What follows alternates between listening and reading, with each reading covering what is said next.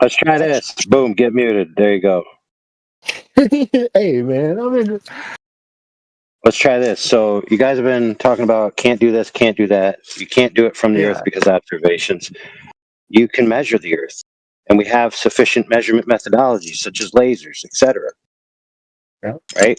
So, Mr. Tatsumi or whoever you are, you keep alluding that this proposition can't be known whether the Earth is flat or not because you can't do it from the Earth's surface. Well, if that's true, then all the claims of the measurements of the curvature of the Earth can't possibly be true because you said it can't be known from the surface. That's a problem for your worldview. However, everybody knows water is flat and level. It's the gold standard of level throughout human antiquity. In fact, every society has water as the standard of level through all history.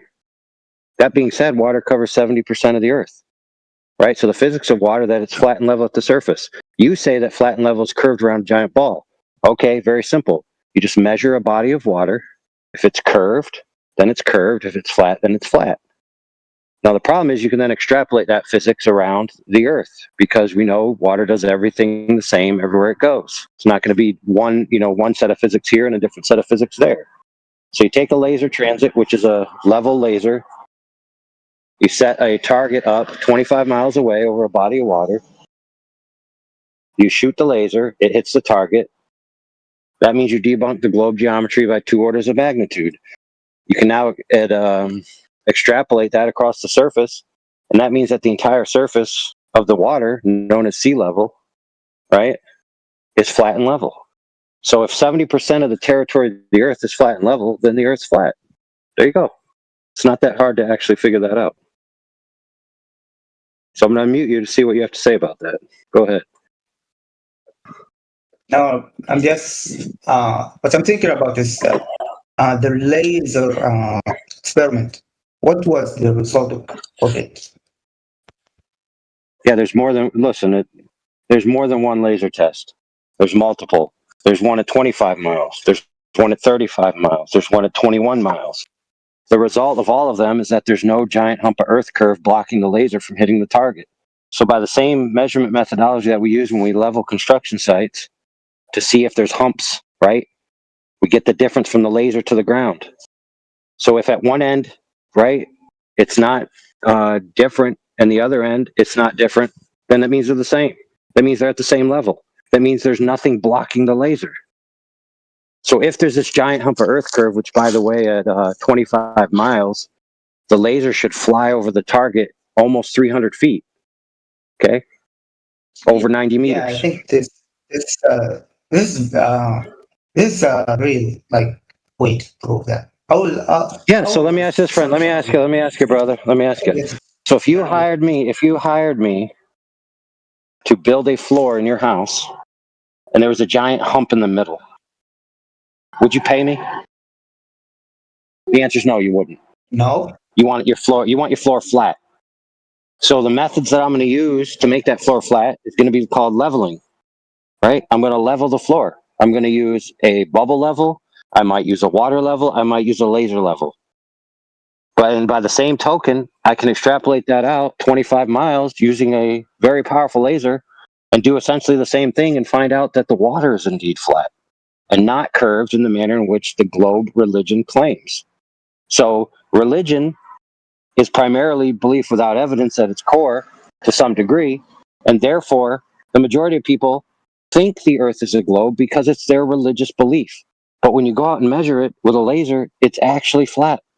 So the facts of the matter are is that it's flat, but you are correct that most people religiously believe the Earth is a globe.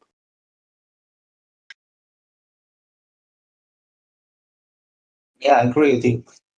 I got to like. I have to search about the laser experiment. I think it's very good way to determine if it's really uh, flat or not. Uh, of course, that depends on uh, the length that would be enough to see the curvature. But yeah, Dude, at 25 miles, the displacement is 90 meters or approximately 300 feet. Okay, that's plenty. We have technology that can tell you whether there's 300 feet missing or not. Okay, it's not that hard. It's not a mystery.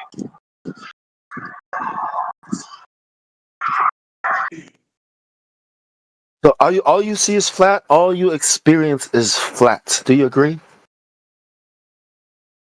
All you see is flat and you experience is flat. Yes, yes, yes, I agree. High five, Why? thumbs up. Good job. Good job. Good I don't job. think that's enough. That's not enough to. That's Look, not enough to listen. It's. prove. I'm not saying it's enough. Okay. I just want your brain, okay, to acknowledge the truth. All right. That's it. Now, where you go from there, it's No, all I up to you. do Now, I'm not. telling you, you're gonna reinterpret everything that you're experiencing to fit your religion and your beliefs. Okay. But listen, you admitted that it looks flat, and you experience flat only. Now, you don't see curvature.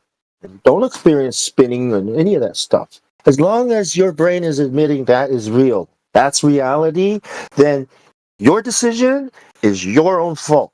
Okay, so if you end up jumping over that cliff, well, have a nice day. You know, then take a parachute. You know what I'm saying? Might be.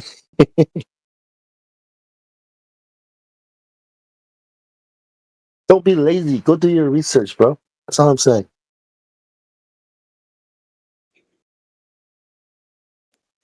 Yeah. Do you have the link to our Discord? Is our link available here? Can we It's for post it? We we have we have a server yeah, we have a Discord server. server. Yeah, and we've got all the information like organized for you. Do you know 24/7? Let me try and get you No, a you link. send it. Yeah, You send it. yeah. Yes, let me just grab you a link. Thanks. Yeah, I wonder if it's even in here in this. Yeah, let me. I'll post it to you.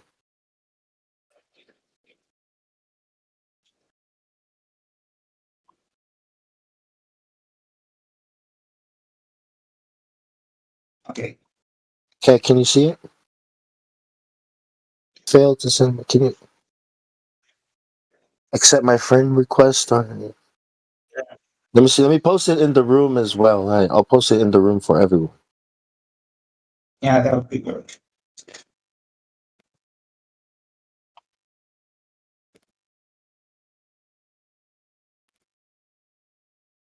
All right.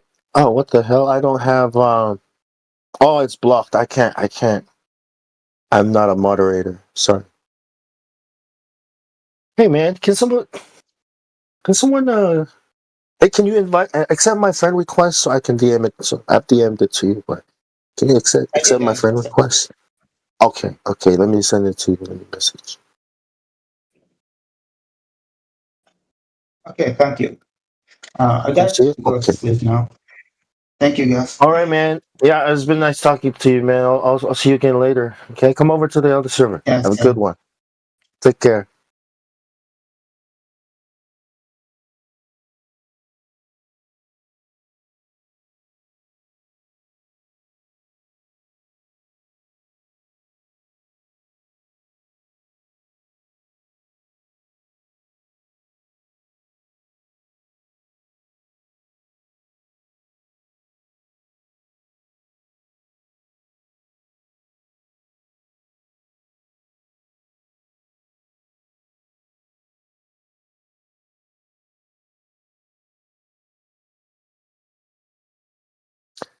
And you know what? And I forgot to mention that it all comes from the Kabbalah.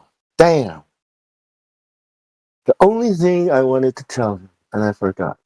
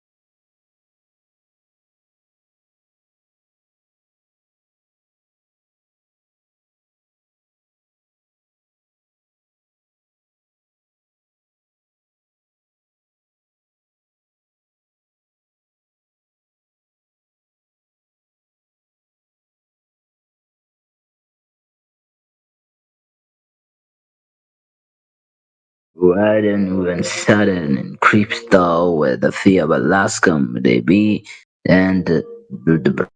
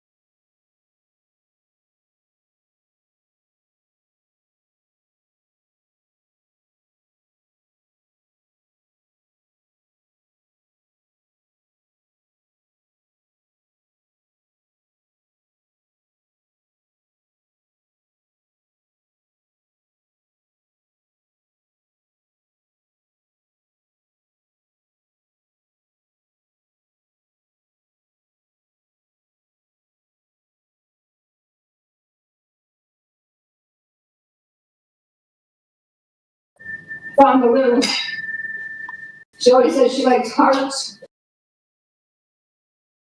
Found this little red dish that said friendship on it. Are you watching this? Did you make her cry? Oh, I put it on for. I turned the TV on with the intent of putting it on 116. That's too early.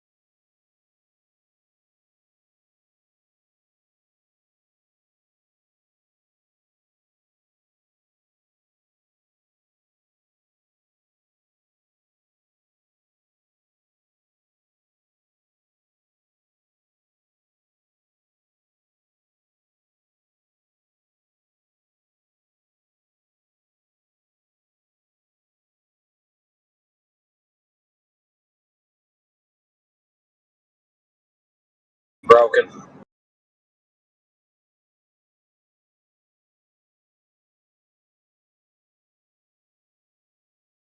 Doesn't seem to be getting my voice from the beginning.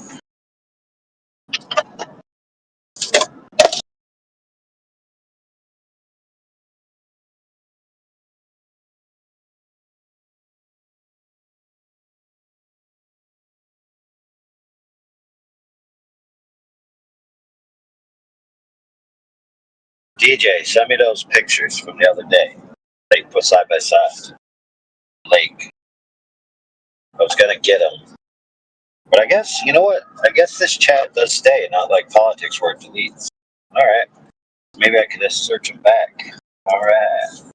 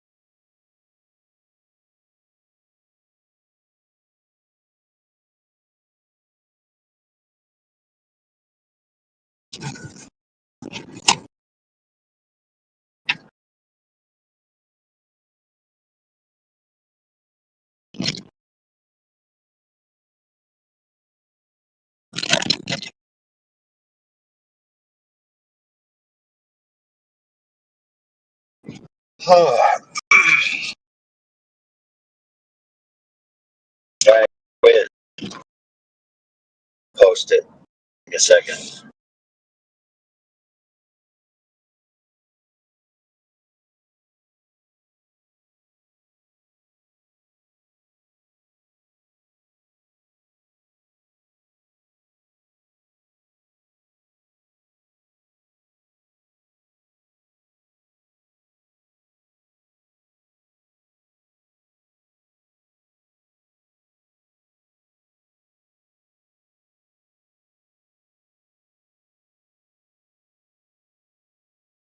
Post it. Just gonna do it quick, all right?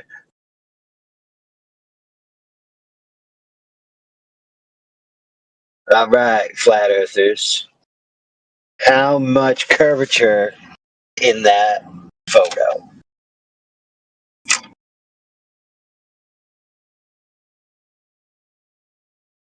Yeah, you heard me, suckers. Read it and weep. Look at that. Look at those photos right there.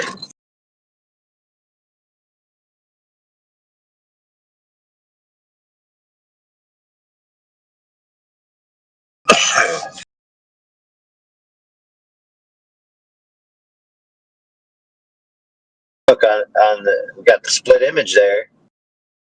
We got one where it's lower and you can't see the bottom. Uh-oh.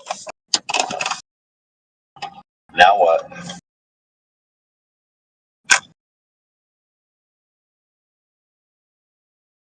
I got to make them a little better. I got to put a clear dividing line, maybe some words so you know where, But all I want to do is give, let's see, I don't want to give all the answers. I want to see if people can figure out, like, with some knowns, if they can figure out the unknown.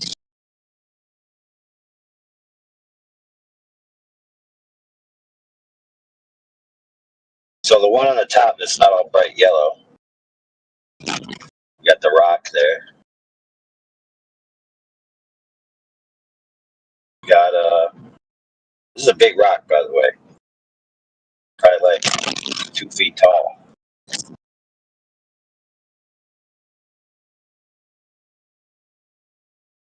Two-foot tall rock.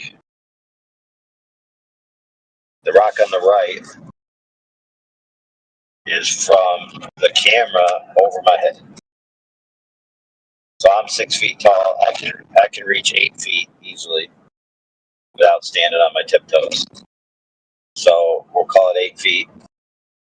So one on the right's 8 feet. One on the left is the camera about, and let's see if you do it like this, say 2 inches off the water.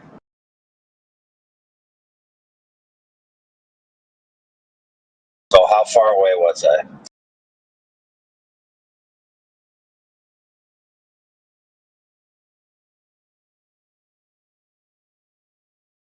See if any Glover can tell me.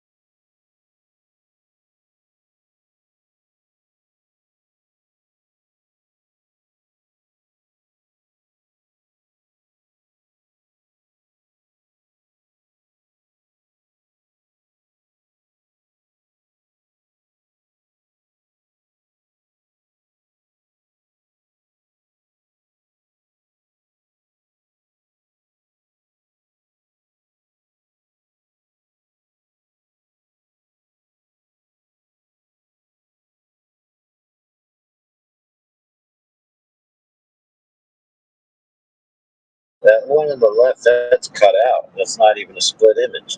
Rats. DJ made this up.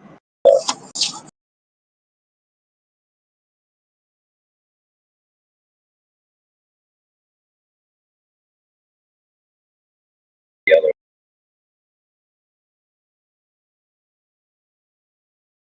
Yeah.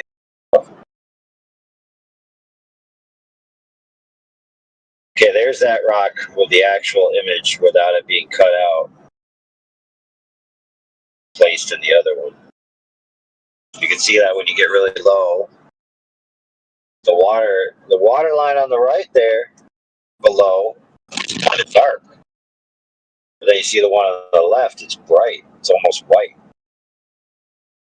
Why is that?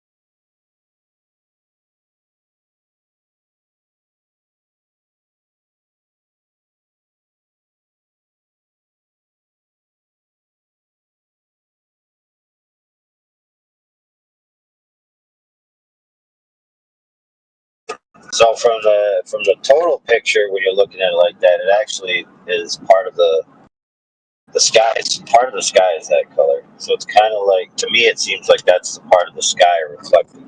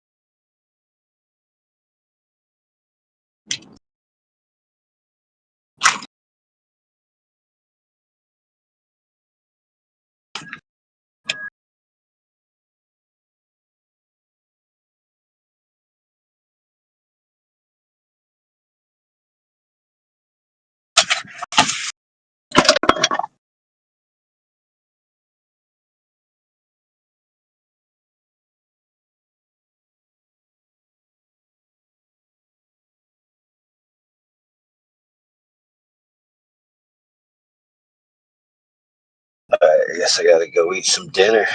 Check you later.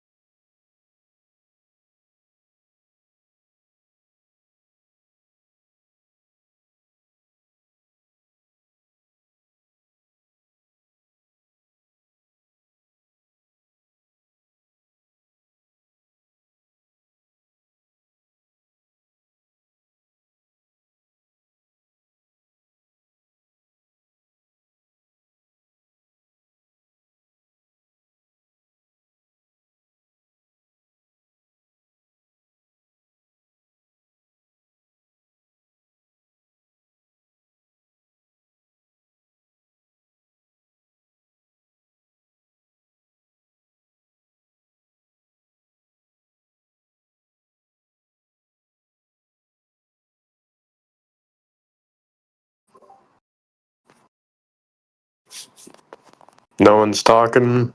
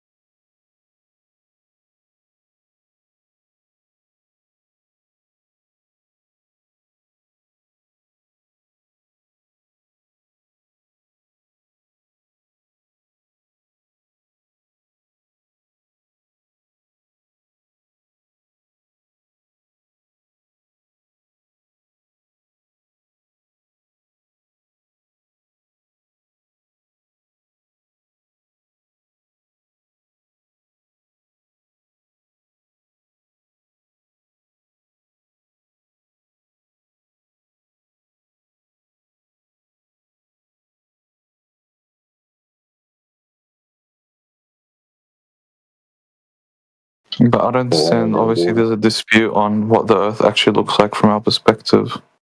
So why don't we just use the satellites' depictions of What it? satellites? Are there not many satellites in the sky? claim that there taking are? pictures of the Earth? Do you claim there are? I'm asking. I just asked you. I don't claim there are. Do you How do you know believe? how do you know where that imagery came from? How do you know where it originated from? Well, it would have been published by whatever organization So it's, would have been in you charge of just such a trust. satellite. You just trust that it's authentic. Nobody's manipulated the imagery prior to publication.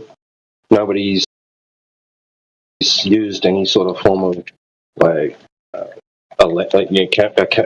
of camera lens that could distort the scenery. What reason do I have to believe that they would have every single Did organization? you look into it? Did you look into what type of lenses they say they're using?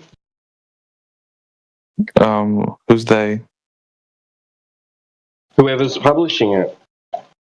Well, there's Was that information provided? What data was provided with the imagery? There's multiple organizations across the world that deal with yeah. What data was provided with the imagery? What data was provided? I don't understand your question. Yeah. Right, so it's just enough for you that some authority figure, or it's claimed to be from an authority figure, and it's been published in a book or on the internet or on TV, and that's enough for you. Doesn't need to have any verification behind it, no authentication, no data that accompanies it. It's just an image on a screen, supposedly provided by some kind of authority figure, and it's good enough. Well, no, the thing is, first of all, it's the many organizations across the earth that have no connection to each other that are corroborating How the do you data know that How do you know that? Because ESA and JAXA and NASA and SpaceX and all those companies collaborate all the time. They claim because the Russian Space Agency. Damn, the International Space Station is called the what? International Space Station. Yeah, that's fine. But what I'm saying is all these organizations aren't like they get these pictures are coming from different organizations and stuff like that. And moreover, the data is corroborating. The data is corroborating like how the model was seen. You didn't provide any. You didn't give me any data that accompanies the imagery. That's just imagery. Where did it come from? Who published it? Who took the photo? What sort of camera lens was taken? At what altitude do they claim to be? Etc. Etc. Yeah, give us an example then. Sure, let's have a look at it. Let's analyze it.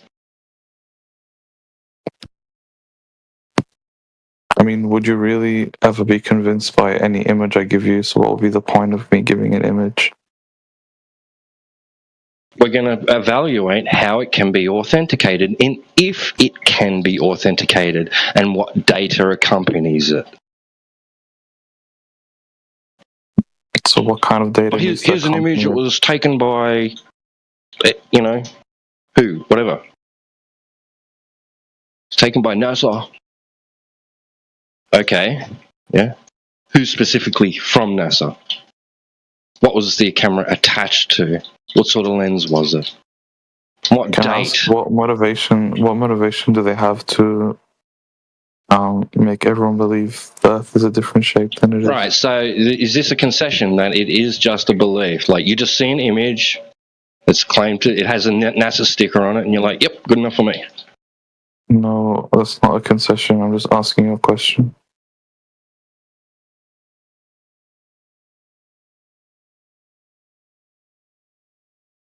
I'm giving an internal critique.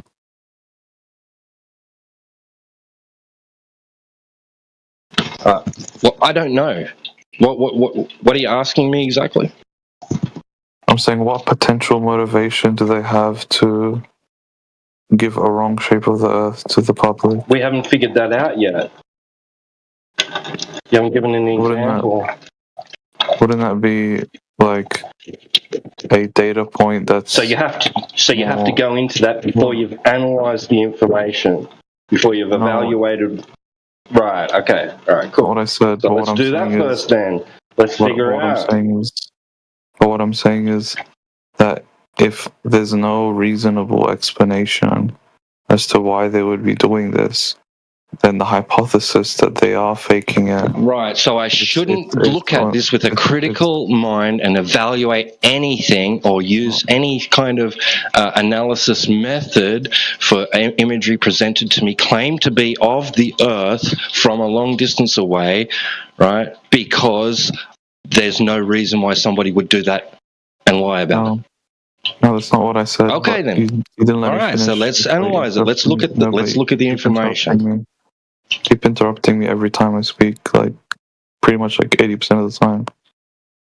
What I'm saying is, if there's no potential reasonable explanation, and there's a lot of creative people in the flat Earth community, and so far I haven't seen any, like, as far as I've seen, any single reasonable explanation as to why they would be going through the effort of doing all this. Or maybe Right, they're and not if that's lying, the because case- maybe the imagery is accompanied by data which specifies, hey, this was from this altitude using this type of camera lens, and I think I'm just going to stop because I just told you to not interrupt me, and then you interrupted me we can then again. gain from that it wouldn't show curvature, and any visual type of curvature is a result of the lens of the camera, for instance. I just told you to try and let me finish, and then you just interrupted me once again when I got to the exact same point. Yeah, because I know where you're going with it. Yeah, but why don't you give me the respect you have to give an example, a specific example, Why don't you and then we can say whether or not there has been any effort to deceive anyone. Because maybe they're not trying to deceive anyone.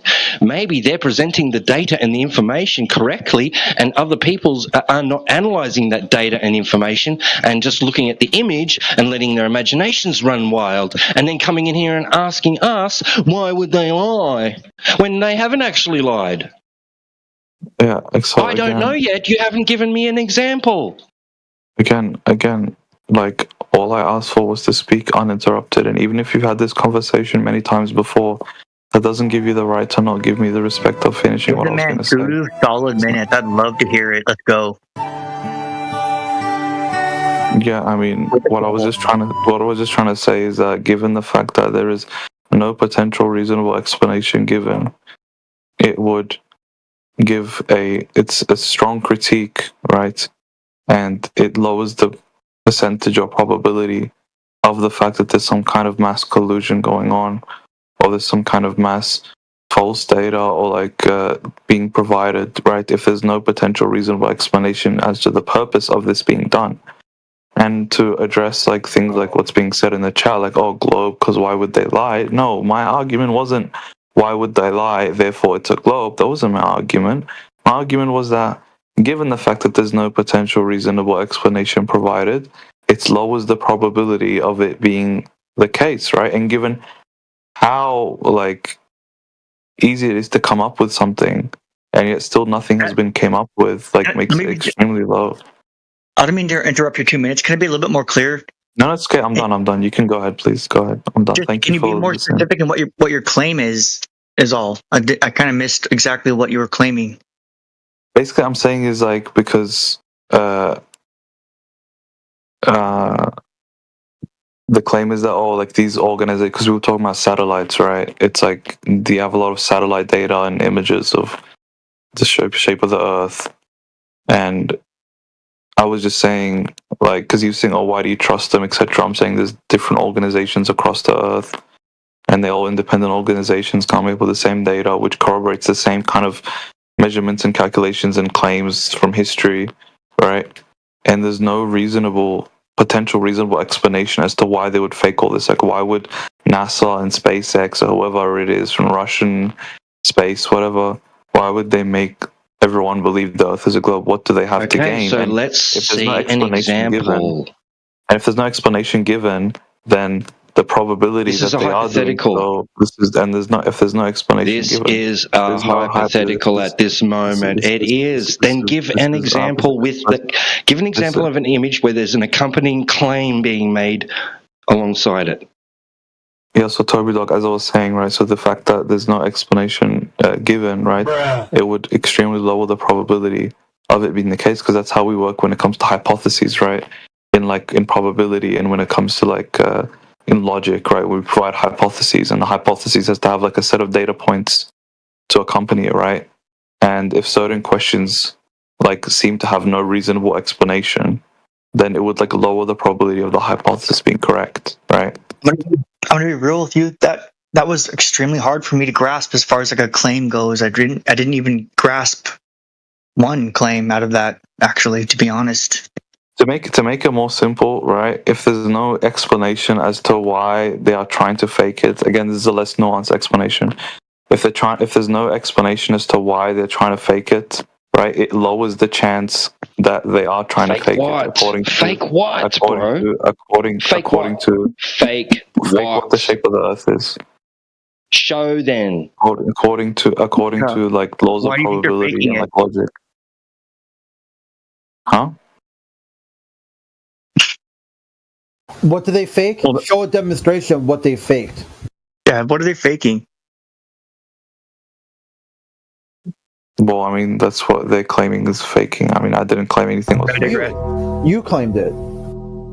No, I didn't say they were faking it. I said if they were faking what the shape of the Earth is, there'd have to be an explanation. Show an example. I said this already. Show an example of an image depicting Earth as a sphere with an accompanying claim alongside it, definitively stipulating that the author of that photograph is claiming that is Earth in its unedited and raw state, photographed. I don't understand why what I said is being mischaracterized so much in the chat. Like, for example, in the example of I can't think of a Okay, good so it's a reason why my girl hypothetical would cheat on then. me. If they did do this... Why do you keep interrupting me, dude? Why do you keep bro. interrupting me at every step?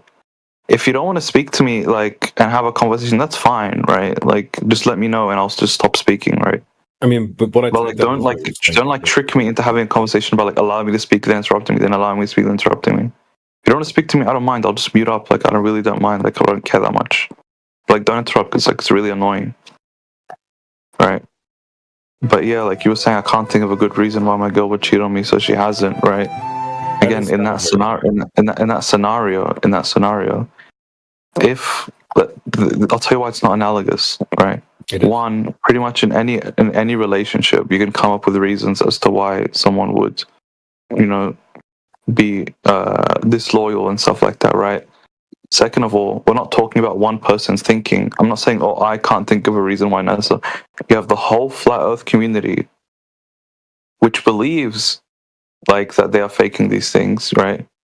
So why hasn't one explanation? What things? What things? Yeah, I'll tell you, the data being provided to show that the Earth is a globe. We're speaking about the data they provide that claim the Earth is a globe, okay?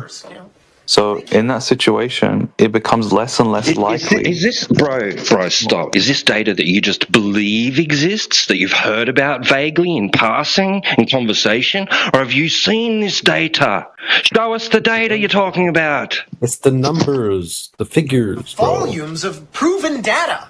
Numbers. I don't understand like why you guys are talking like this. Like, look. Anyways, my point is to type that out though is just to make it really clear is like if something has happened, like let's say there's like a dead body, like your ability to not be able to fathom like why it could have happened doesn't change the fact that it did happen. You see? No. So this is it's extremely disanalogous, right? Extremely disanalogous. One, I'm not basing it on my ability to fathom. I'm not basing it on my ability to fathom it. I'm basing I'm basing it on everyone's ability collectively together being able to come up with an explanation. That's completely different. That's a logical right? fallacy. We don't do that here. That's all we're saying. We don't do that. I didn't commit any logical fallacy. Right? I'm not saying there's no explanation for this question. Logical fallacy. Collecting everyone's data and making your opinion about that is the logical fallacy. You don't understand what I said. I didn't say everyone's providing data. That's not what I said.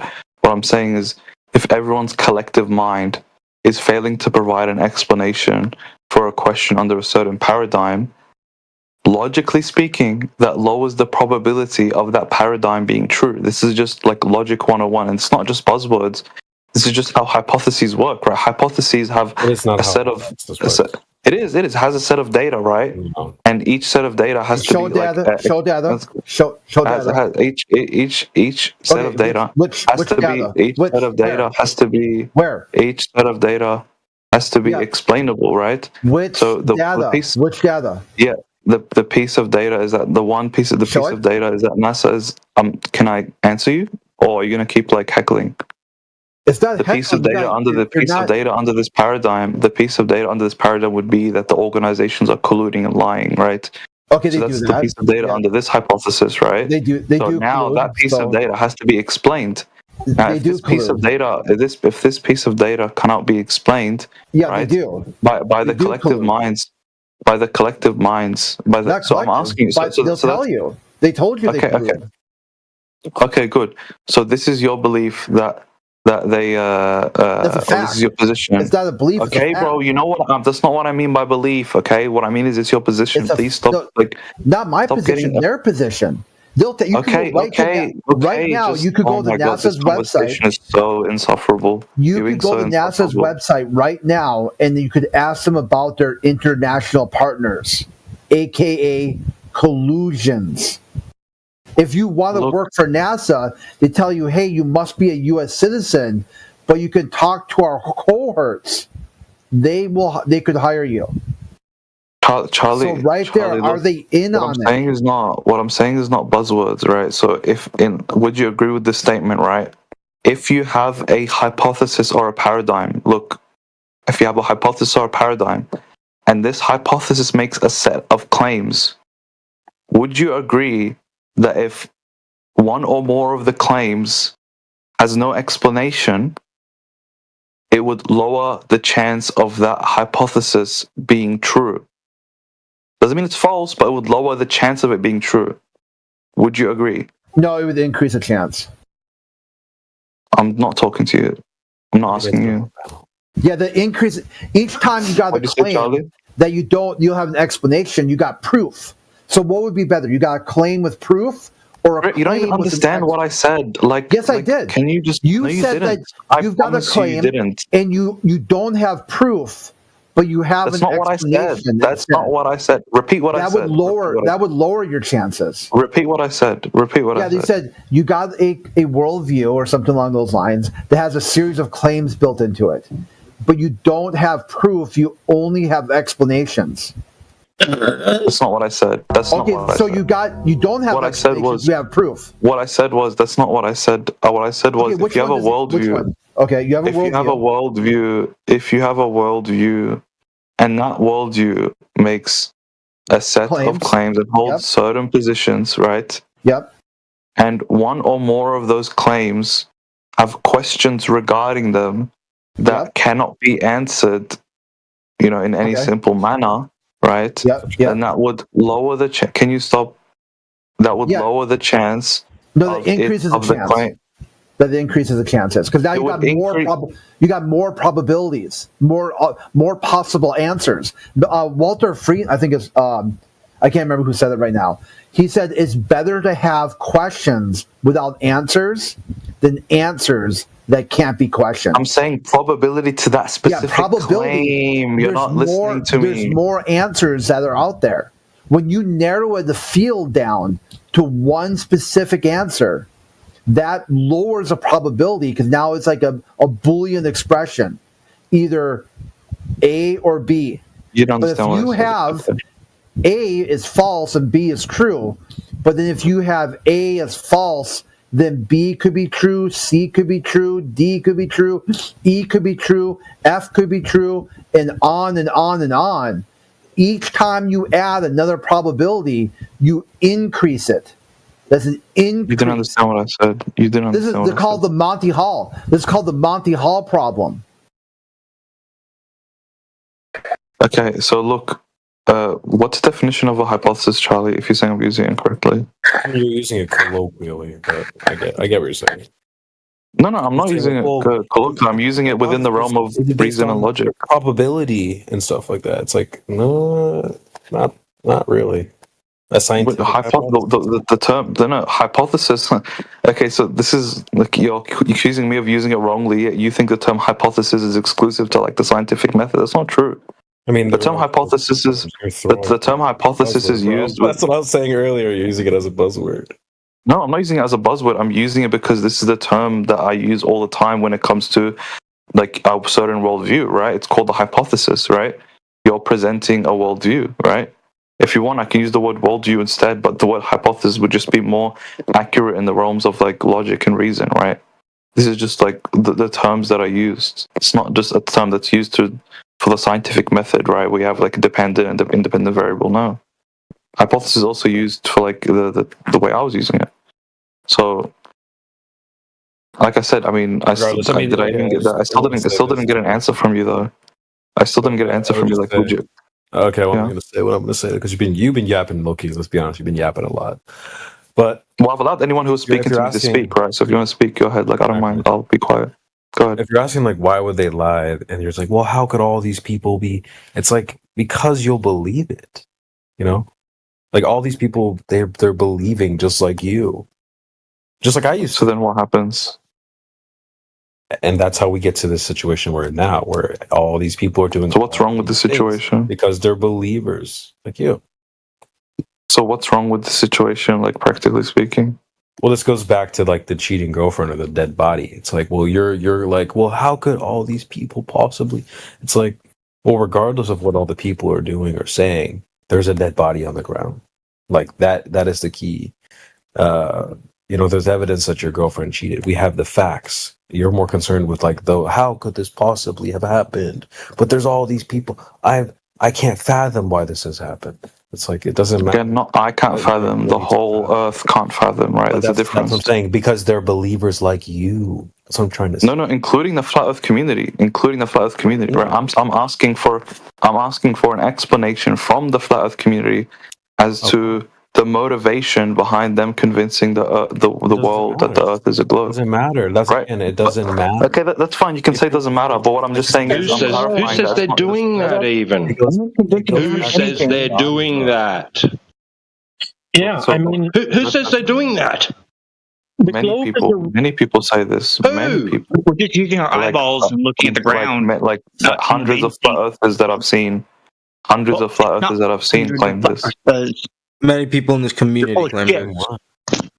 No, who is trying to convince people that the Earth is a globe?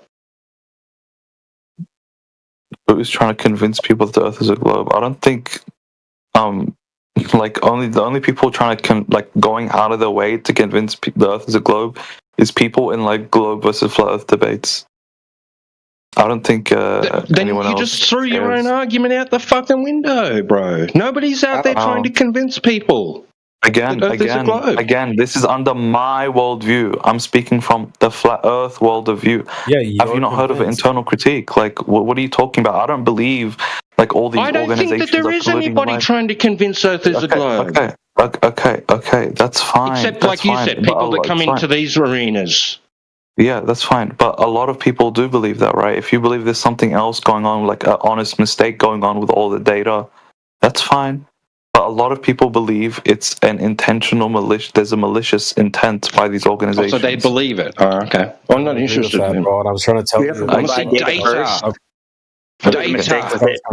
Why do you guys get triggered by the word believe? When I say believe, I'm referring to a position being held. I'm not referring to the word believe in the sense of a position held without evidence. That's not what I mean by believe. By believe, I mean a position held, right?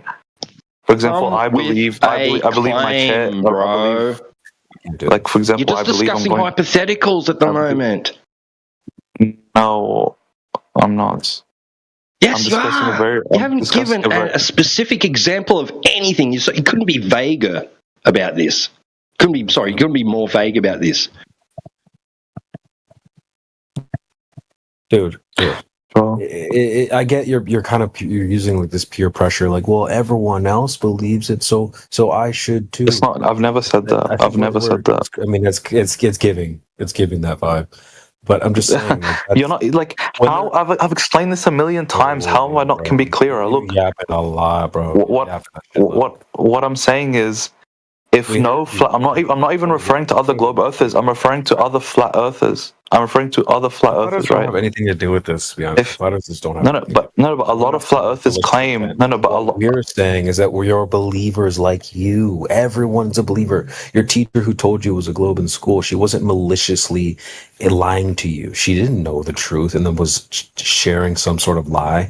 She's a believer like you, like everyone else. That's the category you fall into. No, but a lot of flat earthers. Oh my god! All right. A lot of flat earthers, and I would say most of them, would believe that these organizations in charge, right, are maliciously trying to convince people that the Earth is a globe. I just cleared that up. That's not what's no. Do you have any proof that they're not? Are you doesn't even make any sense, bro. What are you talking about? Are you saying a large amount of flat earthers don't believe that? Believers like you. That's what. No, that's what you. But that's fine. That's your position. That's fine. I'm saying a lot of other flat earthers. Of flat earthers. No, you, dude. I've been in the community long enough. It's so what percentage would you give? Okay, bro. Strawman counter is burning up. You need to stop. We're not all the same fucking person. Okay. I didn't say all of you. I said a lot of you. Flat Earth does this. Flat Earth does that. No, I said a lot of you. I didn't say flat earthers in general. I'm against generalization. I said a lot of you. Let's build off of that. Please. That's what I did, right? That's what I did. Give an example. Give an example, bro. Give an example. Is it not true, Toby Dog, that hundreds or that many flat earthers, a large percent of the flat earth Give an example. Give an example. That is it not true, Toby Dog, that a large percent? Is it not true, Toby Dog, that a large percentage of flat earthers, right, believe that the organizations like in charge of space exploration, these kinds of things. They're not maliciously lying. No. Again, I'm not saying that this is your position. I'm saying, is it not true that a lot of No, it's not true. It's not true. I'm answering for you. Give an example. Dial into somebody else because I'm not available. Show you many videos. I can show you many videos. We don't care. I could show you many videos about like people claiming that NASA's lying and this kind of thing, and I mean, like that doesn't mean that that does not necessarily. That's non sequitur. Does not necessarily follow from what you said. They could be saying NASA's lying about this particular thing in this particular instance, and it not be involved with an intent to deceive people about the shape of the Earth. So you need to give specifics, bro. So you're saying they lied about pictures related to the shape of the Earth, but their intention wasn't to lie about the shape of the Earth? Possibly, yeah. Just because possibly like you. Or what? Like it's not for lying. So they're lying about something that's related to the shape of the Earth that has nothing to do with the shape of the Earth. For example, they could be simply lying about being able to gain that position, that vantage point, right? What are they going to show them? Are they going to show people, if they want to convince people, hey, we can go this far away from the Earth, but they're not really doing it, and we can get this far away from the Earth, and we've got cameras, and look what we took with our cameras. Are they going to show you something paradigm changing? Are they going to show you what you expect to see and what they themselves would also expect to see? So then they are lying about the flat right, shape of the it's Earth. possible that they can lie and do that and it not be involved with intent to deceive people about the shape of the Earth. But you just gave the example you just gave includes intent to deceive about the shape of the Earth, because you just said they don't want to change everyone's paradigm. No, it doesn't. It's called the art of war. What they wanted to do was showcase that they have this amazing technology that their enemies don't. Look how high we can get. We can rain death from above if you don't do what we tell you to do. It's a bluff. It had nothing to do with the Earth. You're saying it's meant to like put fear into people? The same way some internet troll might post your IP address. He wants you to think he can do something with it, like he can, shut off your router or something like that. It's a bluff. It's Tyson, Neil deGrasse Tyson wrote a whole book about it called Accessories to War. That should be all the explanations that you would be looking for. He wrote a book. Effect does it have on? So what effect does it have on someone's daily life? Look, again, I didn't say how could they lie, therefore they haven't. I've said explicitly. You don't realize what you're saying, dude. Explicitly, what I'm saying is, it doesn't mean therefore. It means the probability is decreased. There's a huge difference. Do you understand? We don't care. You're making up numbers in your head about the probability. We don't care how. This isn't your tea party where you determine the rules. Like, well, according to me, 99%. Like your probability numbers are thrown out the window. I didn't give any numbers. I'm speaking about basic logic. Like, let's say if you have a human body. Yeah. Let's say if you have a human body. Let's say if you have a dead body. Let's say if you have a dead body. Don't worry about that. I know how to fix this. I don't care about the probability. Yeah. Let's say you have a dead body, right? No, don't worry about dead body. This is how you fix it. You don't need Flat Earth to talk about how NASA lies. You can go right into the globalist worldview. You can go right to NASA, for fuck's sake. Right now, you go right to NASA and talk to employees about why they're scrubbing LGBTQ representation from their websites. All kinds of shit that they've lied about. You've got disgruntled employees who work at there, who are like, these guys are lying. This place sucks. So you don't need this topic. You want to talk about why you believe NASA? Go to a website that has sort of government accountability. That will fix this. Then once you realize the autopsy here isn't a body, it's like Eisenhower who warned you ahead of time. Beware of the military-industrial complex. Okay, so when it comes to the dead body example, right? So, like, let's say... Yeah, we're not going to reset. This isn't a respawn. Okay? The example is you don't need Flat Earth to talk about how NASA has lied to people. You've got conspiracy theories already baked into NASA. Number one, you've got the Apollo program. Number two, the U-2 spy plane. Number three, you've got weapons of mass destruction in Iraq.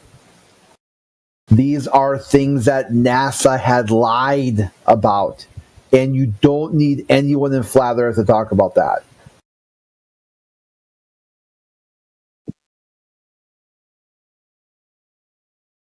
Are we done with the muting? Are you listening? I heard what you said. Okay, because you keep talking over people. No, I didn't. I waited till you finished, and then I started talking, and then you muted me. What are you talking about? Yeah, there's a thing that you're fundamental muting people. You keep asking the same question over and over again. It doesn't matter how someone answers you, and you. I was giving an analogy that I haven't even given before. Yeah, no one cares about your analogy. Is that if you don't care what I have to say, then why are you participating in this conversation? You're the one asking the questions. I didn't ask you anything, and I won't ask you anything. What? You don't know anything. Okay, then why would I ask? How about this? Think about this. Why would anyone ask you something if you don't even know what you're talking about? You are willfully unprepared for this conversation. You have no idea. You have no concept of when government has lied, why they've lied, and the detrimental of who. You have no concept. Why are you speaking to me then? Yeah, same answer. You asked a question. I gave you the answer. I didn't ask you. If you don't want to speak to me, why did you answer? I didn't ask you. Yeah, the same answer. No, but again, I'm asked other people. Now you stepped in and said, I don't want to hear this question, stay muted. But I'm not asking you. Sure, we can do that. How about this? I'm in this room, and you're in this room. You don't want to talk to me, so I could. No, I do. No. I could talk to anyone. No. I don't mind talking to anyone. Yeah, then I don't mind talking to anyone. then you go to a new room and see if who wants to talk to you or if they want to talk to me. No, I don't mind talking. Don't mischaracterize me. Don't mischaracterize me. I didn't say I don't want to talk to you. Look at you muted. You're fundamentally muting people. This is the experiment we'll do. Okay, you go to a different room. Whoever follows you, they want to talk to you, not me. That's the experiment we'll run. The hypothesis and the explanation and the proof. All of it right there. There is no proof for the flat Earth, dude. Then why? Okay, don't ask for it then. No, I'm saying there isn't. Then don't ask. Like, if you think there isn't any proof for something, make sure you maintain a logically consistent worldview. Don't break your own worldview and plant a flag and say this thing doesn't exist. There's no proof for this, and then on the backswing, ask for it. Well, Crit, the reason why I know that the world it can never be as flat is because there's multiple sufficient evidence to show it's a sphere provided by NASA. There's multiple pictures. Pictures? Photographs from space. Wait, taken from where? From outer space. You mean like the blue marble? Do you think the blue marble? That's like the famous one I go to, yeah. Outer space is not real, so pictures from where? Perfect. The blue marble is okay, perfect. Come on. You cannot deny. Well, when you look straight up, you can deny it because this is the catch. That photo from space had some entanglements. They told you, the astronaut said, when they saw the Earth from space, it was a instant cognitive shift. Instantly. Their whole worldview changed. They saw the Earth. They saw everybody's interconnected. One people, one planet.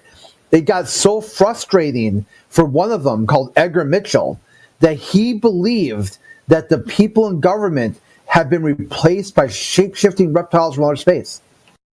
So when you tell me, hey, this photo from space proves the Earth is a globe and can't be a flat, then where is your overview effect?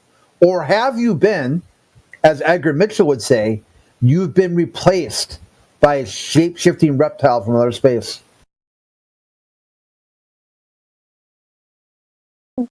There was a lot said there. Yeah, very simple. The entanglements. The people who took the photo, who saw it with their own eyes, told you something. That causal agent, we're talking about science now, cause and effect. Seeing the Earth from space causes an instant, not delayed, not partial, an instant cognitive shift. So now we can look at that. We can show people a photograph and test for the overview effect and see, are you affected by this photograph from space? If not, then we can fall back and use the explanation that Edgar Mitchell, the pilot for Apollo 14, they must be a shape-shifting reptile from outer space. Because they don't value the Earth. They don't value a diversity of opinions and ideas. They only seem to value their own idea, and they devalue the Earth. Wait, BRB. Sorry, I'm just getting a call. It's from my mom. BRB.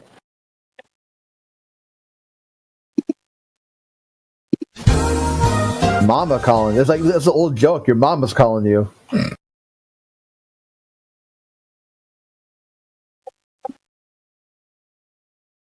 Suspect still here? Hey, dude, how come?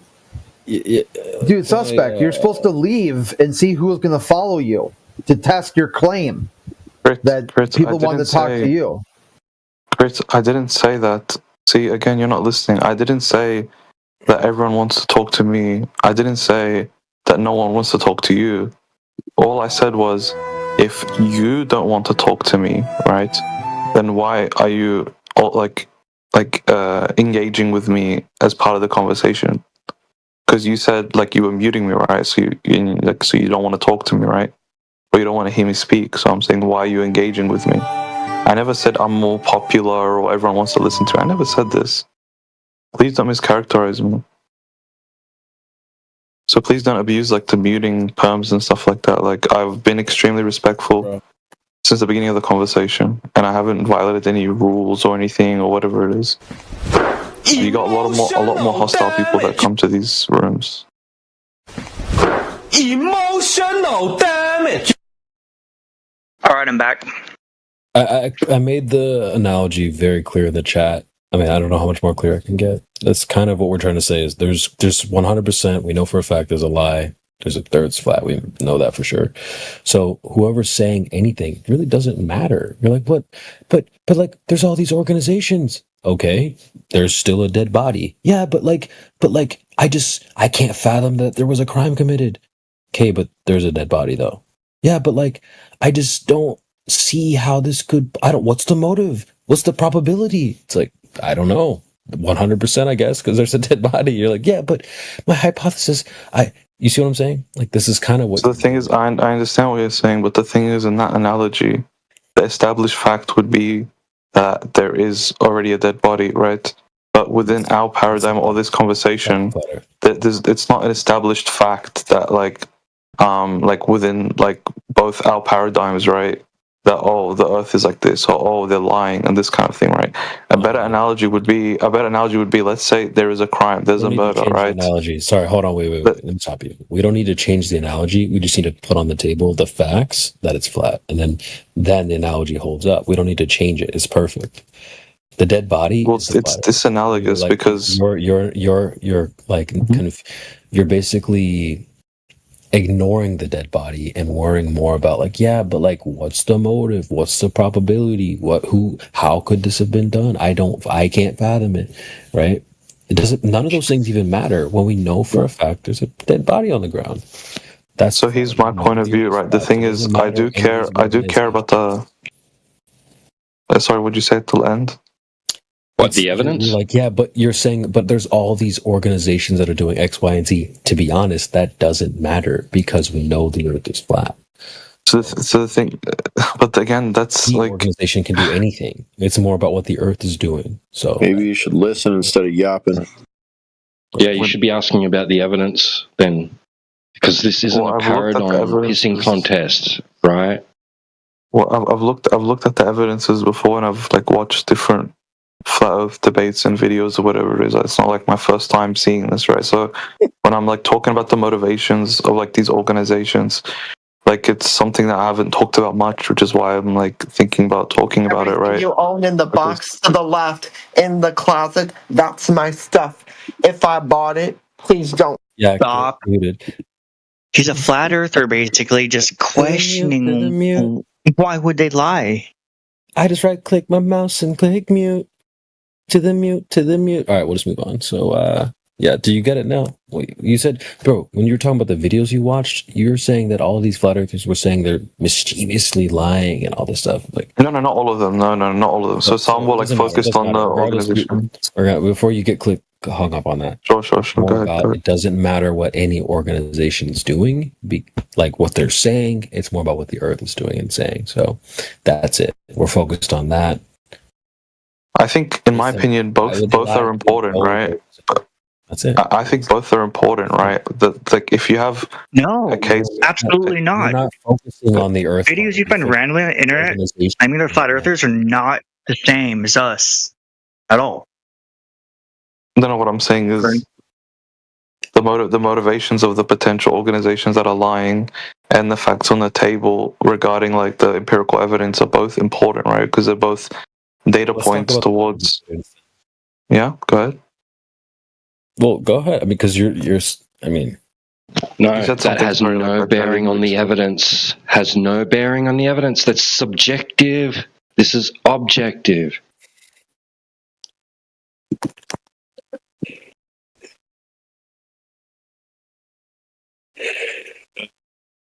Bro, what is that GIF, bro? That's too funny. I literally can't stop laughing. That's fucking... Is that a real dead body, or is that like a skit? I hope it's just a Troy. It looks kind of like a skit, but it's mad funny. Wow. When did detectives try and find a motive? I would say, T-Dub, that even if they don't have a motive, it doesn't matter. Charlie, you're right.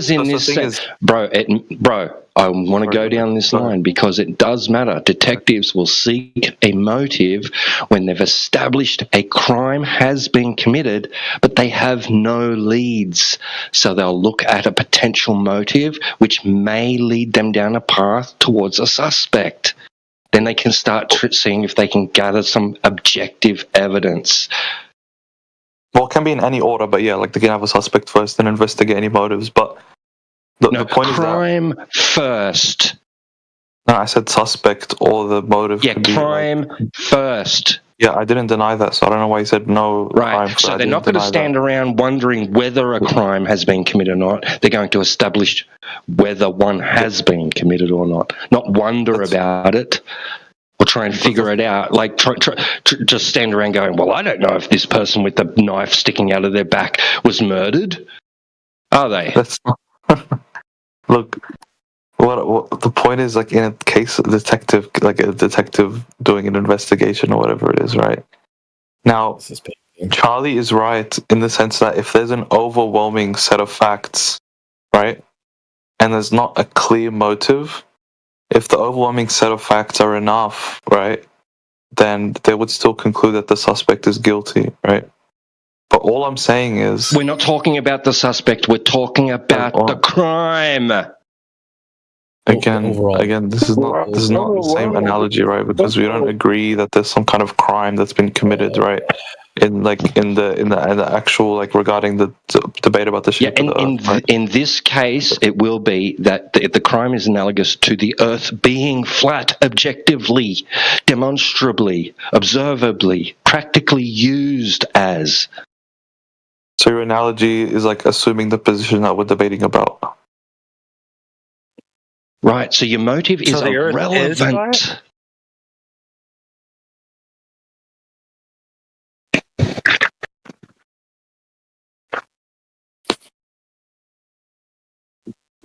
You're appealing to motive to see if a crime has been committed. No, motive is only going to help you once you've established the crime has been committed. So once you've decided whether there has been a lie told, right? You've analysed the evidence. You've come to the conclusion the Earth is flat. A lie has been told because somebody is out there is showing me an image and saying this is the Earth as a ball in space, right? I know that's wrong now. Now I can question the motive. But the thing is, I haven't come to that what are the conclusion. implications of that? What are the implications of a lie on that grand of a scale being told? Why would it happen? What is their goal? What, how do they pull it off? Hold on, bro. We're not going to circle back. We've just been doing this for the last hour. We need to get to the... well, I just got here, so I didn't know. Yeah, well, then just listen for a bit. I mean, you can speak to them X more because I think I've taken up a lot of time. We don't want to talk about why would they lie. That's all good. Just get to the fact that there is a lie and then move on. Like that's up to you. If you want to cope with how they lied or why they lied to you or why you believed it, that's on you. No, for me, it's like I want to know why they lied because I want to know what they're hiding. I want to know, like, hang on a second. Why would you lie to the whole world? For you guys. Then I want to know the truth. Hang on a second. There's no lie, okay? The globe has been given measurements. This is a coordinate system used for mapping the Earth. Check out the WGS-84 map, okay? It's the they call global coordinate system, okay? It's how we mapped the Earth with respect to the stars in the to the stars and how we map the Earth. I don't give a fuck. So then you're in the wrong room.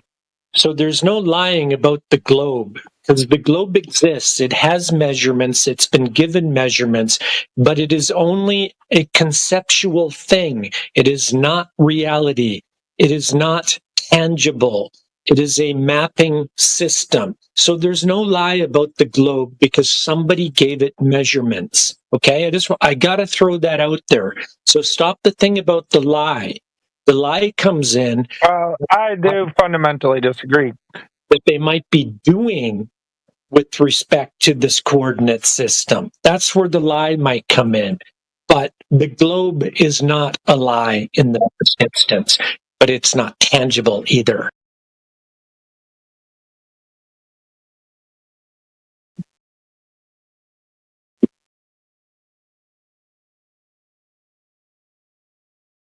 Oh yeah, I don't know. I kind of disagree with that, but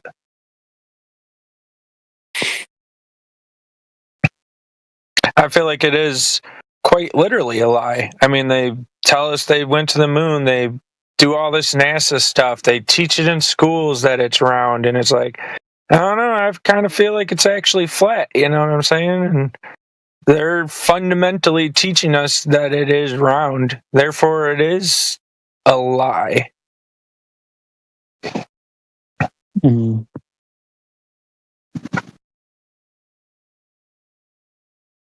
But besides that, I'm actually like, I'm still in the middle. I don't know.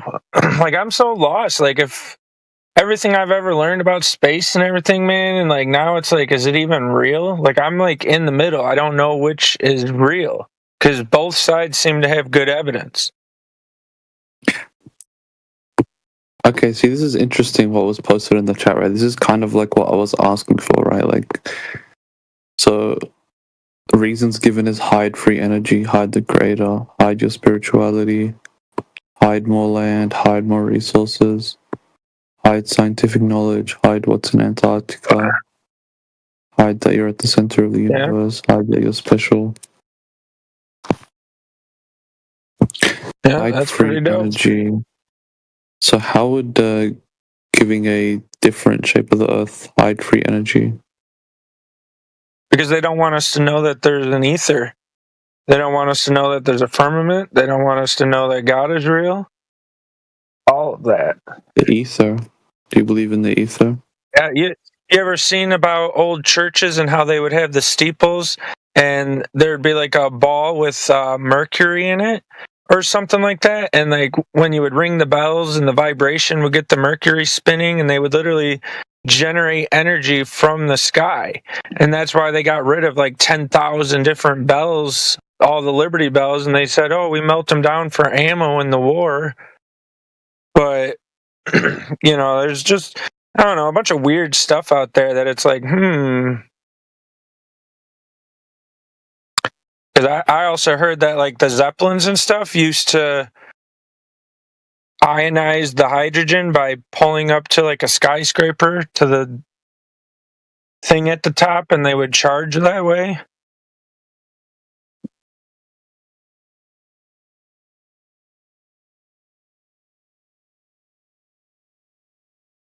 Hide that you're special.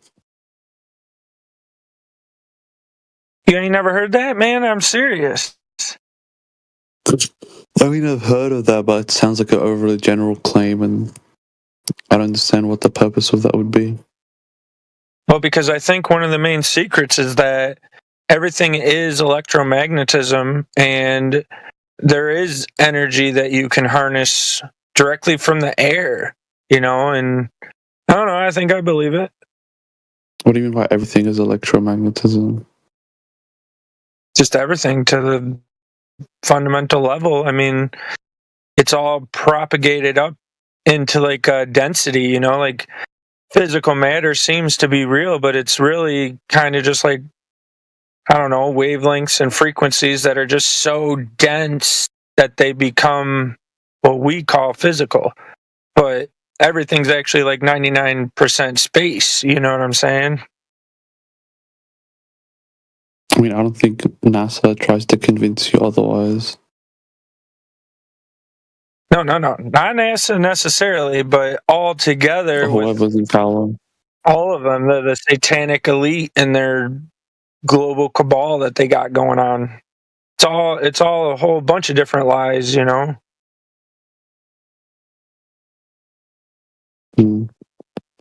Look into Nikola Tesla, This man. is where he wanted it to some go, of that right? stuff. This is exactly where he wanted it to go. Down the rabbit hole with the tinfoil fucking hat, instead of dealing with directly with Come the on. evidence. We're literally in a flat come Earth on. Discord Come on, here. let's speculate. Yeah, let's speculate our hearts out about Yeah, let's all this speculate. bullshit. Shit that you can't prove. I don't know, man. I got all kinds of memes and stuff. There, I'll try to send something. You probably can't post since you're new to the server.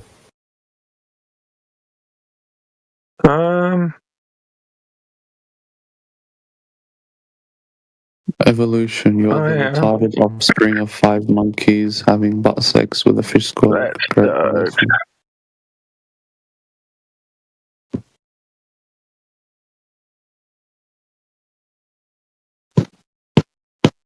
Does anyone here believe in a specific age of the Earth?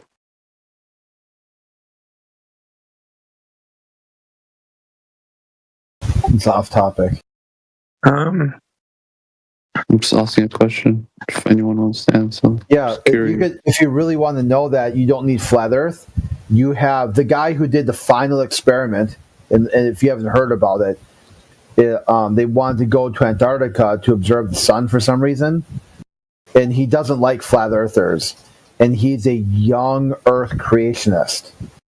His name is called William Duffy, and he's absolutely obsessed with flat earthers. People wrote articles, like opinion pieces, like, who's this young Earth creationist? And I quote, obsessed with flat earthers. So no flat earther is going to hop on with a William Duffy and go young Earth creationism. Okay, that's all bullshit. I hope you realize a large group of flat earthers believe in young Earth creationism, right? No, this is a large group of people who went to Antarctica to try to debunk the flat Earth. You're not who listening. are young Earth creationists. The biggest mouthpieces, you've got like Darth Dawkins on this server, Mr. Batman, you like other characters like Kent Hovind. They all hate flat earthers, and they're all young Earth creationists. You just had 3 astronauts speak at the Ark amusement park. All 3 astronauts, young Earth creationists. There's no one in flat Earth who's going to speculate that they know how old the Earth is. Some people in flat Earth don't do that. People on the globe side, people on the globe side have a lot of young Earth creationists. And There's for a lot some of reason, there's a lot of young Earth young Earth creationists don't like flat Earthers. There's a lot of young Earth creationists who are flat earthers. Zero. There's 0. Are you serious? Yeah. 0. Those two things are not connected. I personally know people. I'm a young Earth creationist. Yeah, you got people fucking with you, is what you got. Young Earth I think it's about 20,000 years old, maybe 25,000 years old. Yeah, there you go. They have one there with you right now. Young Earth creationists. And I believe in God, and I think we're on a flat Earth. And I think it's all like a toroidal field from the electromagnetic field. Yeah, those are all back to back crazy a little bit. Those are defeaters. Each one of those is a contradiction. Nah, it works if you don't think about it.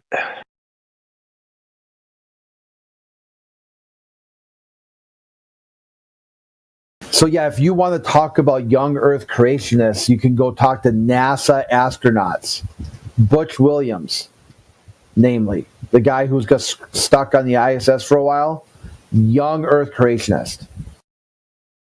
He's a biblical literist, young Earth creationist astronaut.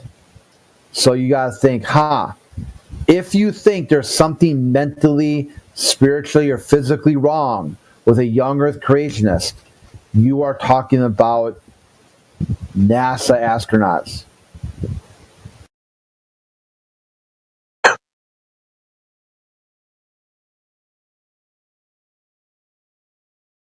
Old boy didn't look at. Finally, he ran off. I'm pigeonhole you guys into one belief system and attack all of you together. Okay, so we got conspiracies. Nope, not that. Okay, what's next? Okay, nope. Ooh, nice.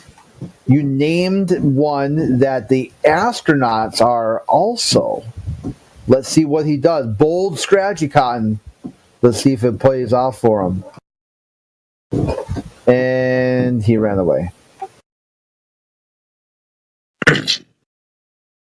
I don't know. I think the Earth might only be about 25,000 years old.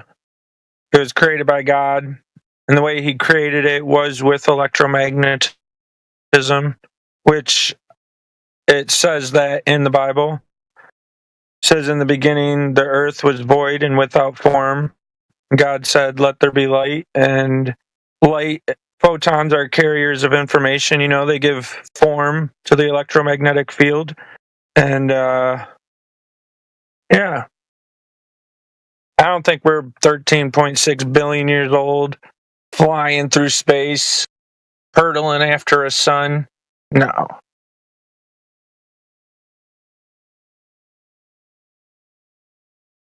It's a plane of inertia is what it is. It's like, I don't know. I don't know how to explain it.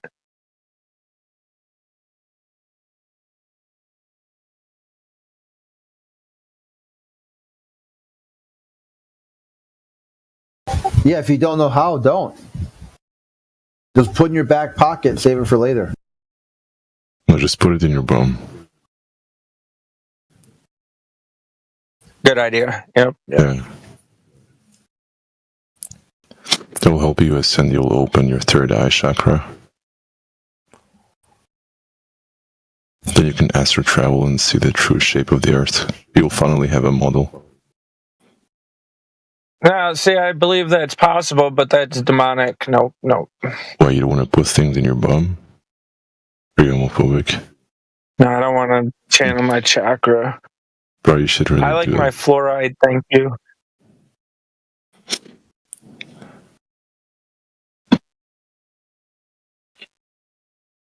Yeah, you're a good koi. Good job. Astral travel. That's true.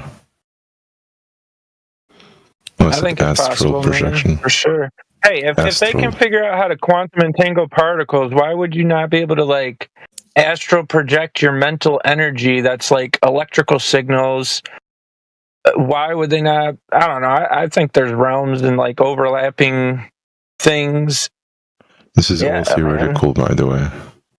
Everything you Of said. course, but Well, you gotta just take a leap of faith, man. how about you go take a shit instead? And just go to sleep. You ain't never ate some mushrooms, man, and you were like, whoa. Dude, I've met entities and things like, yeah, they might have just been chemicals firing off in my brain, but, dude, they felt real. Yeah.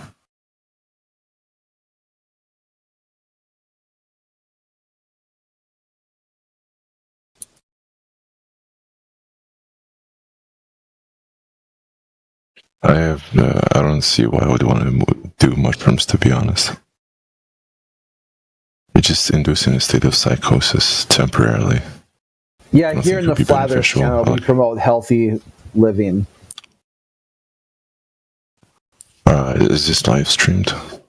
Yeah. I'm starting to think we truly live in the modern day Sodom and Gomorrah.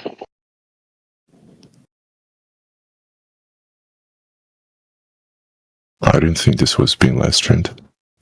Yeah. I guess that's why you had to put out that disclaimer. Yeah, we're live streamed. Yeah, we need disclaimers sometimes because there's like there's some people out there that, man, they just, you know, like the daytime talk shows, but they think they want to come to this channel and just spill their whole life. Like, okay, dude, you got some chemical Doesn't that defense force problems. you to delete the whole VOD? Or do you have to edit it out? No, we're okay. How are you? YouTube doesn't care? Well, it will, depending on what country we're broadcasting in, because there could be certain countries where it's illegal. But for the most part, you just gotta be careful about medical misinformation and violence, or advocating for someone to self-harm. I get what you mean. Yeah, there's a few things that are universally. And then if they're going to talk about illegal drugs, it's got to be very obvious. So someone just says like, "Oh, I had some mushrooms today." It's not enough. That's not enough content. They have to use the scientific name and what dose they took, and it's got to be obvious, painfully obvious. Mm-hmm.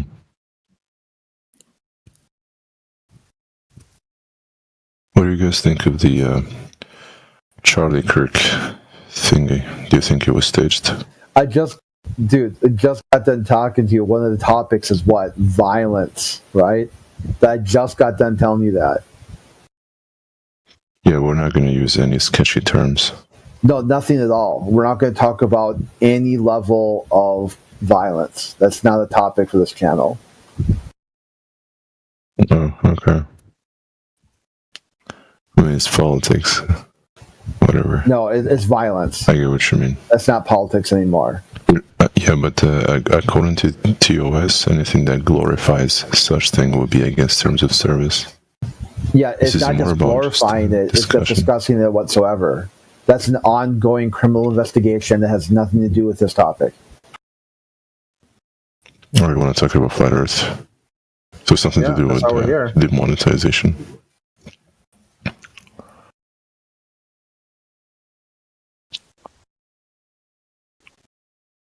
How long have you been a flat earther? December 7th, 2017. Oh, so years ago. Yeah. Was it the Flat Earth Dave guy? No, it was the eclipse. Yeah. The solar eclipse flat smacked me. Ow. Yeah, what's your take? Just there wasn't anything I saw. I was so sure when I looked at the eclipse it was going to be proved the Earth was a globe, and there was nothing there that even suggested that the Earth was curved or rotating. Yeah, I mean, you're saying I looked at something, I observed it, therefore the Earth is flat, but I wanted an explanation so I can understand. Yeah, so what does it explain? Just see something, say something. You look at a solar eclipse, what did you see? You see two circles, one covering the other. That's it. Okay, so what's your point?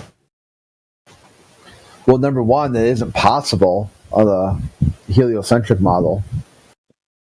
Number two, it wasn't predicted. How is it not possible? Heliocentric model to begin with.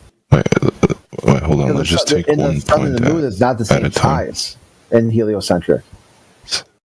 Yeah, but according to the sphere model, well, there's gravity and whatnot.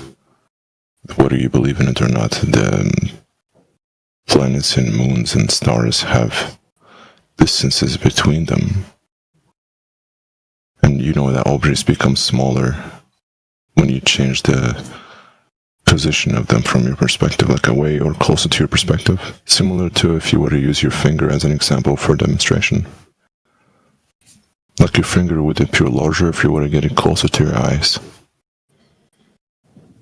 Yeah, so do you know how far away these objects are? Or even if they are objects? Well, there are numbers on the internet.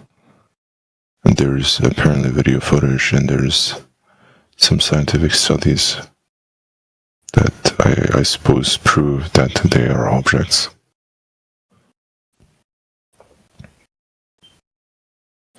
I mean, I don't see why you're saying that it's not possible for the eclipse to be such a thing in the sphere model. You haven't explained. Yeah, size comparison. If that's a moon. Yeah, but I told you that you could literally prove that Your view is wrong by utilizing your finger. So you need a known distance and a known size to check that, and it doesn't match. I mean, do you know the diameter or size of your finger precisely? You don't need to. I mean, you could experiment right now. Just get an object, get it closer to your nose, and then push it away, and you'll notice that the size changes.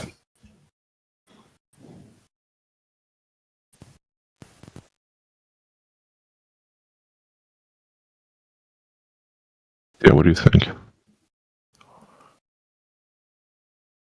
And at some point, it becomes too small to resolve. Yeah, that's called distance. Yeah, so it's not a curve of the Earth that's blocking the view of it. And you also have to consider like the environment, like the air and whatnot. Like when you observe, for example, the sun or certain planets, they look disturbed or whatever through a camera lens. That's because of the environment too, which makes them seem as if they're not like physical objects, seemingly at least through your senses.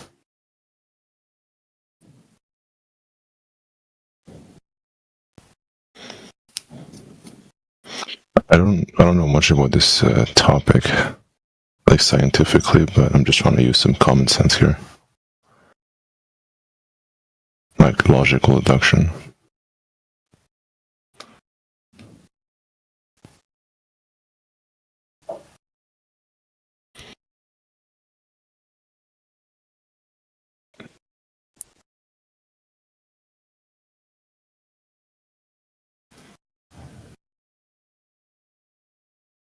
It's common sense. I've just given you a demonstration.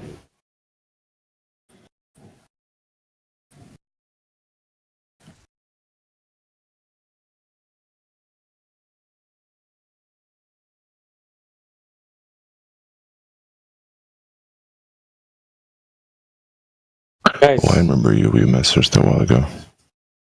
Yo, so Yeah, I mean, I was presenting facts. Wait, why did I pronounce that? Presenting. did you just join? Was that you?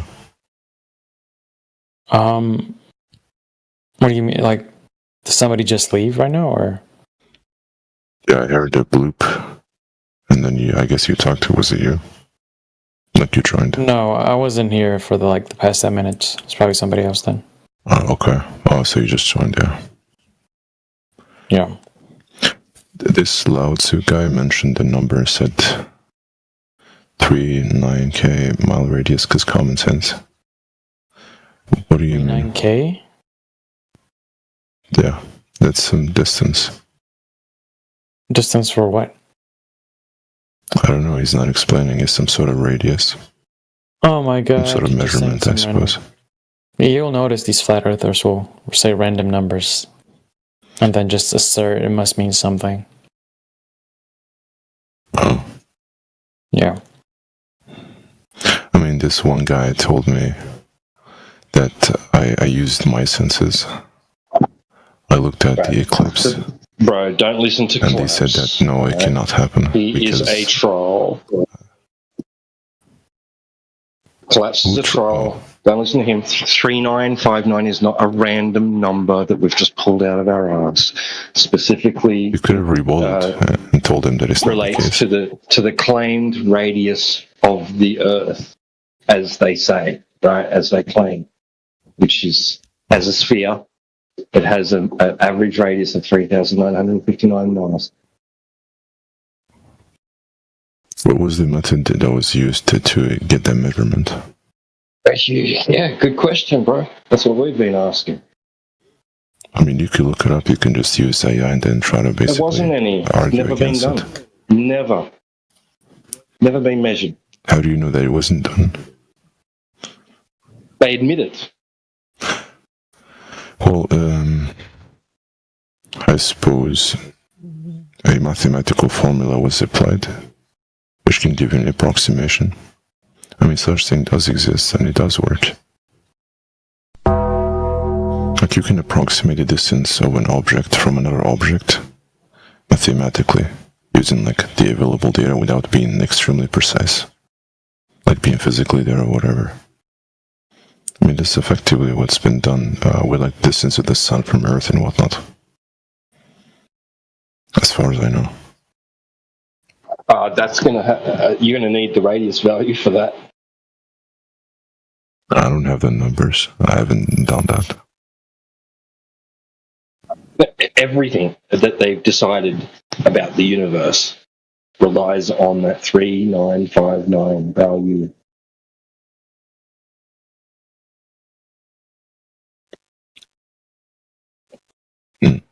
What's your source? It's the core. It's the fundamental core of their whole so-called model. Okay, so your argument is that it wasn't an exact, precise measurement, therefore it's flawed? It's never been validated to be true. I'll tell you. I'll give you a hint. Right? When you search up who measured the Earth, right? Who measured the Earth? You don't even have to put in who measured Earth curvature. You don't even have to put in who measured the Earth to be a sphere. To be honest, right? You just have to put into Google who measured the Earth, and you'll get Eratosthenes. That's the first result you'll get. So is it some hooked-nosed person? Is that your argument? No. He was Greek living in Egypt, I think. He was supposedly the librarian of the Library of Alexandria. Okay. Around 200 BC, I think.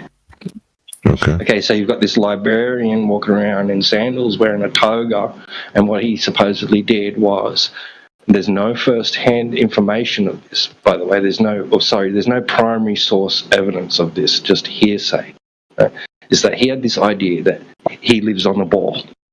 He had this idea that the sun's light reaches the Earth parallel. He decided that during a certain on a certain day, the sun will be directly above a well, right, casting no shadow. And 500 stadia away to the south, I think it was, there'll be an obelisk or a stick. You get all sorts of different stories, and that's going to cast a shadow. Oh, so he used shadows? Shadows, right, yeah. And then he infers from that, so he gets an angle of 7.2 degrees elevation to the sun, and then it infers that represents the partial circumference of a sphere. So he measures the distance between the 2 points and goes 7.2 is representative of 500 stadia. So then you can just take that from a circle and get the circumference of that circle. So he just assumed a bunch of stuff. He just assumed he was on a sphere. He assumed the sun's light reaches parallel, and that's all he did. He actually did trigonometry, which is a straight line from Alexandria to Syene, and then he has the line going from one point up to the sun at an angle, and then a line coming down from the sun to make the other point, which is a right angle triangle. That's a flat Earth. So was the idea is that the Earth spins around Earth, therefore the shadow position changes, therefore the Earth is a sphere, or what do you mean? No, it's just that if you're on a sphere, and the light was reaching the surface parallel, then the shadows would be your shadows angles would be different, right? Have you done a counter experiment to verify this yourself? You don't need to, right? Because you can infer the same thing in your lounge room by putting an object directly beneath the light source in your living room, and then putting another one a few feet away. So one's going to have no shadow, one's going to have a shadow, and then you can use the shadow length, the second object, to infer that, and get an angle to the light source, right? And then infer that the distance between the two objects is represented by that angle, and then just minus it from your circumference, get the circumference value.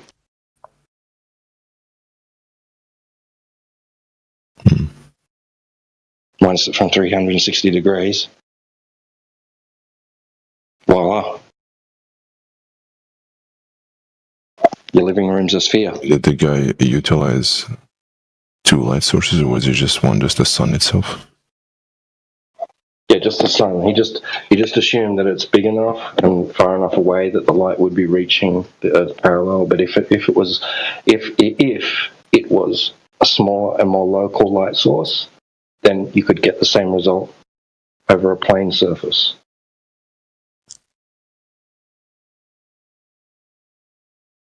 Same result in what sense? Like I just described in your living room. It's the same thing. Well, essentially, that's what he did. He just had a point on the surface of the Earth, above which directly was the sun. So an object underneath that would cast no shadow. Then 500 stadia away, there was another place where there was an obelisk, and it was casting a shadow. Yeah. So you got 1 point, no shadow, 500 stadia away, shadow.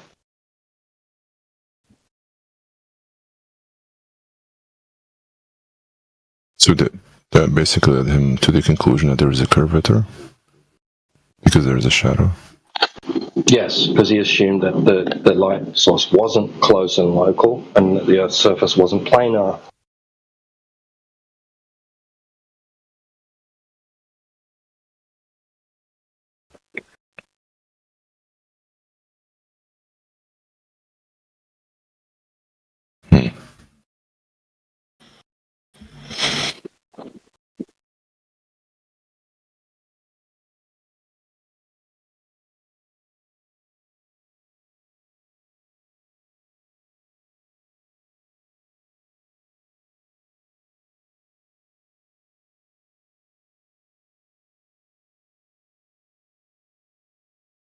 What you'd need for him to be able to, like, correctly, well, they say he was like 4% off or something, actual radius value, or circumference value, sorry. So, but for him to have been on the right track, first he would have had to have knowledge, primary knowledge that the Earth is a sphere, and that the sun's light is reaching the Earth parallel. You mean a preconceived notion? Yeah, he would need to know those things to be fact, or he's just working off assumption and his logic is faulty. Maybe there's no primary source data for any of this anyway. It's just hearsay, like I said. It's just he was like mentioned by Aristotle or something like that. I don't know. So, but apparently that's the story of what he allegedly did in order to derive a circumference value for the Earth being a sphere.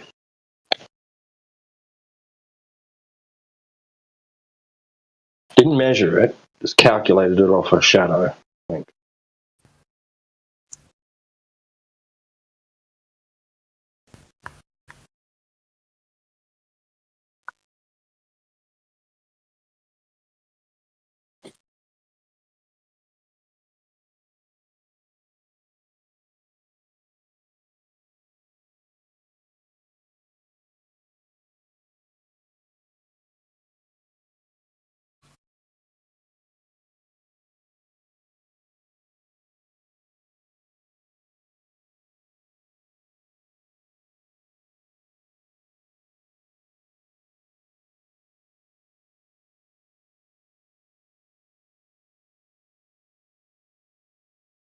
I mean, okay.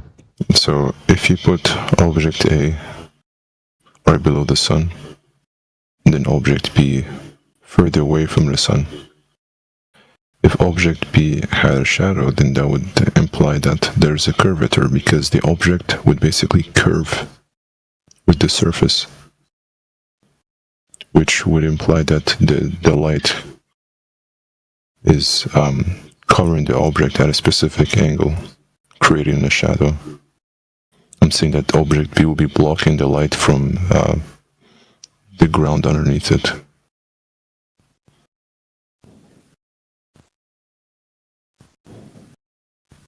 Does that make sense? It's all, yeah, but it's all about light source, bro. Yeah, the sun is a light source. I'm talking about having single light source. Right, but if you, like I said, you can set up that in your living room. You can replicate that in your living room on a flat surface under your living room light. So there's something about the light source which will determine which way it's going, which sort of surfaces it's going to indicate.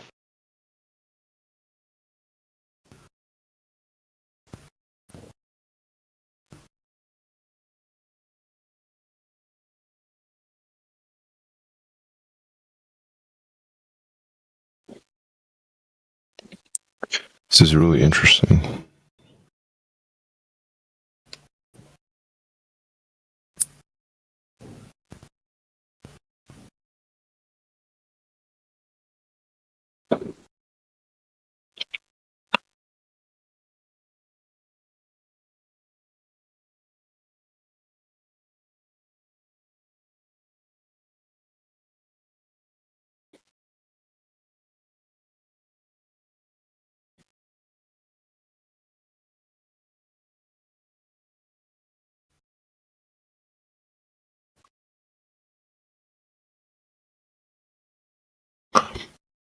Have you done any experiment yourself?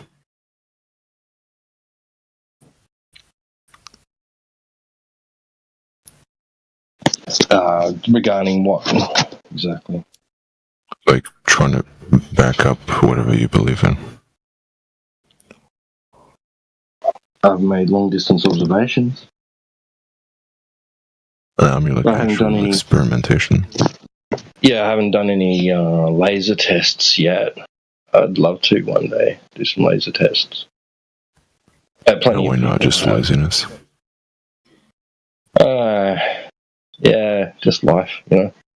It's the way it goes. Oh. Location, availability, resources, time. And you could do the light one and try to figure out for yourself. Or, I mean, I guess there's probably demonstrations on YouTube.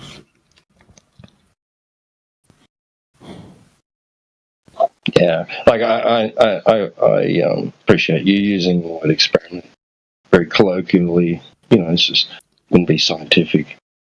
But yeah, no, it doesn't prove anything. The shadowy thing doesn't. The shadow measurement doesn't prove anything.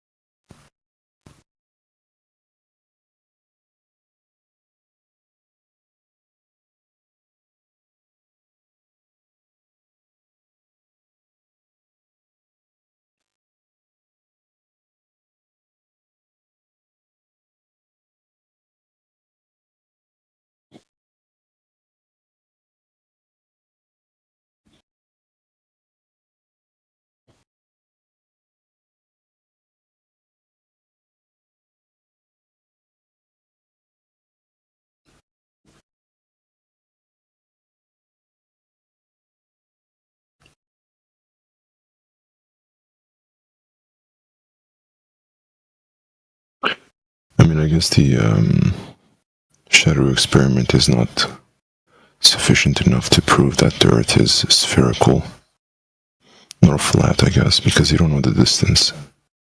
Hold on, I'm taking notes. I guess if you don't know the distance between the sun and Earth,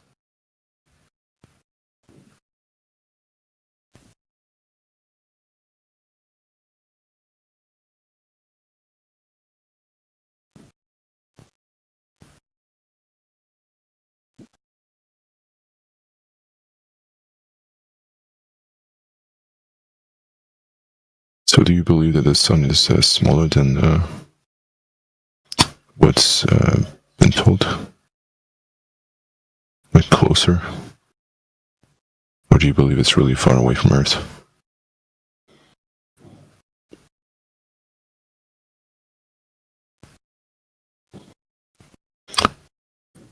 You either?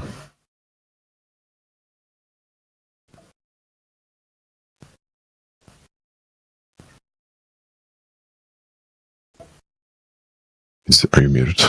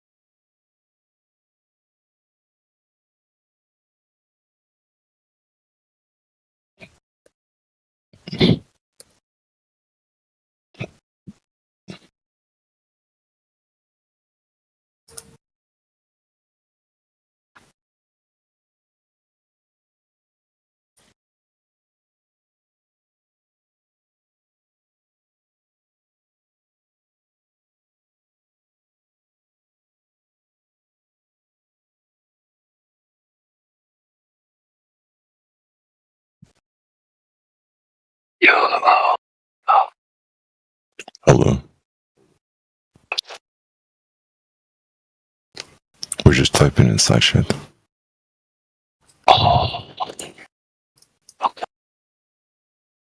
Why are you moaning? That's perfect. I'm saying, you know what I mean? Don't be in trouble if I talk.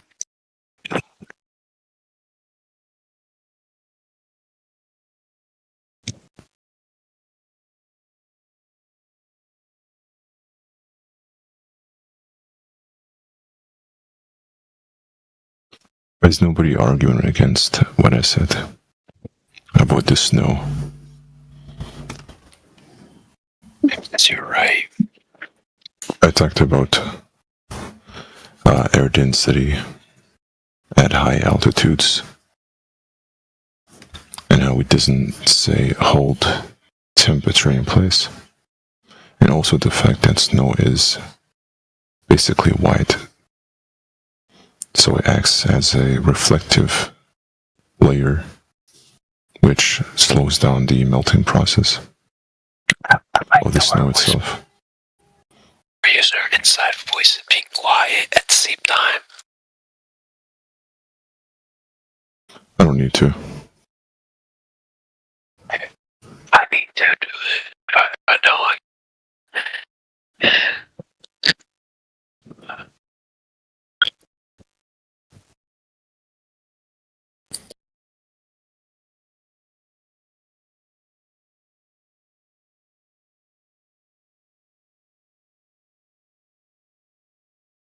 Is anybody gonna rebuttal what I said?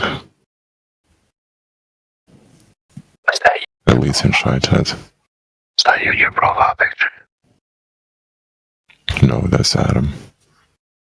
Some guy who's in the crypto scene. I know an Adam.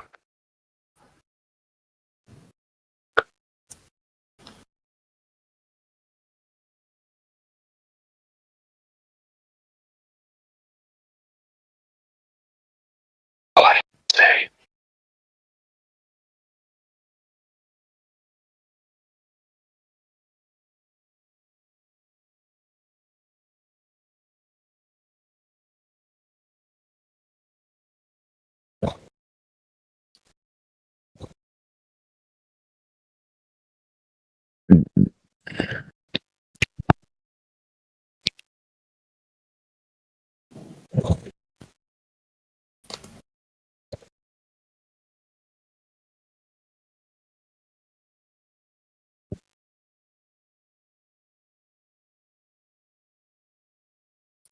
No, yeah, I also think so.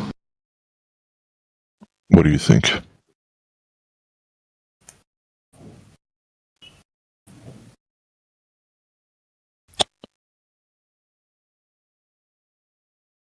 Who just said that they think so too?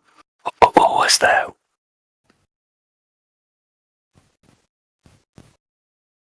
Is that credit? Is that you, credit?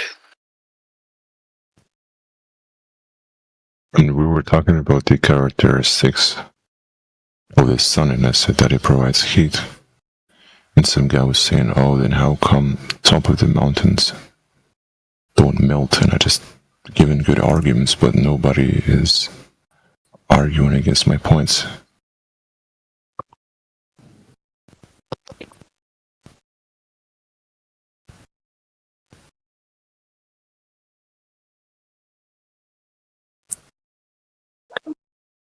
Oh, I didn't die for this stuff to be in the middle of that. Yo, where's that brilliant guy?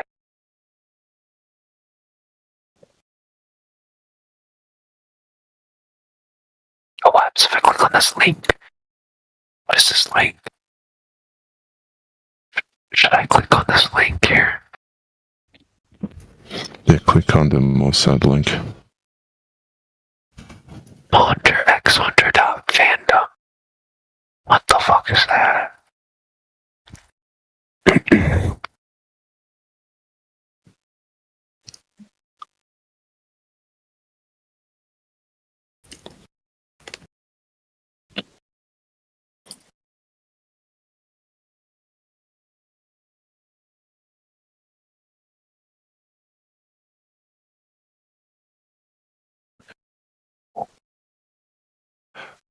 Black.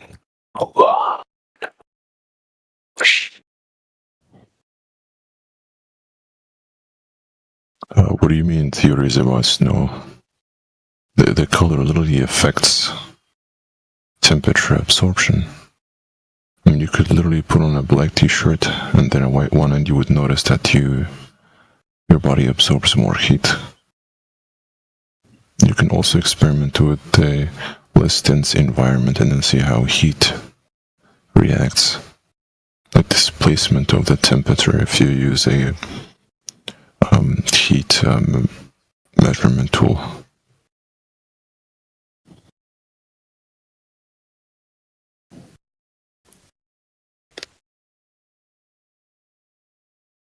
I've just told you how you can experiment yourself.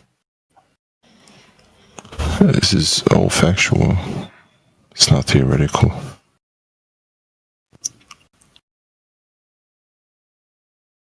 You're just saying, oh, mountains higher, therefore they should melt. I just explained to you why they don't melt.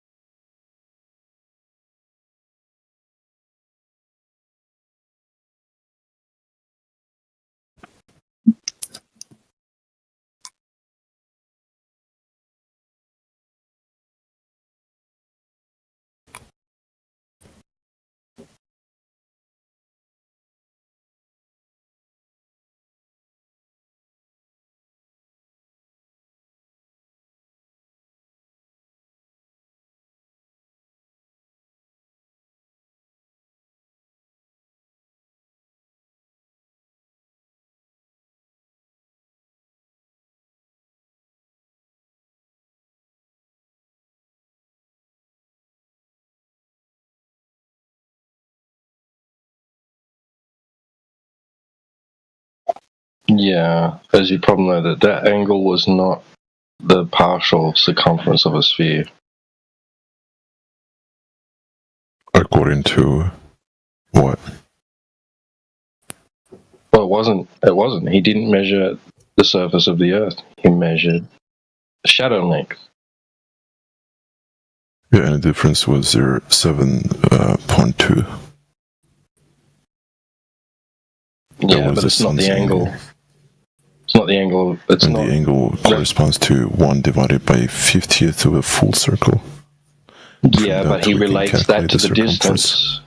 Now he relates that to the distance between the 2 points. Yeah, you can utilize that. The circumference would be 40,000 kilometers. The actual angle wasn't taken from the surface of the Earth, though, was it?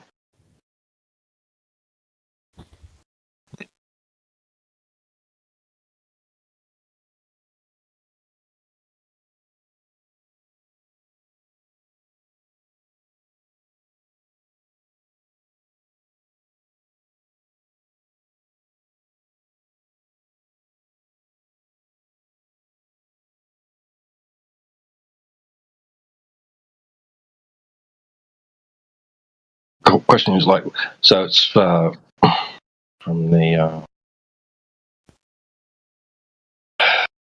what is it? Hang on.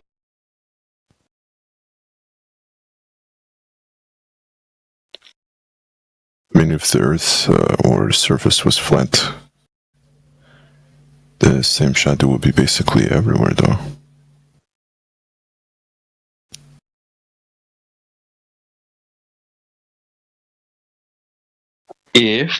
If you argue that the sun was closer, then also the distance and the angles also wouldn't match consistently too.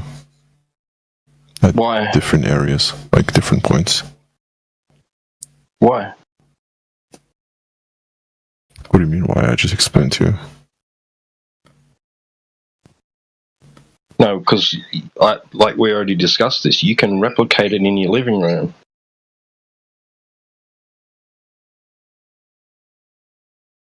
On a flat surface.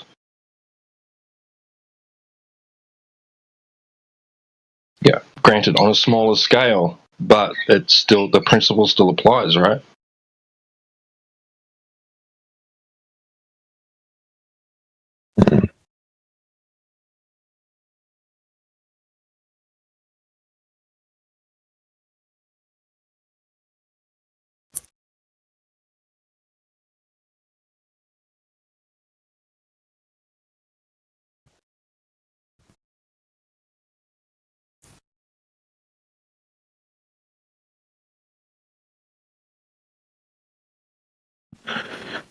I mean, I guess you could call these hypotheses. Like, so your argument is that the sun is close, or that you don't know.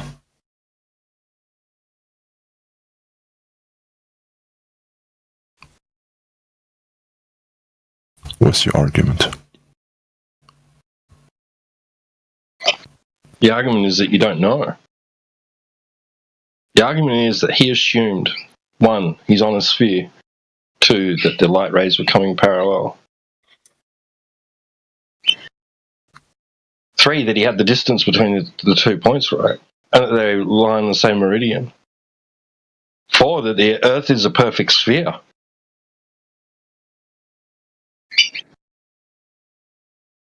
Lots of assumptions that he had to make about that.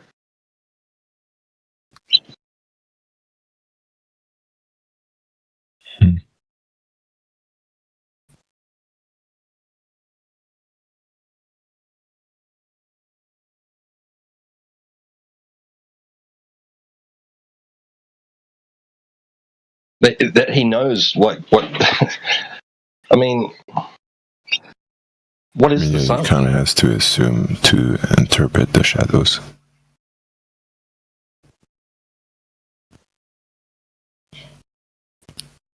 But he was deducted through reasoning, like with ships disappearing bottom first.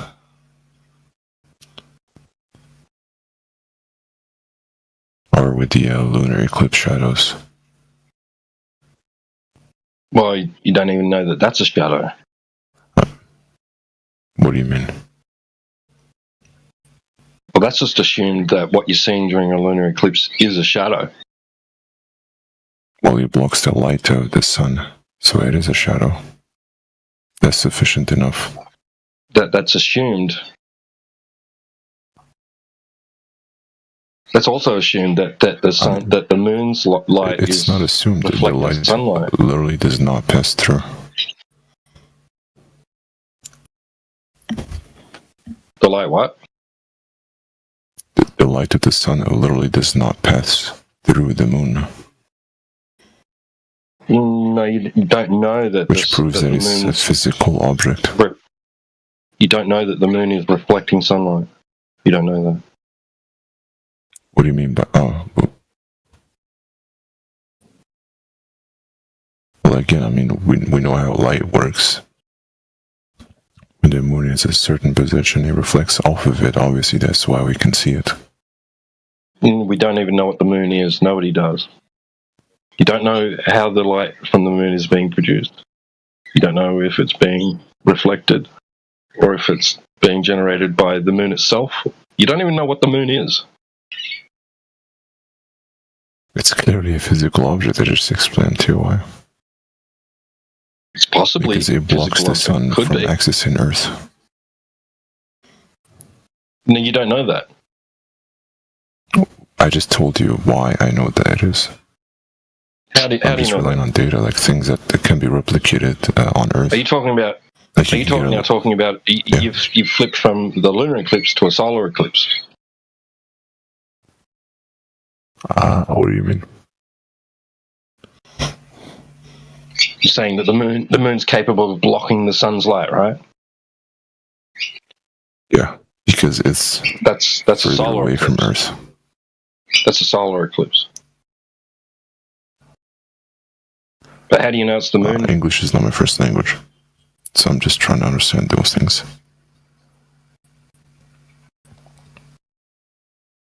So, they say that a lunar eclipse is when the Earth occults the sun's light, right? Casting the Earth's shadow onto the moon. And a solar eclipse is when the moon comes in between the Earth and the sun, and there's a planet, the celestial body alignment, and the moon blocks the light from the sun.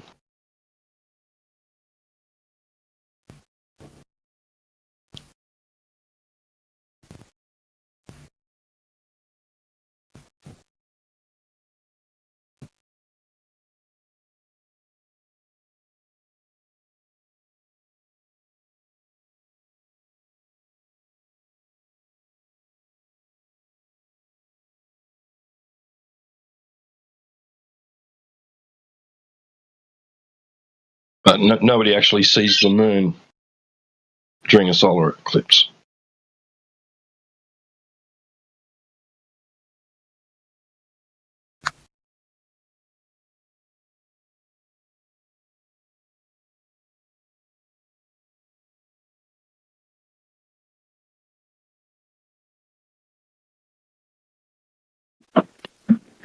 Like you said earlier, you said to crit yourself earlier that during a solar eclipse you see a dark circle go over a bright circle.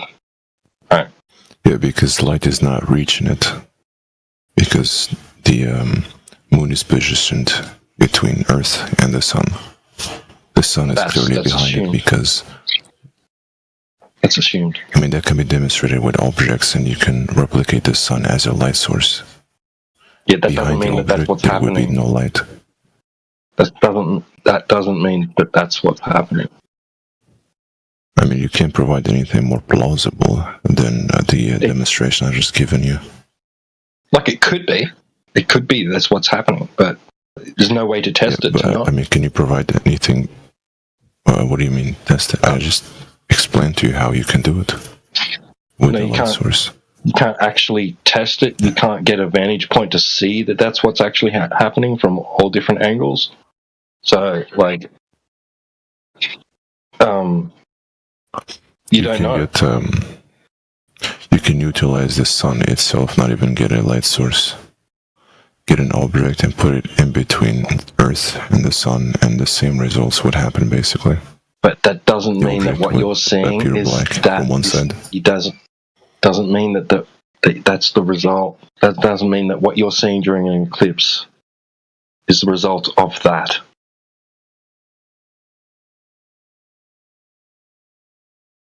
I mean, there's literally nothing else that could possibly cause it. No, that's incredulity. It's just an argument from incredulity. I can't conceive. I can't believe anything else. No, because there's nothing else that could replicate the phenomenon besides the method I just told you. Are you sure? There's none that is known, as far as I know. So there's no other way for like light to You're still calling it light. That's pretty funny. I guess you're just playing the devil's advocate. There's a light in the sky we call the sun. So there's no other way for it to be occulted. So you do acknowledge that it's a light because it provides us light. It allows us to see. Of course, we all see the sun in the sky. Yeah, sunlight reflects off objects. Right. Yeah, definitely. Okay, so if it reflects off of an object, wouldn't that imply that it doesn't pass through the object? Therefore, what is behind it would be just shadow, basically, because there's no light or absence of it, which is basically what we're seeing when we're looking at the moon. Yeah, you can assume that that's the case. You can assume nobody sees the moon during a solar eclipse.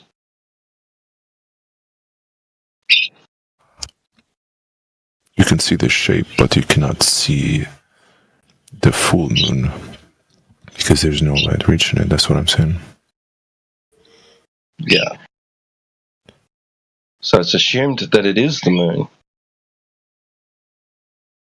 Yeah, and there's you can use experiments to support the assumption. No, they're not experiments. I've just demonstrated. How is it not an experiment? We're effectively replicating the sun by using a light source, a local one, and using a physical object. That's called correlation.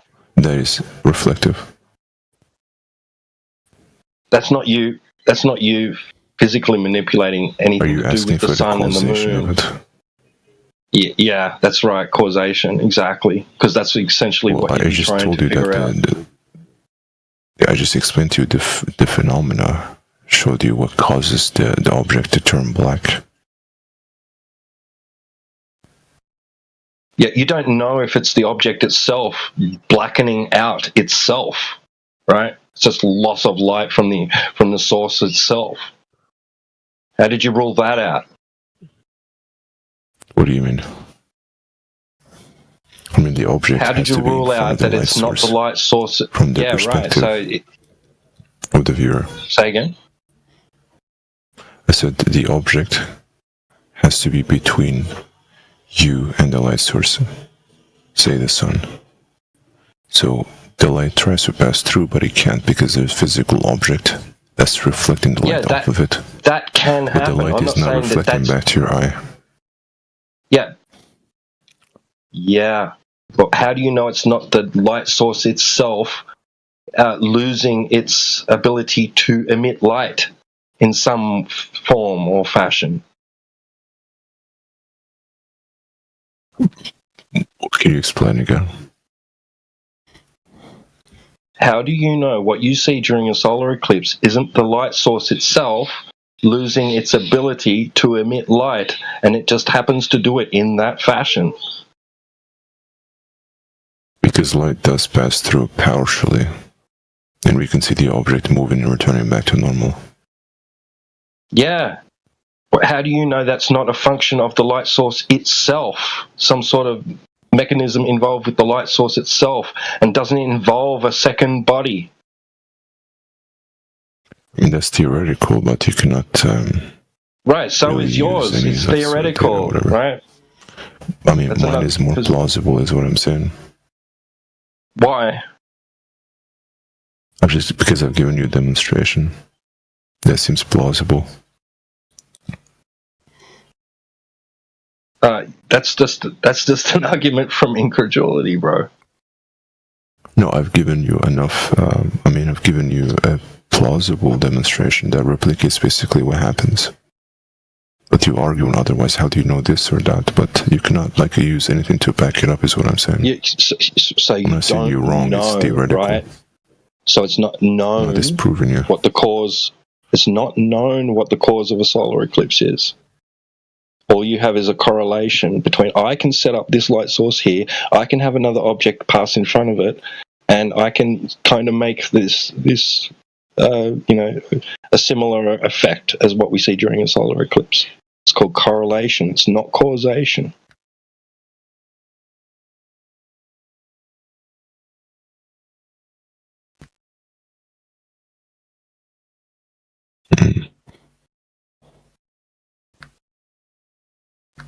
So I'm not saying it's not that. I'm saying I don't know. How would you even begin to actually test it in order to know with certainty what the cause of a solar eclipse is?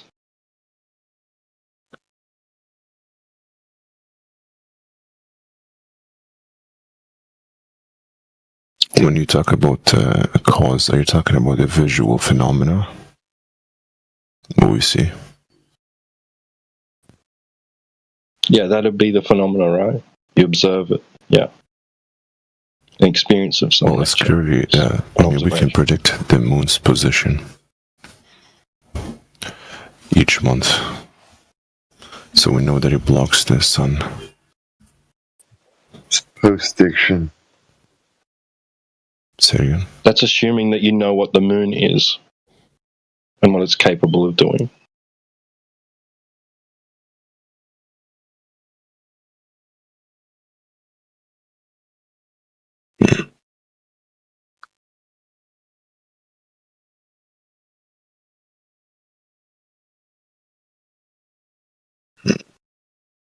I think it's a good point. Yeah.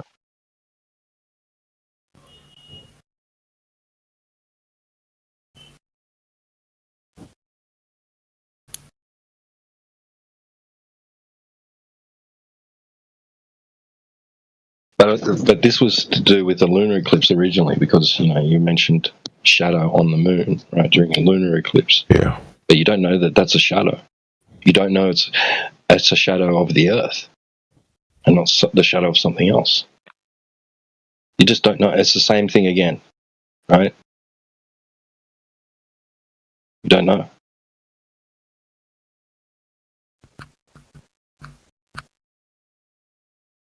What did you mention before that? Boats going over the horizon, right? Yeah. Or boats disappearing bottom up view. I'll need to look up the measurement. I think I wrote some numbers, but they were not related to the boat experiment.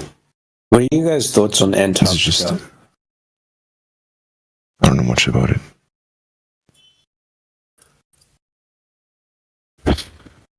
What are your thoughts?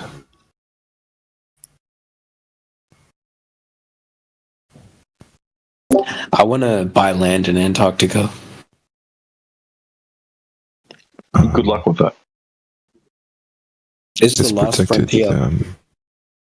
It's a protected area, though. No, it's not. It's completely unclaimed. Like, no country exists there.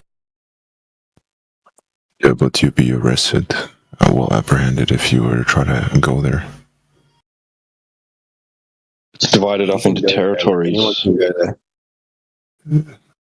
There's a treaty that you can't just breach. Yeah, and if you're not a citizen of a country that's international law, treaty, there's no rules.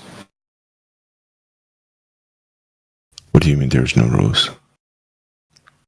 Well, if you're like a US citizen or something, yeah, there's rules. But otherwise, if your country isn't signed to the Antarctic Treaty, you can go there and there's no rules. So like China, they can go and do whatever they want there. It's like a free-for-all, basically.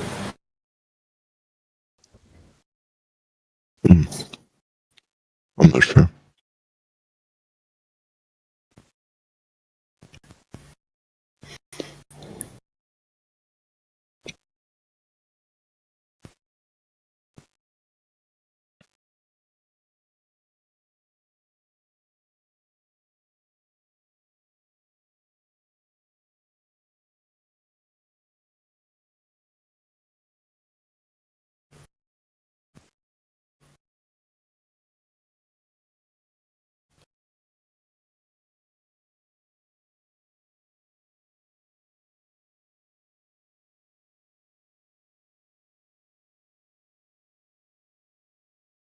I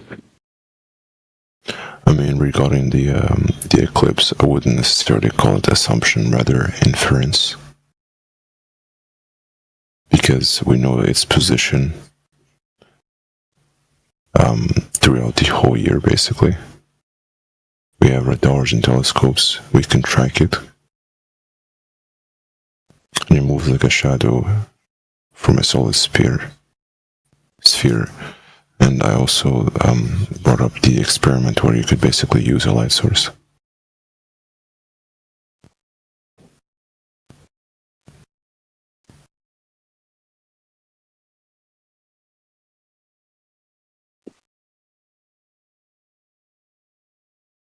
I mean, I'm saying that it forces the conclusion that it's a solid object, that it's physical. He's home. Rather than something else. Not that I didn't know. What did you think I was putting you out for? Can you read it?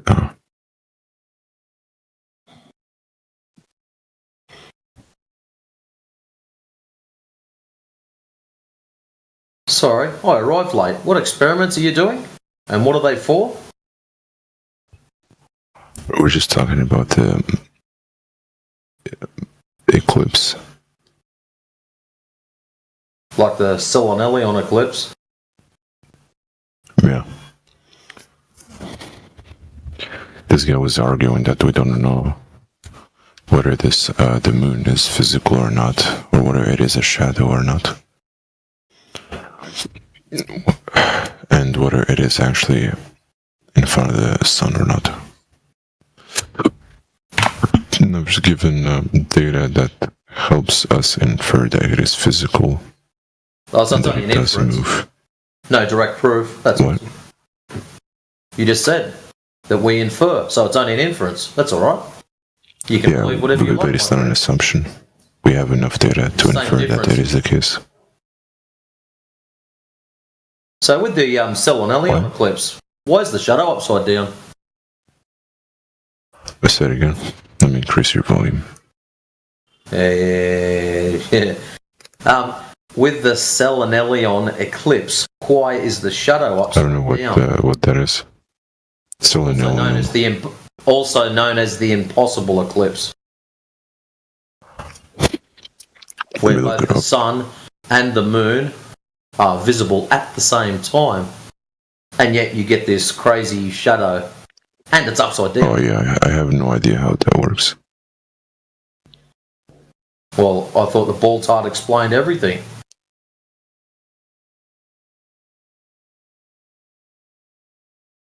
Interesting. Oh. I say it again. Are you guys flat earthers? Yes, I am. Wait, what did you say about explain everything? I thought the Baltard was supposed to explain everything. Was that an ad hominem towards me, or what do you mean? What are you implying? No, he's saying the globe model, the Baltard, the Globetard, the globe model, heliocentric model, which nobody can ever. Globetard is an ad hominem. It's a conjunction. Yeah, of it's a dig at the ideology, not the person. Don't worry. Although people have been called that before as well. I doubt that's the case, to be honest. I mean, that's pretty disrespectful. We're just having a debate here. When you look up, you're a Baltard. He's saying the Baltard, as in the globe model. He thought that it could explain everything. You know how when you look up at the moon, he thought that the Globetard can explain everything, referring to me because I was the only person really debating. Why would Earth be different?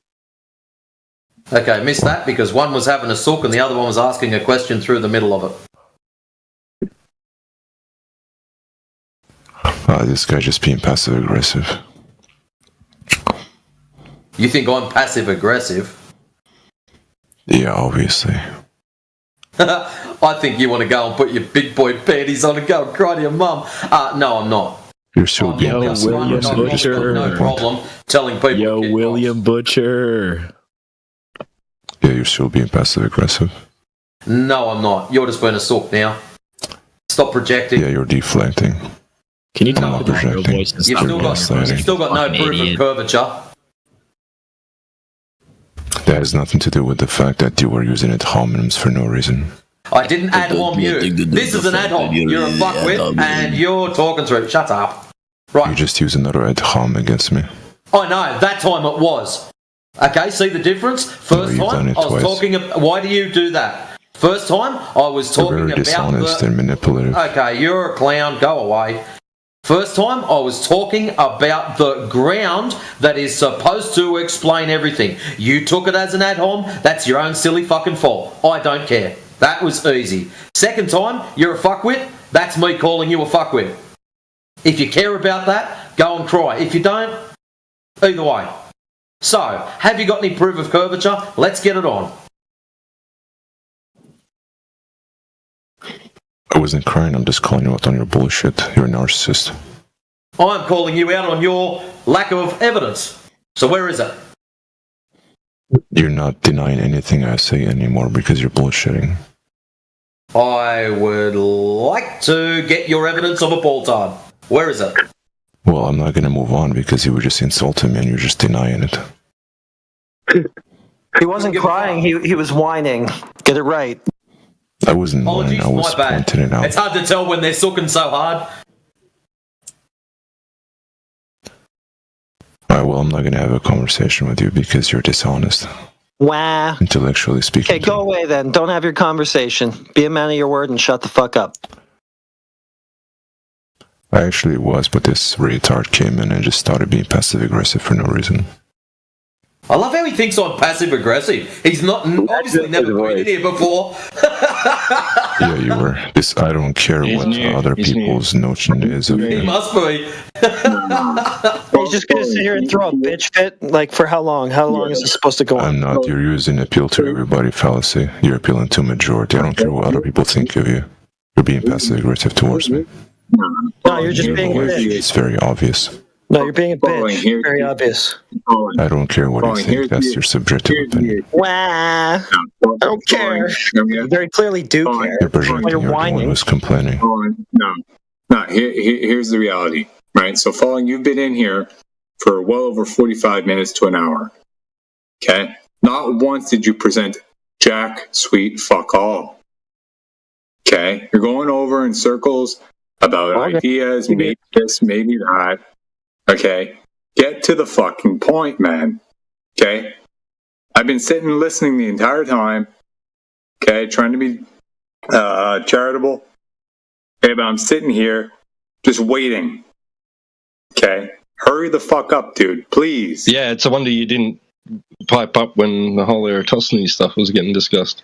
I thought you could handle it. I know you did. I know you liked it. You did fine. You did fine. All right. Yeah. Sure. All right. Falling, go for it. Please present something.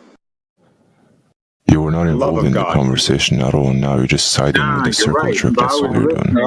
Let's just kick this idiot out of Okay, here. you were not involved. No, you're right. I wasn't involved. I was listening, right? And it seemed like you weren't even involved either, right? Because you weren't presenting anything.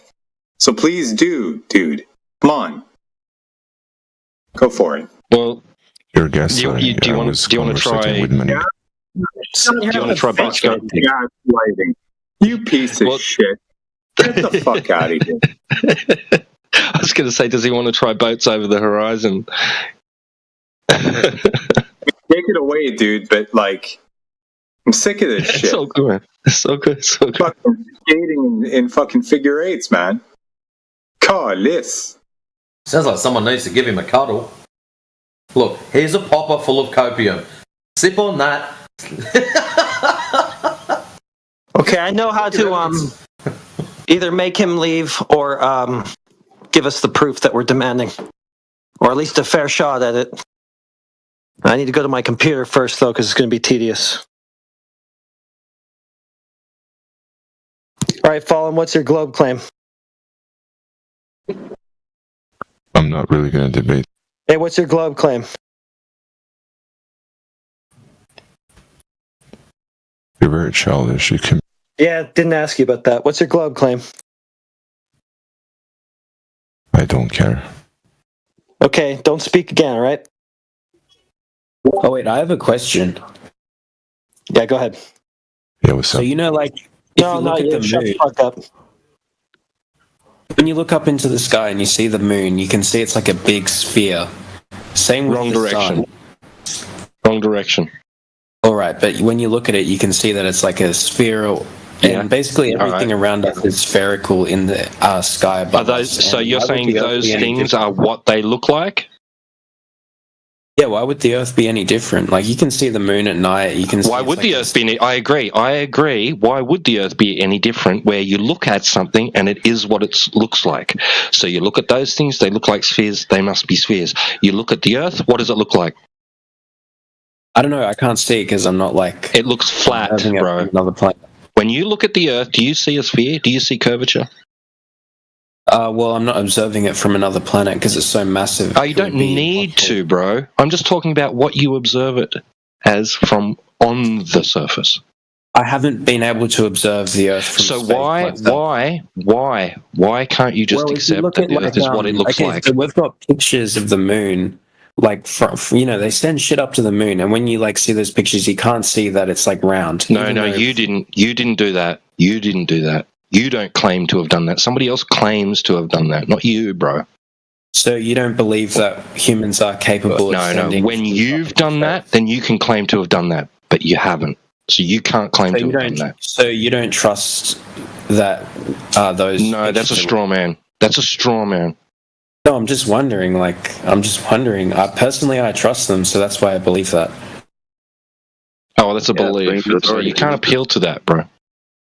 I'm just pointing out that you look at something in the sky and goes and say, it looks like that, therefore it is that. But you look at the Earth and you say, it looks like that. I know, but I have never had the same perspective that when we look at the moon... You never will. You never will. From the Earth. You never will. You never will. You only have the one perspective. So I'm saying, why would it be different? So how do you know it's flat? How do I know it's round? How do we know that? By your standards, because of what it looks like.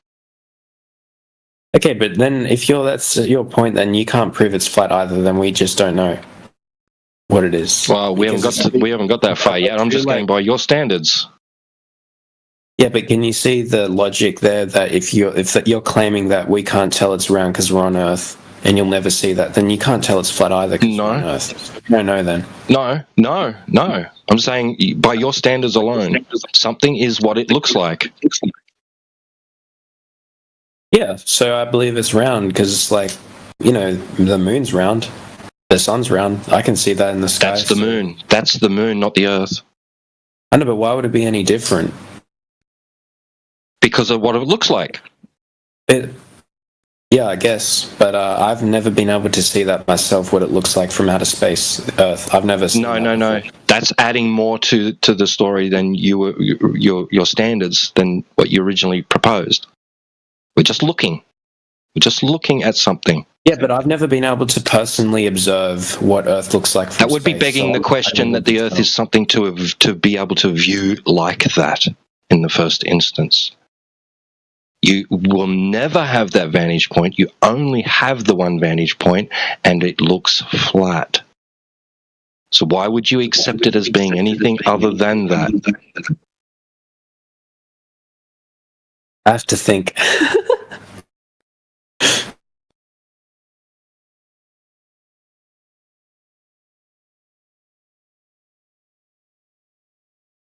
So what you're saying is because from my perspective on Earth it looks flat, like the horizon is flat, therefore it's flat.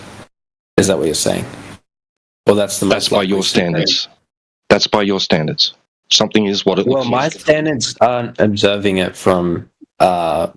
I'm just talking about observing the Earth from space. So I'm not talking about observing it. But you've never done that. Can't do that. Well, you can send stuff up into the atmosphere and observe Earth from space. So You can do or that. someone else has. Yeah, other people have. I personally haven't. So So if I you've think never you done guys this, haven't how either. can Therefore, how that can you you guys say believe the Earth is flat. how can you say that you've witnessed Earth from outer space and that's haven't. your perspective? I haven't, but have you witnessed Earth from space and seen that it's actually a flat I'm not circle claiming or something? to. But there's people who have done it before. It's like people do it all the time. They send stuff up to space. You know, like companies. I didn't do say, it. Pete. Look, you're the one that claimed that your perspective is a ball from space. You've never been to space. How can you claim that perspective? Because many other people have sent, cameras up to space, and it's showing that the Earth is round. You've not done this. How can you claim a perspective that you've never been to or done? You can't verify they've done that. Yeah, I can't, because obviously you can't really verify anything that you individually don't do, but I think that's a pretty silly way to live. But I guess you're right. Technically you can't, so therefore you can't prove it's flat either. And it could be anything. It could be a rectangle. Hold on. Why can't we prove it's flat? You've not asked us for it. You can't observe it in... You personally, have you gone up to space and observed Earth being flat? Hold on, stop. Why do I have to go to space? You're the one that's claiming because you have to go to space to see a ball. So let's get this down. I'm on the ground. I look across at a large expanse of water and I see it flat. So I instantly assume it's a ball. That is the most retarded thing anyone could do. If you see flat, you should assume flat. How can you tell? The size of the Earth is so big that it would be you wouldn't be able to decipher if it's flat or sphere based on really? The human How big is it? Because it's so big. I'm not sure the exact square meters, but it's obviously very big. Diameter, circumference. I mean, you radius, live in Australia, bro. Have you seen what it's like here? It goes on forever. The continent that we're on right now. I used to live in Western Australia. You actually drop into the ocean if you go too far. Are you talking about the Great Australia Bight or whatever? That's South Australia, mate. I don't know, but anyway. I'd like to hear why you think it's flat. Is that because on Earth you observed that it's flat? No, because it's measured flat. There's no measured drop over distance. But it's relative, though. There's a nice photo for you. South Australia, Great Australian Bight. Flat. Isn't that beautiful?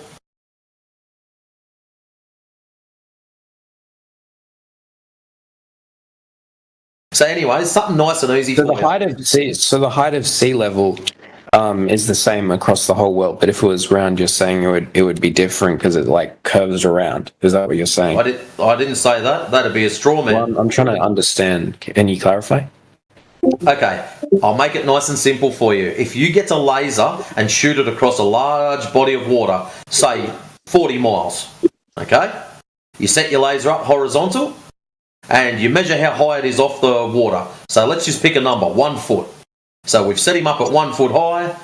We've measured it at 1 foot. Everyone's happy with that. The laser is horizontal. What we're going to do now is we're going to go along that laser for 10 miles. And then we're going to measure it again. Then we're going to go to 20 miles. I'm just going to go on Microsoft Paint quickly to show you something. And then we're going to go to 30 miles. And we're going to measure it again. And as you can see, old dude has very kindly posted up a spherical trigonometry chart for you. This is what we call drop over distance. So at 10 miles, we should have a 66-foot deviation between the laser and the ground. At 20 miles, it should be 266.7 feet. 30 miles, you're cracking about 600 foot. And at 40 miles, you're over 1,000 feet. The only issue, my friend, is when we do these tests, and I can post up a couple of them for you, they don't measure any deviation. Oh, I'm just drawing something quickly to show you why that's wrong. But what's wrong? Give me a second because I just need to draw it. So let me get this straight. If I go out there and put a tangent to a circle, I would expect to see from the tangent point along the laser that gap getting larger and larger and larger as you get further away from the tangent point. Does that make sense? As a statement, would it ring true? Yes, so why wouldn't that be? Excellent. What do you mean? So you're not doing a tangent though. Yes, we are. That's what the laser is. Because if you're measuring from the same relative distance, that's what the laser is. Not a tangent on a circle. That's what the laser is. It's not a tangent. Yes, it is. A straight line next to supposed to be a ball. Remember, you're claiming you live on a ball. I used to think that too. I was taught the same thing as you at school. You wouldn't believe it, however. All you're doing is putting a straight line next to a alleged circle. I understand. Sorry, I understand. Excellent. Right. So we're expecting to see this deviation, this drop over distance. The problem is there isn't any. So we get given. How are you proving that? How are you proving this? That there isn't. You measure it with lasers, mate, and a tape measure underneath the laser beam. It's not that hard. So over given distances, there should be known drops. So how about I post up a couple in side chat for you? I'll just go and fetch them. L, where is it? There's one. 21 miles.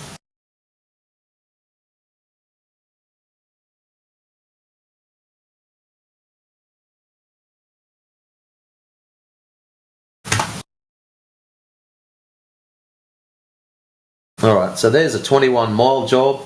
At that range, there should be, about 270? I think it was 270, because that one was done at 5 foot high. So about 270 foot of missing drop over distance, or over that distance.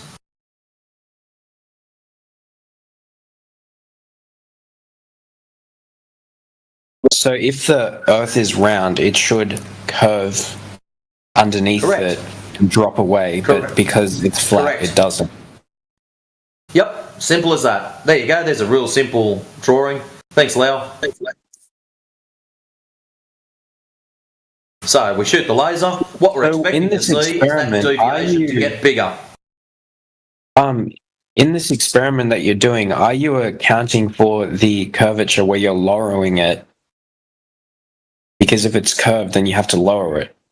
Are you accounting for that or not? You set it up horizontal.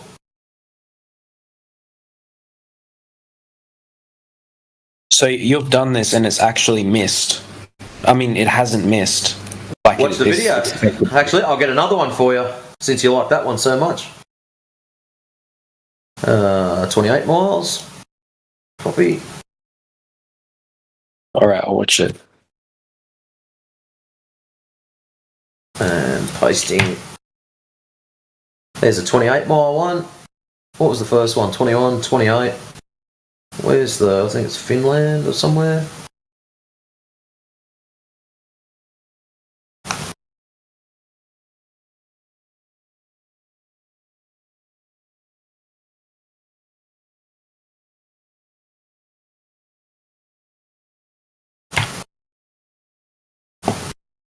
But anyways, young chap, it's as simple as that. You shoot a laser over a large expanse and see if it hits a target. Some of the guys will do like a mirror flash test. So they'll get a mirror at one side of a lake, flash the light across the other side, and have someone else over there with a camera filming it. And all they'll do is go, right, we know the distance between us, which is 10 miles, for example. Have you personally done this test? Because you just said before that I can't use things as evidence if someone else has done it. Yeah, the difference between me and you, we can go and do it. You can't go to space. Well, I can go and put up a hot air balloon that goes really, really high into the atmosphere to show curvature if I wanted to. Go and do it then. Well, alright, go do a Salt Lake test, sorry. Go do it then. Your proofs, just let's put these 2 and 2 together. Hold on for a second. Have a look at what you've just told us to do. You've told us to go and prove something that's not been proven yet, whereas I've just shown you something that has. Our one shows zero measurement. Your one shows us nothing. It's a belief. What do you mean, my one? Yours is just a belief. I believe people have been to space. That's what you've got. I believe people have been to space. Here, we've got the actual test. Now, the difference being, let's say you hate me and you say, I'm not going to believe it until you go and do it and film the bastard yourself. Okay? I can go and do it. Whether it's financial or whatever the reason I can't do it, at the moment, one of those tests, the laser they use is about 20K. Well, I mean, you can, if you want to. You can make a hot air balloon and send it up to space. Go and do it then. All right. Well, I'm not going to because I can't be bothered. But you can go do the same thing here. Go to a salt lake, and you probably can't be bothered. So it's a silly kind of argument. That's what I'm saying. Well, due to the fact of where I live, I don't exactly have massive salt lakes at my front door. So then, exactly. Like the best I'm going to get is about 3.5 miles at the nearest So you lake that have I've to got. trust someone else to do this experiment for you. That's my point. How do you replicate yours? I can. All I've got to do is travel for 5.5 hours. You replicating it. Ricardo, listen carefully. Listen carefully. I only have to travel 5.5 hours, and I can do it. That's the difference between me and you. You, however, still have to believe in someone else to get your photos from space. So how are you going to get your photos from space? Let's look at the logistics. You've got to trust someone. No, I don't need a hot air balloon. Make it myself and then send it up to space. Okay, appeal to the future. Go and do it. When you get back to us, show us your evidence. Salt Lake thing, man. Like, it's a silly point because we have to trust other people to do these experiments. It's not an experiment, it's a measurement. Right, well, it's the same, whatever. It's an experiment. No, it's not. It's not an experiment. Okay, then. It's a measurement. Okay, but here you're trusting someone else. I'm also trusting someone else. Yeah, but have a look at the difference of the two. Your trust is in something that cannot be replicated. Mine, I just explained you and me can do. I just explained. So you're going to go to space. Please enlighten the good panel on you going to space and how you're going to do it. You get a hot air balloon and you attach a camera to it. That's it. That's you going to space. Well, I'm not going to space. I'm sending the camera to space.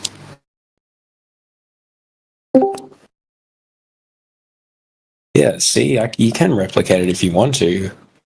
So, can you show us? Can you show us someone else where they've put a hot air balloon up into space?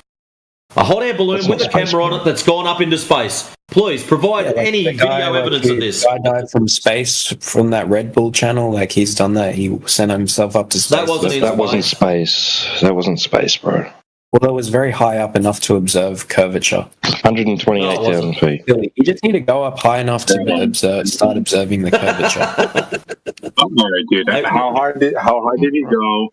What were the specs of the lens? What were the specs of the cameras, et cetera, et cetera? Oh, by the way, did you notice 2 different cameras, 2 different lenses, 2 different horizon features? Oh, I bet you didn't notice that one, right? Perhaps, Ricardo, you should go and watch simply how it could replicate it. There you go. How about you go and watch that Red Bull jump again and have a look when he's inside the capsule just before he jumps out. You'll see the camera on the inside looking out, the horizon's flat, compared to the camera on the outside where it looks like a great big bubble. That's probably because they're capturing a lot more than inside because probably because of the lens they're using. No, because you're observing a lot less of the Earth when it's inside because the capsule is blocking. Probably because of the lens they're using. So if they change the lens to a wide angle or fisheye, you get a massive curve because that's what fisheye lenses do. All right, I'll have a look and I'll send the screenshot.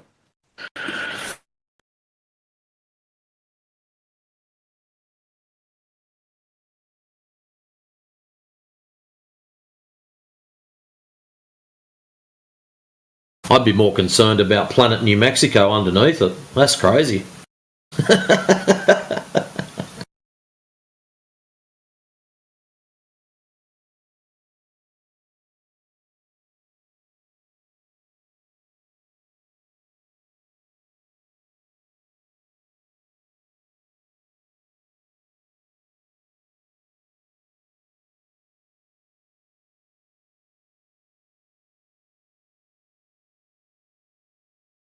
Look at old dude go. He is posting up all the good stuff.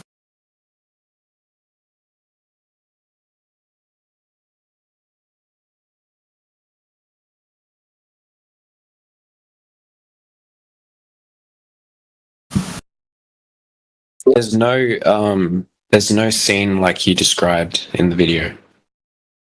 Really? Post your video in side chat so I know what one you're looking at.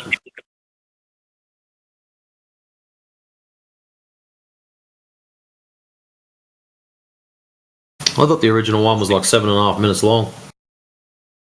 Sorry, maybe this is the wrong video.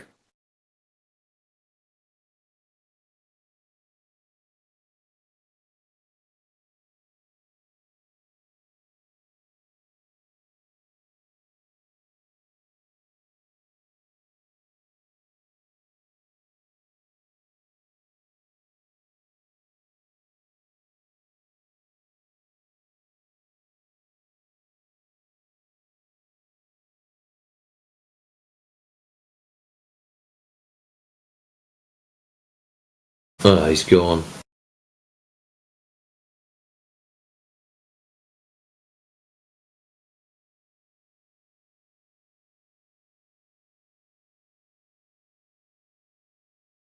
Sad part is, if I'd have done one of those laser tests myself, he would have said, well, I haven't been there to see it, so it doesn't count.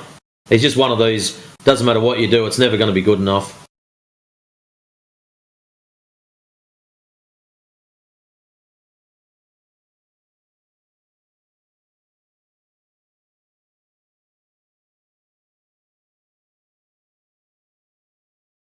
So that's an instant excuse to dismiss anything that's put down.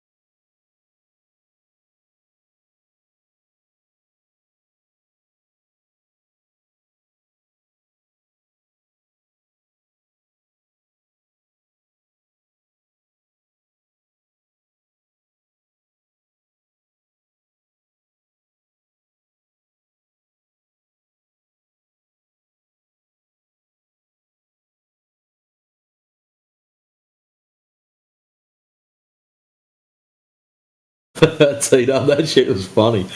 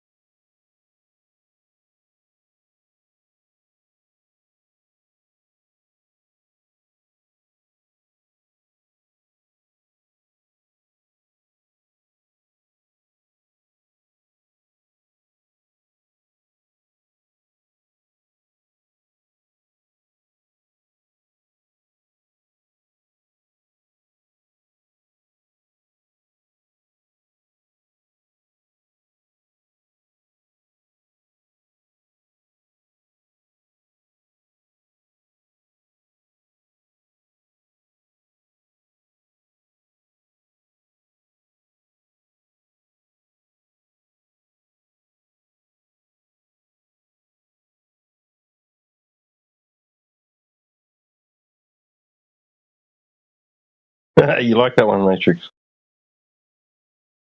Yeah, I've got a bit of a soft spot for commentary like that.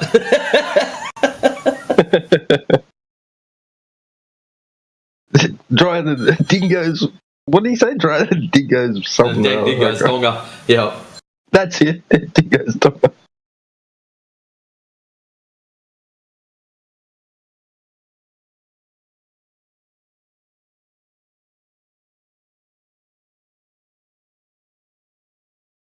Yeah. I'm going to say about that. So.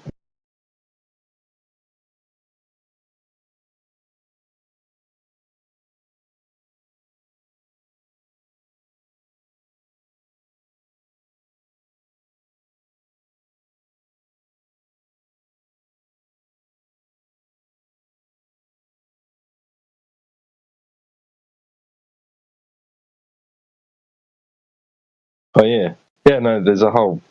We've got a Red Bull channel on the home server, so that's where I found it.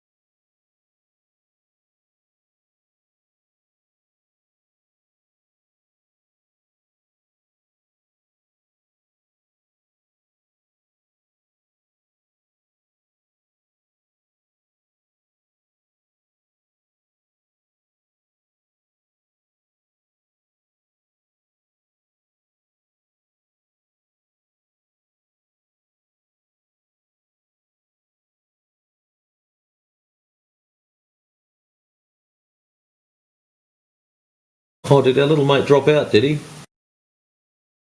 Said he'd be right back. But, Yeah, he said I'll be back, and he muted himself. And maybe he did watch one of the videos and went, oh shit, that's pretty simple.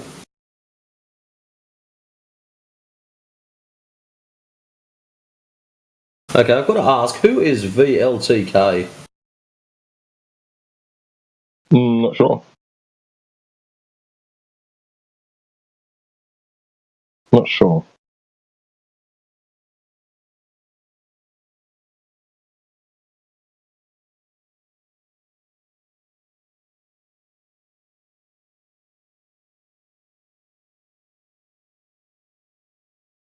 I'll blame Crit. It's much easier. The Fall Guy.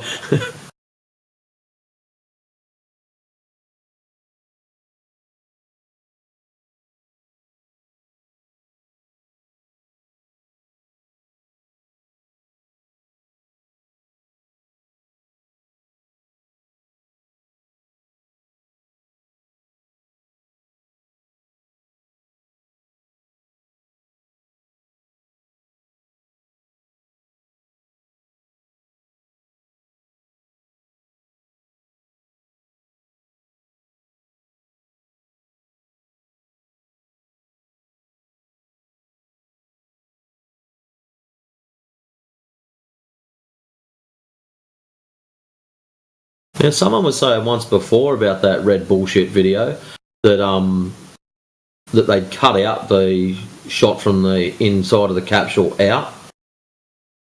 Couldn't imagine why.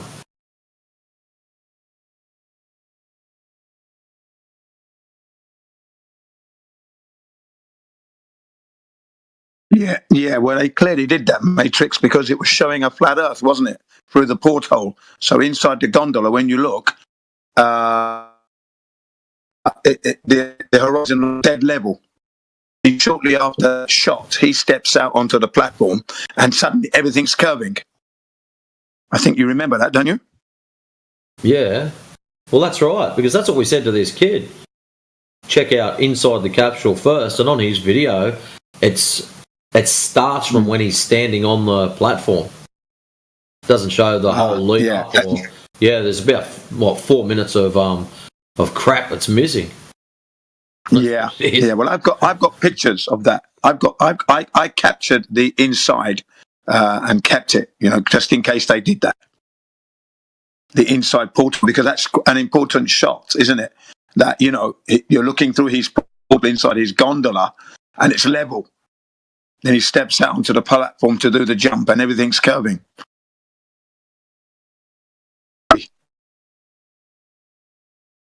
And what's his name? And Neil deGrasse Tyson states that he wouldn't be able to see that curvature. He's using a lens that curves the image. Like a Doppler fisheye lens. You don't see curvature from that height. That stuff is flat. Yeah, that's exactly what he says. Yeah. So they've cut it out because it's revealing, isn't it? That's why they've cut it out clearly. Little error they made there, didn't they?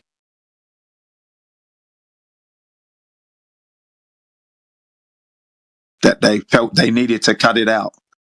And, Flat Earth is really kicking up a storm online, because I'm watching some different sites of late, different channels and that, and they're talking Flat Earth, and they know about Eric Dubé and that, but they're not saying it's important, right? They're looking like, for example, the Holocaust. I shouldn't have said that, but I'm about to say it, so you know what I'm talking about. They're looking at that more closely, right? And they think that's more important than the Flat Earth, you see. They think that's the biggest lie, was the Holocaust thing. Oh, matter of importance is subjective, so...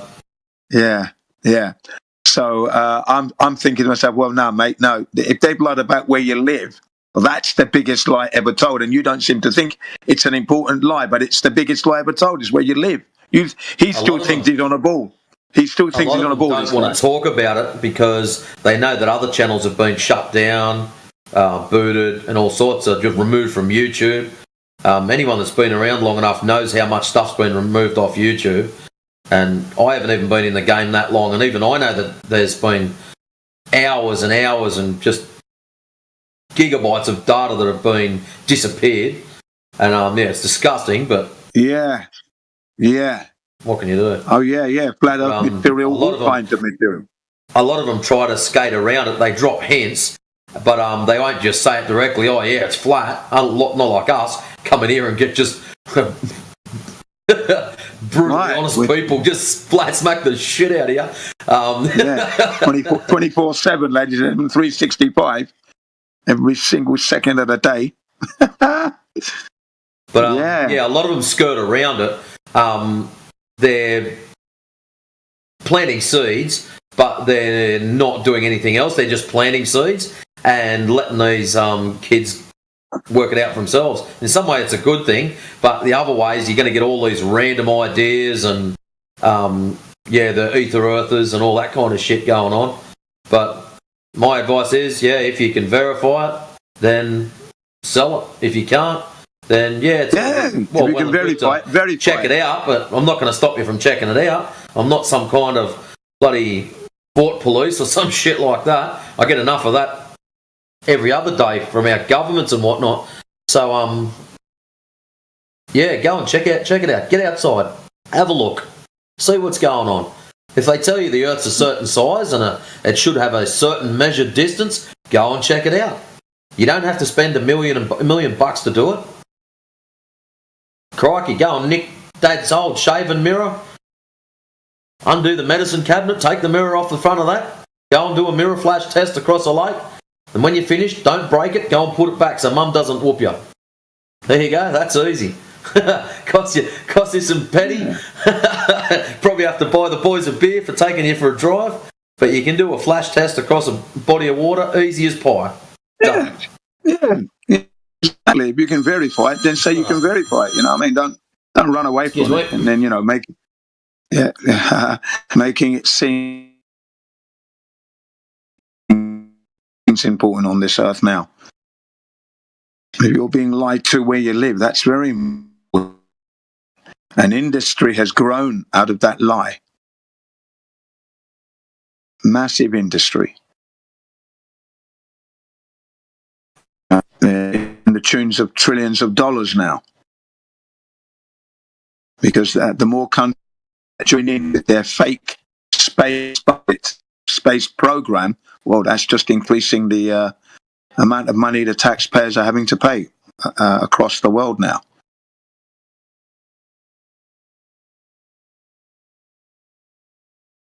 And then not to forget that they're also deceiving all the children at school, keeping them invested in the idea that they're living on a ball, which they've never proven for themselves. And the teachers don't offer the proof because they don't realise it, I suppose, that the deception's there. But yeah, you know, if we can validate this truth, then yeah, bring it out. Tell the truth.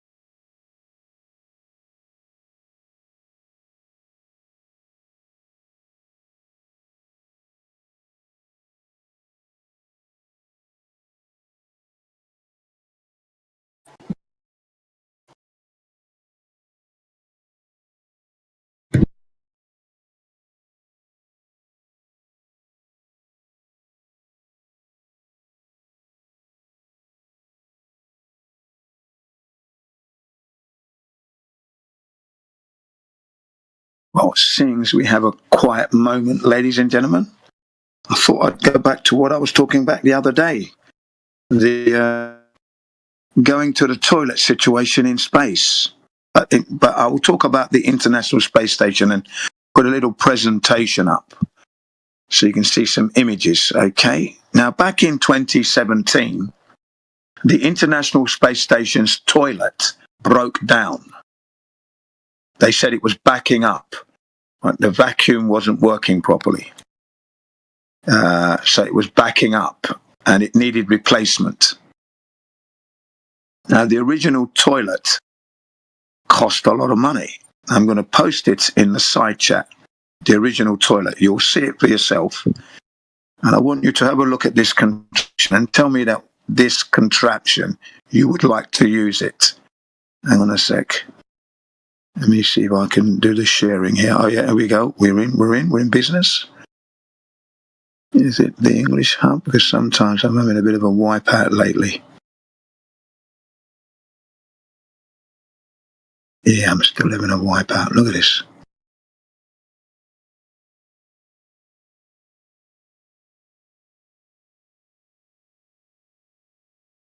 Or 7 Discord, but it's not the one I want.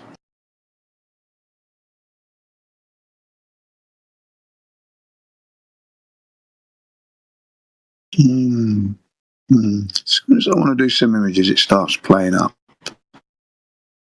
Crazy. All right, hang on. Let's get rid of that.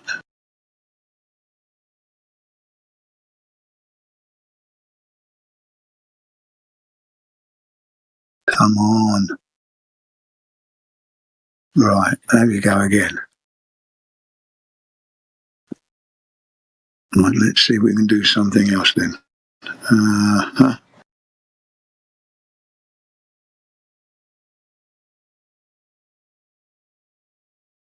Yeah.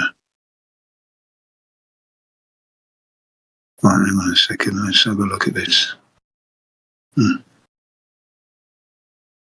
Let's try that again.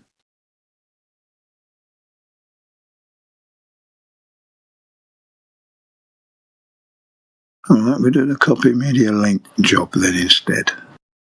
Right, now that I've done that, where am I here? Oh, there you are. Goody goody. Sidey chatty. Let's see if we can get this done.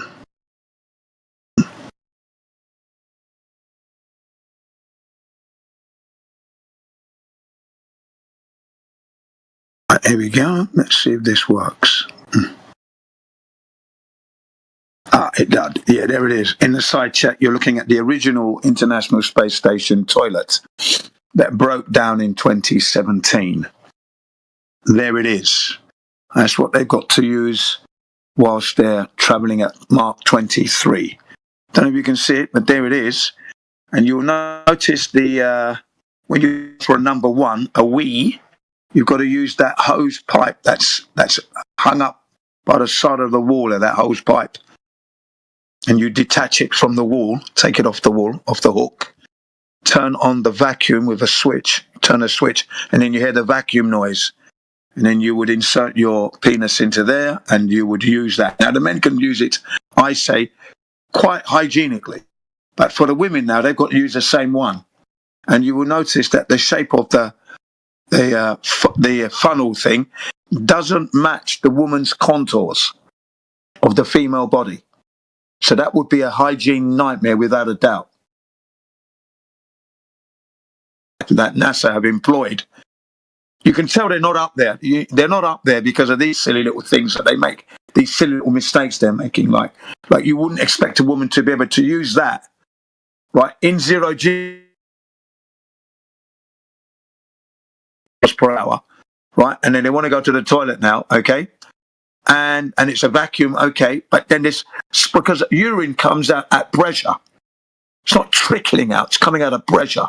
So, and if she doesn't aim that properly, she's going to miss spray and it will go everywhere, right? So now you've got droplets of urine floating around the bloody ISS. This is my point, okay? That would be wrong to use.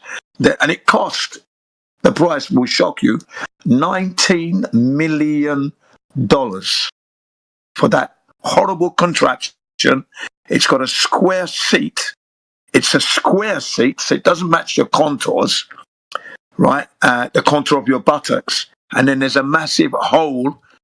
That's the vacuum hole, which you insert a bag that's on an elastic thing. So it ties around the circumference of the hole. And then you put your hand in to make sure it fits nicely. And then you will sit on that and do your business whilst the vacuum's going on. I don't know how that works. Surprised the vacuum doesn't suck the bag into the hole. Okay, that's another story there. But they sit on that thing. Now, they say the reason why they don't really need a contour matching to your buttocks, so you could do a proper series, because you're in 0G. So you'd be floating. You put your feet on these platforms, right, with Velcro, so your feet don't come off as you sit there. And be a handle nearby that you hold on to, and then you do your business. All right, but that's the methodology that NASA employed for the International Space Station, which I think is a hygiene nightmare. Looking at that image, that's a hygiene nightmare, especially where the women are concerned. Okay, see them using that and using it hygienically at all. They get a 0 out of 10 there. Hygiene in an environment where the hygiene has to be 100% much higher than a hospital here on Earth, because you're in the vacuum of space, supposedly. You're doing 17,500 miles per hour, Mark 23. Urine, sprays of urine floating around that could get into the electrics, could shut down something important, and your lives are lost. So I think that's a clue that they don't go to space, is my point. They don't go there because this would not be acceptable as a hygiene standard. Okay? Now the original, this is the original one. Now I'll show you the replacement one is even worse. The new one that they've got there now.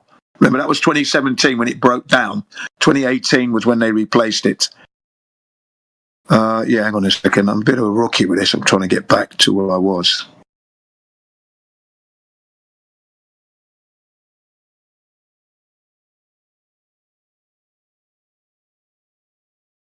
Aha, yeah. So, you know, that like I said, the hygiene is a bit of a nightmare. It's $19 million. $19 million, which is not cheap, is it? Okay, hang on. Okay, let's do it this way then. Okay, where is it? That's the one, yeah. Thank you. Let's just make sure that we did get it.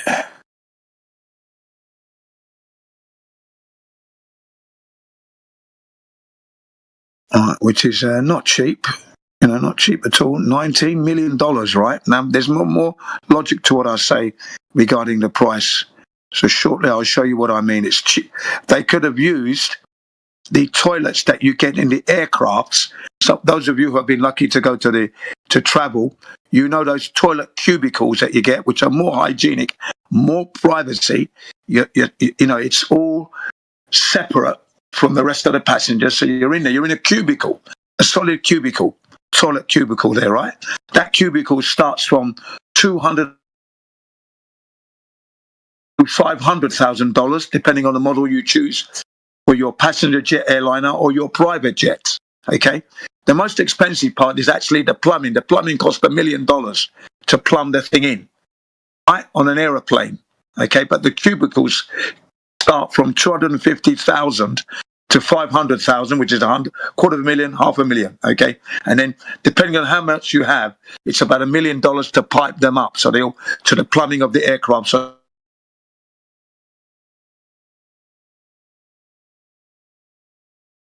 aircraft cubicle toilet to the International Space Station toilet, which is this horrible looking Hoover, upside down Hoover contraption with a curtain that you wrap round, and that's it. All right, and now out there, outside the curtain, you've got a few guys doing their training and that, doing the treadmill and, you know, pretending they're exercising upside down. Okay, and then you're in the loo, behind this curtain, spraying all over the place, making a right mess of it. Because that's what I think is the problem, is that the hygiene problem is definitely not up to scratch, I would have to say. Now, I've posted it in the server, but the image doesn't seem to be picking up. Yeah, it's not working. You know, this is annoying, this thing is. Ugh.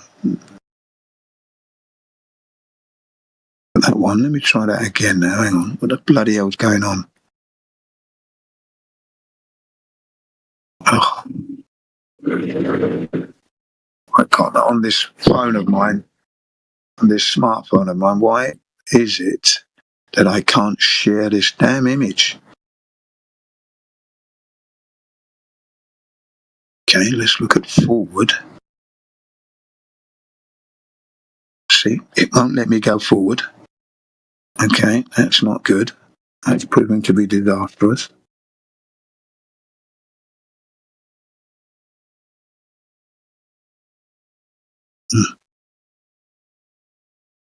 Right, so that's a disastrous methodology there. Let's try this one.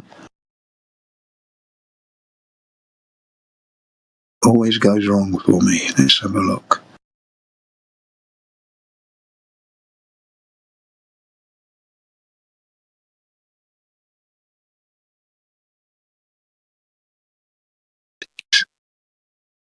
This is just a joke. Okay, let's try something else. Hang on. And let's have you like that. Let's go like this. Can we share this? Wait, we have to share. Right, Discord. Alright, but to go that way round, what a pain in the ass. Okay. All right, there we are. Okay, now you see the replacement. I'll put it in the side chat for you guys. The replacement is there. That there is the new one, not much different from the old one. It's costing $23 million, so it's gone up. Went up. That's the replacement one. And again, the funnel that the woman would have to use is, you know, like I said, it's just a hygienic nightmare. Okay, that's a hygiene nightmare. Imagine a woman trying to use that funnel to urinate in, and if she doesn't get it right, that's going to spray all over and over the equipment that has to be cleaned up in a situation where water is a premium, you know, because you know they're recycling the urine anyway. So water, fresh, clean water, is at a premium in that ISS supposedly. Yeah. So you know, you cannot be employing a design that is going to cause hygiene problems.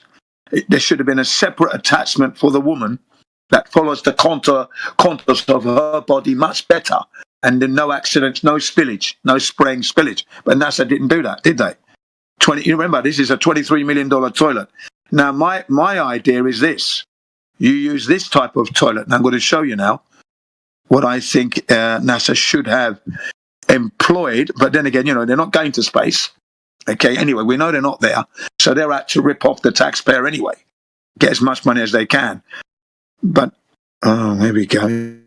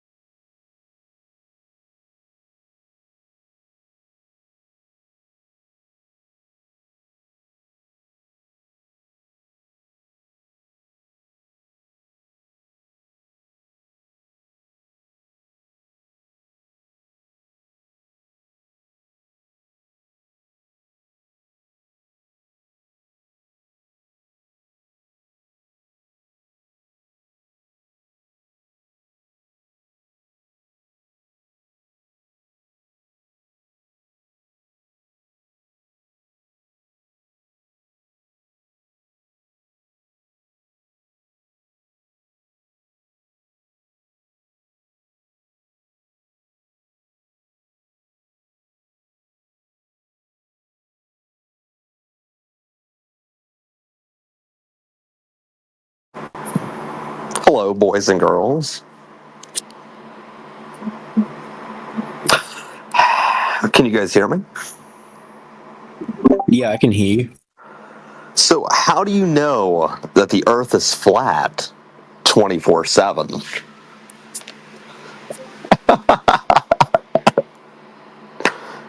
I'm just kidding. Yeah, I want to hear the explanation. I'm just curious. Me too. They haven't really said anything since I joined.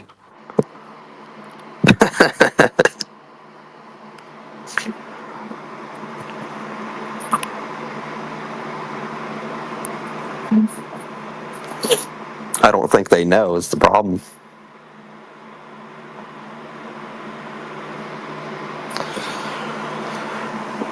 I used to be in that 24/7 flat Earth server. It's just like a bunch of alcoholics that like kick and ban and mod abuse you as soon as you say something. It's weird. And then they came over here and they kind of like chilled out a little bit.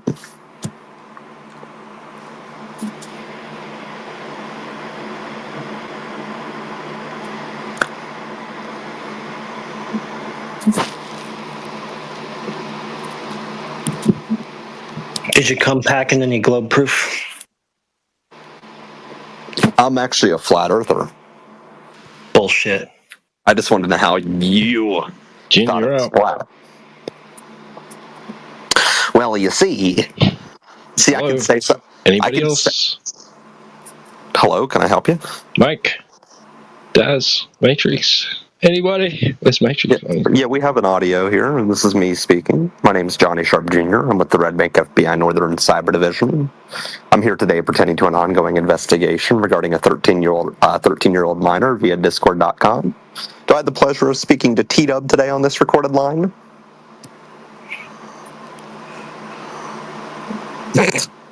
Can you send that copy-paste? What copy-paste? That message. It's funny. That's not a copy-paste. That came off my...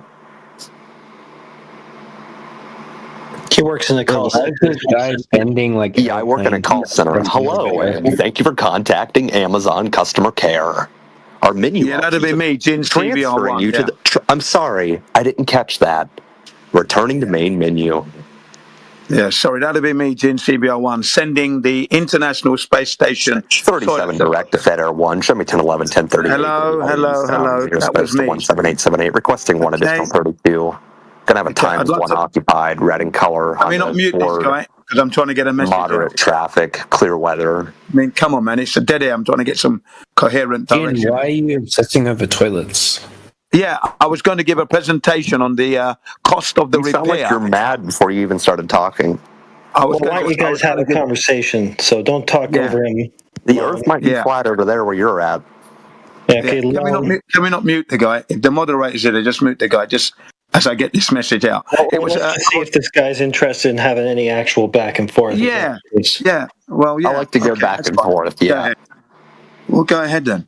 Present your case. I believe that we're on a flat, motionless plane. You would be an idiot to believe that we're on a spinning water ball flying through infinite space. So you're just going to be a goofball, basically. No, 1.3 million miles per hour. Yeah. With a Okay. All right. With a no. How do you have gas pressure with that?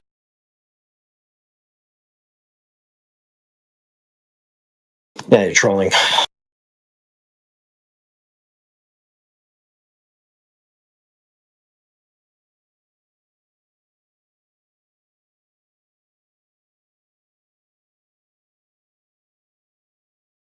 Yeah, sorry guys, I must have come in the middle of like all of yous talking because I had the volume turned down, so I didn't think anyone was talking. And I heard the guys on YouTube, right? I was on YouTube. Yeah, I could hear you. Come in. Yeah, I could hear you. And I thought, and they were like saying how nobody was talking, so I came in and I heard nobody talking, but I had my volume turned down. Yeah, we could hear you. Matrix, anybody? Nobody important, just some goofy troll. Yeah. So basically, posting the toilets. The reason I'm posting the plane toilet was I was going to give you a comparison of the price, of course, and the massive rip-off, okay? Because back in 2017, the original, apparently it was backing up. So they had to replace it. Now, that original one cost $19 million. That was the original price for the original toilet, okay? Now, when you look at that original toilet, I think for the men who want to use it with the penis inserting into the funnel, that was perfectly okay because you'd detach it off the wall, switch on the knob, then the vacuum would switched on and you could use it, probably use it very... Well, no, they've got to be taking the piss. Intended there, yeah, exactly. Right? That's some that would have been expensive shit, though. Yeah, $19 million for that, right? And look at what the women have to use, the same as the men. The women wouldn't be able to use it hygienically in a situation where you have to have the hygiene 100% much higher level than in a hospital on Earth because you're in space traveling at 17,500 miles an hour, Mark 23. Okay, you can't have any spray of urine floating around the ISS. That would be a nightmare if it got into any electrical components or electrical switches or whatever. Can you imagine that? Yeah, and that's what they want the astronauts to use. The second toilet is the replacement at $23 million. Okay, $23 million. And then the reason I'm showing you the toilet of an aeroplane is that an aeroplane toilet, just the cubicle, which is much, much more hygienic. The whole cubicle starts from 250,000 to 500,000, depending on the aircraft it's going to go in. Okay, private jets a little bit cheaper, bigger domestic airlines, bigger toilet. Okay, and then to plumb them in, the plumbing is $1 million. Okay, so for $1.5 million, you got yourself a nice cubicle, privacy, hygiene. There you go. Right, versus $23 million, and you're in a cubicle in this new one anyway. The new one's got a kind of like cubicle unit that goes with that $23 million. The original one was a curtain, like a shower curtain. That's all you got. That's why I was posting it, just to give you an idea of the prices they charge and then how to use the toilet. Massive hole. You got your feet on some platforms. Right, Velcro, so you don't fly off, and then you do your business in there whilst the vacuum is on. What do you think? Big rip-off, 19 million, 23 billion? Sorry, 23 million for the new one. Sounds dangerous. Thank you. It's a hygiene nightmare. That. And that's what they got to use. Versus the aeroplane toilet, which is you're looking at there, that's on a vacuum system anyway. More privacy because you're in a proper cubicle where you slide the lock, yeah, and everything's there plumbed in nicely neat. Versus the stupid thing that you're looking at there, which looks like an old-fashioned vacuum cleaner from the 1940s, the Hoover.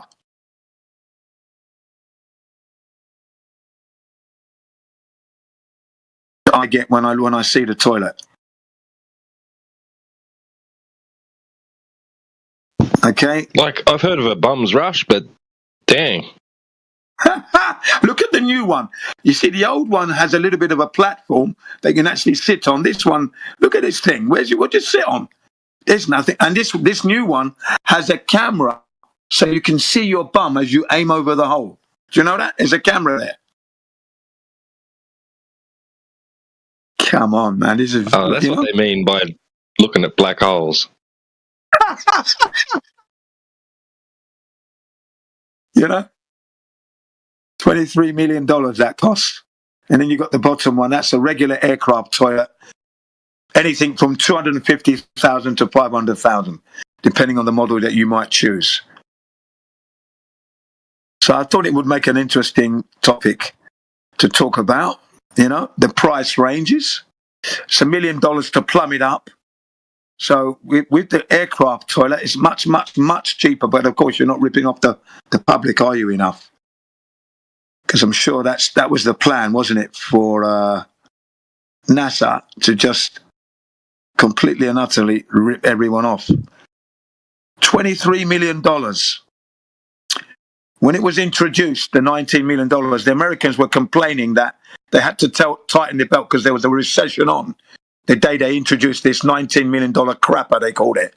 Right? There was a recession on and everyone had to tighten their belts. How could they afford to throw away $19 million? Yeah, man. It's what you call the royal flush. Yes, the royal flush. Putin's got a similar thing, but it's all made of gold, by the way. Putin's crapper is gold. He shits in a gold toilet.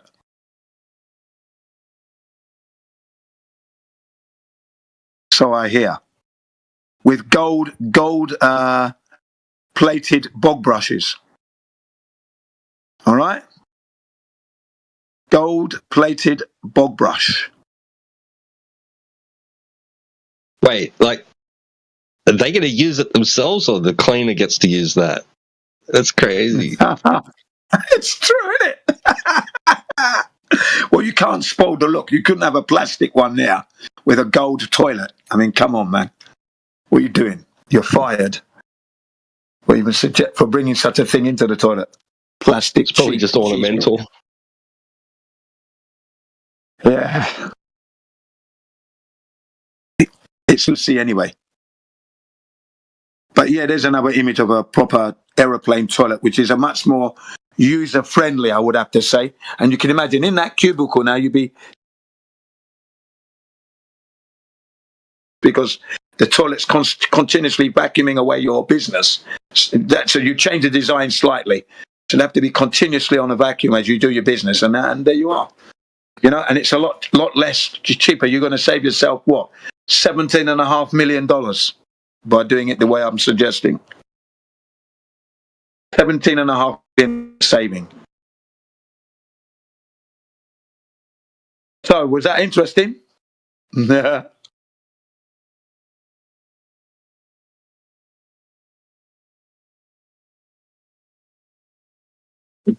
Yeah, I remember when I heard the price, I was like, what, $19 million? Bloody, for that thing? An old-fashioned Hoover vacuum cleaner turned upside down. Because we used to have one like that back in the 60s. Our one was orange, right? And in the middle, it had 3 clips that you unclip, clip 1, 2, and 3. Then it's split in half, and then you take out the dust bag, covered in dust, and then you go off and clean it out. And I'm telling you, it was an awful job to do to clean that bag out, to get it really clean. Because you take out all the stuff that is Hoover, but then you've got the dust that you've got to shake off. So you'd have to go outside to do that.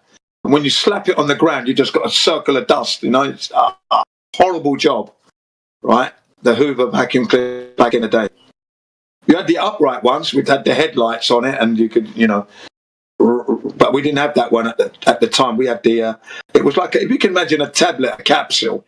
You know the capsule tablets that you pop in your mouth? It was that shape, basically, and it's split in the middle with these clips, and yeah. You could carry around, right, and then just walk around the house cleaning up. So it's really useful. I liked it. Just didn't like the cleaning up side of it, emptying the bag out. But that's what those toilets remind me of. The NASA toilets remind me of a Hoover from the 1940s and 50s that we got in the 60s. And the seat for the new one, the replacement at $23 million, where does the person sit? There's no platform for your bum to... What are you supposed to do? You're supposed to float over it, hover, and then just bomb it. Boom. I mean, look at the shape of it. Right?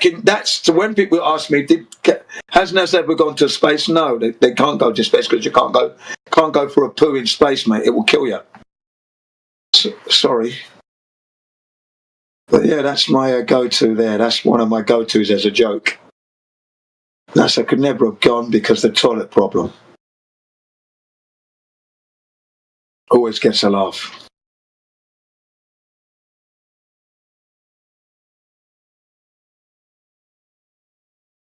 And there's 2 videos that I used to have. One of them's been taken down because it was really revealing. You know, because it actually gave you how long it took them to actually do the business. 45 minutes to get out of the suit, do the business, and get back in during the Apollo missions. And that video's gone now.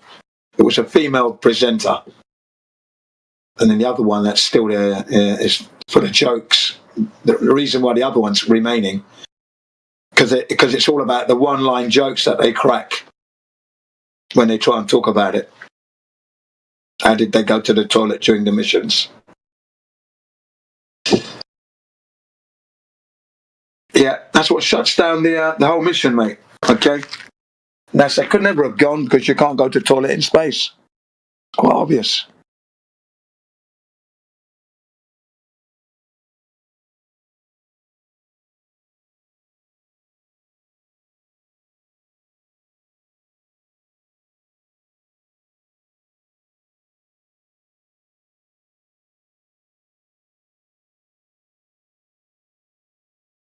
It also reminds me of a machine that we used to have in the replacement one. When I used to go to the laundrette back in the 1970s, 1970s, me and my brother, we used to do the family wash. When you finish washing your clothes, there's what's known as a spinner, where you put the clothes into the spinner, lock it down, pull the arm, put 10 pence in, and it would spin the clothes any last residue of water through that centrifugal force, getting all the water off it, and then you put it in what this second one looks like, the replacement toilet, the $23 million one. That's what it looks exactly like one of them spinners. Exact. You know?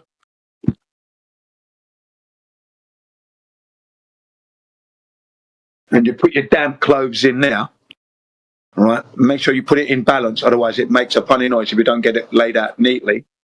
Right? Don't get it neatly, and then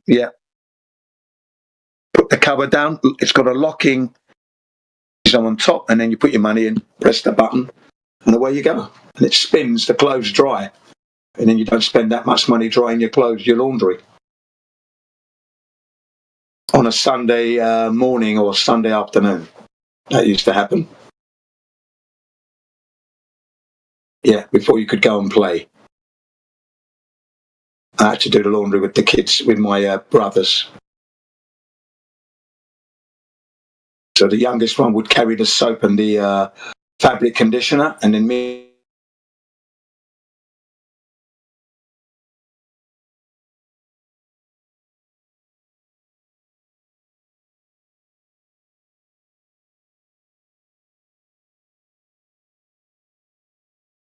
About half a mile walk.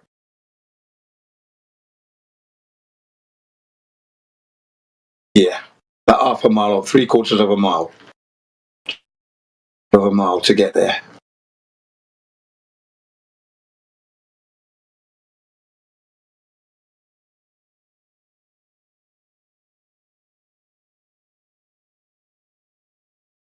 Well, I hope you found that interesting. It is quiet for a little isn't down well. So now the ISS is using the new 20.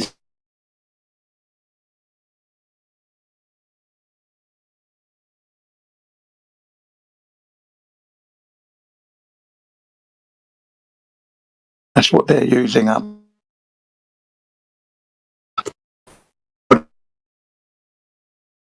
The taxpayer $23 million. There you are.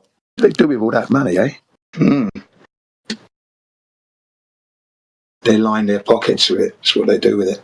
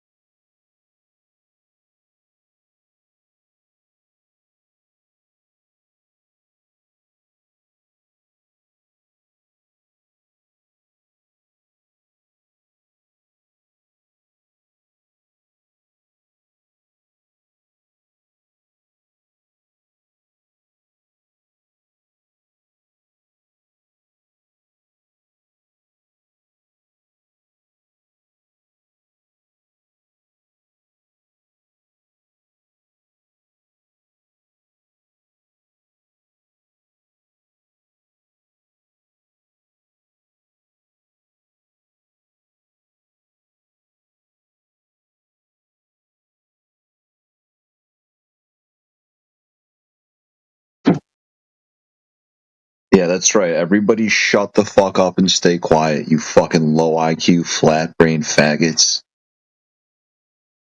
No talking. No talking. Oh, heretic.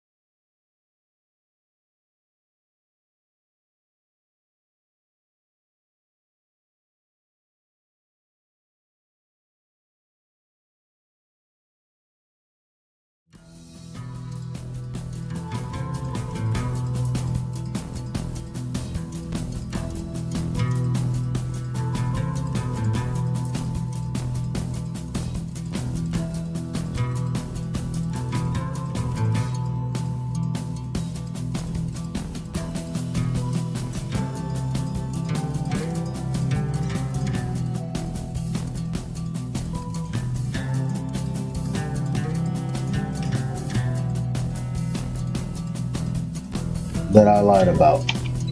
I said that the little boat image, it being a superior mirage, maybe I said that because I said it a couple of times. And he corrected me and said an inferior mirage, and I said, right. I said, that's not refraction, nor is it what Globers claim, atmospheric refraction. And then I said, like, Andrew Thomas Young can't explain this. And he said, yes, he can. Or yes, it does. Something to that effect. And then I said, cite it. Now, later on in the conversation, he said he never said that.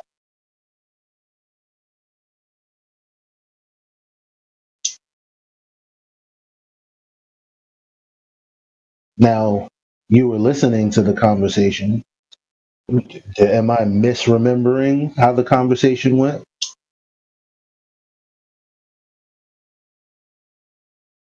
Maybe there were instances where he said like one thing.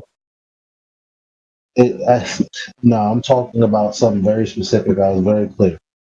Now, the only thing that could adjudicate this is the audio. Unfortunately, it seems like that part of the audio is not recorded. That was the part that was cut off because it was uploading and getting ready for the new thing. Yep. Super unfortunate. But it's been a while now, so now like it's kind of faded into my memory and everything. But for the general conversation, he was just trying to use Andrew Thomas Young as a hostile witness. He wasn't saying that the diagram is how things work. That's what Globers use. They use diagrams and mathematical expressions to explain how things work. What he was saying is that there's I'd have to get the quote exactly in order to figure it out, but maybe you can help me out. He was saying that there was there were conditions that made it very difficult for him to pinpoint exactly how this would work. And if I'm not mistaken, I'm like paraphrasing now, but like it's because of the dynamic system and environment that the Earth has. It's not as easy as Snell's law, where you have two physical, like different mediums. You constantly have, and now I'm expanding on something DJ said, but he didn't say this part, where like when the air, like you were talking about earlier, the turbulence of the air mixing together, hot and cold, and if cold air gets trapped towards the surface of the Earth underneath a layer of hot air, that's where I jumped in and said there could be the change in medium. And as you're looking through that cold air medium, like there's no curve of the Earth for the light to bend downward, so you're just looking straight through that ball of cold air, and then as soon as your line of sight, the light pops out through the back end of that cold air density. Then, because it's warm air, it's going to start to gradually lift up as it moves through the back of the medium, and that's where you get that gradual rise, like I showed with the laser. So when you said, maybe I didn't know a lot about this, everything that you're describing, that's not what's described in Andrew Thomas Young's. Because Andrew Thomas Young is elevation dependent. So the change depends on the changes through elevation.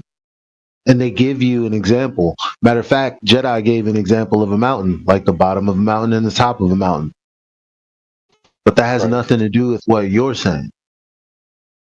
So when you say, because it's hot air at the bottom. What I'm saying is what's in Andrew Thomas, but what's in Andrew Thomas Young's paper is not talking about what you're talking about. Looking horizontally and then having a cold pocket in front of a warm pocket or something like that. That's not what this paper is describing at all. That's why I kept asking him to cite it. I know, but he's talking about there being atmospheric refraction. That's what Andrew Thomas Young was going into detail. Now, maybe he was doing a poor job of explaining it, but he needed it. For one thing and apply it to something else. Like you can't That's like taking a Glover's argument and applying it to some sort of flat Earth argument. No, we would never do that in any other scenario. You can't do that. I'm just holding him to as a hostile witness is all I'm doing. As a hostile witness, though, he's not saying what you're saying. You can't, because you can't cite within what you're saying from Andrew Thomas Young. You can't. So he said he never said he could, but he did. And you're saying, yeah, he can. It's in there. So he said, no, he didn't say that. And yeah, he could. You're saying, yeah, he could. I'm saying cite it because it's not in there. And I know it's not in there. All right.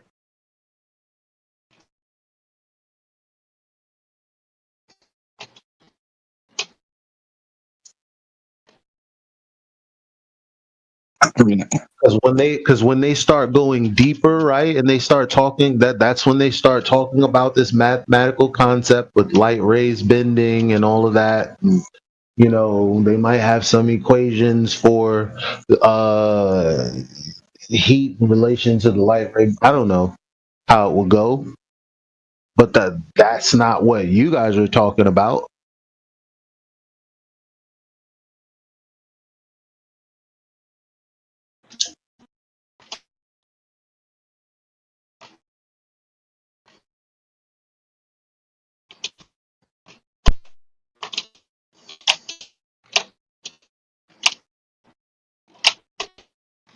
Maybe I don't get it. I don't know.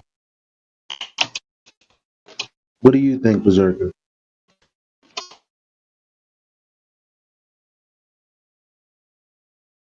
Okay, I'm unmuted. I was typing. I'm sure you heard it. Yeah, I mean, what should I say? It's better I refrain from saying anything because we are on stream. But all right, sure.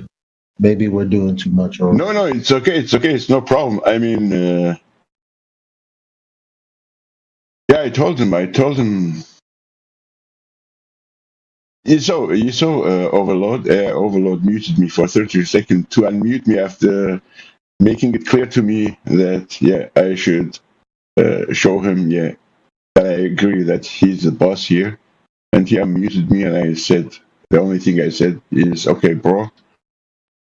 And someone else said something else. I think it was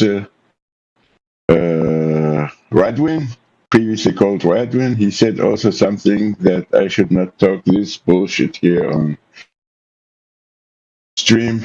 And I told the other guy, no worries, bro. That was what I said, because that was what they wanted to hear. They have the mute button. If I would disagree, I will get muted, maybe banned.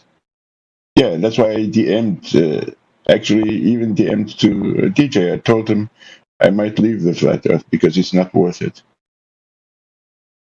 Because if Air Lord thinks he's a tough guy, I don't want to go berserk on him, because next time that will happen. That's why I will leave it.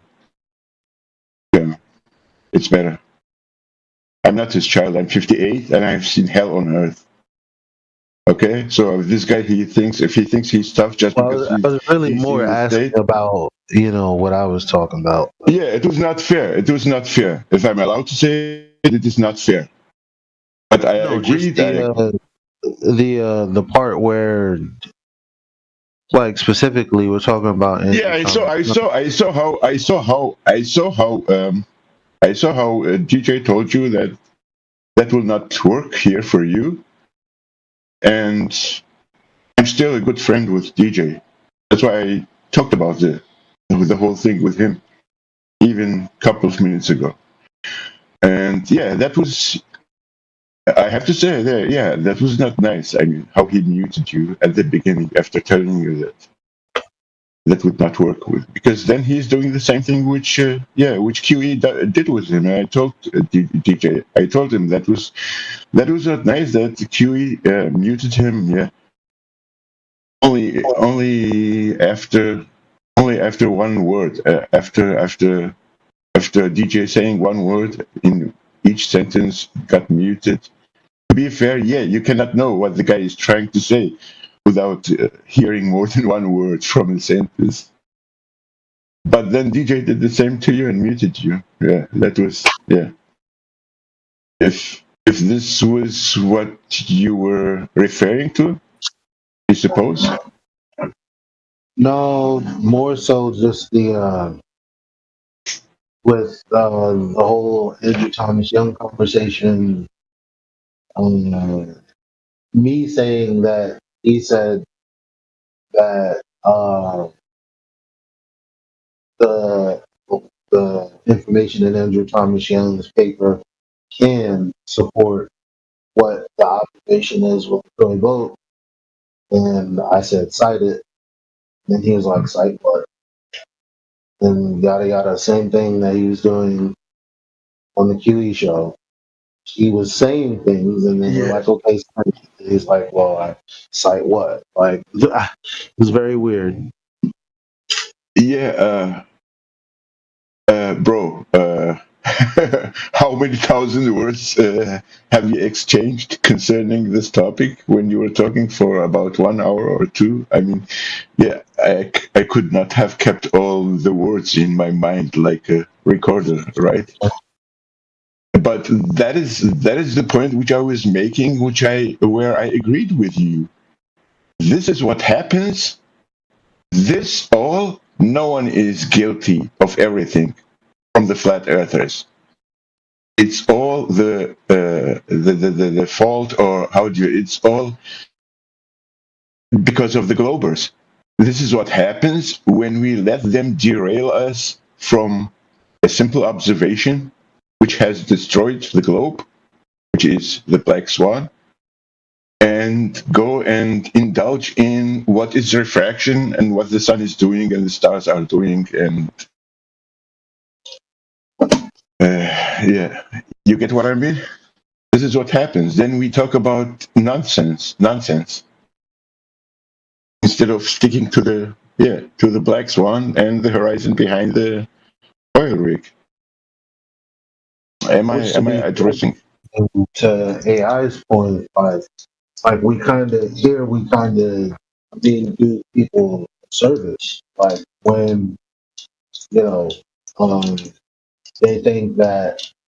Yeah, bro. You remember we were. Sorry for interrupting you, but you remember we were on QE's show, and you have seen. I was just watching, and it was painful for me that both are flat earthers, DJ and QE, and they were going at each other. Yeah. Yeah, but you remember we said we will go back, and we came together here, me and you and Jen, and you remember that I kept myself in the background. I didn't say anything, and you were discussing with DJ. Why did you feel like it was necessary to interrupt? What was the point? Sorry. What's the point? Okay, I remember. Can you say that? I remember. What's the point? Can you say that again? What do you mean? What's the point? You asked me if I remembered how you stuck to the back and didn't say anything. Okay, you disrupted me to say that. What's your point? You mean I interrupted you now to say that? I was literally talking, and you was like, "I'm sorry to interrupt." And then that's what you said, and I was like, "And I'm asking you, what's your point?" Yeah, I wanted to say I didn't want to interrupt you both, and we came from the other server, to try to solve this infight, which what does that got to do with what I was saying? Okay, just go ahead and say what you wanted to say. I can't even remember, dog. Because what the hell? Yeah, bro. That's a problem. I can't also remember why. Yeah, but you just I did interrupt you about something that was totally not related to what I was talking about. So I don't get it. Yeah, bro. Sorry if I did that. I also lost my chain of thoughts. But that's what I meant. This is what happens when one gets derailed, and digressed into another subject. I think that was what we agreed upon. Okay. That we are letting the globers. Go ahead. To be fair, like example of AI, who like when globers think that only the leading edge of the sphere can make things disappear bottom up. Like we're not just out here talking about refraction and whatnot. Like, but the conversation doesn't end when a globe earther says refraction. We show them things like things disappearing can't be curved and things like that. Like, so I get all of that. You don't have to cut somebody off. You can do them a service by going further. And there are other avenues other than, saying you don't know what refraction is.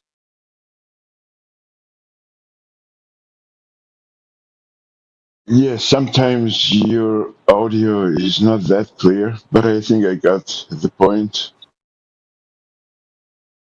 But the end was to go into other avenues.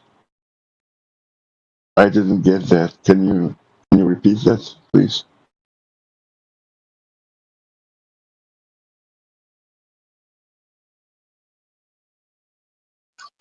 Yeah, I'm just saying AI like is an example of how, and he gave an example of how other ways that you can keep the conversation going that'll be helpful to a global. Oh, I like get it. showing Okay, I get it. Okay, I get it. Yeah, I get it. Okay, I get it. But everyone, yeah, I get it. Okay, where he mentioned other rooms in the server where we can talk about that. Okay, yeah, but I said nothing else than agreeing with AI. I think the only thing which I missed, which Sheepdog pointed out, that AI ended the discussion by saying we will not talk about it. Yeah, but so I must have missed that, which meant that I opened the topic again, having missed what AI said about that. But nevertheless, that doesn't give him the right to talk like from above, and that he has more worth, and someone else is like a child. He's talking to a child. No thanks. Look, but Earth is not the topic of the life, and yeah, and no one needs it. This is my opinion. I don't need it when I get treated like a child, where I'm sure AI is younger than me. No thanks. There's no excuse for his behavior. Okay, I will say it openly, and I will say it in the stream. I agreed with AI that he referred to the behavior of Q as Gestapo tactics, and I agreed with AI that we don't need Gestapo tactics in the community, Flat Earth community. So where did I go wrong? Just because I missed that he closed the topic, and then he talks like, yeah, I will meet you 30 seconds, and I'm the boss here, and when I unmute you, I have to hear that you agree with that, I'm the boss, and he unmuted me, and I told him, okay, no problems. Just to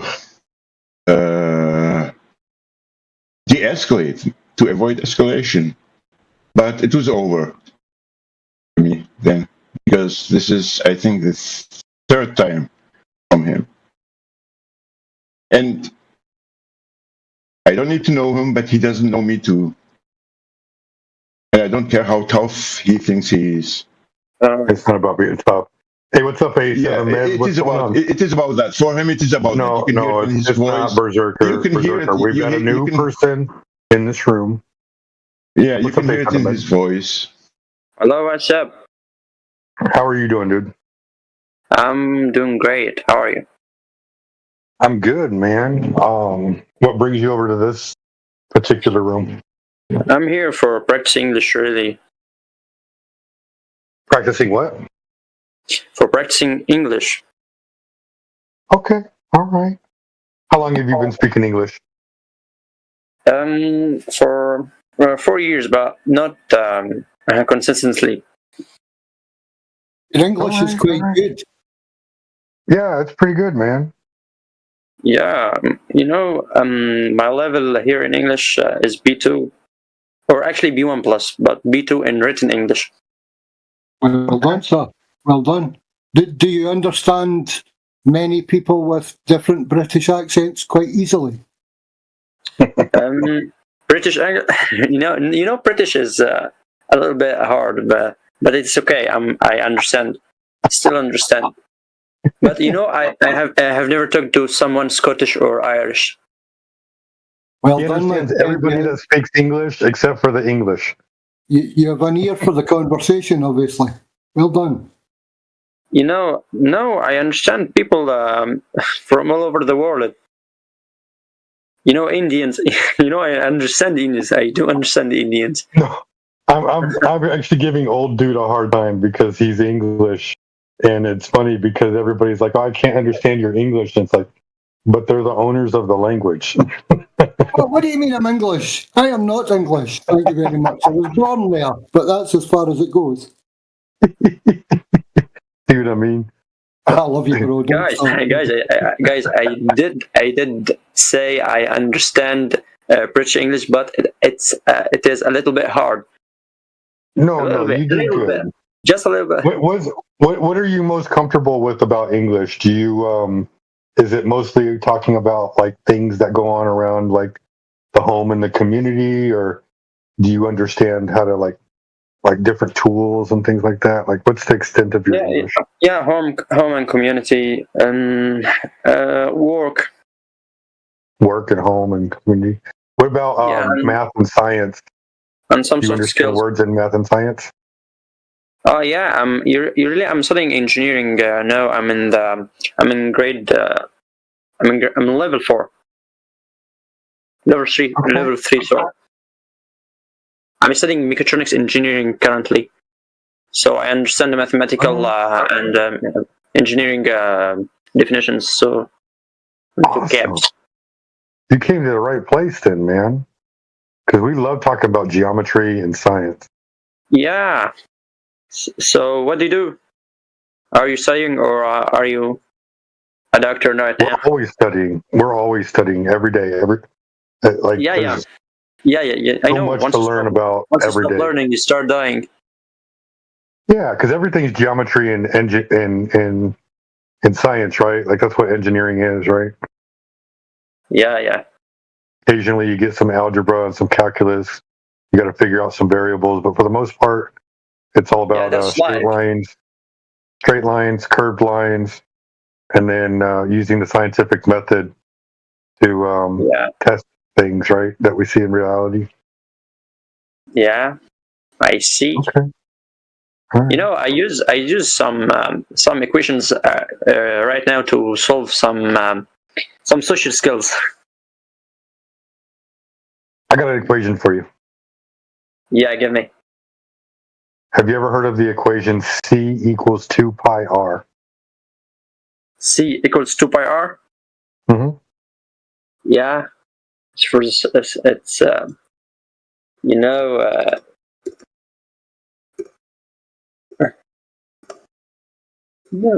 circles. المحيط ما أعرفش. I don't know how to say المحيط in English. But again. That's okay. It's for the circumference of a circle. The perimeter of a circle. Yeah. So, can I ask you a question? You sound like you probably have heard this equation before, correct? Yeah. So, if the equation C equals 2 pi r is correct, can you solve for C? Can you solve for C without knowing r? Can I solve the C without knowing R? Yes. C equals 2 pi r. No, I cannot. I have two variables with one equations. I need one extra equation to solve the two variables. Right on, man. And then if you can you solve for R without knowing C? Can I solve R without knowing the C? Yes. No. No. You have to know one of them to solve for the other one, right? Yeah. Okay. All right. Fair enough. So what about living on Earth? Do you think the Earth is a ball, or do you think it's flat? Yeah, I think it's a ball. Okay. All right. Do you think it's a ball or flat? Oh, I know it's flat. You know, Earth is flat. Yeah, there's no measurable curvature. How could Earth be flat? Could you convince me with the flat Earth? Yeah. So if the surface of the Earth is not curving, then the surface of the Earth must be what? So sorry. So just kind of asking a question, right, to see if you understand. Like when I say that I know the Earth is flat. So if the surface of the Earth is not curving, then the surface of the Earth must be what? If the surface of the Earth is not curving, Mhm. It's not curving. It could be any shape. Is flat a shape?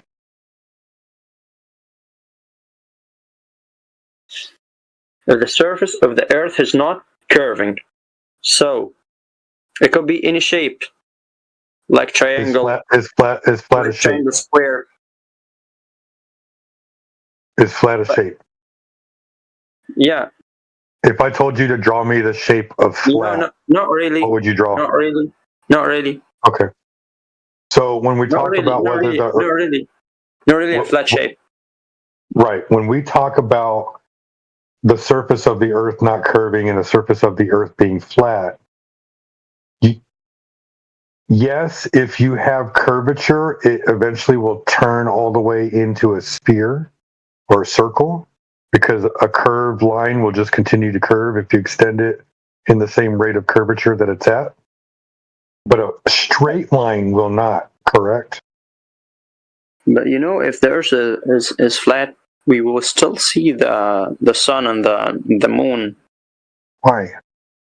All day, all time. Why would we see them? Because the Earth is flat. How far away do you think the sun and the moon are? It depends on your theory. Well, it's not a theory, right? Like, so what we're doing is we're looking at the surface of the Earth, particularly water, right? Because if I fill up a cup of water, the surface of the water in that cup is what? Flat or curved?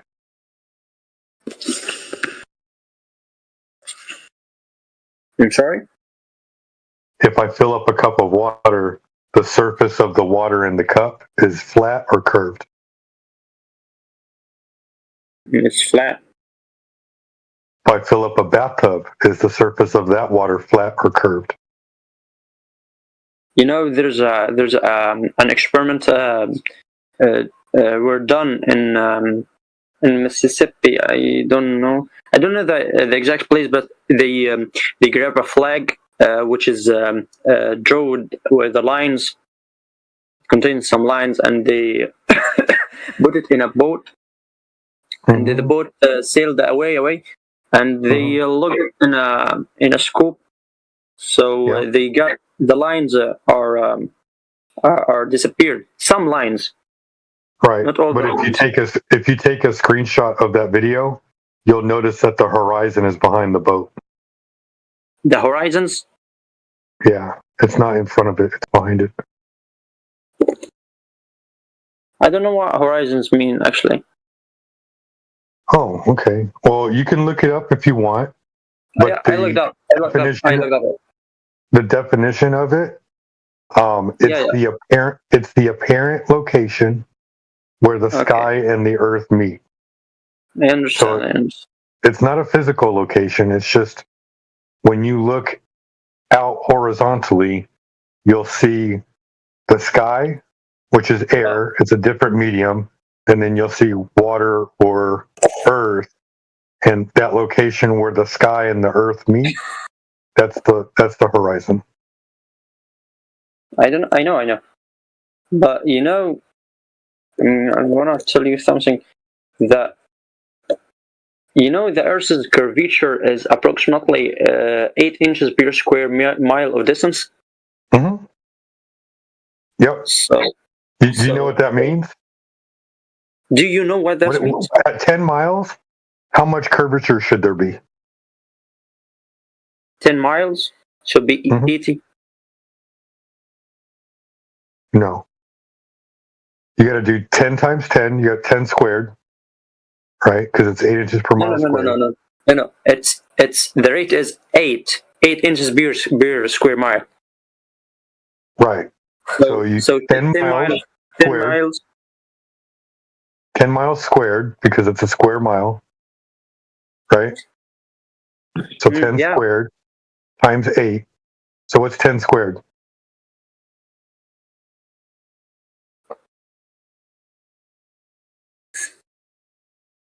What's 10 squared? 13. What is 10 squared equal? 64. 10 times 10 is 100. 10 times 10. I'm sorry, I thought it 8 times 8. Right. It's not 8 inches squared. It's miles squared. So at 1 mile, it's 1 squared is 1. That's 8 inches. At 2 miles squared, it's 4 times 8. That's 32 inches. At 3 miles, it's 72 inches. And then you keep going out further and further and further. Can I ask you, hold on. Okay. What is my major? Yeah. I have life experience, man. I was a paramedic for 14 years. I served in the U.S. Army for 3.5 years. I worked on oil rigs for 6 years as a mud engineer. As a model engineer? Yeah. Yeah, nice. Yeah. Now I'm doing sales. So at 10 miles, 10 times 10 is 100. 10 squared is 100. Times 8, that's 800. 800 divided by 12, because it's 12 inches, right? In a foot. 800 inches divided by 12 inches makes 66 feet and 8 inches of curve. So 66.6 feet of curvature. So when you look out over water, right, anything beyond the horizon 10 miles past it should be blocked by the physical geometric horizon by 66 feet. Right? Unless there's any kind of like distortion from the atmosphere. Oh, by the way, if you look in the side chat, old dude was very kindly enough to put the boat that you're talking about with the lines. If you look, where's the water? Where is the water at behind the boat? Is it behind it or in front of it? The horizon. You know, the camera is in front of the boat. How could you see the camera is in front of it, but the water line is behind the boat, right? The water line behind the boat? Yeah, the line where the sky and the water seem to meet. You know where the river this where is the river they did the experiment in? I don't remember the name of it.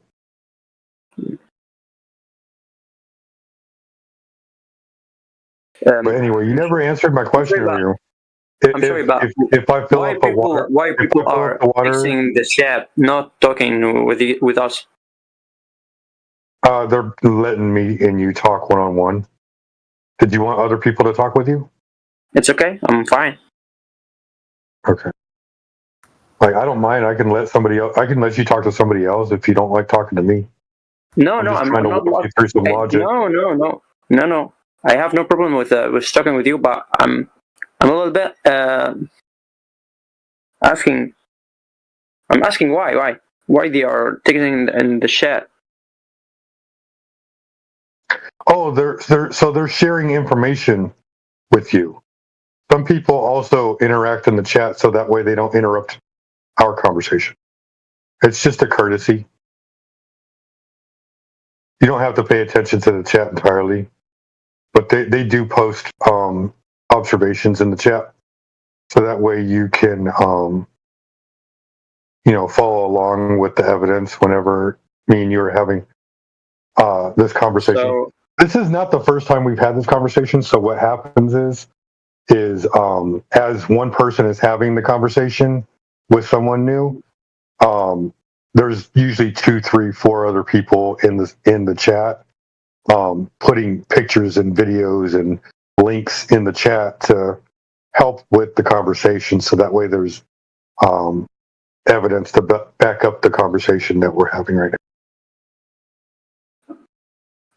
Yeah, okay. Does the flat Earth model say anything about the age of the Earth, or just its shape? Flat's not a shape. Flat isn't a shape? Flat is not a shape. Draw flat. Probably draw you like a disc. Why would you draw a disc? Why not Because a square? it's flat on the z-axis. Why not a triangle? Why not a pentagon? If you draw any of those, they'd be flat on the z-axis. Why not an octagon? You draw any of them. This could be the UFC, bro. Yeah, so this is kind of not responsive. Right, so like flat can obviously be like true of a set of shapes and still be something about the shape of a thing. Draw the shape of a lake. Draw the shape of a lake? I mean, which lake? Any lake. Okay, can I post you a picture? Tell you what, I'll give you a specific lake. Go look up the Lake Texoma on the border of Texas and Oklahoma and draw the shape of Lake Texoma. It seems like a long exercise, but I'll post you a picture of the shape. Here's an example of the shape. It's the blue thing you see here in the pop edge. Oh, I can't post links in here. Now draw the Lake Maracaibo in Venezuela. That is over 300 kilometers from the Caribbean Sea, and is sea level from the Caribbean Sea towards 300 miles inland into Venezuela. Right, so the answer to my question is a no? The answer of your question is that there's no curvature. That wasn't my question. Alright, what question are you answering when you say there's no curvature? Yeah, flat is in a shape, so you can have flat and round things. You can have, you said the disc, remember? So round and flat. Dude, you're having an ESL moment. Like this, like obviously... I'm doing this because you interrupted another conversation. You interrupted other people talking. No, I didn't. The conversation wasn't interrupted. The person explicitly said they wanted other people to be able to jump in, and they both said they were okay with that. Then I jumped in. Okay, so what is your question? Go ahead. I didn't say it was okay for you to jump in. I asked him if he wanted to talk to somebody else. And you just interjected yourself. He asked you, is it okay for other people to jump in? You said yes. Alright, let's move on. I asked him if he wanted to talk to somebody else. I was having a one-on-one conversation with him. It was very explicitly not a one-on-one conversation. Stop playing the victim. No, you just took this as an opportunity to open your big fat mouth, dude. Do you have like an answer to the question or not? Yeah, the Earth is flat. Was the question, is the Earth flat? The Earth is flat. It's not curving. Yeah, what do you think the question to be was? found anywhere. Alright, that's great. What do you think the question was? Now who's interjecting who? It's very strange. For Gimsy, you seem to think that I interrupted somebody else's conversation. It sounds like you're interrupting mine and Sheepdog's conversation. Me and Sheepdog didn't say that you could jump in. You never said Sheepdog Sheepdog. in A7 Med did say that I could jump in. You never said Sheepdog. Answer my question. And you replied to me when I spoke. Gravity made him fall out. That's rude of you to kick me. You should apologize. Why is it rude to kick you? You should apologize. I wasn't talking to you. You just interjected yourself. Well, you just We weren't having a conversation. After there was a huge amount of dead air, you spoke to me. I don't have arguments against you, so I'm just going to panic and kick you. So what is the question again? Are you going to repeat it? I thought you said that you answered it, but it seems like you didn't pay attention to it. So what is it? Question is just, do you have a view on the age of the Earth? Why does that matter? That's an unknown. So that's to say no from you, Jimsy. And Sheepdog, instead of answering my question, That's a no for you as well, because you don't know the age of the Earth. Why does your question matter? Why You does don't your know question the matter? age of the Earth. Why does it matter if it matters, Sheepdog? Nobody knows the age of the Earth. You don't. Right, Jimsy, I don't know what you're talking about. You're like very clearly not understanding what's going on here. You don't know the age of the Earth, so why are you asking anybody in here? Everybody's clueless about the age of the Earth. Nobody knows. Matthew is actually giving me something that definitely is an answer. Hi. Oh, Matthew had like God's revelation. No. God told him how old it on is. the age of the Earth. It's very fair there. The reason I ask is just because it seems like a lot of flat earthers promote their belief in flat Earth because they think that it is intelligent. Oh, this is about people in here, and it's not about the topic. It's not about your questions. I'm going to ask people what their view is on that too, because I want to see a broader picture of their world model, as opposed to just like one random aspect. There is no model for reality. There's no model. Yeah, reality is not a model, dude. I didn't say reality was a model. Yeah, you don't need a model. You want a flat Earth model? When did I say that reality? Flat Earth is reality. There's no model for reality. What did I say that you're contradicting when you say reality isn't a model? It's not. I said reality has no model. If I said that's the house of my friend, you wouldn't be like, your friend's not a house. That's completely non sequitur. Right, it would be completely non sequitur, which is why I was completely non sequitur, and you did that when I said, what's your broader model of reality? You said reality. Your friend's house is level. I said your model of reality, not your model is reality. So like, it's a very simple distinction there. You want a flat Earth model, and the Earth is flat, and there's no model for the reality of the Earth that we live in. Can I ask you, in the northern and some southern hemispheres, does the sky turn in different directions? Like one's clockwise, one's counterclockwise? The sky is not the ground below your feet. Is that an answer to my question? The sky is doing what it does. Has nothing to do with the surface of the Earth. Right. I've asked you which of the things it does. Does it have this property where when you're in the northern hemisphere, the sky can spin the southern hemisphere clockwise the and other? Okay, let me ask you a clarifying question. You. No, you can't ask me anything. You can answer my question or you can kick me. Those are your options. Kick me now or answer my fucking question. Otherwise, I'm going to re-ask the question over and over. Yeah, no, you can go kick rocks, bro. I'm not going to kick you. I'm just going to keep you server muted, and I'll just server mute you from here on out. I wanted to hear what he had to say. I don't care what what anyone else hear. or just me. Can we bring that person Why don't you take his place, Retro Mind? Oh no, well, I'm sorry. I don't mean to interrupt. Thought that he that synth gave like a good response, right? We should bring them back. He was saying, you know what he was saying? He said, let's talk about the surface of the Earth while looking at the sky. Well, I think if you listen to them for a bit longer, maybe it would have been more fruitful. No, because here's the thing that he's going to say. He's going to steamroll. Look. I'm going to tell you what he's going to say. He's going to say, "Oh, when you're in the southern hemisphere, the clock rotates rotates clockwise, and when you're in the northern hemisphere, it rotates counterclockwise." And what the thing is it's not about what hemisphere you're in, but whether you're looking south or you're looking north, that the sky rotates in a specific that's fine. direction. You might have had a good response to that, right? But right, it only happens over flat Earth. It's only happening over flat Earth. Maybe they could have expanded on you. I wasn't afraid, Will. Well, you should give them like I said, it's only happening over a flat Earth, Lorenzo. Pardon? Do you what? I don't know what you asked me. I didn't ask you anything. I said it only happens over a flat Earth. Okay. You should unmute them. Right. Why? Oh, because I think that they're one of the only people here that are giving good pushback to other people here. And I think it would be an interesting conversation. You've got evidence of the curvature? Bring it on in. That was my point. I know you guys don't agree with me, but he was engaging. You know what I mean? And he claimed to know. He claimed to know the curvature of the Earth, and I wanted to hear what he had to say.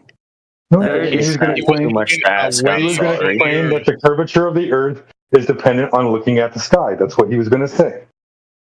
I think this is the first time that anybody comes in here and makes that argument. Mag-ano kasi ng argument mo, why Earth is flat? So if you have direct measurement for the curvature of the Earth, we would gladly take that on display. If you don't have perms to post images in the chat, you can DM one of us and we'll put the image in the chat. They actually didn't have perms. They wanted to, but they actually didn't have perms and asked for perms. But and that. But I'll give it up now. They're not coming back, it looks like, so. Nandyan to kasi may kukonect sila. Follow his logic.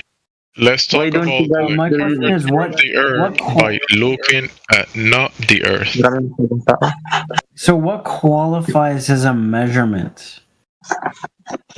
Yun si. Wait.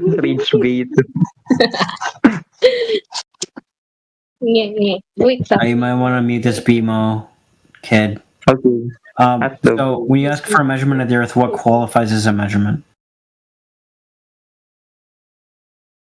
Okay, so what are measurements? Yeah, that was my question. Why don't we define measurement? Why don't we define measurement? Let's go to the dictionary. Well, when you say like the Earth's measured to be flat, like what does that mean exactly? It's hypothetical. So when you're standing out over water, large bodies of water, and you look out over the distance and you see the horizon, right? You understand what I'm saying so far? Yeah, but I'm gonna have to check in with you from time to. Hold on.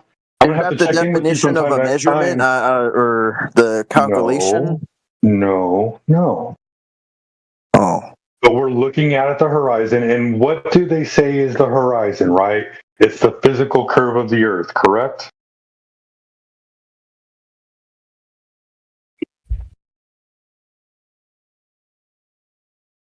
Correct? Is that what the horizon is to you? I'm sorry, is this an answer to the measurement question? We need to. I need to establish a baseline. Yeah, I need to establish a baseline with you because I need to know that we're on the same page when we have this conversation. Well, no, like I was just wondering about the measurement. When you say like a measurement, do you just mean it looks that way? Like, because I could take a measurement with a ruler and then say, okay, well, we've defined what an inch is, one way to and then measure. this is 6 of those things. But 6 of a ruler is one way to measure. What are some other ways to measure? Well, if we just like look across the horizon, it's just like, well, it just looks like it's 12 inches. It's just like, that's weird. You would probably want a better way than just like eyeballing it. What are you talking about? Because when you guys say it's been measured flat, you just mean you eyeballed it, which I would. No one, not even no carpenter would say they eyeballed it to like say they've measured it perfectly. Okay, so if I look out over the horizon, and the horizon's supposed to be 1.225 miles away from my eye. Wait, it's not. It's not though. Why not? But what's weird is you guys when I demand you factor in the refraction formula because you provide the glober. How much refraction is needed to see something 10 miles away? 10 miles from 1 foot of the unless the glober like corrects you to say you used the wrong formula, like you will run with the wrong formula and you will end up in obviously like okay. So then how do we put satellites into space? If we don't know the I don't know, if we but don't you know can how big the register ball this is. when the space station flies over you and you can see it. Hold on, RetroMind, because Reductio is steamrolling your conversation. I know this is way over your head right now. Dang it, Reductio. I just want to know what a goddamn measurement is. Right. So we have known distances from observations, correct?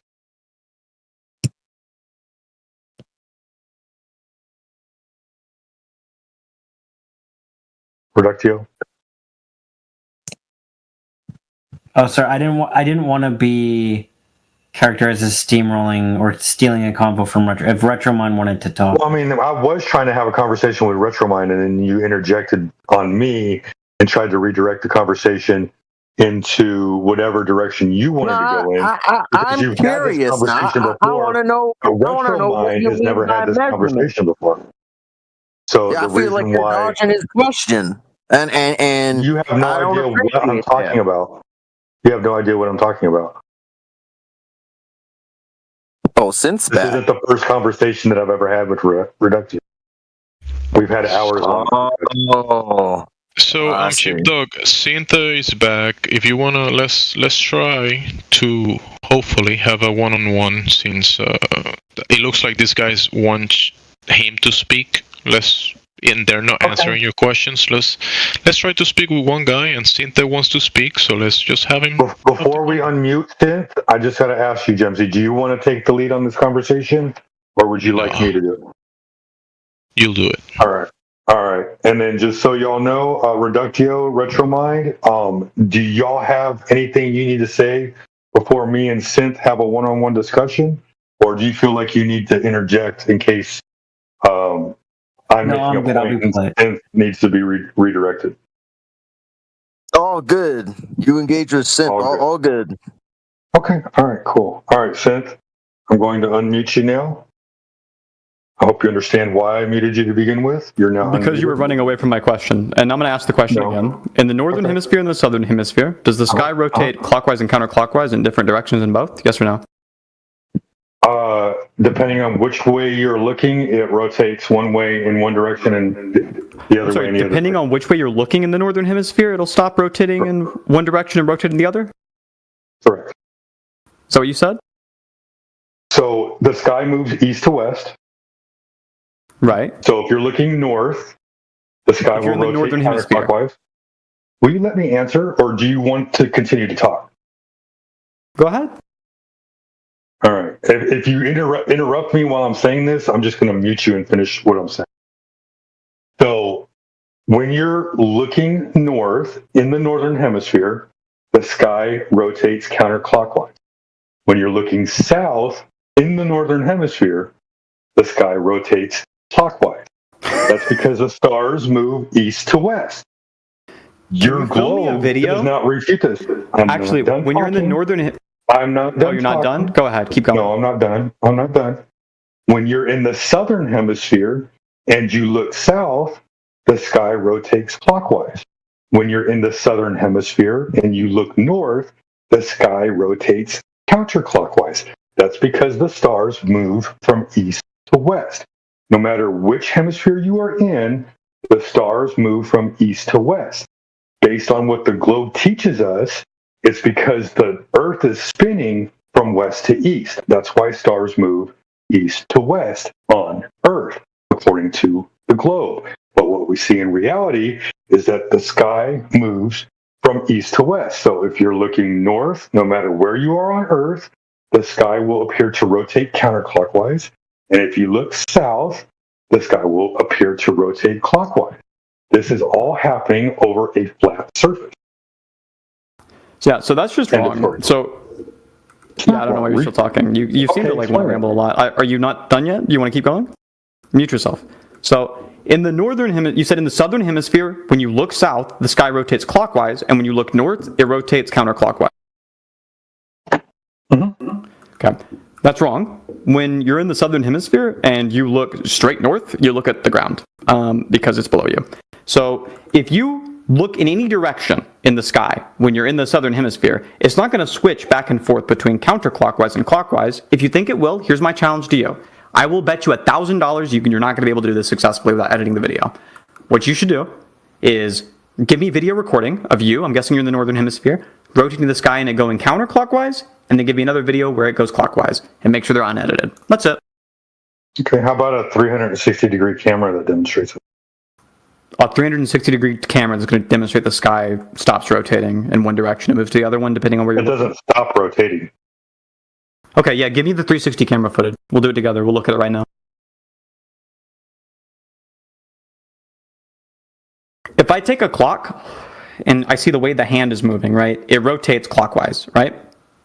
Mm-hmm. Right. If I take the clock and I put it up on the wall above me, it still rotates clockwise, right? Yeah. If I put it on the wall behind me, it still rotates clockwise, right? Yeah. So no matter which wall I put it on, it'll still rotate clockwise? Yeah, the clock, yeah. Right, the clock will. So if instead I put it directly overhead, is there anywhere I can look in that room where the clock will no longer be rotating clockwise? Is Is there anywhere in that room? No. Why? Why would it? Right. The same is true for the sky. When you're in the northern hemisphere and you look up at the night sky, it's not going to rotate in both directions. Oh, and this is supposed to be your video proof? Yeah.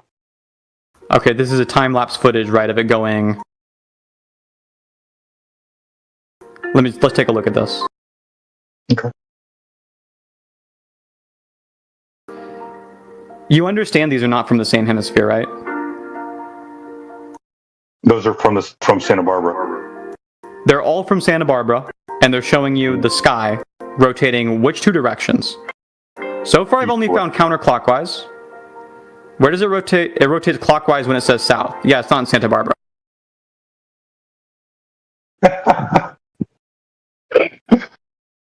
Brother, your video shows it being in the southern hemisphere.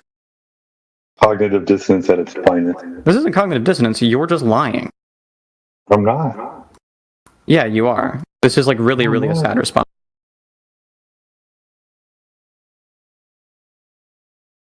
Do you genuinely believe that? That you actually think if you looked up in the night sky right now, you could find me? If you looked up, you're in the northern hemisphere, correct? Mm-hmm. Okay. It's a nighttime where you are right now? Sure. Okay. Do you have? Are you able to set up a camera that can run for more than like an hour? I could if I wanted to. Okay. You could. This is genuinely my request to you. It will debunk your entire fucking worldview. Just do it. Set the camera up, look at the night sky, and see if you can find any angle at which it changes which direction it's moving. Hey, can I ask a quick question? Sorry, Sheepdog, but Mr. Sithy, dude, what's with the attitude? I thought it was a one-on-one. It What is. is up with all the retarded flat earthers who always want to jump in to help out their buddies when they're losing? What is wrong with you? Dude. What is wrong? All right. Sorry, man. You overstepped the line. Yeah, I'm not going to speak like that. It is so condescending and ridiculous, dude. Like, I get what you're trying to do. Yeah, you heard that, right? That yeah, no, he's condescending. Pompous horse shit there? No, you can tell by his profile picture he's a degenerate, so it is what it is, man. Oh, yeah. He's mad at God. He's mad at God. That's what his problem is. Almost did that. My apologies, man. I'm sitting here kind of cringing in my pants here. I had to at least ask. I was good for at least 20 or 30 minutes. I could have been wrong, right? Maybe he was genuine, but he sounded like a piece of shit, right? So I just wanted to ask you, why do you sound like a piece of shit? Oh, and he's back. Maybe he can answer for himself. Right, Mr. Tithy, right? How about this, right? Oh, no, he's gone. Oh, he's back. Oh, how about this? Maybe you can answer for yourself. Oh, hold on. So I thought, look, Sheepdog, you guys wanted to complain that there were too many of us. All right. Now you're going to let me ask my question, or leave. It's up to you. All right. So no, this in and out. He's going to glitch his microphone open. Yeah. Good, nice try, dude. So either you're gonna like. What's the point? I come on. I opened the floor so they can talk.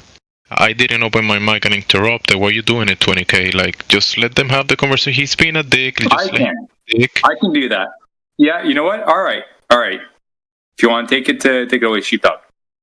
I mean, yeah, pipe down like your friend just told you to. Sheepdog, so you think if you're in the northern hemisphere and you look north, you look exactly north while you're in the northern, like you're on the fucking north pole. I was trying to moderate at the moment. I was moderating the other guy, so let me just finish what I was saying. Oh my god, you're fucking. What's the point of you guys? Like, you're doing this thing where you want to pretend you want to have a one-on-one and then you want to talk. Can you let him moderate the guy that interrupted you? You had nothing to say about the guy who interrupted me until Jimsy fucking piped in. So pipe down, Sheepdog. I'm asking you a very simple question. You're in the North Pole. You look straight north. Does the sky? Does it rotate? What he doesn't realize is that I'm a moderator too, so I can moderate as well. Synth, go ahead, Jesse. Say what you got to say, dude. 2 seconds, guys. Synth, kindly mind your language. You're being muted and excluded from the room because you're losing temper and you're using profane language. He's gone. Yeah, forgive me for my language too. I almost forgot where we were.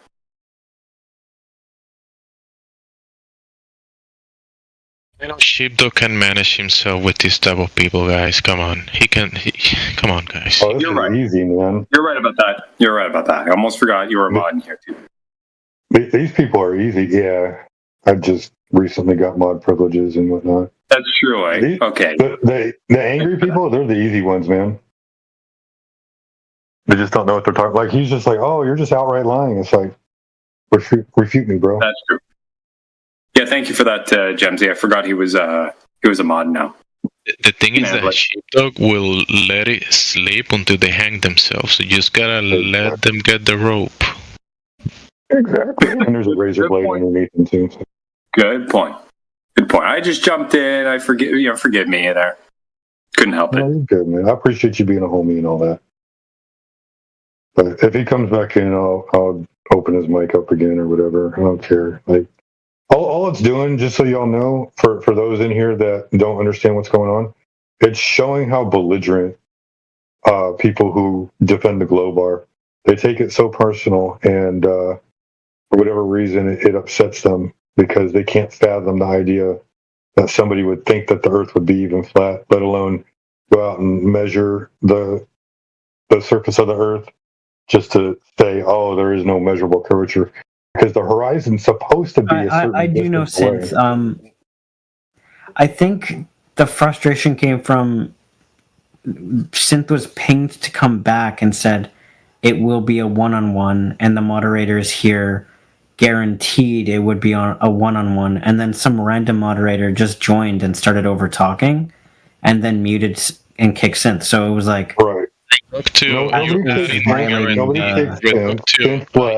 opened the floor for Sheepdog and him. You add in the guarantee. Remember, people in here can unmute themselves, and that's gonna happen. Then we just moderate it. That's the way it goes. The goal was the moderators who set that up were going to enforce that, but they didn't. So I think Gemsy was moderating 20 cups. I moderated the other guy. Yeah, that was my fault, man. I retract that. I didn't know the context. I was keeping silent because my attention was directed towards Synth, where it was supposed to be, because that's what y'all all wanted to see, was a one-on-one between me and Synth. Right on. There's no reason for me to moderate somebody else when my focus is on Synth. So Gemsy did the right thing. When 20 Cups thought that I wasn't able to do any moderation, he interjected. Gemsy said, hey, look, Sheepdog's got it. He's also a moderator.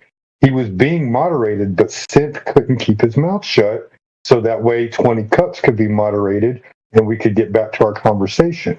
Because as you interrupt when somebody's being moderated, now the moderation gets extended even further and we can never get back to the conversation. 20 Cups, if I were you, I would ping Synth is inside chat. I would ping Synth and just apologize, just say you didn't realize it was one-on-one, but you will. I would never apologize. You can come in. If they can come back. He's your friend. You can ask your friend to come back. If he doesn't want to come back, just whatever. We'll move on. We're not gonna be begging for him. If you really want to have she's not gonna believe me if I ping her because he was completely disrespectful to me. There is no reason to apologize to that person. I only apologize for not knowing the context and butted in. While I was butting in, though, I mean, I think everything was well founded. Apart from the context mismanagement, everything will. So for that I retract. But everything else, now the guy's an asshole. Remember, the guy has a YouTube channel, so he's gonna be recording and clipping this stuff. So just have the conversation. And shit. Yep. Go right ahead. I mean, we're recording too, so it doesn't matter.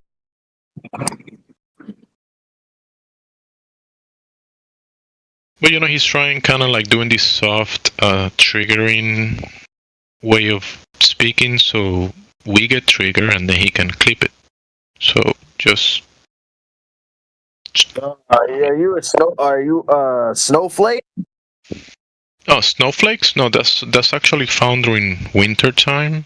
It's kind of summer at the moment. Just so you know, Synth has come back in. So. I didn't know this channel was filled with so many snowflakes. I had no idea. The sensitivity is unreal. Look, Sheepdog, I had a very simple question for you. Every time someone says something. And if you're on the North Pole and you look straight up, Sheepdog, do you think the sky rotates clockwise or counterclockwise? Do I think the sky rotates clockwise or counterclockwise? I don't know. I've never been to the North Pole. You don't know? Okay. If you're in the... I only know what it looks like from Santa Barbara or from Dallas, Texas. You couldn't imagine what it'd be like from anywhere else. That's very interesting. You might be retarded. But the imagine you're in Santa like Barbara. to be imaginary. Oh wow, you don't like to like think about things in your head. So imagine you're in Santa Barbara and you look straight north. Are you going to see the sky rotating clockwise or counterclockwise? If I'm in Santa Barbara and I look straight north, Mm-hmm. it's going to rotate counterclockwise.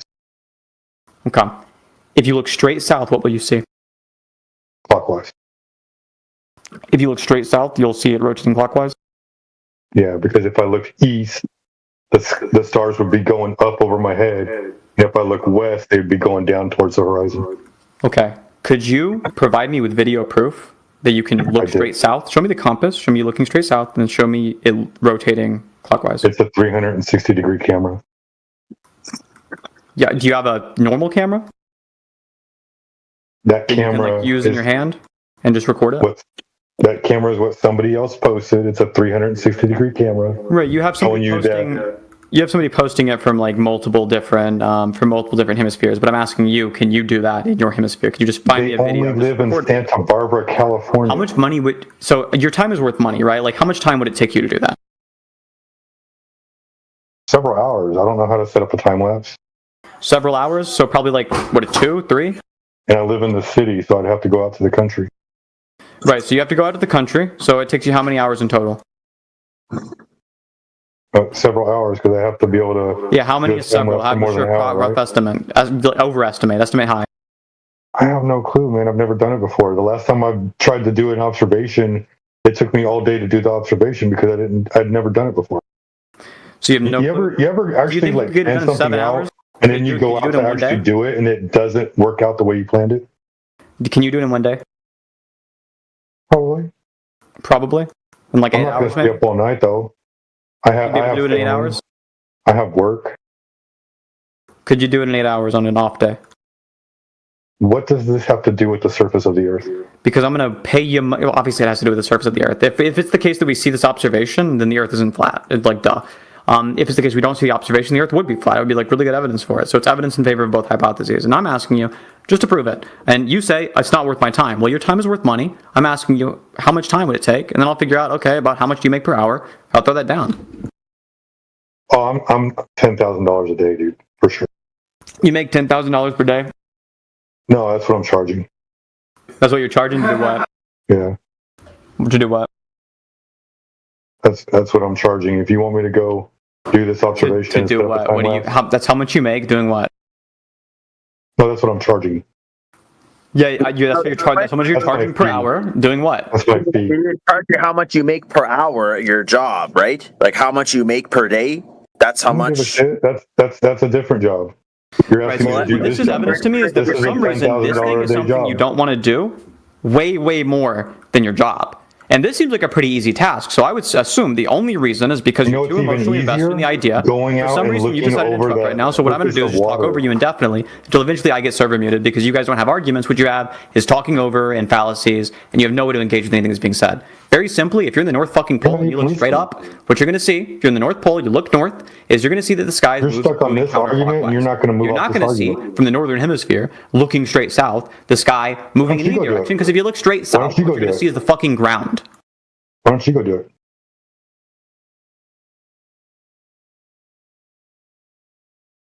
Do you have a response? Why don't you go do it? That's your response, really? Your response is, why don't I go do it? Yeah. Okay, how much will you pay me to do it? Not a question. Nothing. Zero. Right, so that's the difference. I'll pay you money to do it. You're broke, so you'll not pay me any money to do it. So that's why $10,000. My time is worth money. Your time is worth money. $10,000. $10,000? Yep. Okay, and you want me to do what? Go film this? Go look south? I'm not paying you. You can pay me. You can do it for free. Right, so this is why I won't do it, but you would do it, right? You say $10,000. Obviously, nobody's going to pay you $10,000 because you're like worth minimum wage, maybe at best. What you have instead, so this is what the issue. All I have to do is go look out over water. If you're in the Northern Hemisphere, and you look straight up, you need to really watch your language. This is the English. Watch my language. You can't say watch your language when you're not going to watch your language with me. I am watching my language with you. You better watch your fucking language a lot better than you're currently doing. You better pipe down. You better pipe down and be humble. Now you're getting server muted, and we'll work on the band as well.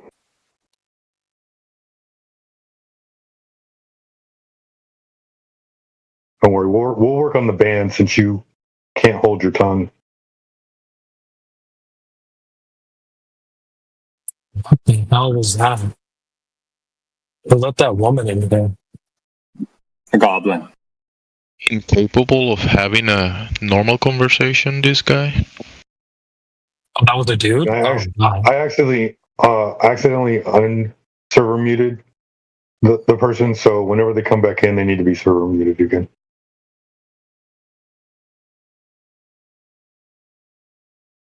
But yeah, no, my goal was to try to be as kind as I could to this person to prove a point, and they proved my point.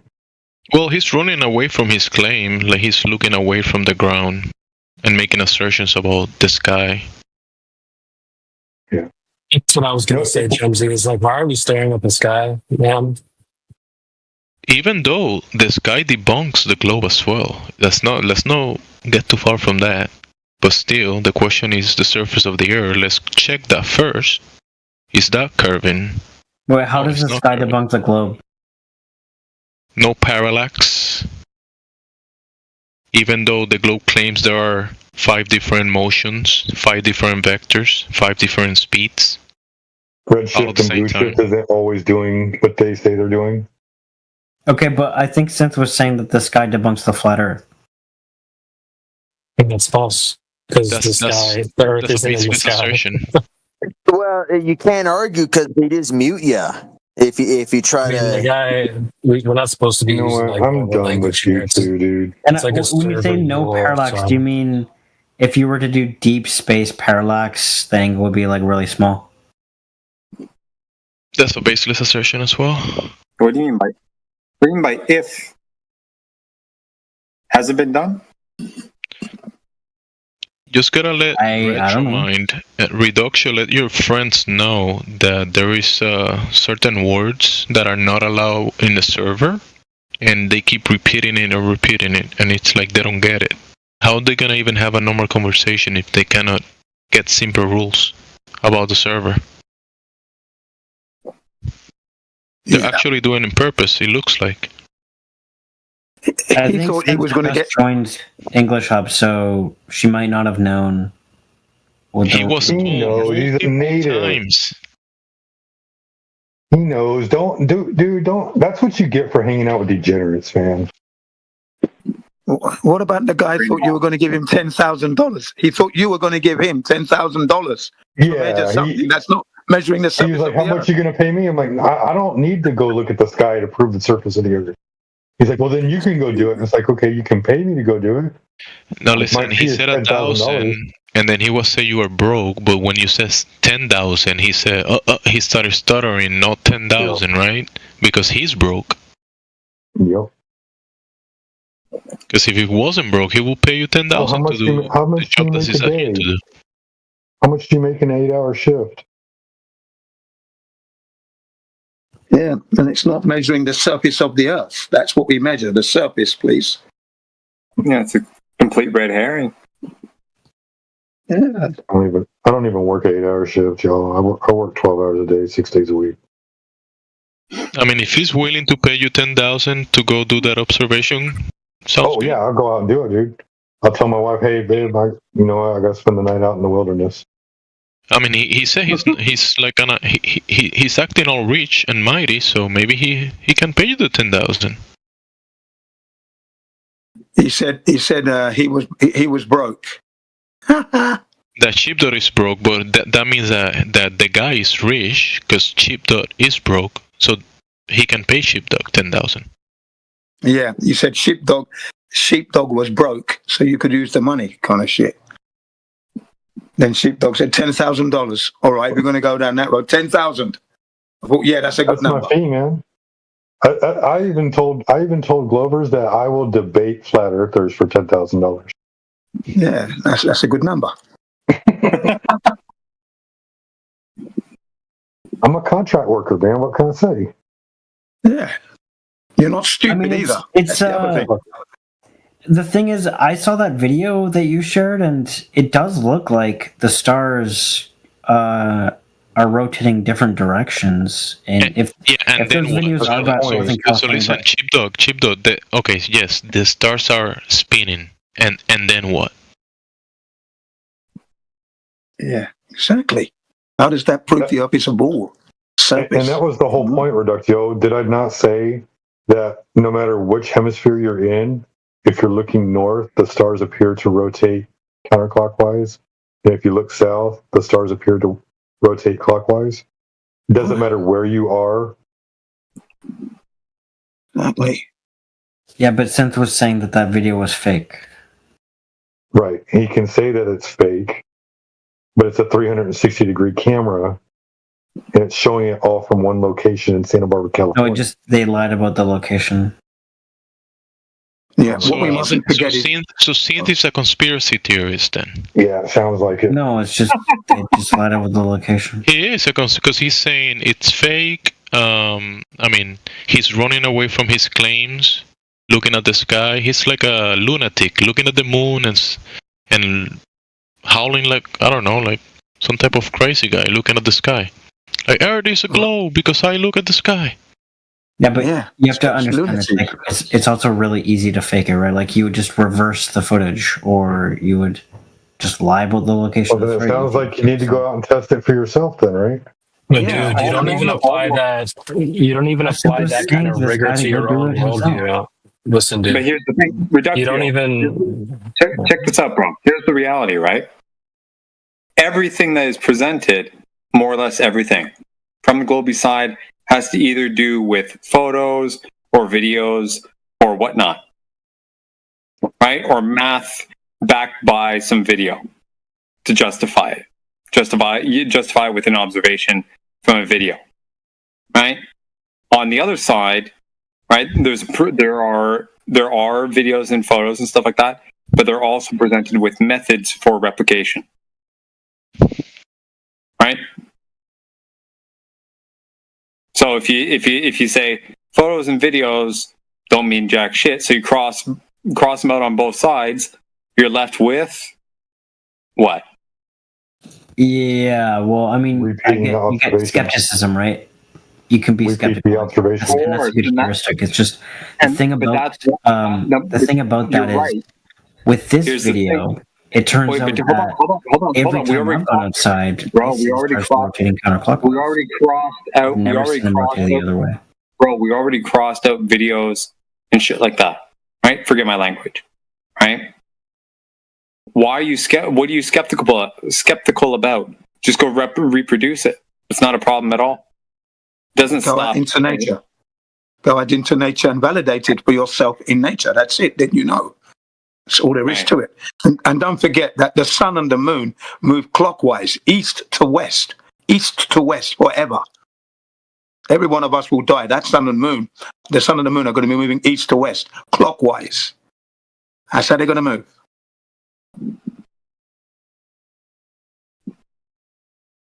And again, we don't look to those two objects to prove the surface of the Earth, whether it's curving or not. That would not be the standard.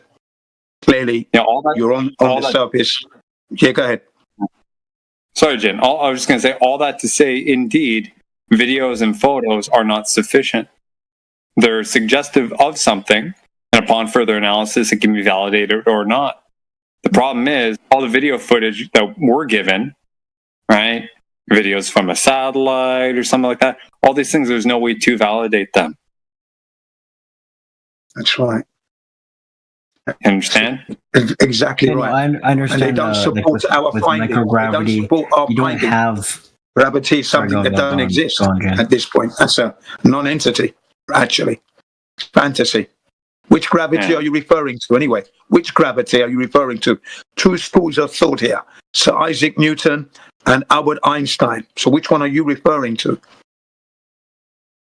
Which one is who? When you say gravity. I didn't say gravity. You did. I heard you. You said gravity. Otherwise, I wouldn't be speaking. Did anyone else? I wasn't even talking. Did you not say microgravity? I heard gravity, but I heard gravity. Yeah. Microgravity. Like, there's like experiments like you could simulate microgravity by accelerating the entire laboratory. Would we have to prove gravity first before we go to microgravity? What's going on here? Bloody hell, man! We're all over the place. Yeah, but you can prove gravity, right? Yeah, so you're talking about like those, hang on, are you talking about those parabolic airplane maneuvers and stuff? The vomit pommet. Well, I mean, like, I could just. Yes, sir. You guys are going to reject this because it's just video, but no, dude. You know, there's there's like the lighting a candle and lighting a candle. Hang on. in space. It's just a ball. Like the flame is a ball. Dude, Reductio, can you just answer my question? Were you referring to the parabolic maneuvers that airplanes do? No, there's this thing. There's this lab in Germany that the whole lab accelerates, and that's how they simulate microgravity. But there's there's a lot of ways to do it. So the box. You can do it in the plane too, yeah. Right. Okay. So same idea, right? So the physical container of whatever's being, being simulated, right? People or things or whatever. That whole container is on some trajectory, right? To give the illusion on the inside, similar to what would be gravity, right? Yeah, Zero G. Because like gravity is a force. So if gravity is a force with like I guess a vector arrow, then you would just match the vector arrow in that same way, which would neutralize the current that standing. I understand that, dude. I understand. So you're simulating an acceleration, right? That we all experience. You and I experience it because we're more dense than air, right? Creating an artificial environment that sort of simulates it, but in the kind of like in the reverse direction, if you will, to kind of cancel it out, right? Yeah. Fantastic. Okay, so you got an acceleration in one direction, okay, and you have this artificial thing accelerating in the opposite direction to counteract it. Great. So you have acceleration one way, acceleration the other way. What does that say about the nature of the first acceleration in the first place? You're just accelerating. Oh, it's just to say that if we were, the kinds of experiments, you could pull up a bunch of them, but they're very similar to what, like the experiments in space, like the ones you guys say are fake, the NASA ones, because they've done tons of experiments in space, but you guys say those are all fake, and then so we can like replicate them by neutralizing. By space experiments, I guess you're talking about the airplane ones, right? Where they actually go up and they dive bomb There's or like whatever. literally NASA ones in the space station. The space station. No, that's not up there. See when it flies over your house, you can look at it. Here's the thing, dude. Right in this room, you've been here long enough. We try and look at the fundamentals of all this stuff. So instead of leaping forward 10 or 100 steps and then talk about satellites or whatever's up there, okay, and how it's up there, what are the building blocks, fundamentals upon which people build to arrive at these, these constructions, right? So when we talk about gravity or the Earth radius and all these things, these are the cornerstones of it all, right? So pointing to, there's a thing in the sky, how does that prove what's on the ground? Or why, or the nature of the ground, I should say. That's a cop-out, though, and honestly a massive cop-out. Why is it a cop-out? Why is it a cop-out?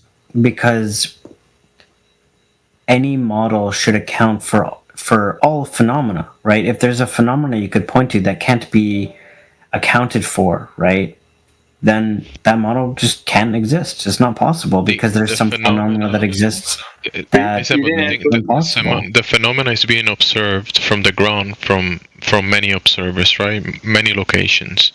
But the conclusion that you're drawing from the observable phenomena, it could be different for each observer. You could write on paper any conclusion about the mechanisms of how that could be, that is happening. It could be a brain in a vat. But like, for those of us who want to assume that we live in a world, or you may not even have hands then in that case. But the thing is, for those of us who aren't that skeptical, we want to actually like explore the world around us and try to understand it. We are exploring. We're just exploring with more rigor, right? You're taking at face value the explanations given to you as to why something happens. We're asking, are you sure about that, and how do you know? Right? You're assuming that there's a standalone force, right, emanated from the center of the Earth that's pulling shit down, or rather that the sheer mass of the Earth, assuming it's a giant ball in the first place, is bending and warping space-time such that everything in the vicinity of the surface of the Earth is being pulled to the center of it. or pushed towards the center of it, however you want to phrase it. You're asserting that explanation as being true, right? Because you witness things fall down. You haven't investigated it. Well, yeah, we have. I mean, like, there's the vacuum drop experiment, right, where you take a feather and a bowling ball and you drop them in a vacuum and they drop at the exact same rate, which is G, right? They accelerate at G. So here's the thing, right? So you understand that G is just the gravitational constant we're talking about? I know that's what you're calculating. Okay, so you have to assume it's a ball. You have to assume there's a standalone force. You have to assume all these things. Now, the observation, we can all replicate and witness that what you're talking about. Now, it's questionable whether they're exactly the same rate, because then there's contention on whether or not it's the same rate based on the composition of the material, like the density of it, all these things. That's neither here nor there, right? They might be fractions of a percentage difference or whatever based on the element itself, but that's neither here nor there.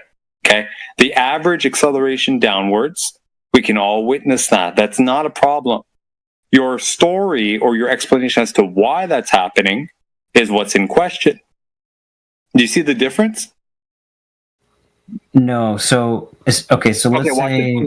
Let me ask you this. I'll explain where I'm at. No, watch this. Watch this. Okay, I'll give you a silly example. Right? You tell me. You guys always want to go first. It's so weird. Like you guys always do this. No, it's not steamroll, dude. You're in this room. You guys are under interrogation. Okay, I'm sorry if you don't like it. You don't have to be here. But we'll keep it simple for you, right? I know you're kind of soft and shit. Yeah, fine. Don't worry about it. I'll take it easy. I'll take it easy. No, you don't understand because I have follow-up questions, dude. Okay. Hey, Reductio, hold on, 20 cups. I need to say this because I'm like kind of sort of getting ready to head off to bed. So I went and found a star trail image in New South Wales, Australia, at Sydney. What it is, it's a side view of the star trails, right? And I went ahead and posted the link, and then I took a screenshot just for quick reference for you. So what you're looking at is you're looking at an eastern look of the star trail. And if you look to the right, if you took that position and you faced yourself to the right, you would look up and you would see star rotation clockwise. If you took your position from this image and turn yourself left, you would see star rotation counterclockwise.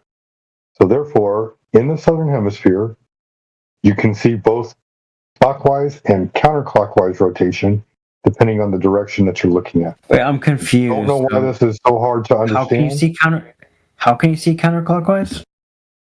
Because when you look left, the stars are moving from east to west. Yeah, but there's going to be like, okay, so you see how to look north right now. Can you find north if you're in your bedroom? I can, but like the thing is, okay, so these stars. Do me a favor, real quick. Do me a favor.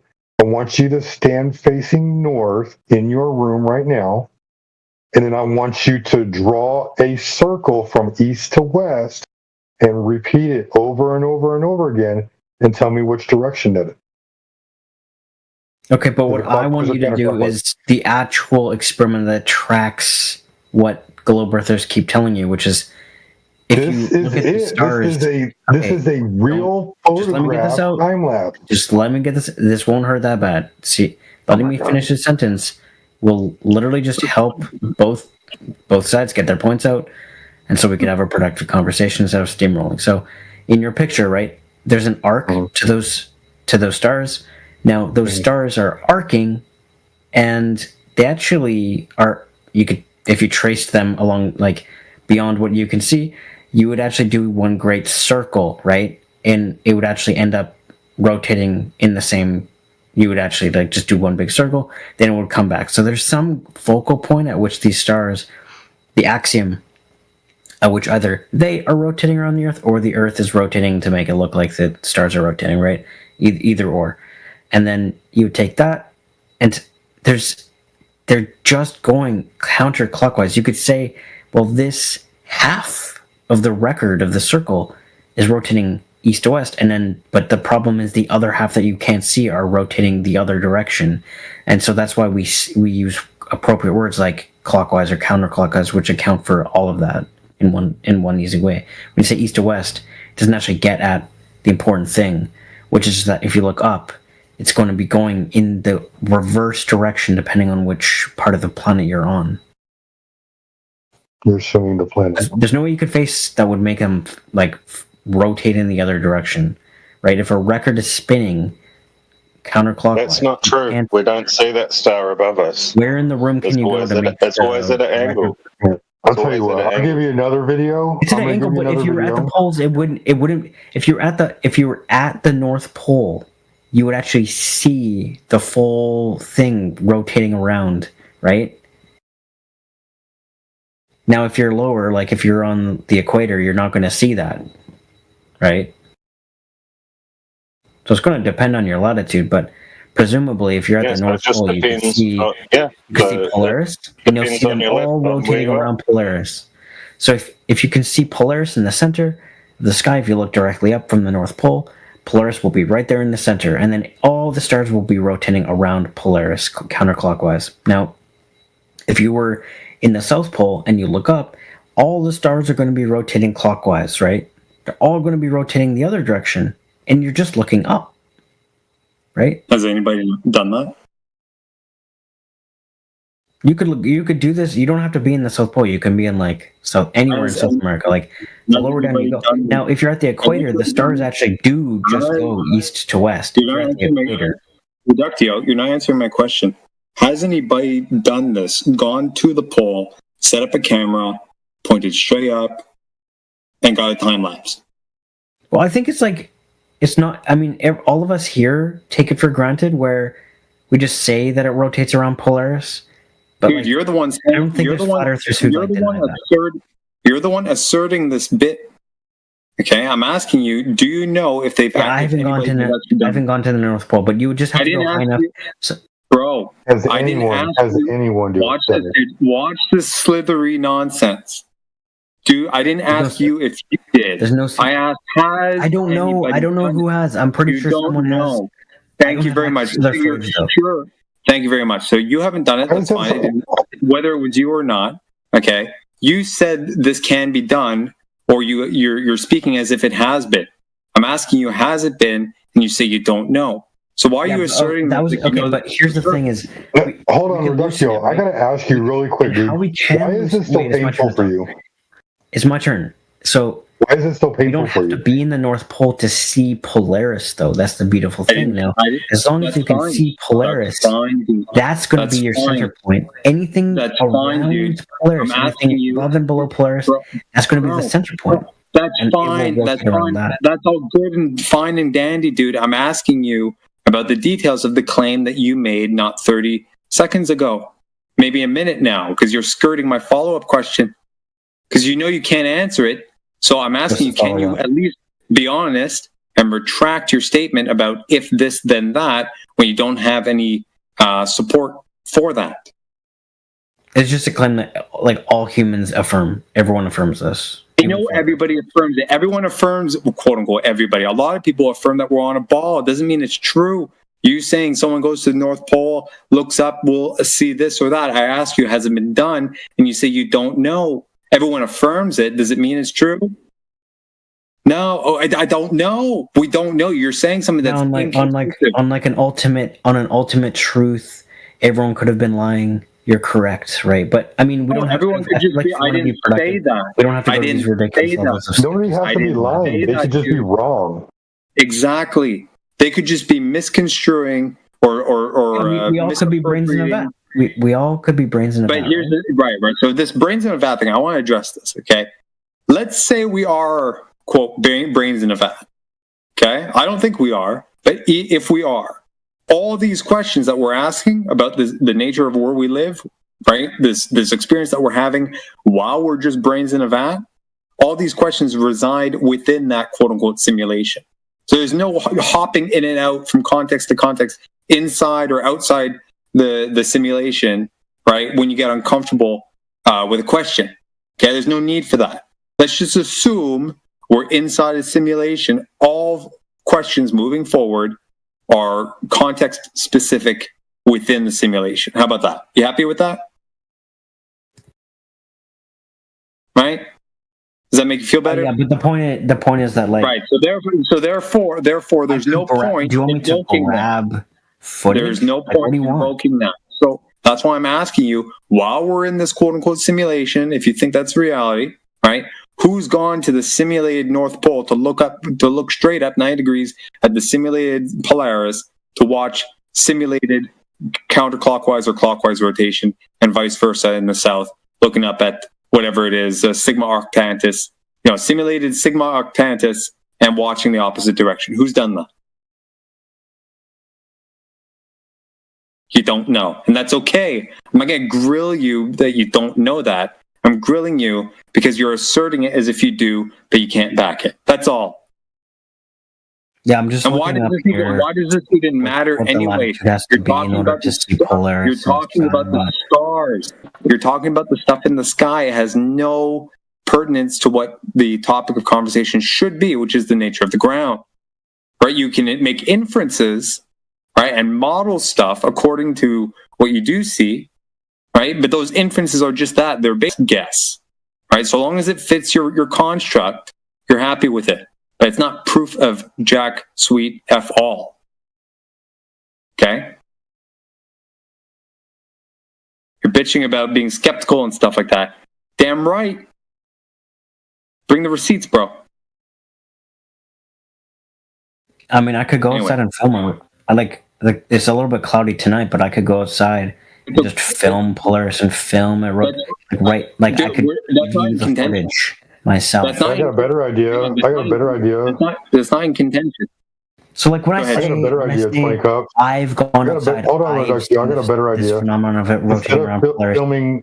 Instead of filming Polaris, what will be good enough for you? Instead of filming Polaris, why don't you go outside and film towards the south and tell me which way the stars are turning? Yeah, but I would be filming the ground then, because if I'm trying to... Why would you be filming the ground? All you're going to do is look due south. Just face south, dude. Like, your friend was trying to... your friend was trying to squeeze that in before. Sorry, Sheep. I was just going to say, your friend was trying to squeeze that in before when Sheep said something about the north while he's in the south or whatever. They said I couldn't do that because I'd be looking straight through the ground because that's where north is. You idiot. That's what he meant. That's what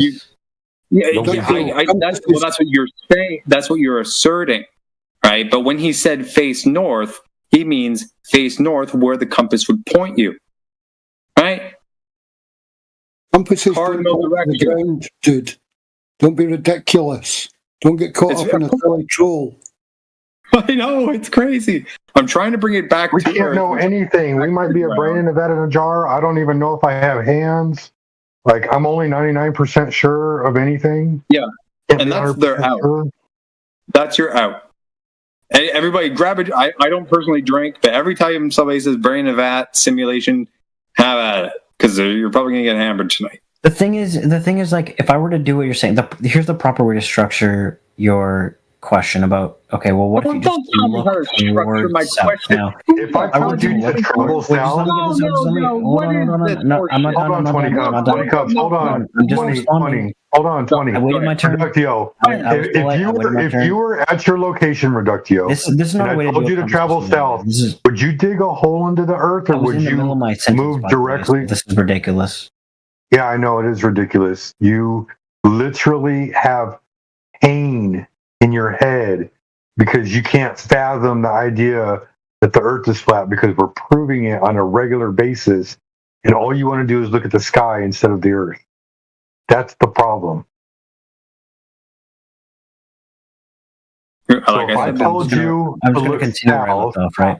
And if I told you to travel south, I waited my from your turn. current location, would you travel through the earth, or would let me know when you're done. Let me know when I can say my sentence.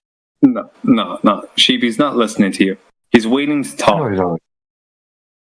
No, I'm listening. The thing is, I was listening. I waited my turn. I started talking, and then I got talked over. What did I say then? Which is really rude.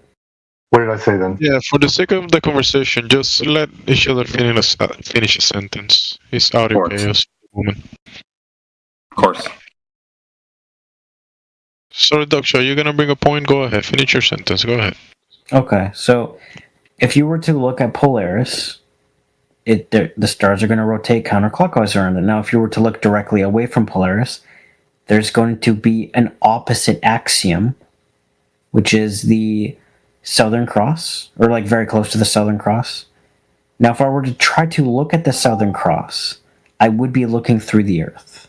Now, if I were to just look away, right, I wouldn't see any stars, right? I wouldn't see any stars. I would be looking at the ground. That's like ridiculous. Now, if you were to say, "Oh, how can I look at the clock while making the clock spin counterclockwise?" If you say, "Well, just look the opposite direction of the clock," well, that doesn't really like engage, does it? May I ask a follow-up question to that? You said you would have to look through the ground. Same thing as before, dude. I don't think you caught it. You weren't listening, whatnot. How do you know you have to look through the ground? Right? You're assuming you're on a ball and we're rotating facing away from this as you move up or down, and that thing is going below your feet. Same thing with the sun would be going over your head and then wrapping around under your feet and coming back up on the other side. All this stuff you have to assume you're on a ball in the first place. How do you know that you would have to look through the ground, sir? You keep making this claim.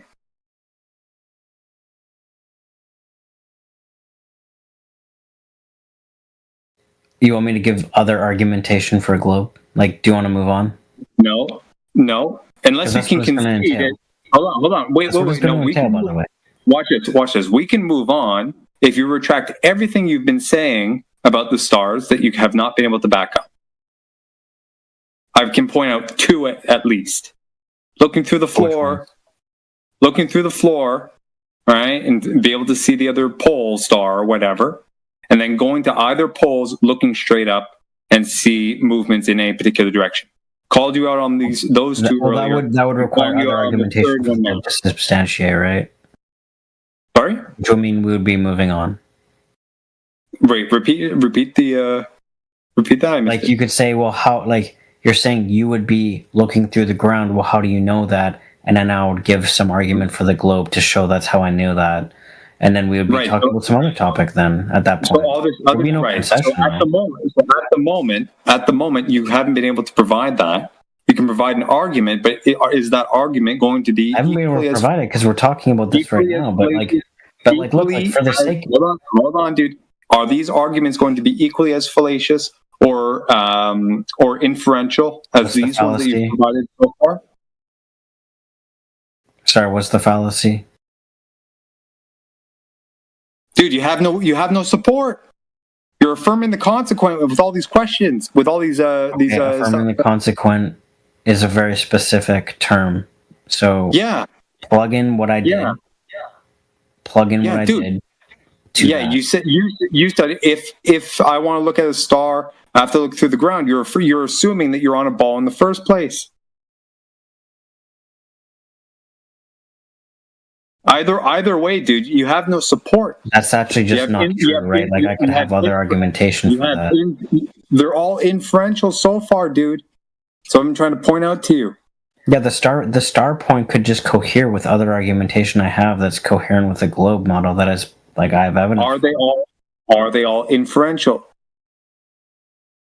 Observations are inferential, like yes. Okay, so you're inferencing something. You're not proving something. It's your best educated. What do you mean? What do you mean by prove? Like science is confirming best or educated? Yes.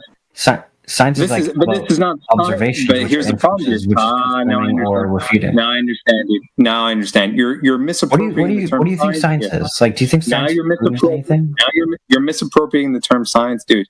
Okay, you're not doing any experiments here. You've probably had this conversation hundreds of times with people in here. Okay. You're not doing science here. You're just performing an observation, and then you're modeling, okay, the observations through time and whatnot. Okay, you're not manipulating a particular variable to see if that variable has a direct consequence of an outcome of another variable. Right? The scientific method. Wait, okay, I want to get clarity on what you said there because like that seems a little bit too nebulous for me. Can you spell that out a little bit clearer? Too nebulous for you? Do you know what the scientific method is, sir? Can you walk me through the steps? I could, but I thought I was asking. So go ahead, please. About what you just said. High level. Go for it. So if I ask you for clarity, suddenly I have to answer some other irrelevant. No, dude. You don't have to. You don't have to do anything. But the method of communication is walking you through the steps, right? So you can see where I'm coming from. Okay? You good with that? Okay, well, I mean, yeah, I mean, it's kind of similar to where I'm coming from, hopefully. I mean, all right, where we diverge, right? All right, so let's do it. Yeah, you have a null hypothesis, you have an independent dependent variable, you go test and see if it's wrong. Step one. You have a null hypothesis. Of what? Of something that you think you might observe. Right. Okay, so you observe something first, right? You're jumping to step 2 already. Okay, so you're fumbling already. You have a guess of. You have to observe. Hang on. Let's roll back a little bit. Let's roll back. Calm down, dude.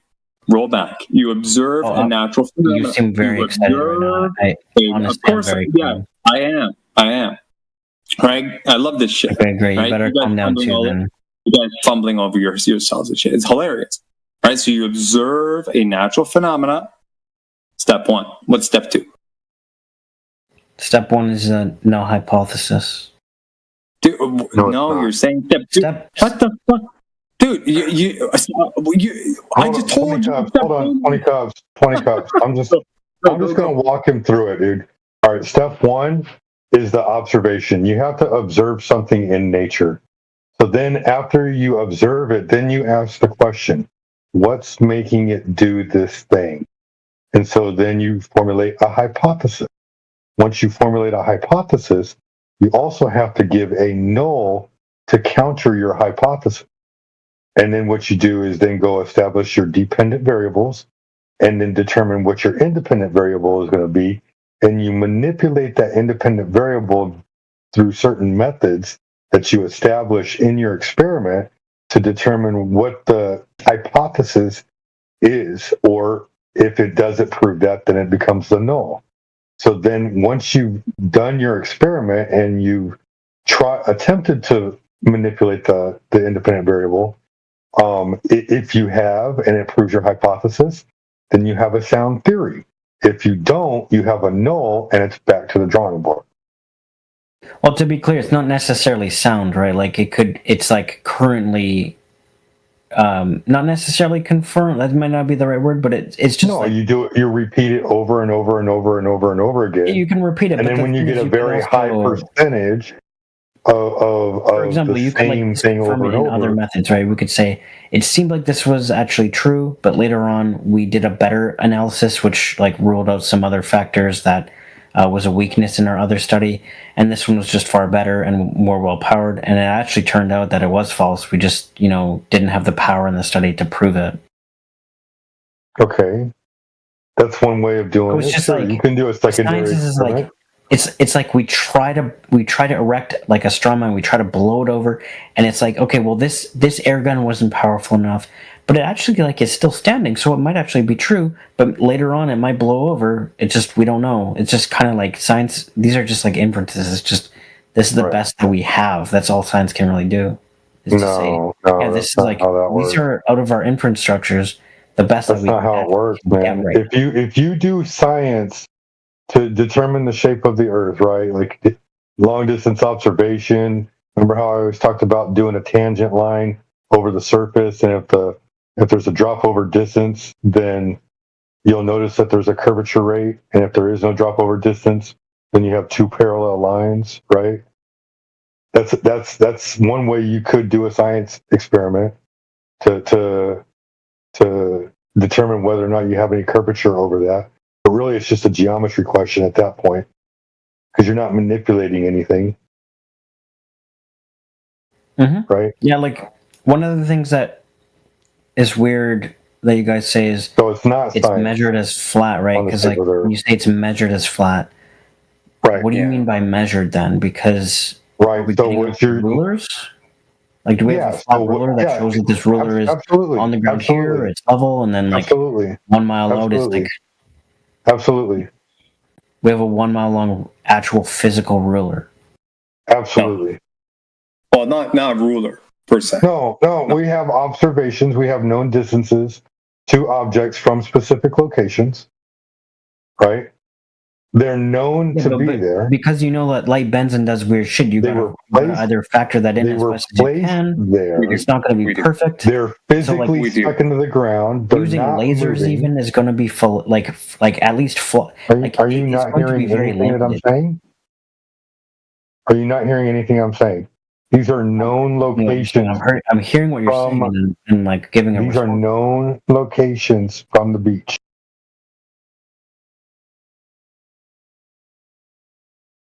If you know something is like I've 9 said miles this away, before, you know my position on this, right? Like you guys give the 1.225 times the square root of the observer's height and feet. Like you guys give that, but then you forget that it's actually the real formula is divided by 1 minus the like r or whatever, right? Like it's different. No, but once you factor that in, That's not our formula, ding dong. We didn't come up with that, bro.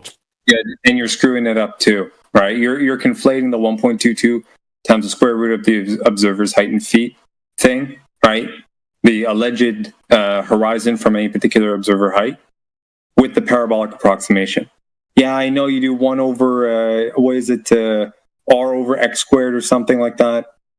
Yeah, that's for a perfect circle. Using the parabolic approximation is perfectly legitimate in our context up to 1,000 miles if you want to be at least 99% accurate. Right?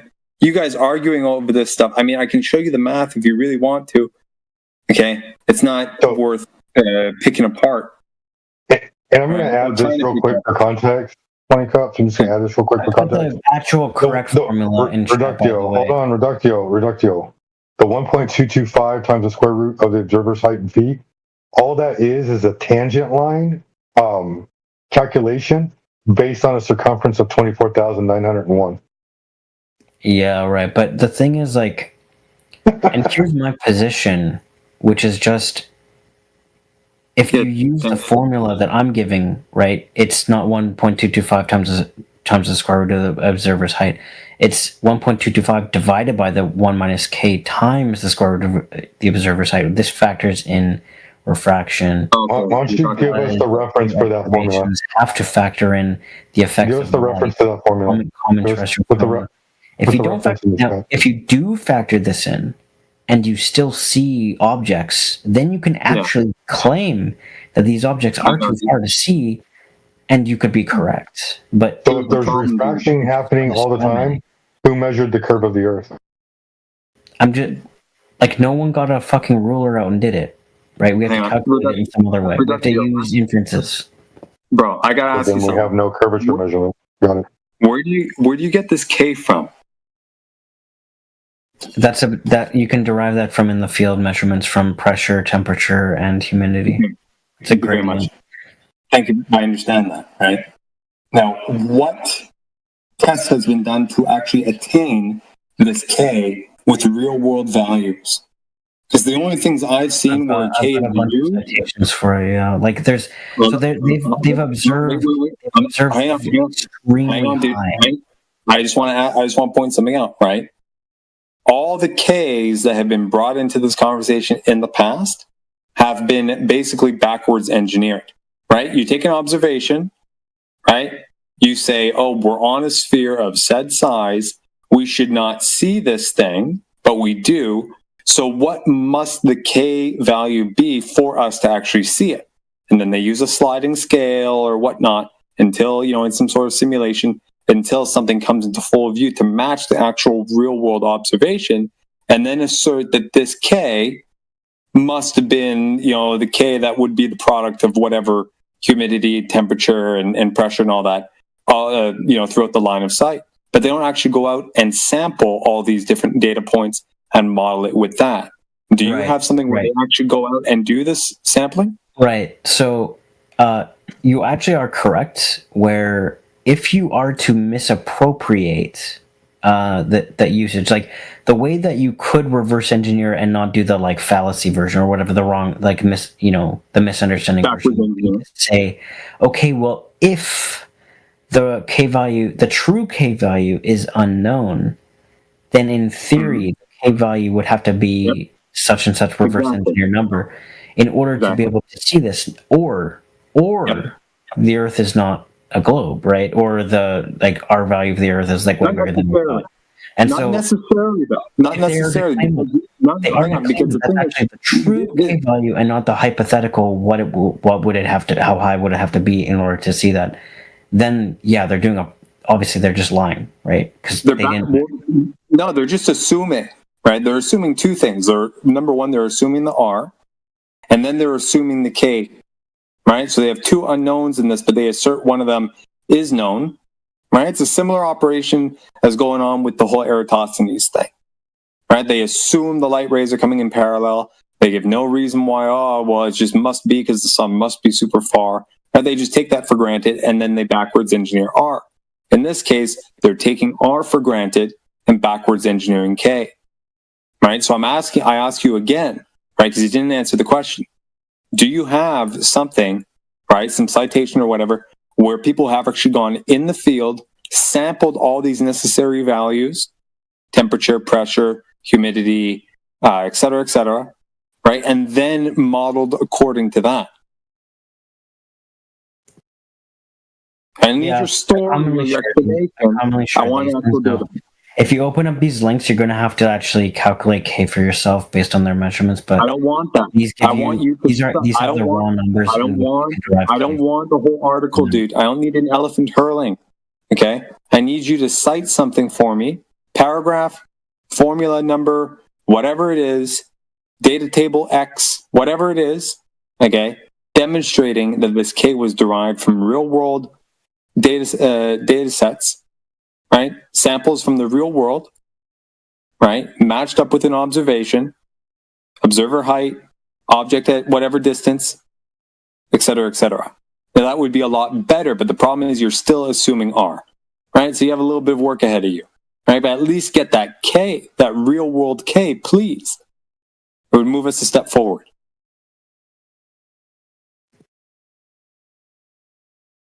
Right? I don't need a Walter Bislin calculator with a slider. I got the citations here. I'm just pulling them up, so I'm getting the exact paragraph for you as asked, as requested. Thank you. So have you looked at all this before? Yeah. Okay. I'll take your word for it. Somehow I doubt it. Somehow you just probably just got this off Google real quick. Right? You don't have to lie. But if you're not lying, then take your time.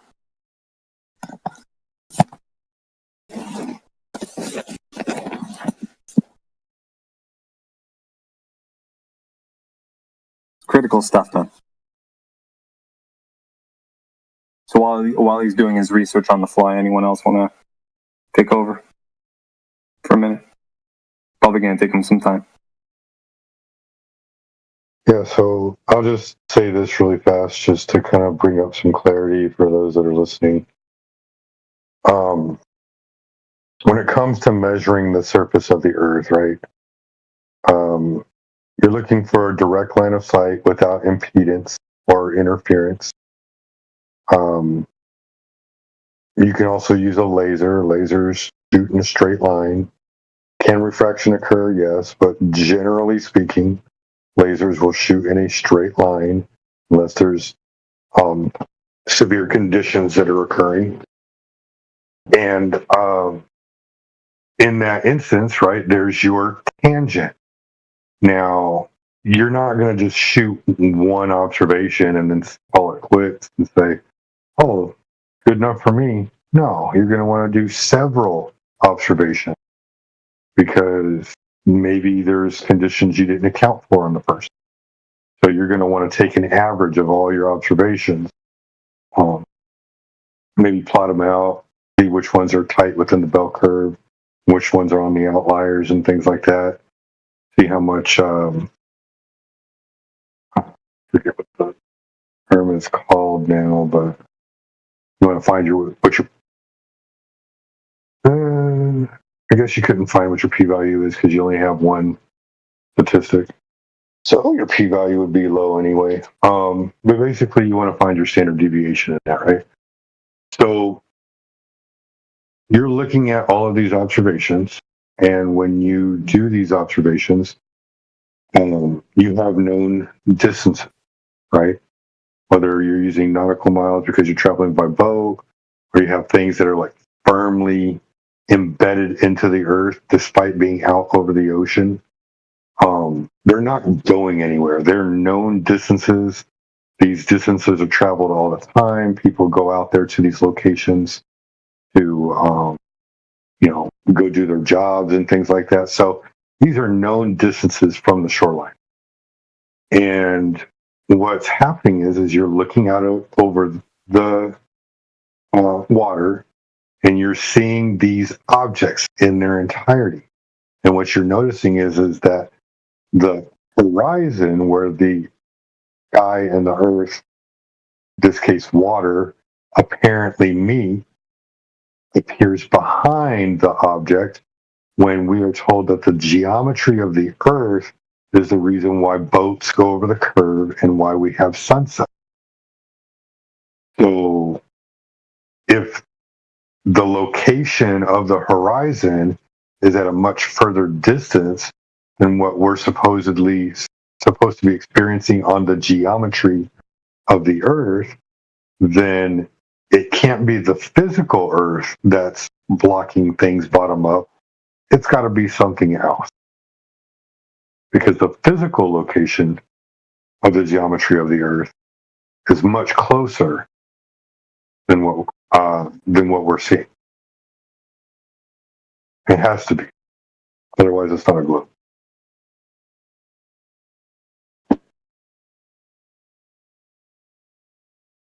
I don't get no round of applause, CB. Oh, dude, my perms are all jacked in here. I can't do that. It's all good, dude.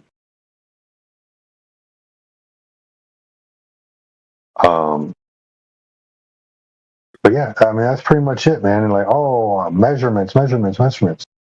Look, if you draw a straight line and you draw a curved line, you're going to know the difference between the straight line and the curved line. Now, if you want to like take the straw man and say, oh, well, one's slightly curving and one's straight. Okay, well, if it's slightly curving, but there's no apparent deviation in the curvature, then you still have two parallel lines. But you're going to have to extend that straight line, that one straight line all the way out, and you're going to have to demonstrate the other line is curving in order for there to be any measurable curvature. Could the Earth be a much bigger ball? Sure, anything's possible, but you're going to have to show me the curve to prove that it's curving. But even if it was a bigger ball, you will be requiring different physics of water, gas pressure, motion. It will be this. The globe is still jumping around and skipping a bunch of steps before coming to the conclusion. Earth is globe. What about the physics of water, gas pressure, those things? Why are you skipping that? Yeah, because I mean, like, from what the apparent observation how this worked was they flew planes they can measure pressure, temperature, and humidity. And if you look at table 2 in the first citation there, that's how it worked. I sure hope you don't have me muted. They have 200-kilometer coherent ducts that form. So it's if you can derive K from the measurements that the planes took from that. So it's not reverse engineered. Basically, that's what the point of it is. And then from there, you can say, okay, well, if this is a phenomenon that does in fact happen, a K value of this amount, like 0.97, 0.98, or 0.99, obviously is going to explain every single black swan event. Now, that's a problem because if you want to say then that, okay, well, then how do these black swan events happen? You actually just have to know what the K value is for for each black swan event in order to say that this is the K value, and yet the K value is low enough that you should still not, after factoring in refraction, be able to see the like whatever object you're looking at. Yeah. The thing is, none of these black swan events do that. That's the main problem with them. That's why, I suspect they're all faulty. Do you have us turned down on volume? Hang on a second. Perfectly explained. Hang on, Reductio. Give me a second. Do you see my 2 photos posted at 2 o'clock at the hour? No screen caps.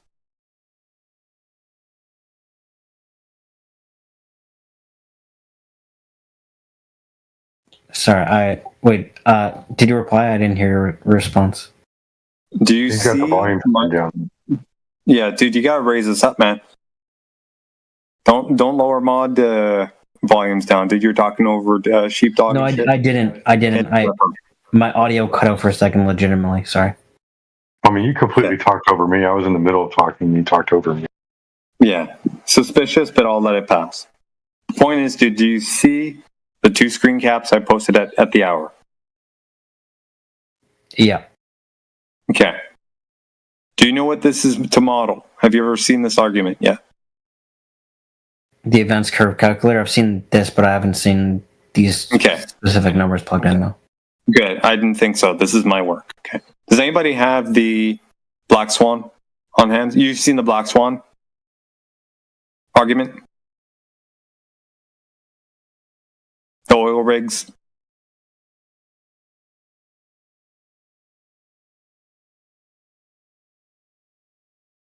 Hello? Someone's got it. I can post the GIF of it. I think I have it somewhere. So you've seen it before, right? Or you've heard it? Yeah, it's... there was one that was 8 foot, and one was 3 foot. I don't know which one you're talking about specifically, but yeah, there's a couple. Thank you.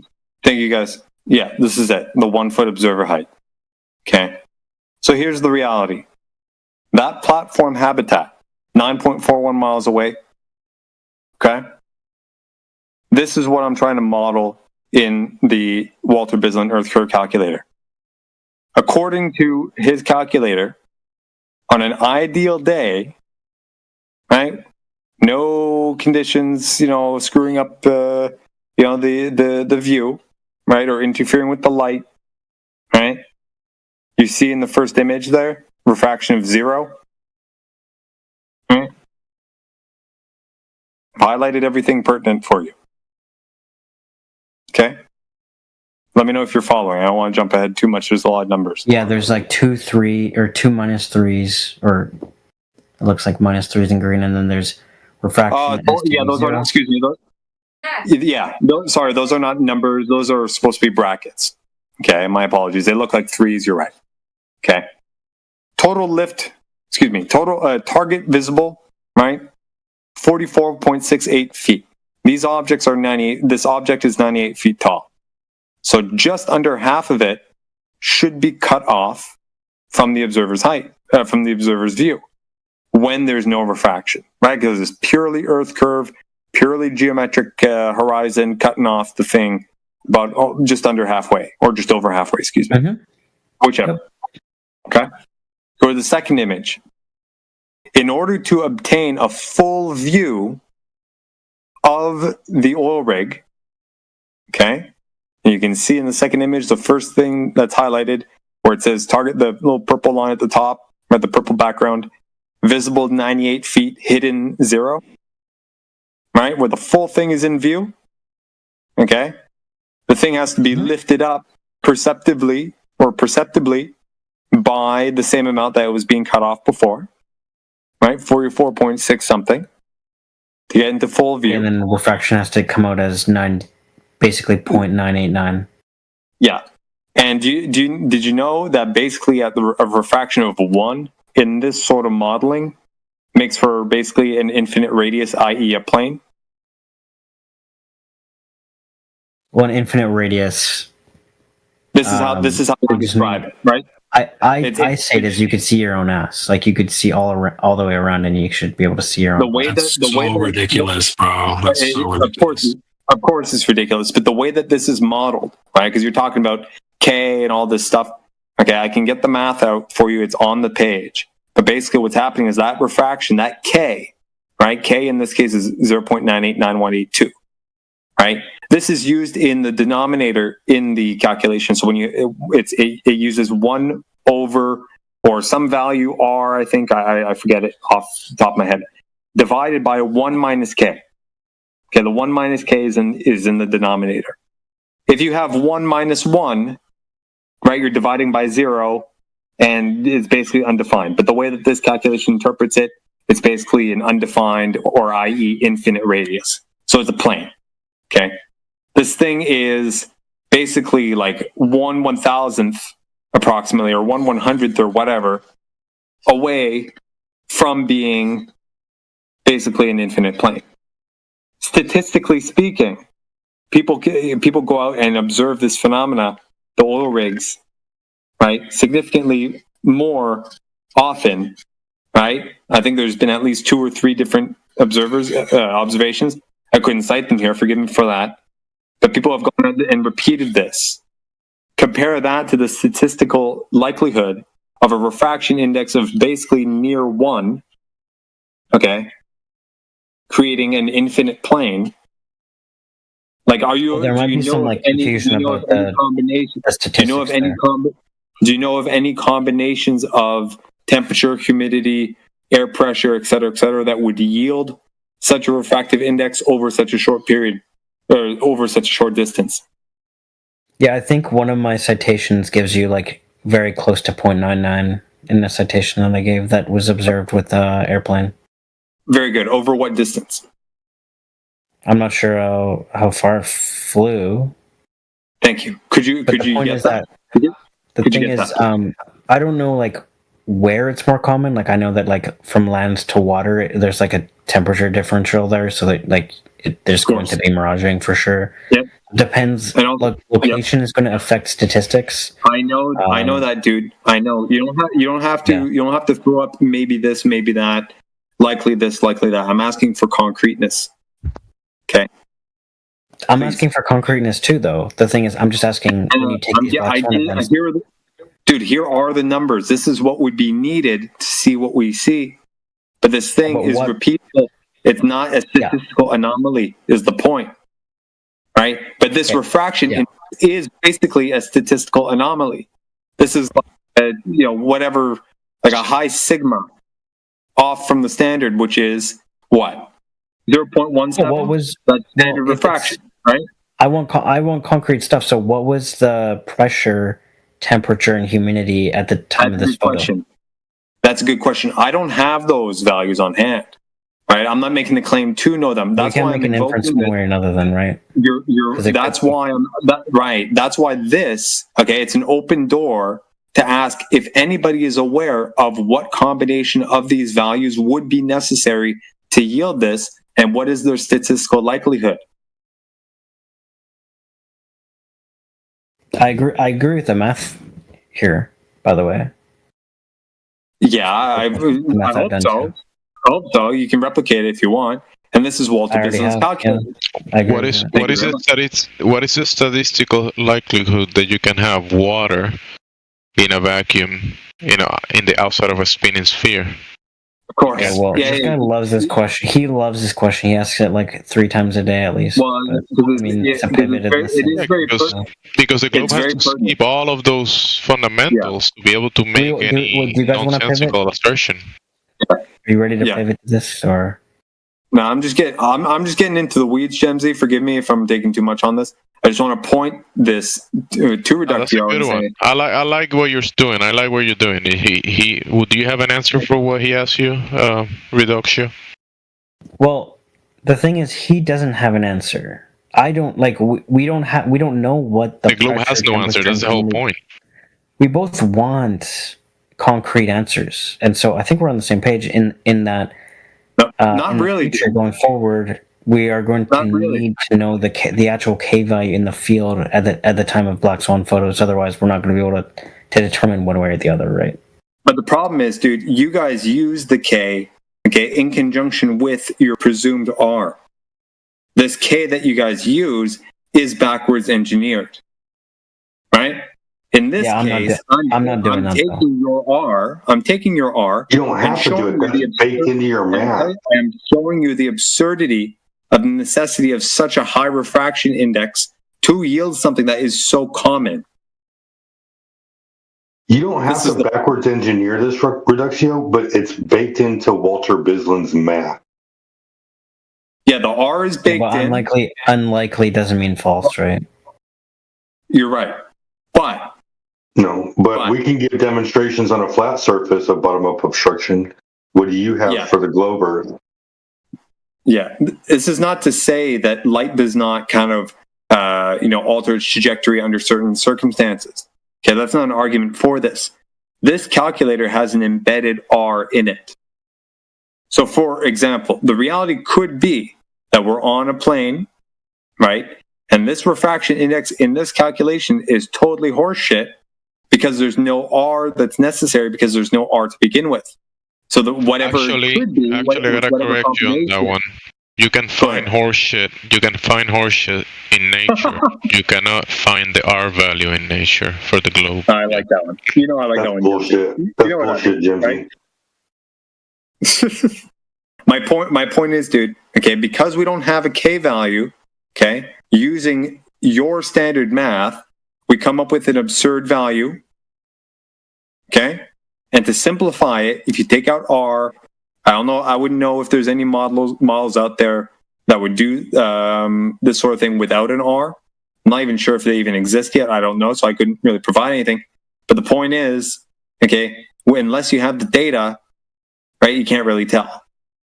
So you can't, no one can state, even though Walter Bislin himself on his webpage, he has a specific page talking about the black swan. Okay? And then he backwards engineers a necessary temperature gradient and all this stuff over certain distances, et cetera, to yield it. Okay, the problem is it produces an inverted image, which is his software kind of reverts, and kind of just bears that under the rug. And the temperature gradient is something like 15 or 20 degrees in a matter of like 5 to 10 feet or something like that. I don't know who that guy is, but if some professor, if he's just saying, well, you would need such a K value, such and such a high K value to make this it's plausible if the K value were that high. Now, if he's just saying that much, then that's fine. But if he's saying, the actual K value was that much, then that's just ridiculous. He's just making that up. That's the whole point. But here's the problem, dude. What he's framing as being plausible. Okay, you can look at that and you can see real values. There's a graph. I don't know. I can probably search for it, or if I come across it, I'll send it to you. Okay, shows the graph with positive real numbers or whatever. But upon scrutiny, dude, the expectations of what this graph is presenting, it doesn't happen in reality. You don't get 10 to 15 degree Celsius swings or variation in a matter of 5 or 10 feet in altitude difference. Right? Imagine if you're skeptical. Like, it's perfectly fine to say you're skeptical, that doesn't happen, bro. That does not happen in reality. Can you show me one of those? He doesn't provide a. He doesn't provide a. I just showed you one where the we'll look into your. By the way, the first, just to be clear, the two citations I gave, the first one was a K value of like 0.97 something, 0.973 or something like that. It was 200 kilometer ducts. Now the second one over I think that was the Persian or it was some islands. They found 2,000 kilometer ducts. Like, we're talking 10 times there, and so it's not impossible. Like, it's possible. You could say, do you think ducks are happening all the time? No, I'm fine with you guys. You guys are perfectly within reason to say, yeah, like, but it's just so unlikely that I just happening all the time everywhere, Reductio. How rare is a duck? If you had to guess, your best guess would be that. How rare is a duck? How rare is a duct? I don't have that answer. All I can point to you is that this does happen. It's rare. Okay, well, you need to find out how rare or how often a duct occurs. Yeah. An duct with an extreme observation. If it let's say it just happens 1% of the time. Well, what if it happens every day? It just happens that one time every day. It's like very common. It's just how you look at it that depends on how rare you're going to think of it. Reductio, I hope you realize, right? You didn't actually provide what I asked for. Okay, this is an 18-page paper. Hang on, you didn't provide. Table, by the way, I referenced table 2. It has all the measurements. Oh, did you? Okay, I missed that. Thank you. Yeah, table. And so table 2 has all the pressure, so basically all the measurements the plane took. Gotcha. And obviously the second one too. You can scroll to the table as well. It's the 2,000 kilometer one. Now, I only cite this as evidence to say, okay, well, these black swan events are within this. It's actually very close, if not these are the 2,000 kilometer ones further, right? Hold on. Where's the conclusion on this?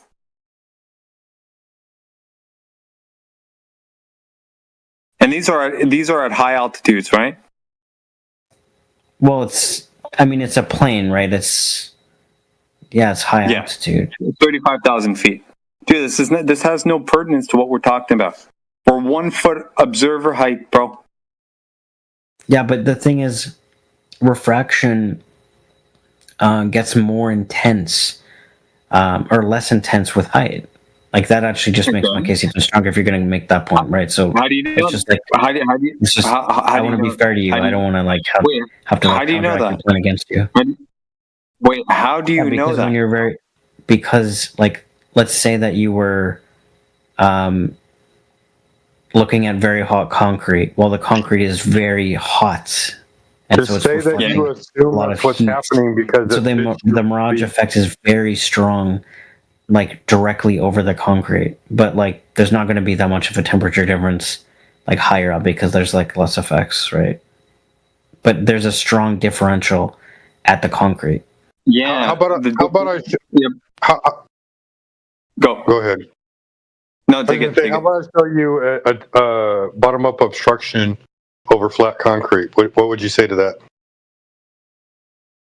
I'm going to just say it could be top down, bottom up, whichever way. The mirage can make it look whatever way. It's going to be confusing. Have you ever seen top down obstruction on a mirage? Mm-hmm. Yeah, it can flip over. Yeah. No, I'm saying it can flip over. Have you seen top down obstruction from a mirage? Yeah, you can look at how concrete it looks really weird and magnified and strange, and so that's why you got to be careful with these long-term. Top down obstruction is? Yeah, when it starts to disappear, but top down. Right. But that's because it's inverted. I'm not disagreeing with you about mirages flipping things upside down. I'm asking for a top down obstruction. Well, I'm just there might be some talking past each other. Just to clarify, I meant if the thing you're looking at is inverted, and then it would disappear, the top would actually look like it's disappearing first when it's actually just going bottom up. But just because it's inverted, it just looks that way. Have you ever seen that happen? Of course, yeah. Mirages do lots of weird things, dude. Yeah. Show me top down obstruction. I've seen it. Well, when you say top down, you mean the mirage is the top of the mirage or the bottom of the mirage or the actual inverted image? I think there's some confusion in there. Show me the inverted image, the image flipped upside down, thinking into the horizon. Hang on. This is something you're just. I think you're just confused about what I meant. It's the mirage is disappearing bottom up. But the actual thing you're looking at was inverted, so it looks that way. But it's just what I'm asking you to show me. That's what I'm asking you to show me. Hold on. Sheep, can I get in here quickly, dude? Hold on. I'm just saying. That's what I'm asking him to show me. I'm not disagreeing about the location of the horizon. I'm just saying I want to see the object that's flipped upside down, thinking into the horizon. Sheep, if I may just get in here quickly. Before he goes on his little escapade to find whatever. Demonstration because he's talking out of his ass. Yeah, and I've never seen this mirage flipped upside down sinking back into the horizon. Well, if he's talking out of his ass, dude, it wouldn't be the first time. Okay, because check this out. Reductio, where in table 2 shows the values that you were asked to find? I was asked to find the temperature, pressure, and humidity. I mean, that's what I thought I was tasked with. What do you? And then the K values, right? Where's the K? You have to calculate. You have to calculate the K value, but K value is derived from. It doesn't show I gave you the raw numbers. Yeah, I gave you the raw numbers, which just to show that this is not some reverse engineered K value. These are the raw numbers which you can use in the field, and that's what you need to use to calculate the K values. You have to do it manually. They can, bro. I knew all along that they can be. Okay, thank you for providing raw data. In here, there's not the raw data with the result. The result being it's correct. You're correct. You have to manually calculate the K value. Sorry about that. It's a little annoying, I know, but you could do it.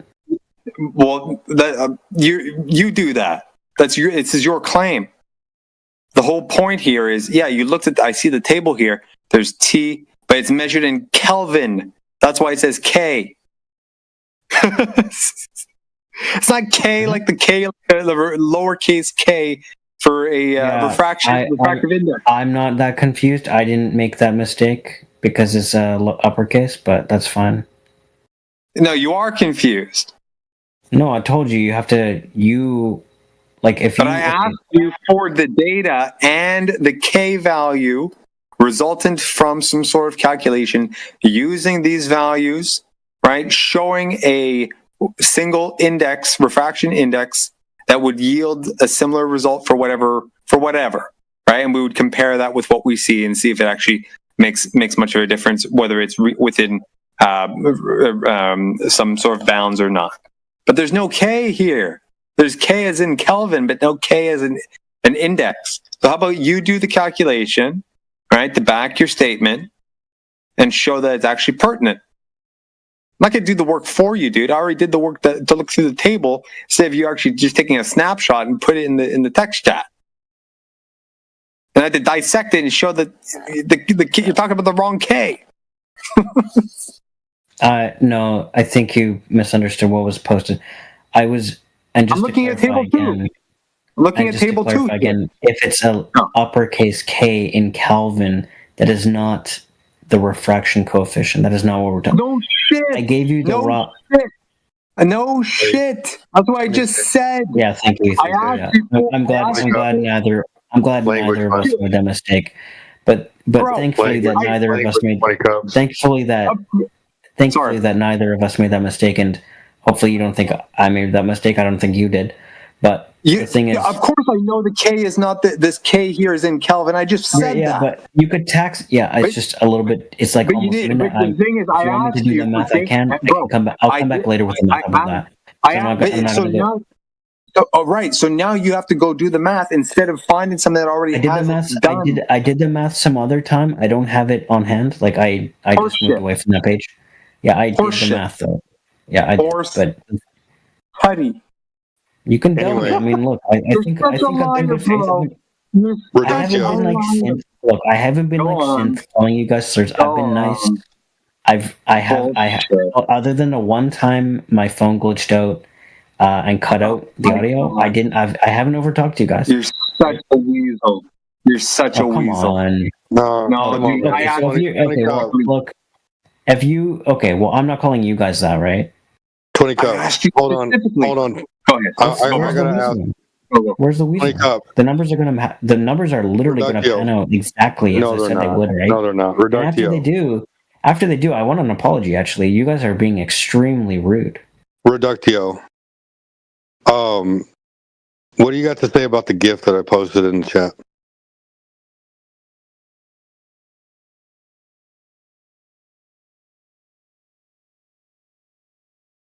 The Horizon ship home test. Yep.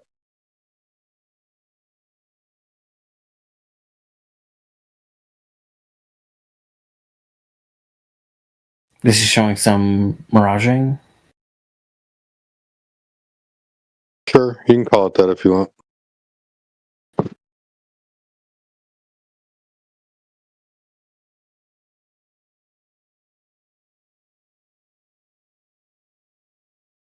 I don't know what's happening here.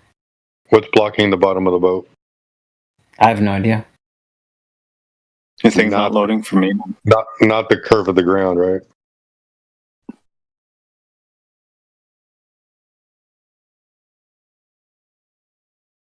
I love the research flat Earth label they have at the end there.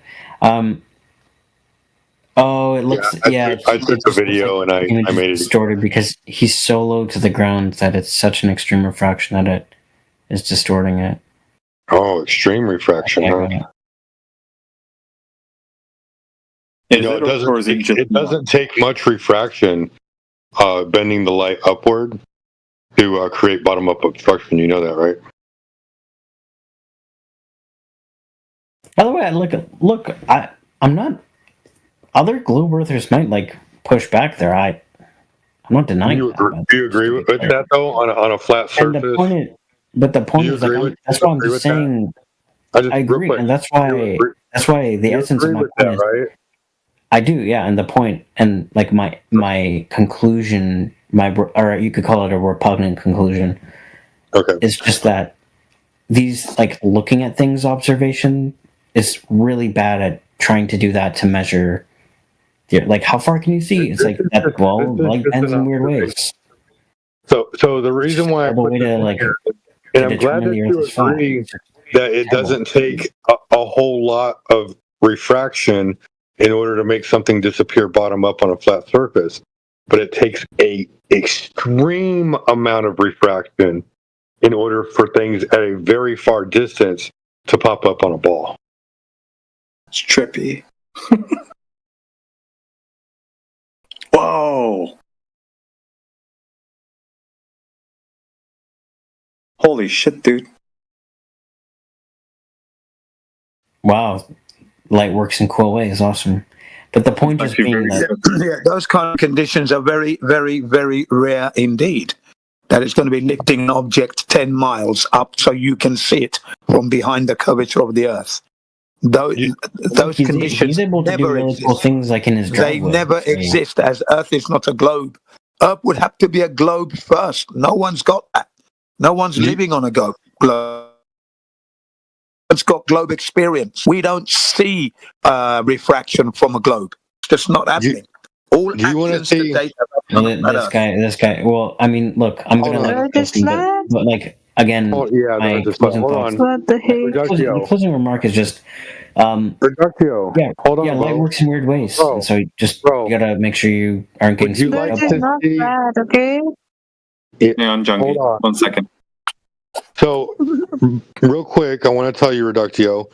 I want to show you an example of light bending upward over a flat surface.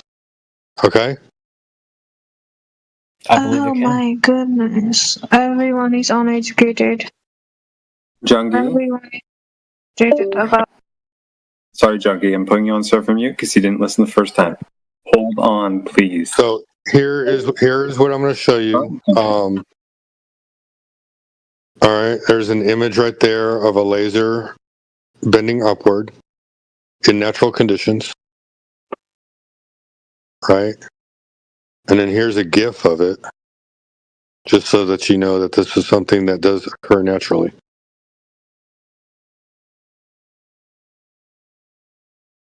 Right, so we have demonstrations on natural conditions of refraction conditions upward, right? And we can demonstrate bottom-up obstruction over flat surfaces using upward deflections. Would you care to show us things bending around the ball under natural conditions where the horizon appears behind the object? Is that really common when, I mean, you guys are aware...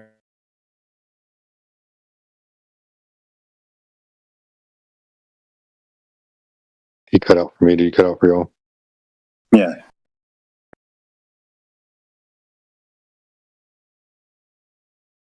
Sorry, I cut out. You guys are aware of it though. It's the the power lines bending downwards.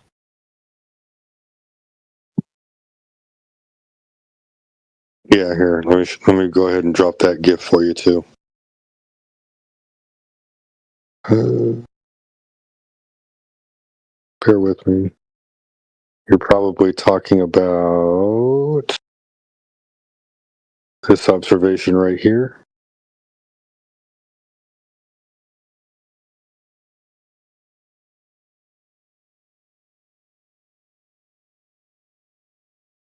Yeah, there's like one day they go and it looks like it's going straight. The next day they go, it looks like it's curving. There's like a one spot. If right? you pause that GIF when it's zoomed all the way out, it looks like the power lines are curving over the curve.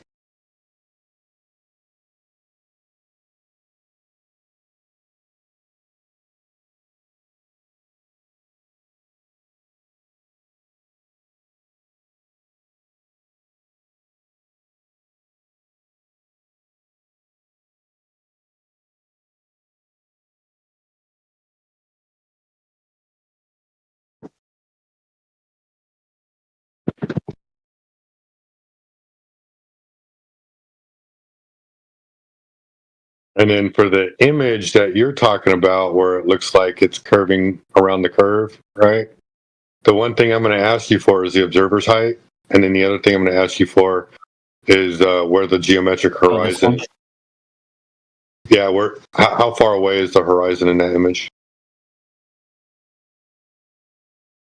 Well, look, like the thing is, I'm not making a claim about that, right? That's why I think you guys shouldn't either. It's silly. Like, look, the light could be bending down. There could be a curve. There could be so many things happening. This is why this is just a terrible way to see if the Earth is actually curved, because light could just be bending down, right?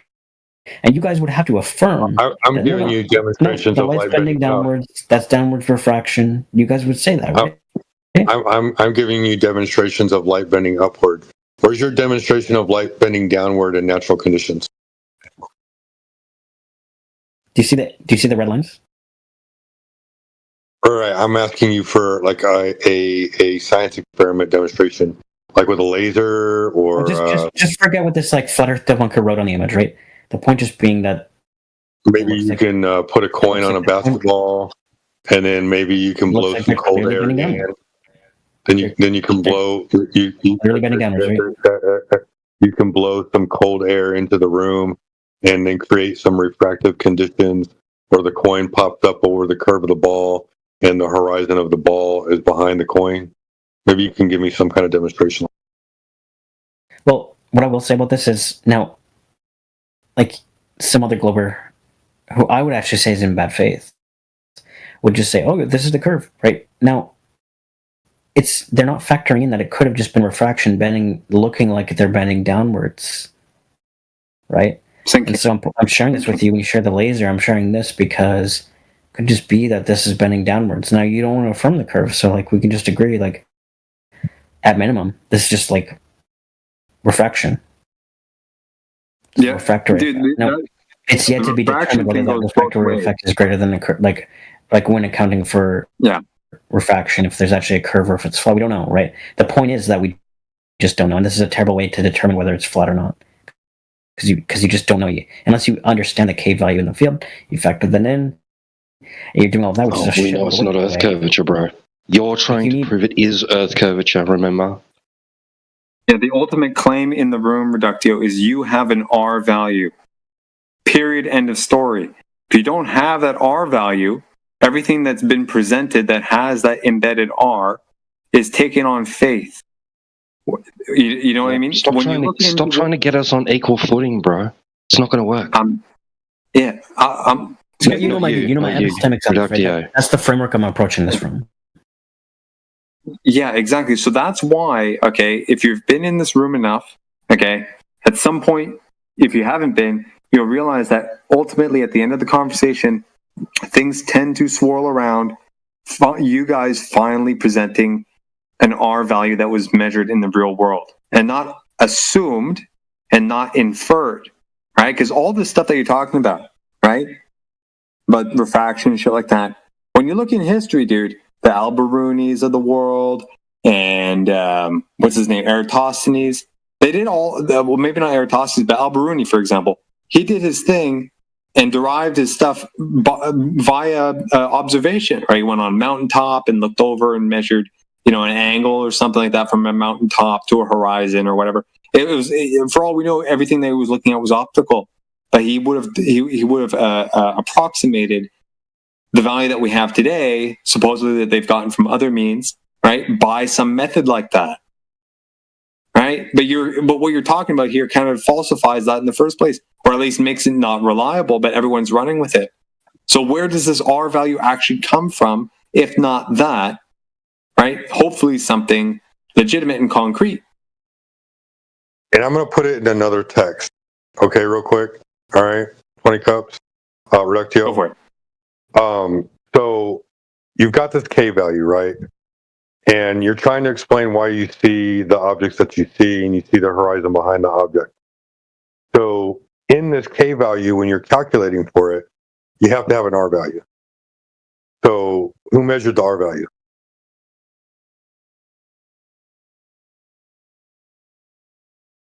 That's the question. That's what we've been all been asking, dude. Very simple, Reductio. I'm fine with calculating the K value. You just got to give me an R value measurement.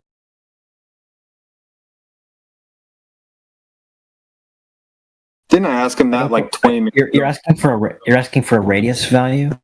Yes. Who measured the radius of the Earth? Yeah, no, we know we got the value. We want the measurement of it. I mean, fuck, dude. Like, look, it's way too late to go into all that, but haven't we just measured it in so many different ways? Like, we could talk about the different ways, how they compare with each other. No, what dude. ways?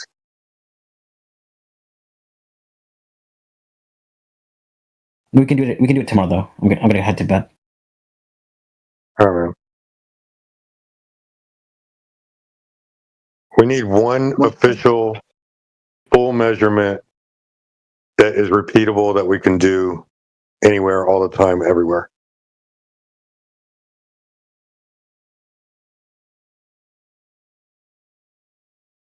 The globe depends on it.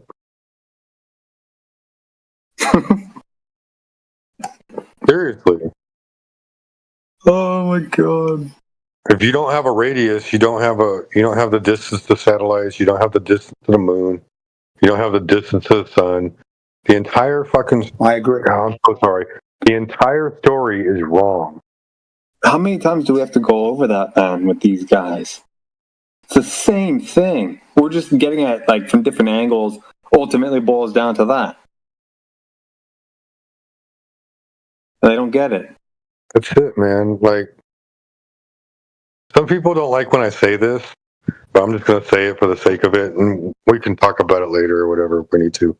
But I get it. On the globe, the math in a lot of different ways.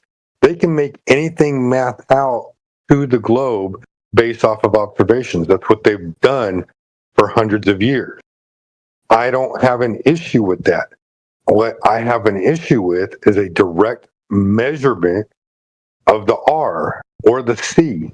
Give me one of them, please. C being a light constant? Were you here earlier, 20 Cups, when I talked to the guy that sparked all of this conversation right before Reductio talked and some other couple people talked? This one guy came in. Right? It was like A7 something. Oh, and I missed that one. He was I think he came in right after him. He was we were talking about the geometry, and I asked him, I said, have you ever heard of the equation C equals 2 pi r?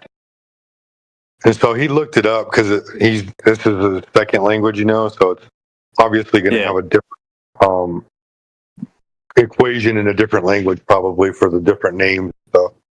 But C equals 2 pi r, you've heard of that equation, right? Circumference, yeah. Yeah, circumference equals 2 times pi times the radius. Or you can say pi d, right? But I use 2 pi r because it has r in there, and that's what we're talking about. The radius of the circumference. So C equals 2 pi r. Can you solve for C without knowing r? No. Can you solve for r without knowing C? No. So if you can't solve that equation without knowing at least one, then you have to have one measurement in order for this globe to really stick. Yeah, no shit. It's as simple as that. Of course, yeah.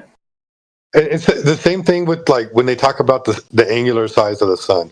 Well, the angular size of the sun is fine if you know the distance to the sun or you know the size of the sun. But you have to know one of them in order to calculate the other ones. Yeah. It's just like statistics, right? You have to have at least two values in statistics in order to calculate all the other statistics that are involved with that.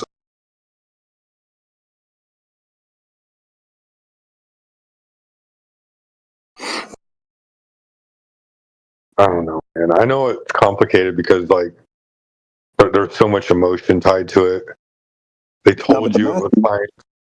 The math is super simple. This is a basic like grade 8, grade 9 algebra. It's not an issue at all. They're just clinging to something in like from philosophical motive, right? Yeah, emotional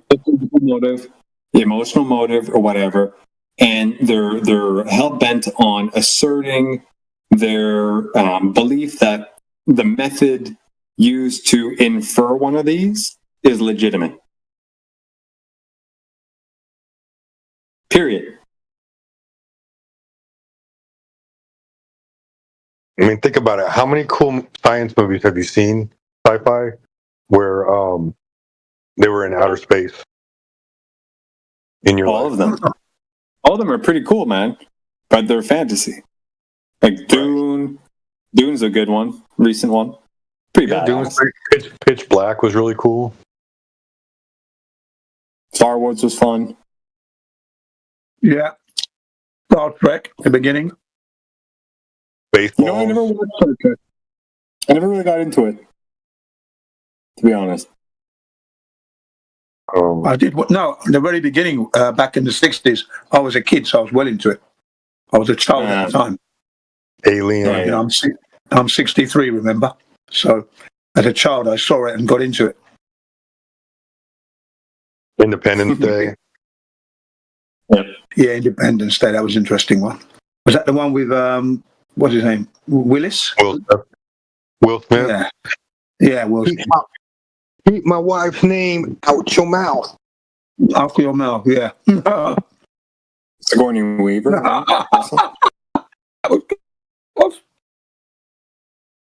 The fake slap. It's hilarious. What else? What are some other good movies?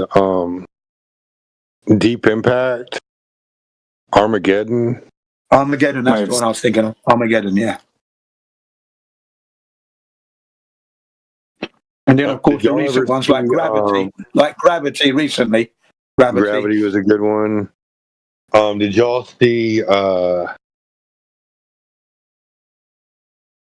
gosh, it was a Tom Cruise movie where he thought he was like saving the planet or whatever. And he finds out that was called Oblivion. Oblivion, yeah, that was a good movie. Yeah, that was really good. Yeah. That was a Honda XR600, by the way. The bike he rode. That was a Honda XR600. Yep. I used to have one like that. Hey, Jimmy, you're hot mic and Bob. Armageddon. Gattaca was a good movie too. That was about. I'm going to get him. Moon space. It's a good movie. Armageddon. What you doing, Jamesy? You sound like you got background noise. Yeah, that Virgin Studio One coming through. You know what I mean? Like, look at all those cool movies, and those are all the recent ones, man. Like, I mean, it goes back further than that.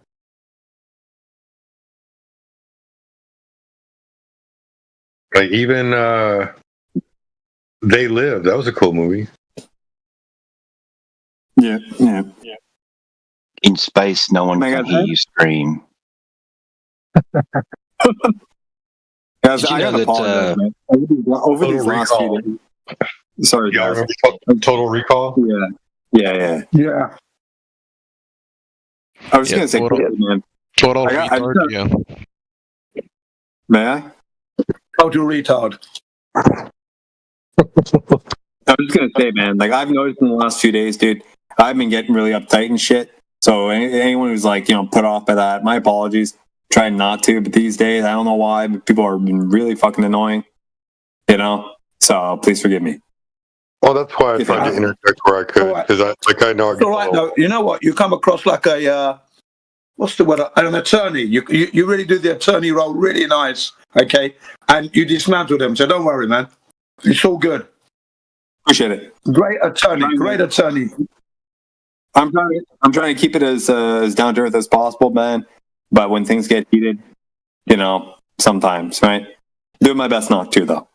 Yeah, but you're still. The thing is, you're still polite when you do it as well. You're still polite when you say you're a piece of shit. You're saying it politely, and that's cool. Yeah, you're a polite asshole. All right. Well, that's good to know. Appreciate the tolerance, guys. Honestly. Well, no, I enjoy the attorney approach, and wriggling on the line. So it's beautiful. No need to worry, man. But anyway, y'all, I'm gonna head off to bed, and I appreciate all of y'all tonight. Sheepdog, you did a good job as well, Sheepdog. You too, did a good job as well, man. Yeah, you did a good job, man. Later, bro. Yeah, you have a good rest. Cheers, man. Yeah, nice, man. I must sleep in my flat bed on the flat earth. Right on.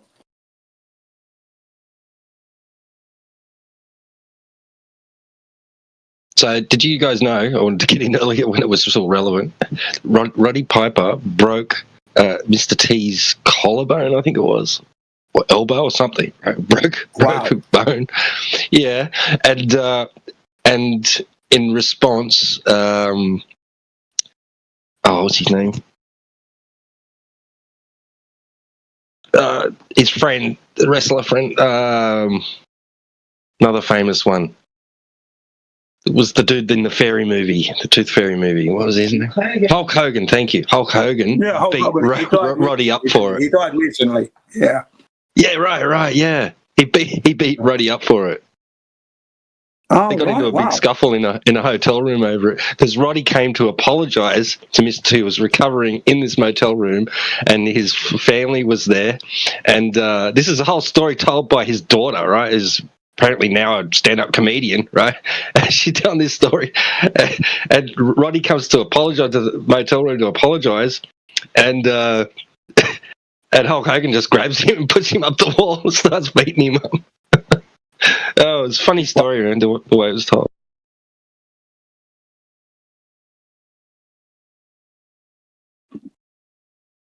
Yeah. Piper, he died rather young as well. Did you know that? No. He died young as well. That was Mr. T's daughter, sorry. Yeah, Mr. T's daughter. Yeah, Mr. T's daughter.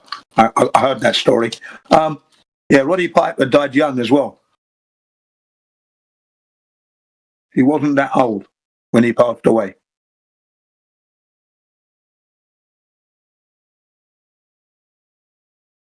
In Rocky 3, when Mr. T says to Rocky's wife, "Hey, why don't you come with me if you want to experience a real man?" When I watched it in the cinema at the premiere, Mr. T was sitting next to his mother, and when his mother saw that, he turned around, she started hitting him. He goes, "Hey, what you doing talking to that to a woman? You did." He's like, "Mama, it's for the movie." Yeah. I didn't bring you up like that. As the umbrella's hitting him. I didn't bring you up to women like that. Boom, boom. Mr. T's People are crazy. Getting knocked out by his mum. Can't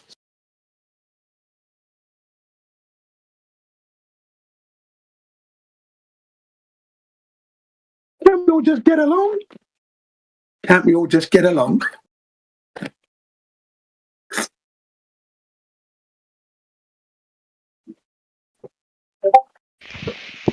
No, I want problems. Yes, well, the Globers have certainly got it in spades. Hi guys, you think flat Earth is flat? Hi there. Yeah, we know it's flat. It's measured flat, you see. Why do you ask? Because I believe the Earth is round. Why? What proof do you have of this round oblateness of the Earth? What proof do you have? Nothing. Just believe.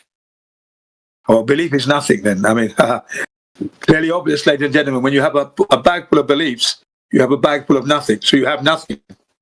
There you are. So you can have prove no proof. Earth is flat? Yeah, you didn't listen to the English language. I said it is measured flat. So in order for something to be measured flat means some action must take place. That is, we've gone out to measure it. You see? So that's the proof, isn't it, when you measure something? Do you understand now? No. You don't understand? Okay, let's take it from I'm not understand about the Earth is flat.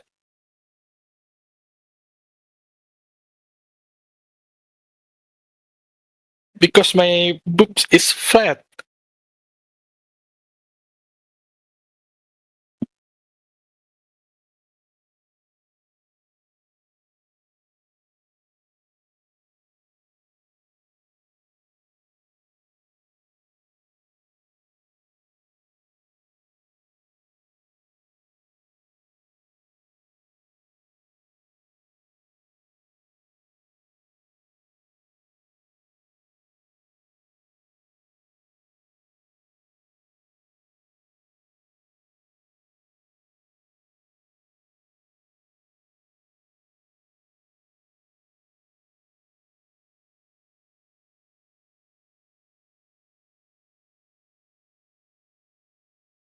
I cut out there for a second.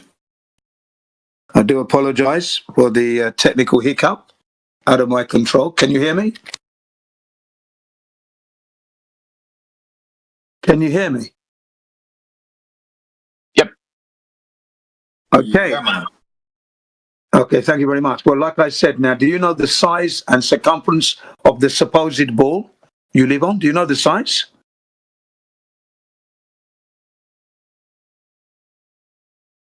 Do you know the size?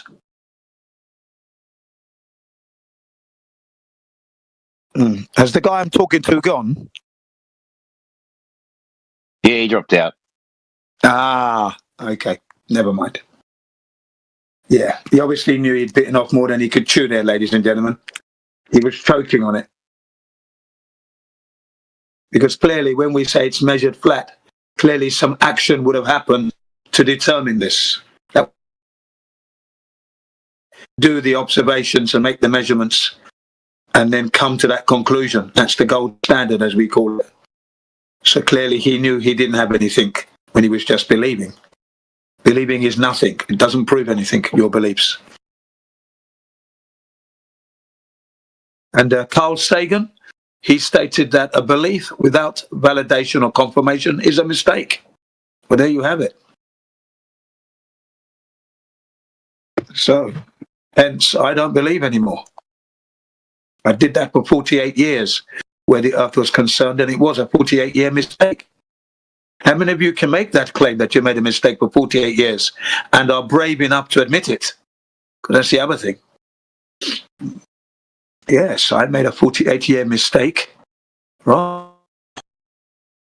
That should make you think as well. What was the mistake he made that moved him towards the flat Earth from the globe? What was that mistake that he made? 48 years. What could it have been? It was clearly not going out to measure the circumference of the Earth. That was my mistake. I took it on belief. I took it as a given. I took it on trust. See that? All good qualities, but the number one standard, if you really want to know, is for you to check it. Hence 48 years of a mistake right there. That's simple. Purely because I trusted the information I was given to be the truth when it wasn't. There you are. So now you know why I don't believe in anything now. I seek knowledge, truthful knowledge. If I don't have it, I don't start believing in anything. You see?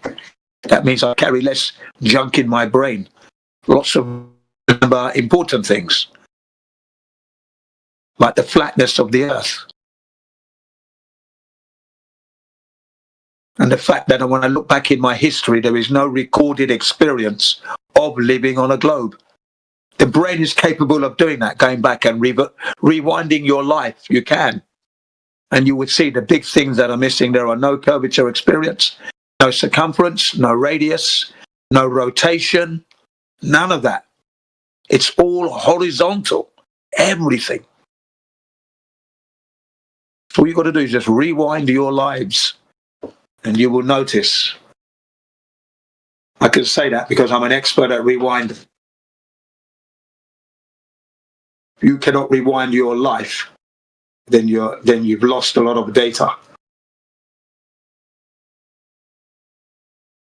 which you can use to confirm and validate what is true or not, whether what you're being told is true or not. Because your experience is very important on this earth, especially regarding the redundancy of this ball we're supposed to be living on. It would be impossible not to notice it. Impossible. A curved line and a straight line are very different indeed. And that's what we're talking about, basically. Horizontality versus curvature. Spherical, spheroid, a distinct shape. When you actually compare the two, a flat earth and a ball earth, it is easy to fall off the ball because the ball is not level. You don't fall off a leveled surface. You just don't. Curving surface now, right, requires your body to adapt and start to produce some balancing skills. Hence the clowns on the big ball when they're running around and sometimes they fall off. Of course they're going to fall off, it's not level. So easy to fall off a ball, not a leveled surface, by the way.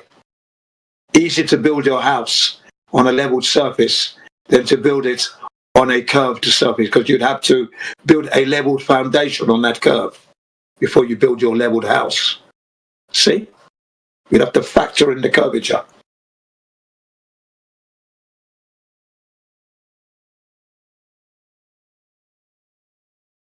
So there you have it, ladies and gentlemen. Welcome to the Flat Earth Truth.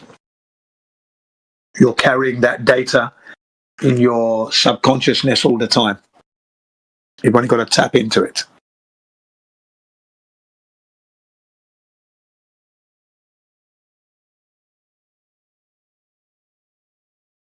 You've lived a life of horizontality all the while.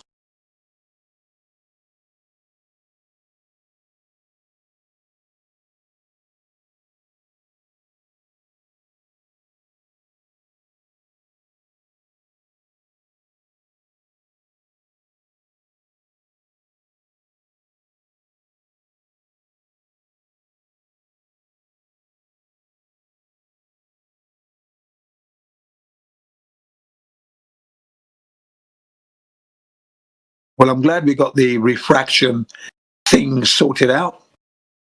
Yeah.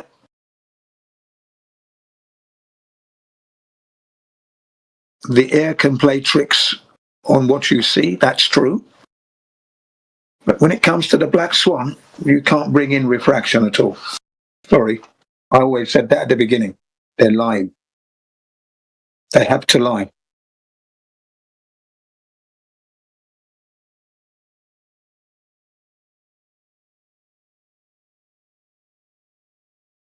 You are indeed seeing the horizon behind those oil rigs. No refraction going on there. All from just 12 inches. In some cases, 8 feet. Still seeing the horizon behind the oil rigs. 8 feet observation height puts the horizon, your geometric horizon should be at 3.46 miles. Okay, 3.46 miles. That's it. And yet we see well beyond that. Well beyond that.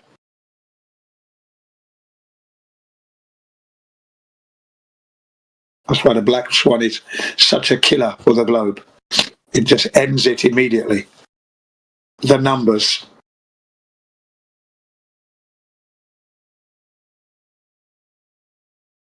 Can you imagine they're trying to evoke a 30-mile refraction?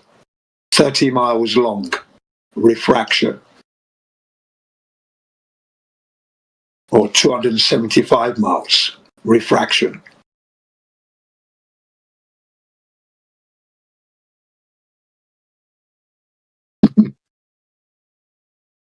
The air doesn't do that.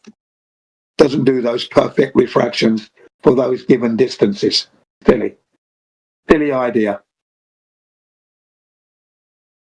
We're talking about the air that is constantly in flux, constantly changing. Doesn't do tricks like that.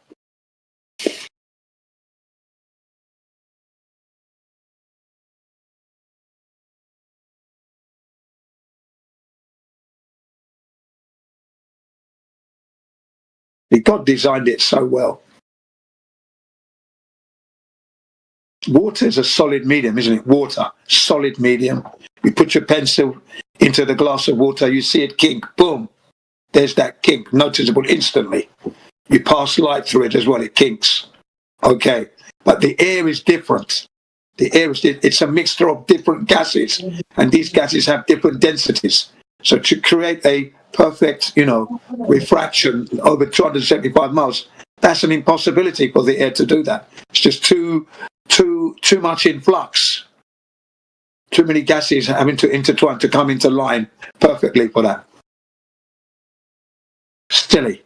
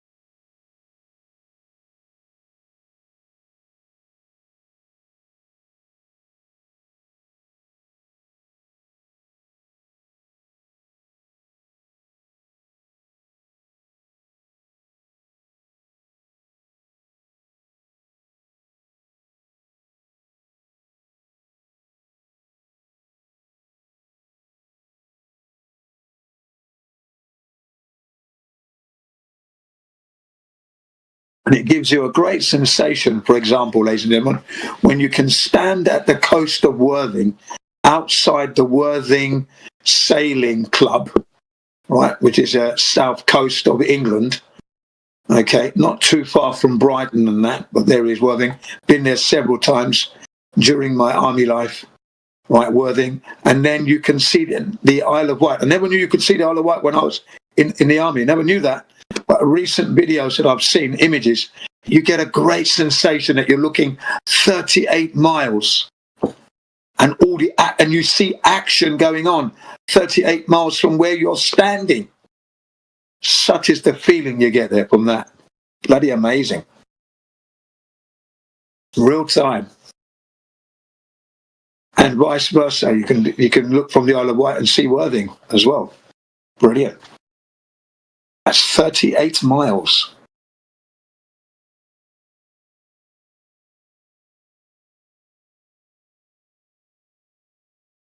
With a camera.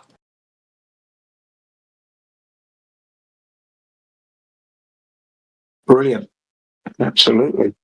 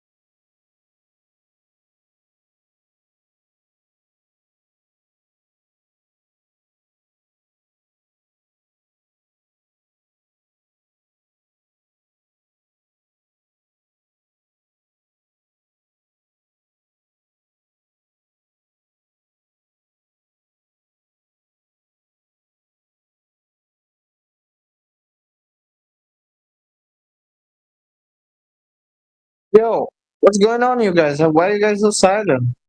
Just waiting for you. What's up? It's what? It's 2 a.m. Something like that. Yeah, what's this doing? So you guys don't have a debate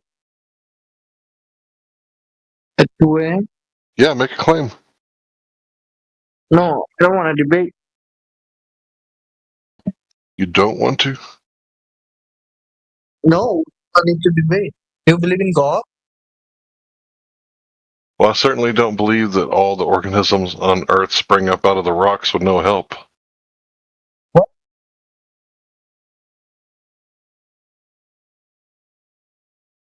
So in other words, yes, I believe in a creator. Yeah, do you believe in a creator? Yeah, because it requires a great deal of faith to believe that all the life on Earth sprang up all by itself with lucky time and magic wind. So which creator do you believe in? It's not really the topic for the room, I guess. Doesn't Hey, no, really matter. do you believe There's only one creator of the heavens and earth, right? and you don't know What? and don't know the significance.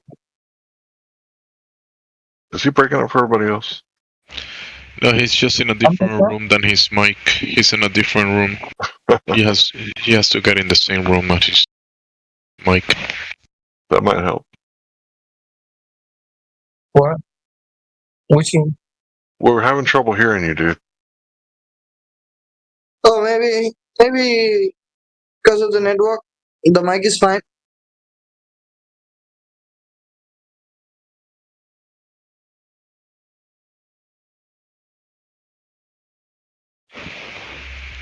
It might be like a trifecta: the network, the mic, and language. A trifecta of. Do you hear wind noise? What?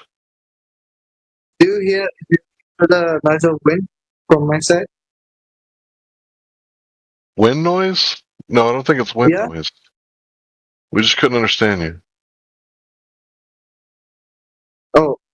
Oh, my accent?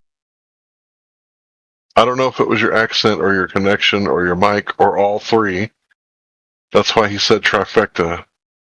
Because it might be all three. No. But it sounds like your headphones are in your pocket. No.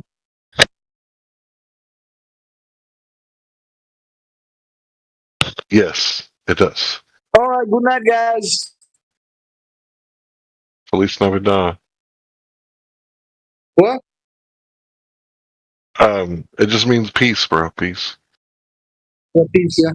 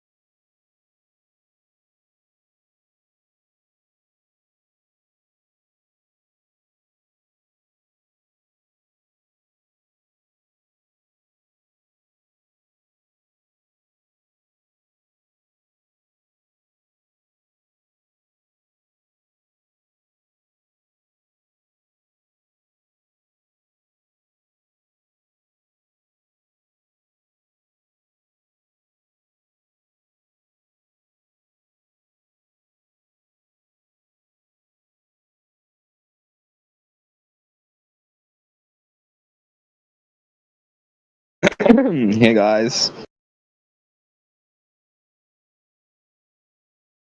Uh, hey guys, what's up? Yo. Oh, Hydron, this video is dead as fuck, bro. How you doing, man? Just be quiet at the moment, but yeah. Oh, there you go. Look, yeah. Mike's here. Yeah. How you guys doing? Can someone Hello, enlighten me?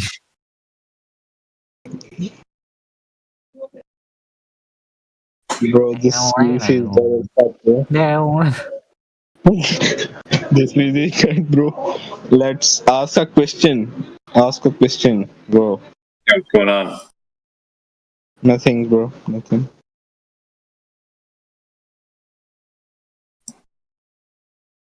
Did they just run away? I think so. Excuse me. Lame.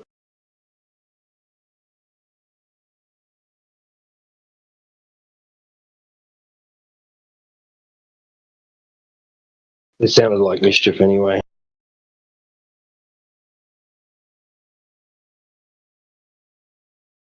So like little teenage little girls, you know. You ask him. Oh, no, you ask him.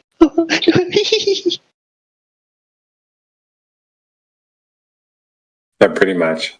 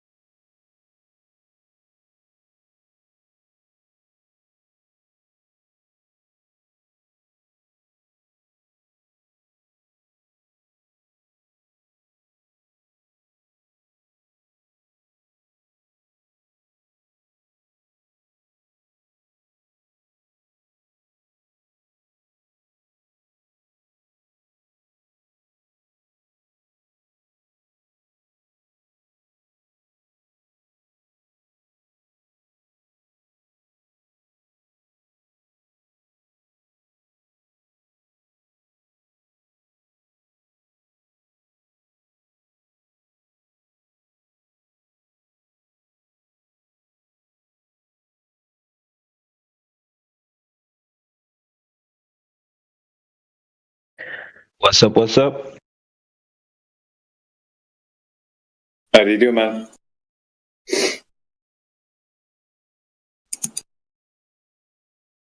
Not bad, thank you. Very quiet this morning. It is. Finished off some rounds a few hours ago.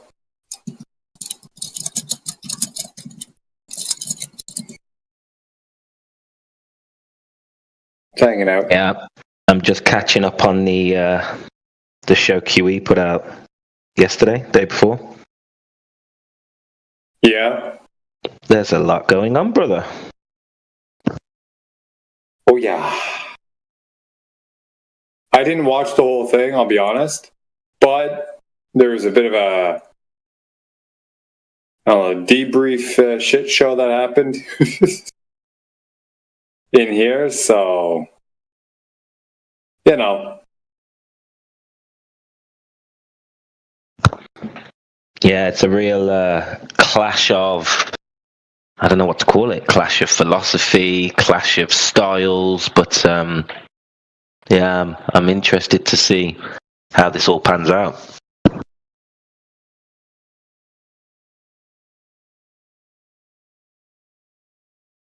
I don't like the lack of cohesion, you know? Yeah. I like to see us all on the same page. I know it needs to happen to hash out these things, and maybe it'll be a good thing. That's my hope. Yeah, 100%. I think there was some, what do you call it? Some reconciliation a little bit afterwards between some of the boys in here. The whole QE thing, I mean, forget it. You know, like, lost cause. I don't know. But we'll see. Yeah, I don't expect him to, you know, start being cordial. I don't think that's his style. But when it comes to the refraction argument, I definitely would like to hear more opinions, more discussions on the whole boundary argument, on the gradient argument, because I sit somewhere, I understand both sides of it.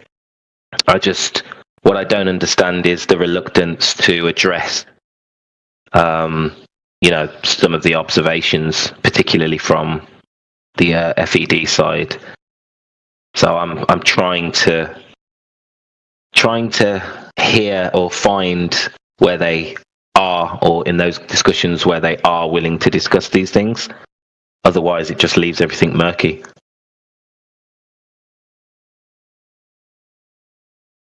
You know, it really seemed like it all boiled down to the term refraction. You know, yeah, the term refraction that's most commonly used in the context of Snell's law, right? But if that term is invoked in a sense where it's trying to elucidate the notion of just light bending, even though it's not going through two distinct mediums, right? That attempt itself is hand wave dismissed, right? Because it's not the right term, right? Refraction is supposed to be reserved for Snell's law exclusively, supposedly, right? I understand, yeah. It reminds me of the level argument with the Bev guys, right? Right. It's got a hint of that style, you know, the anal sort of approach, which I do respect.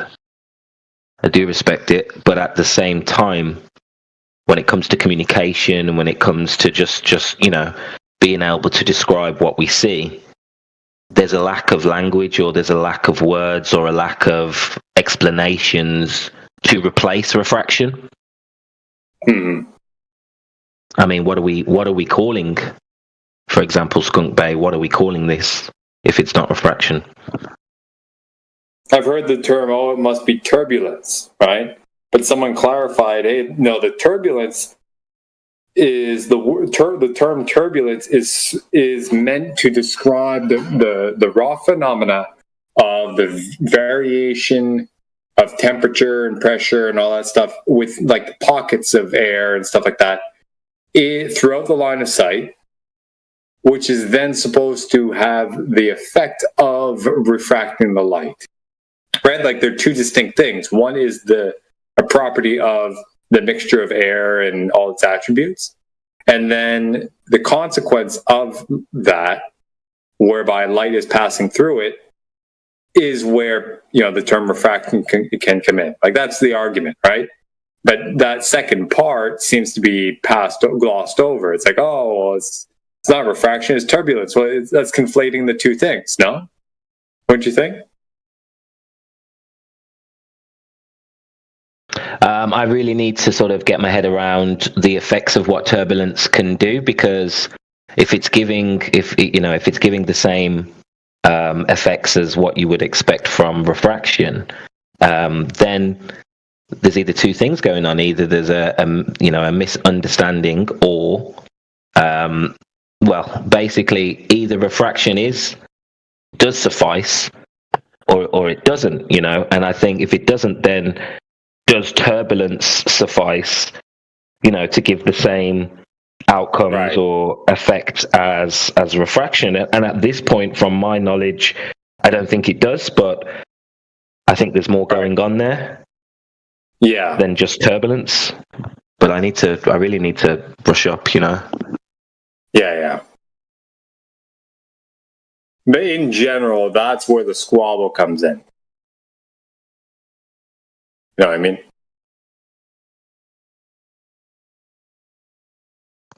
That's why I liken it to the level argument, because, you can find a position of level on a curved surface. That doesn't make the curved surface level, right? And I think it's similar, where you can find the effects of refraction, but does refraction cover the whole atmospheric long distance observation? So I was using atmospheric refraction, and I'm happy and willing to be corrected, but only by those who have the right words and the right explanation to replace it with. Otherwise, I'm going to use atmospheric refraction, just like I'm going to use level and flat Earth. I'm going to use flat until you replace that word with something that suffices. You know what I mean? Like, I know they say independent is falsification is independent of replacement, but when it comes to communication, how are we supposed to talk about this? You know what I mean? Like, if somebody's not willing to lead, if somebody's not willing to use the right words and correct them, then what's the point in being anal about it when it's such a nuanced thing? At this point, atmospheric refraction is the word that everybody understands. Do you know what I mean? Like, if I say atmospheric refraction different from Snell's law, you get what I'm saying, right? Regardless of whether you believe atmos and sphere and shapes, you know what I mean, and all that comes with it, right? Yeah.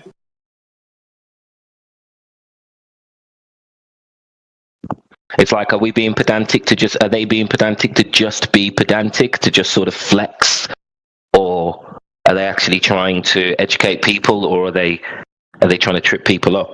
Because I don't want to be led by someone whose whole job is to just poke the bear and cause drama. You know what I mean? Yeah, of course.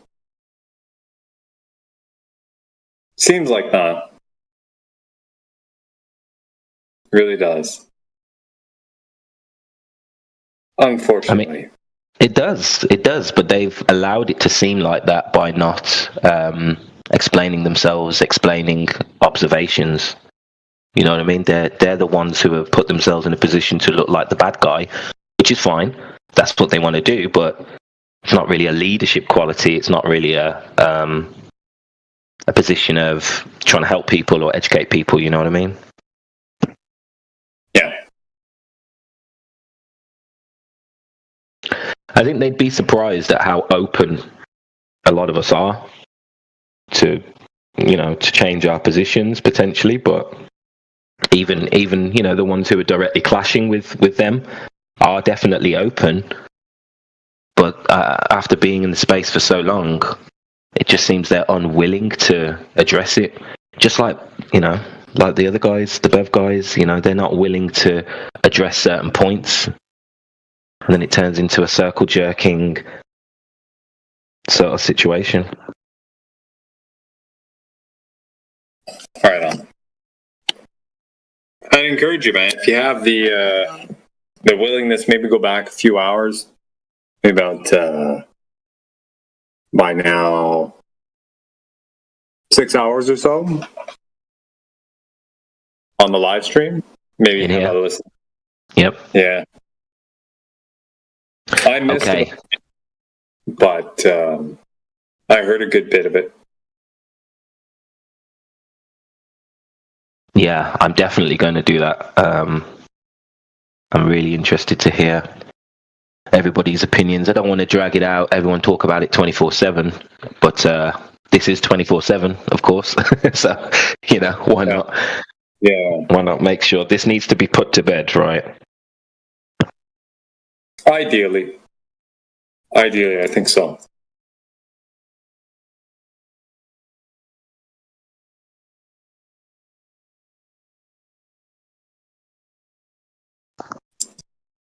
I don't know about you, but I don't really like those semantical arguments. I just find them a little bit pointless sometimes. But willing to admit there might be something we've missed, potentially. But at this point, it doesn't seem like they're forthcoming. Yeah. That's why I can appreciate them in a certain sense, because to iron out some of the terminology, right? They're necessary, but sometimes, like especially with guys who come in here to argue against us, it's more used as like a rhetorical device more than anything else. Like, what do you mean by the word is? Like, what do you mean by that word? And then you're caught up on that shit. You know what I mean? Like, exactly, brother. That's the risk. It's a bit childish, I think, in an educated sort of way. You know what I mean? It's like, aha, I found something that will cause a problem and wedge. I'm going to wedge it right in, and they can't take it out because theoretically I'm correct, but actually, in the context of the argument, it's not that helpful. Yeah. And I'm all about context. Context. I think context rules content. So, yeah, you may have the correct content, but, in the context of the situation here, then go ahead, then go ahead and lead. Here's the floor. And then that's when you get the, what's happening in Skunk Bay. I don't know. It's a fallacious, approach to ask me to replace it. It's like, well, that doesn't help. It's not going to stop. You don't see an amicable ending to this, T-Dub? No. Really? Not where parties agree.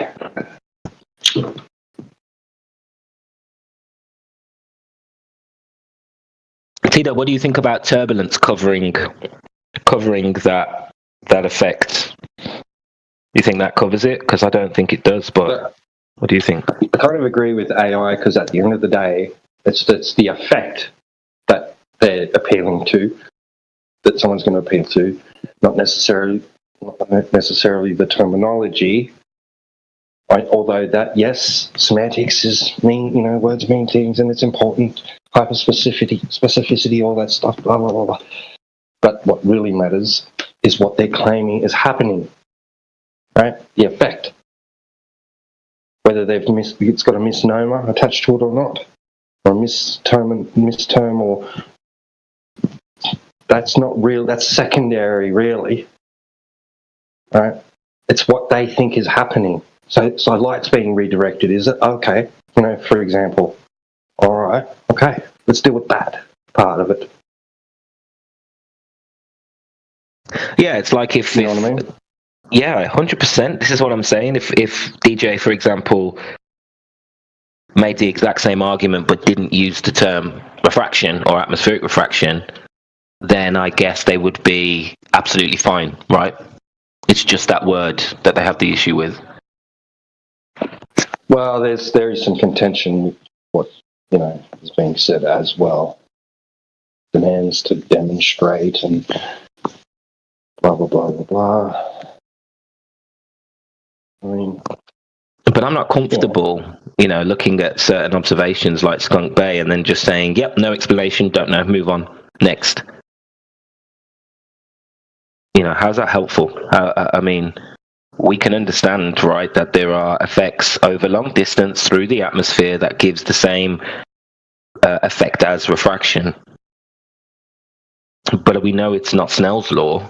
That's why I think atmospheric refraction is the word that is used. Yeah. Just like it's a bit like gravity, right?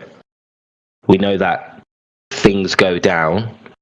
I'm happy to use the word gravity, you know what I mean? But then we could be in the exact same situation with types like this by using gravity. So it's like, okay, where do we all sit on that, and instead of gravity, because relative density covers a part of it, but what's wrong with using language that everybody understands? That's my argument. And if not, then what's a better word?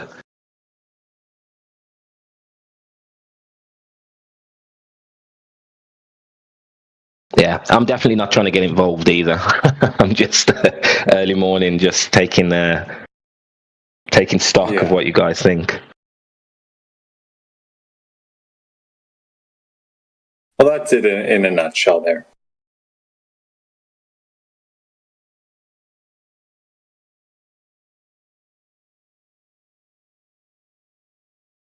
Well, hats off to DJ, he's definitely pushing the conversation forward. We definitely need people to challenge these little nuanced situations. So I'm glad he's got the energy, the time, and the space to do it. I really hope he does go on the show, and I really hope he does step up to, debates and stuff, and win, lose, or draw. It doesn't matter. Hats off to the guy. I mean, I think a lot of it, I can't speak for him, but what I get from a lot of what DJ is saying is it's more of a hostile witness situation than anything. You know what I mean? But he's saying, hey, here's what your textbooks are saying.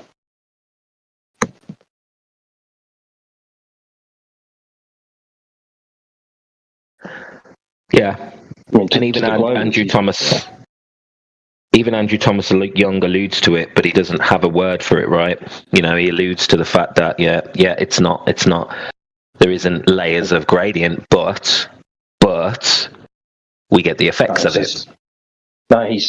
He says there is a change in refractive index. It's just not distinct separate layers like this thick, discrete layer, so many meters thick or whatever, and then boom, suddenly it changes drastically, to this next level. It's just very, very slow and gradual. That's what he's saying, and he calls it refraction. He does, doesn't he? Yeah, he does. But he does make. We worked out today. We passed out today. Thanks, QE, bringing it up, and the other guys too in the chat here later on. Andrew Thomas Young does make a very clear distinction between mirages and other types of refractive effects. So he doesn't class looming and stooping and sinking as mirages because they don't necessarily involve, though they can involve miraging, but that would be multiple things going on at the same time. So you could have looming and superior miraging, or something like that, right? Happening simultaneously. But he's saying that looming and sinking is not a mirage. But it is a refractive effect.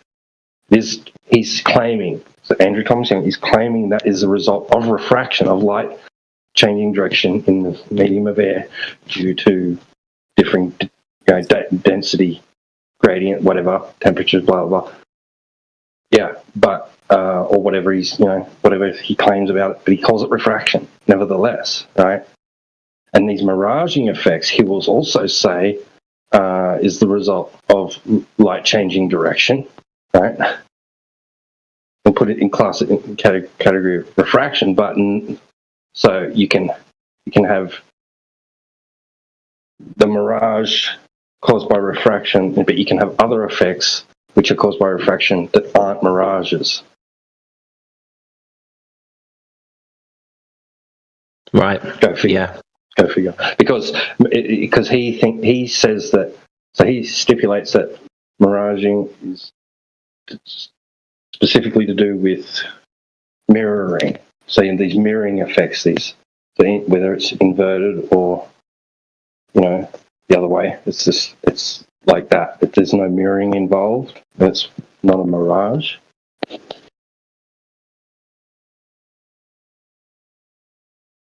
Yeah.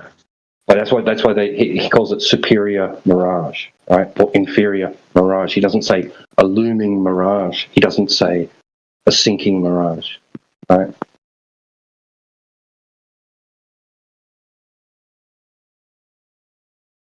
It's a bit like the bottom-up disappearance argument as well. A few people have issues with the idea of things disappearing from bottom up. Yeah, technically, it doesn't. Does it appear that way, though? Sometimes, yeah.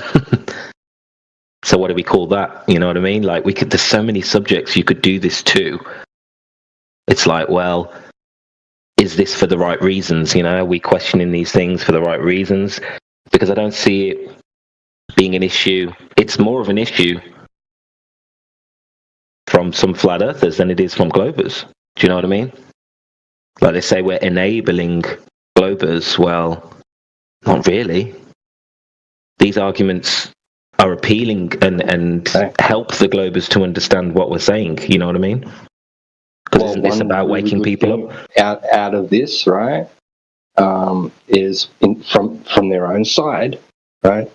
We've got the quotes from their own side, from their own subject matter experts, saying that there's another reason for apparent bottom-up obstruction, not necessarily Earth curvature. So when they come in and say, why can't I see the bottom of the boat? Well, your own side has already given us, your own side has already given you an alternative reason why. When an object which is in your line of sight and would not necessarily be geometrically hidden by anything, curvature of the Earth or a mountain or anything, right? Anything, it will appear to be obstructed bottom up. They give it that, and they call it refraction. They call it a refractive effect. Sinking. That's what sinking is. Right. That's the way sinking is described. So, that's a bonus, isn't it? Really, because we can use that as a hostile witness. Say, why are you asking us for alternative reasons when your own side already has one? You don't accept it. It's just always Earth curvature is the reason. You didn't check to see if your own side gives you an alternative reason. That's unfortunate because we've done it for you. Here you go. To me, that's already ruled out because they don't take into account angular size change at all. That's not even involved for them. So that's easily, to me, that's done. Earth curvature just doesn't cut it. And Earth curvature with refraction is not consistent enough. They don't have, like we said, that linear uniform gradient to account for these observations. They don't take into account angular size. So for me, earth curvature is completely out the window anyway. So how is it enabling when that argument is dead? They even admit that themselves. That argument's been dead since 2016.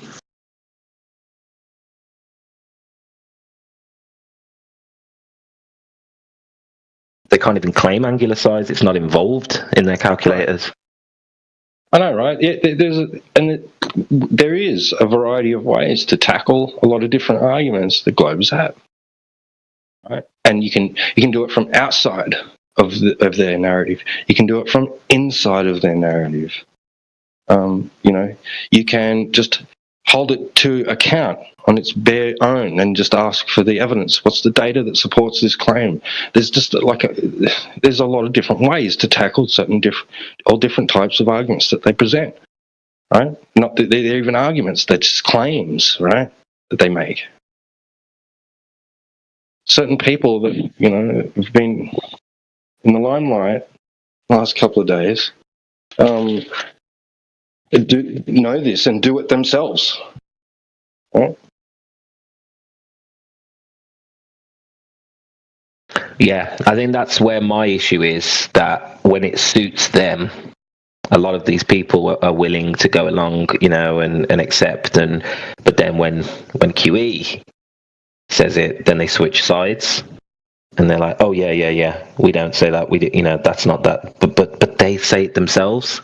So it's like, that's where I think clarity is needed. Like, look guys, there's no need to jump ship and swap sides, and there's many different ways. And if you're speaking to a glober, or if you're talking internally, then fine. But if you're speaking to a glober, it's a different context. You know what I mean? If we're hashing these things out in the background, then yeah, fine, great, love that. Sharpen the axe. But the axe is fucking sharp already. You know what I mean?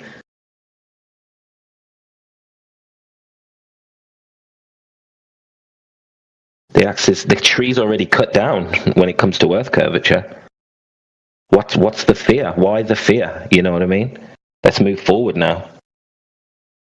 Earth is not curving, and the globers can't account for the curvature at the observations. So now let's move it forward. But yeah.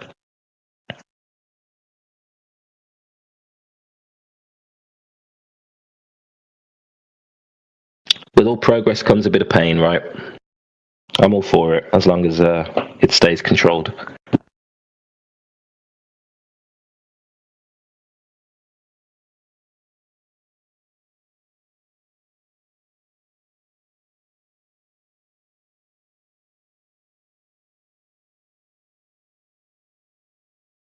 Did T-Dub, or 20 Cups, that conversation a few hours ago, which I am going to go back and have a look at, was Jedi around?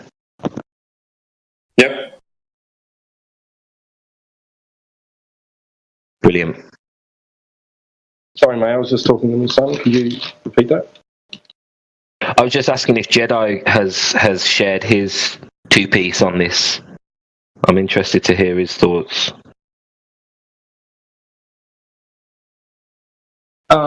Yeah, he chimed in, man, but I'm sorry, I couldn't tell you what, I can't remember. But I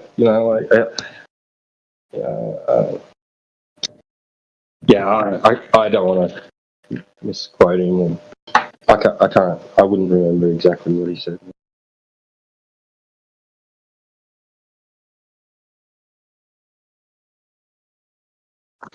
Yeah, because I know Jedi is pretty strict with his terminology, his use of language, and the way that he does things. So I can imagine him sitting on the fence a little bit on that one.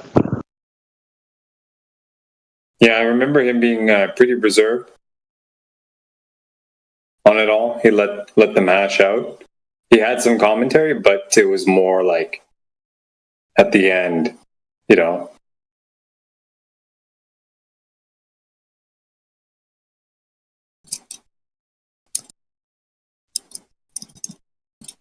Yeah, as I expected, yeah. As I expected. T-Dub might be right. This is going to be a drawn-out conversation, I think. Yeah.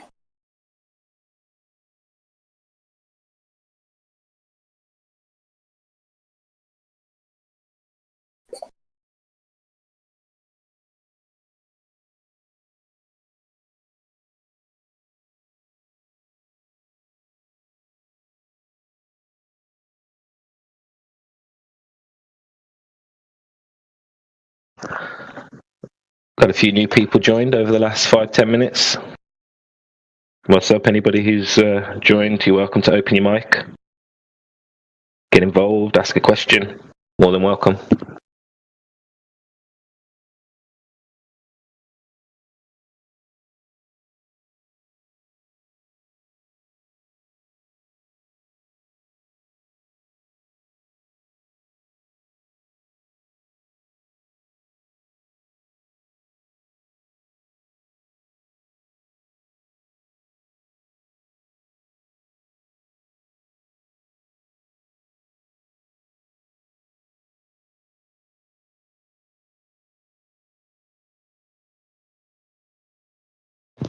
There's also a social element to it a little bit. You know what I mean? Like, well, actually, not a little bit, a lot.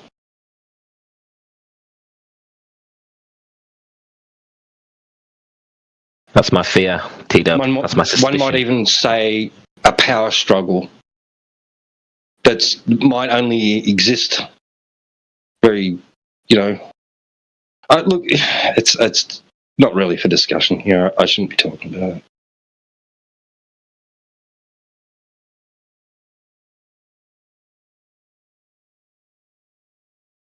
I don't know. I think you should. I think maybe not now. But when the time comes, I definitely think everybody's input is valued. I think it definitely helps. It helps more than doing the opposite. You know what I mean?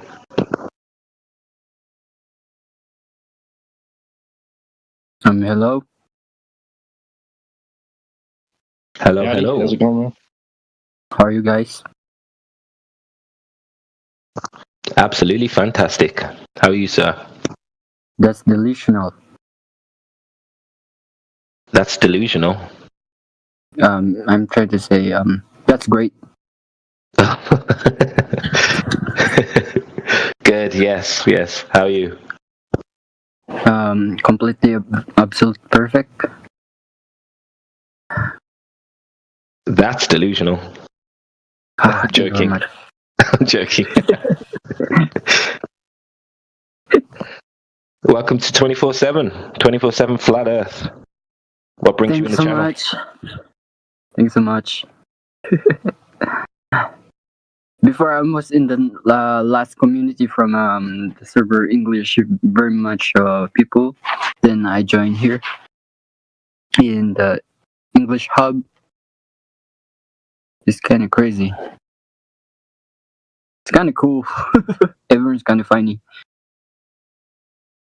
Yeah, this is a great topic to sharpen your English, learn a few concepts, a few new words.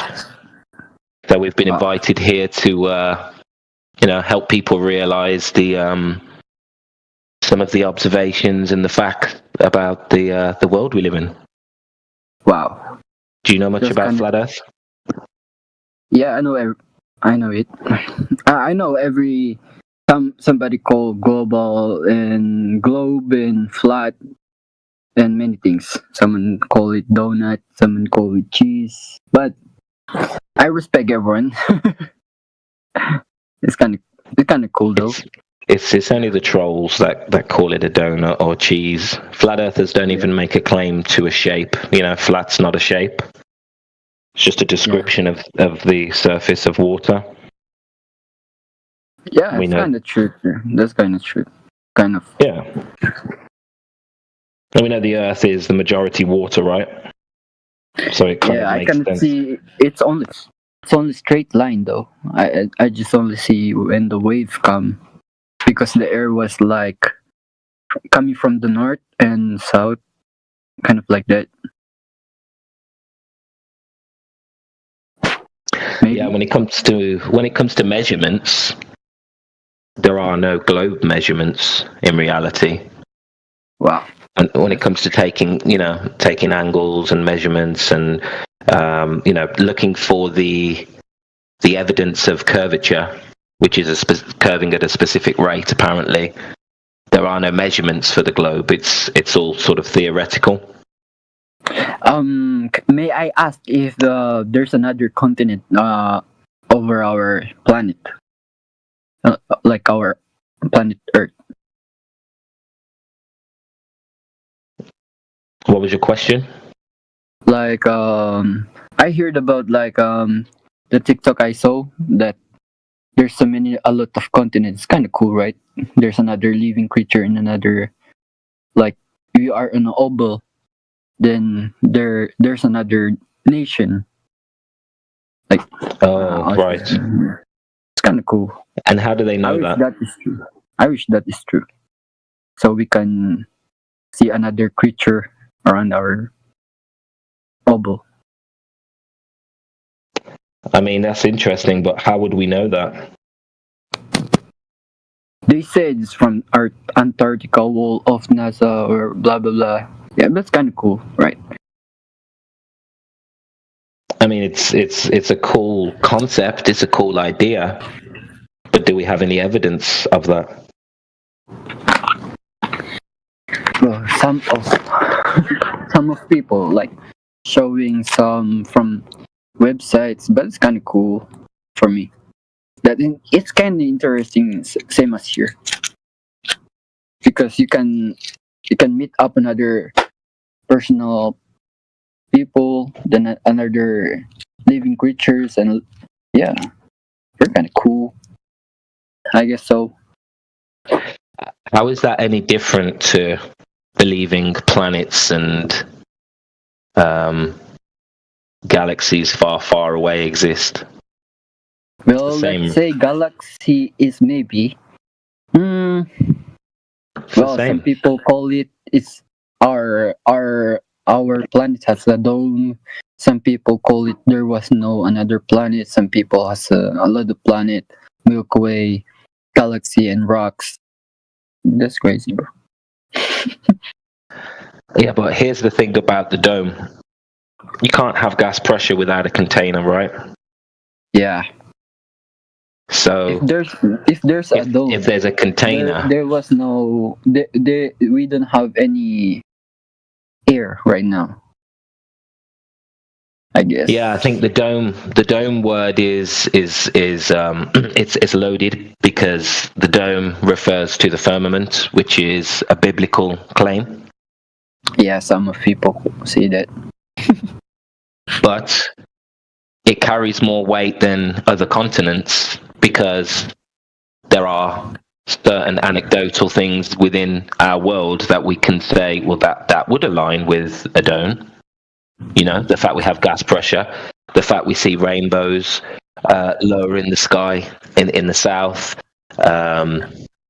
You know, there's the odd thing here and there that would allude to that. But when it comes to other continents, it's you know, completely anecdotal. We have to take the stories of individual people who claim that, but there's actual logic behind the idea that there's a container, which some would call a dome. So I think that's slightly different.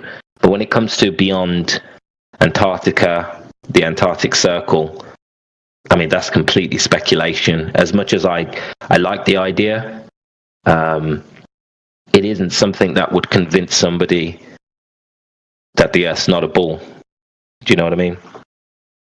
Yeah, that's kind of. Even me, I never goes to space station.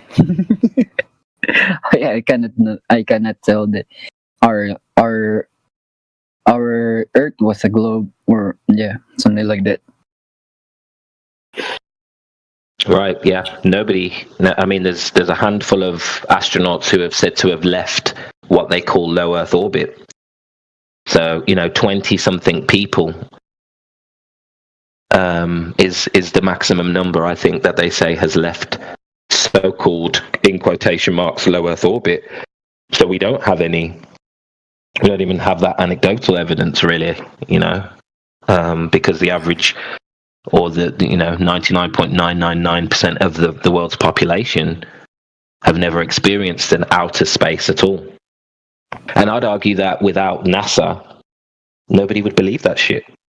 Without these rocket launches and without these missions that they so-called do, there's nothing. You know, we don't get the meteor showers, we don't get the asteroids, we don't get anything really that interacts with the outer space idea. Yeah, I wish like there's another humors that's spreading humors. There's another people in the future. They're gonna make some elevator. They said it's all like they said like when it's like 2010 and 2012 ending of like they made a elevator, but till today I never seen on YouTube or any platform medias. I'm trying to wait for that moment. Yeah, you'll be waiting a long time. I remember in school in the 90s, because I'm old, they said we'd be in. They said that there would be public tourism in space by the year 2000. By the year 2000. 2025, maybe we don't still have that. Yeah. But actually, I saw like when you're born like 90 some plus some kind of more than they made a vehicle out of hoverboard, then made a plane.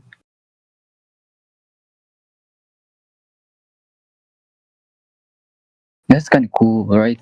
Like, wow. It's more rather today. Maybe the old-fashioned years was very might be futuristic rather today. I'm very interesting about the old town, old cities. Yeah, I'm very interested. Yeah, it's fascinating. Some of the technology from the early, 19th century is as advanced potentially as, what we have today. Some of the technology. Yeah. It's very interesting. Seems like something happened, right? In the past. Yeah. By the way, what country are you from? I'm from the UK. Nation? Oh, UK, United Kingdom. Oh, you Britain. Yeah, what about you? I'm from Asia. Right. Asia. Asia. Yeah. Big place. Big place, yeah. Big continent. The Philippines and I have blood Japanese. Actually, I'm mixed. Nice. Yeah. And do you consider yourself a glober in the sense that do you believe that we live on a ball with outer space? Well, I cannot believe as well on that because if our globe is if the globe was globe, why the waters go straight?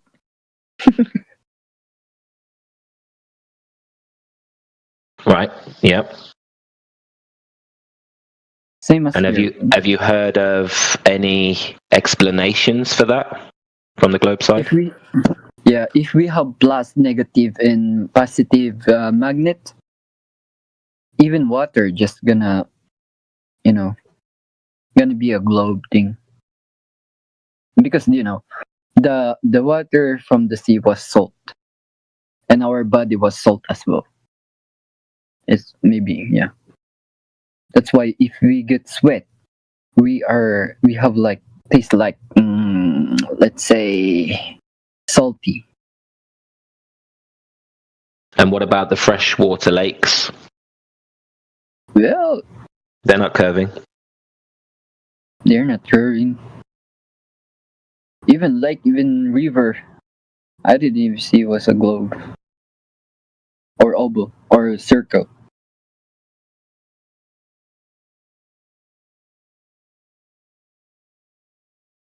But for me, it's kind of interesting. There's a globe, there's a planet, flat Earth. For me, it's very interesting for me.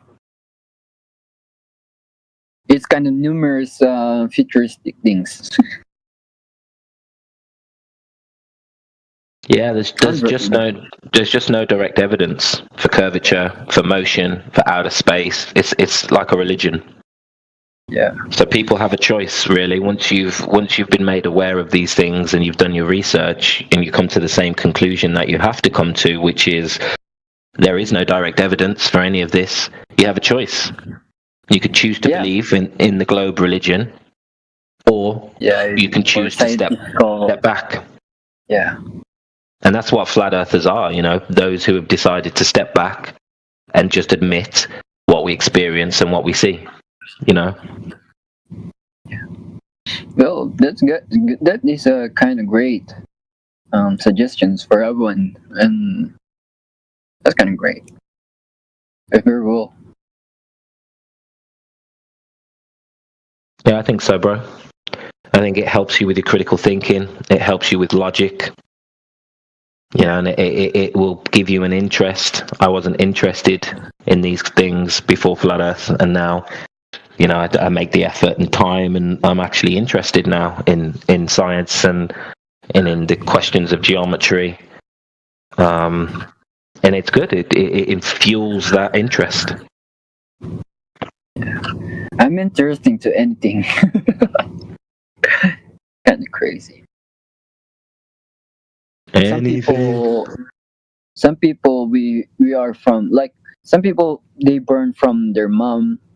They're burn from their the heaven. Someone burn from species. They burn from monkeys. They burn from Africa, and they burn from Japan, bro.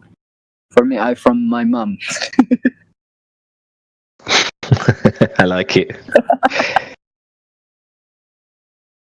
Yeah, that monkey story doesn't add up. I'm sorry. Same. I'm not gonna say I'm from monkeys. Your great ancestors, right? Yeah, great ancestors, right? As well, I didn't even understand where we all from. Even so, me, I cannot know where men came from, where women came from, where monkeys came from, where chicken were from. Even trees, even same.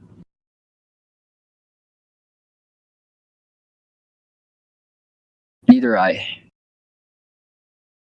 And that's honest. That's fair. Seems pretty apparent, though, that we were, wherever we came from, we were fully formed. This is how we've always been, by the looks of it. But I believe I believe in conspiracies from humors. Like, there was a very cool time machines that someone built it. But for me, I'm interested as well in that thing. Mm-hmm. What did you say? Time machines? Yeah, time machine means look like if you're gonna travel to your old self or your future self. That's kind of cool. That's very cool. When I was a kid, I'm watching every movies has one. But it's kind of cool for me. Yeah. Yeah. Yeah, that's a big, that's a lot of speculation there, but who knows, right? Yeah. Stay open-minded. I think that's the key. Don't rule out that which is possible, you know, and the globe isn't possible. I'm sorry, but that's off the table for me completely. Same. A ball with a radius of 3959 and a supposed curvature rate of 8 inches per mile squared, with motion where the ground rotates under the atmosphere, and a vacuum in the sky. It's off the table. It's impossible. Open to other interpretations, but that one, I'm sorry, that one's been debunked. Yeah. Oh, by the way, what everyone like to drink? Is it coffee or tea?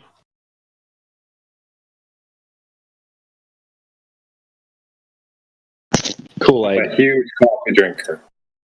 I drink both. I drink tea, I drink water, I drink coffee. Yeah, I can mix it up at the same time. I drink so much coffee that people call me 20 cups. Let's put it that way. Great. Wow. No, obviously it's an exaggeration, but there's a reason. I'll put it that way, you know? That's kind of fantasy right there.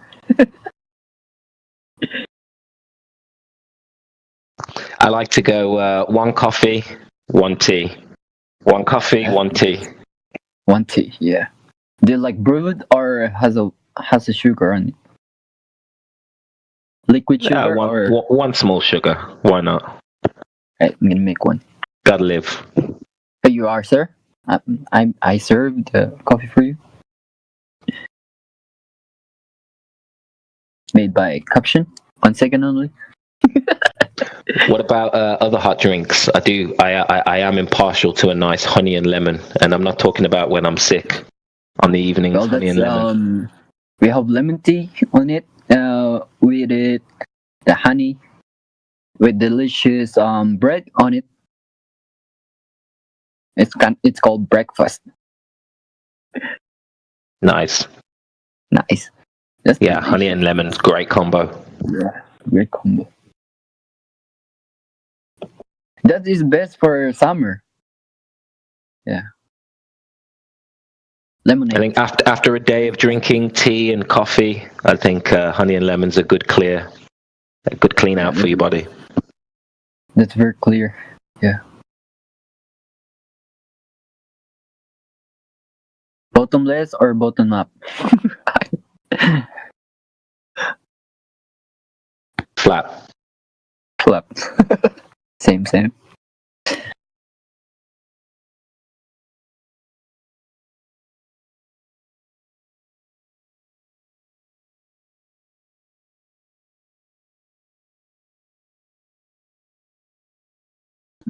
I just made some that it's kind of best and things. Just when how do I share screen here? So I just made some another things, that shortcut things.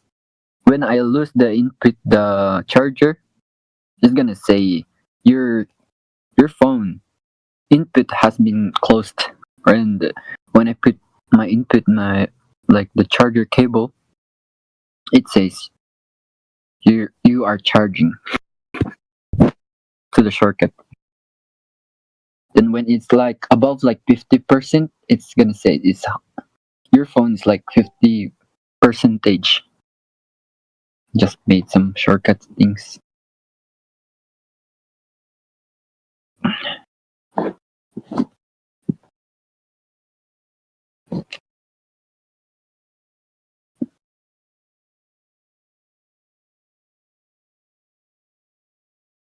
Rambling Attack on Titan. Yeah. FE boss, you there, bro? Yeah. Hi, I'm here. Yeah, but I'm just about to start working and loading the van. Oh, nice. I was just wondering if our crazy friend from the other day who wanted to meet up reached out to you. Was it Cosmos? I think it was. Yeah, Cosmos. Yeah. Yeah, he messaged me. Yeah, and he was saying, "Oh, what's going on? What are we gonna meet up or what?" I didn't respond because I didn't want to entertain that nonsense. Mm-hmm. Yeah, fair enough. Yeah, it's to me, Roots. To me, it's stupid because we're discussing the nature of Earth, what the Earth looks like, and then Cosmos wants to take it too far. To me, that's stupid. So I just chose to ignore it. Yeah, it was extremely butthurt. I know it's ridiculous, but I thought you were going to take it that far in terms of calling his bluff. You sounded like you were really going to call his bluff, so I was interested to see if you followed up on it. No, I'm not following up that. I know. I've dealt with many people like him before in the past. I just don't entertain it at all. I just let him calm himself down, and probably a couple of days later he'll be all right.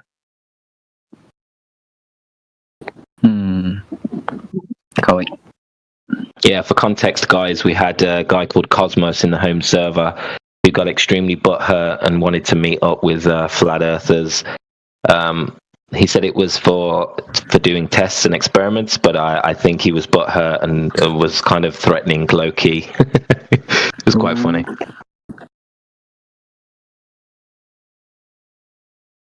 We get a lot of that gotcha. We get a lot of butthurt Globers who want to fight. Yeah, definitely. Yeah, 100%. Wow. Yeah, I think Cosmos is he's young in it, so his level of comprehension is not up to standard. So I think he needs to grow up, yeah, and learn how to understand things. He needs By to the learn way, how to take an L. Oh, my bad. No, go ahead, bro. By the way, how's Duke? How's what? Fine? How is Duke? Like, is he is it fine? I'm trying to say he's I don't understand. Yeah. Never mind. My bad.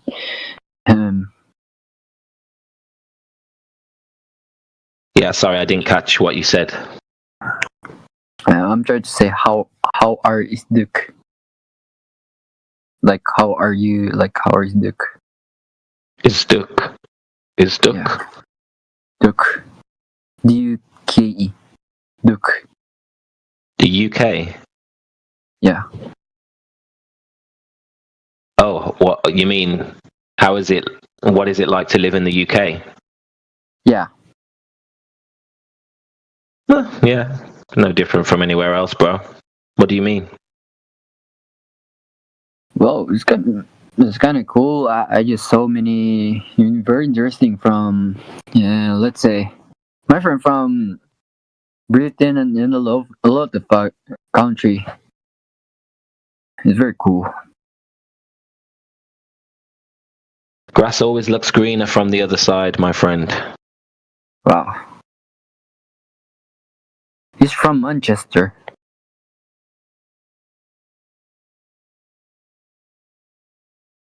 Then Yeah, my friend from that's not far. Yeah. Not And far from he's me. Yeah. And my another friend from London.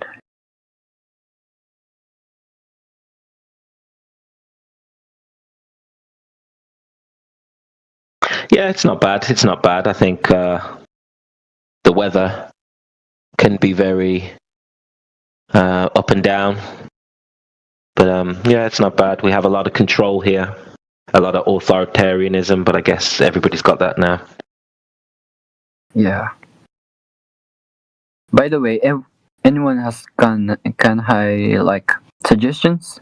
Should I get a Japanese woman or Korean or Chinese or any country from another nations? Like, should I?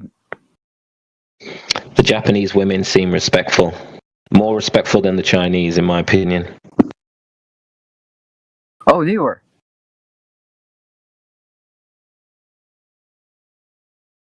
The Chinese women seem a bit aggressive, from my experiences. Oh, the wild. Wow. That's it's tragic, no?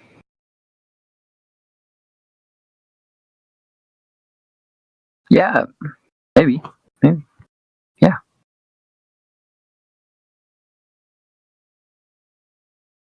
I like how the Japanese women are always very well presented. The Chinese women, not so much, right? Well, that's kind of true. You know, they for me, I like when I look on their face, I saw a real Chinese girl and Chinese and Japanese girl, and their eyelashes. Real one? Yeah. Not one of them fake ones. Yeah. The eyelash. That's the same. Like they have small things. But Filipino and Korean, they have Like big in ass. Thailand. Yeah. That's well, I don't know. Never mind. So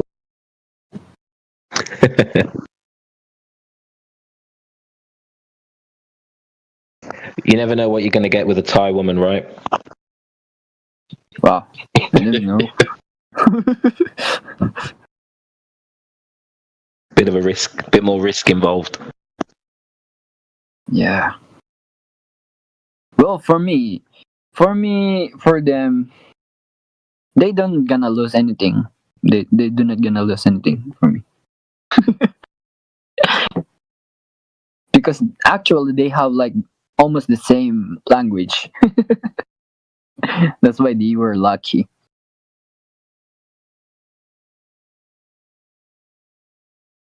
You get a lot of English men looking for Thai women. I've noticed. It's a popular destination for the UK. Passport bros. Yeah, that's it. Before I think it's easy pickings.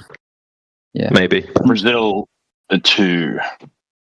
A lot of Americans go down to Brazil and just love it. I've seen some beautiful Brazilian women. Back as one. They are unbelievably so beautiful. Thing about the Brazilian women, they're very low, they're very down to earth, they're very, like, if some of these women, the way they look, if they were Australian women or American, they'd be horrible to talk to because they'd be so full of themselves. But the Brazilian women, it's so nice, it's so down to earth. I like to go to the beach and I'm going shopping and then I go to the gym and then I have dinner and yeah, they're just really almost dull. They're very nice. They're really I can't speak highly enough of them. You mean they're not westernized?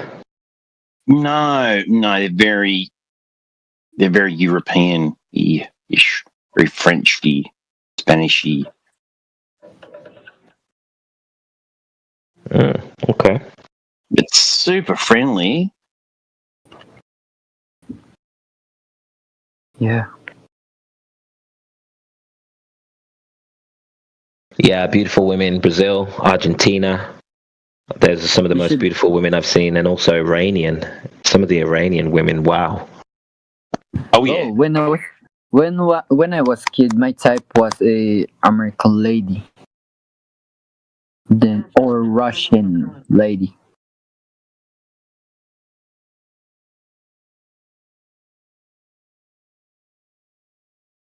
Very like they have like blue eyes, you know. Blue eyes. That's crazy. Oh my god, yeah. No, not really. Pretty common for a Russian girl. Yeah.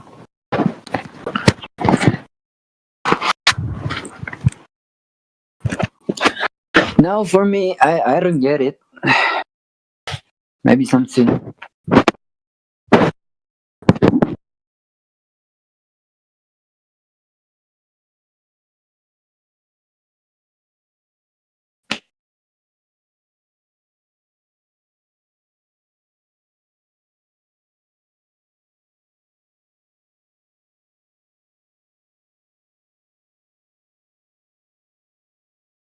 I was on the site in 2020. It's called Tango, right? It was all entertainers, performers, musicians, singers, and they had all these belly dancers from Russia and Ukraine, and they were fantastic. Ukraine? Oh, yeah, Russia and Ukraine belly dancing is really big there. It's a thing. Sure. Building? For me, I don't watch belly dance things. I only watch like like holding books girl. It's very artistic. Yeah. Like I'm very pickable. Like I don't simply like if a girl trying to pick me up. Nah, I'm not like that shit. Like I'm not easy. Like I'm trying to say is I'm not easy to fall in love with a girl. Why, you prefer men? What? Nothing. Yeah. Only on weekends. Problem is, it takes 3 months to get to know someone, but it only takes a couple of weeks to really fall for them. So yeah, it's a problem. Does anyone have like weekends in a week in the weekends? How many times you drink teas or coffee? That's a lot of caffeine, maybe, or teas. 20 cups, brother. It's the way. It's the Western way. Holy bloody hell! That's bloody hell. We're all addicted. Yeah, same as me. Does anyone love matches here? I'm sorry, what? Matches? Matcha. Matcha Matcha is like tea. yeah, Green tea. Oh, not really. I like herbal tea, but not green tea. It's real taste so good, you know. But then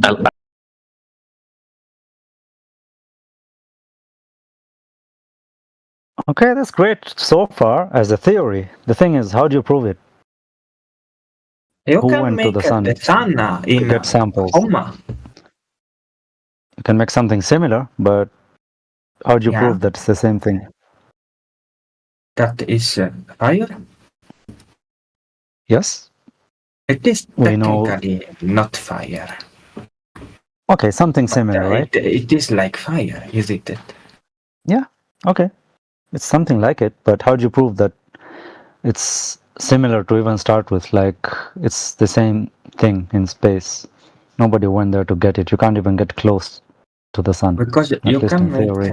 Well, we sent spaceships in the sun. Cool story, bro. But you can make the sun in your house. Talking about lighting? So, Can you make? Do you know how to make fire? So tell me, if this sun isn't heating up the vacuum of space, when did the heat start heating up this spaceship heading towards it? When did the spaceship start to get hot in the vacuum? The vacuum is not hot. Yeah, well, why did this ship burn up before it hit the sun? Because it has protection. Called Oh, come on, carbon that's not. layer. You're not answering. You're not answering the question. I don't understand the question. Okay, when did this ship start to heat up in the vacuum, heading towards the sun? It started. It didn't. It did heat up. It It burned. did get hot in a vacuum. Yes. But the sun doesn't heat up the vacuum in any other area. Because the vacuum is you have electromagnetic waves. Those are generates heat. They transfer heat.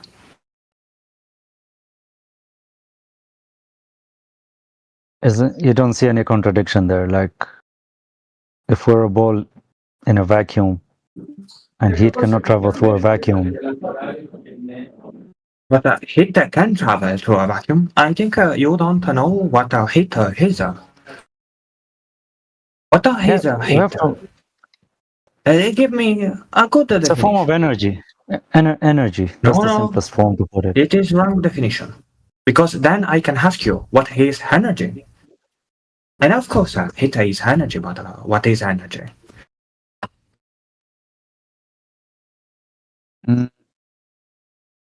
Well, modern physics obviously has its definition of energy.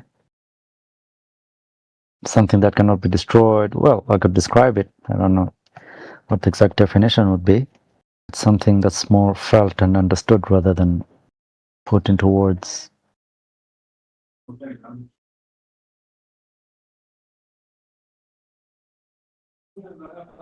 But the thing is that we have a good understanding of heat. Yeah, because we use it a lot. Do we? Obviously. Yeah, we use like microwaves. It's the same thing. Microwaves generate heat. But they're not heat themselves, right? Nah, bro. They do.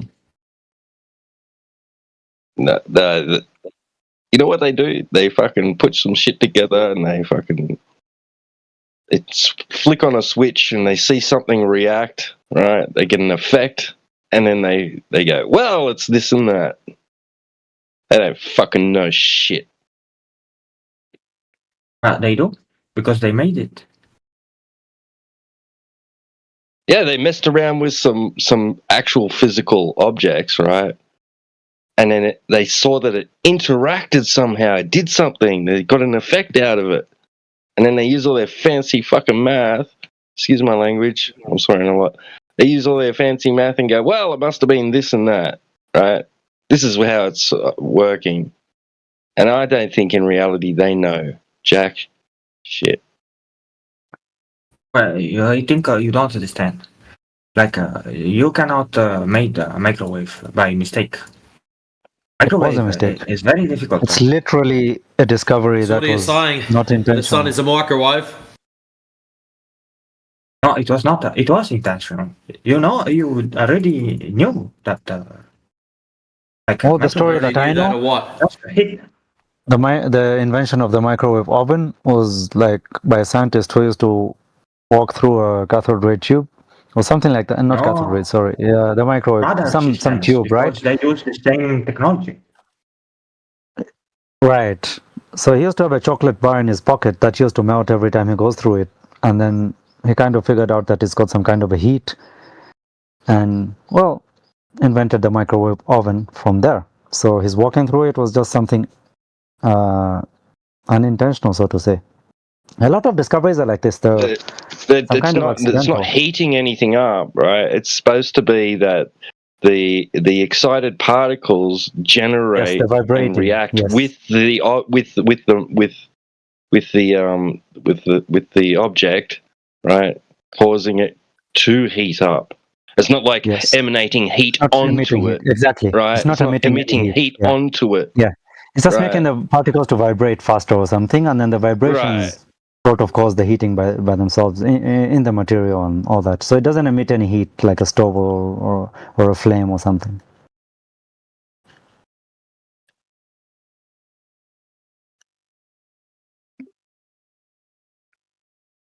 But the flame is the same thing.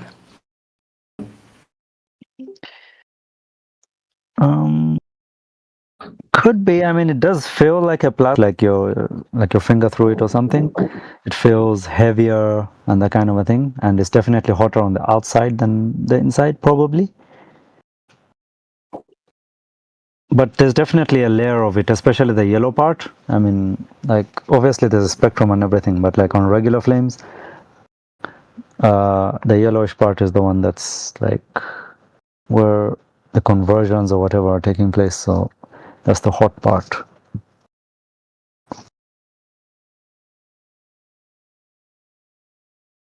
So getting back to the sun, do you think the color has something to do with it because it's yellow or Well, orange? they say that blue stars are hotter. Yes, they do.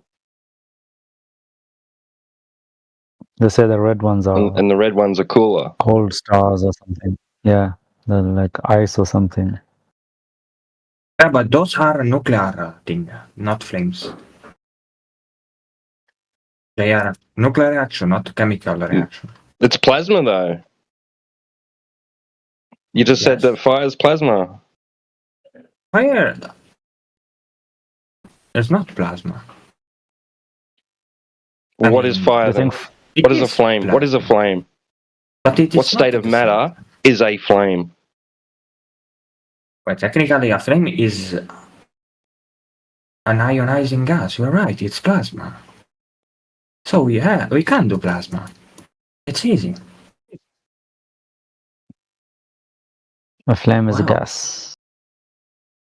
Yes, it's a gas.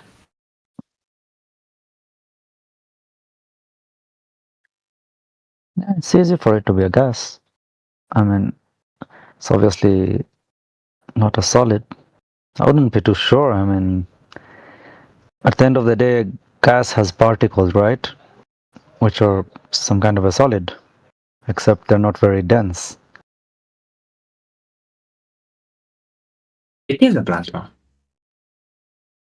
It is. It's just that you put a fuel più oxygen, then the reaction gives you carbon dioxide plus water plus energy.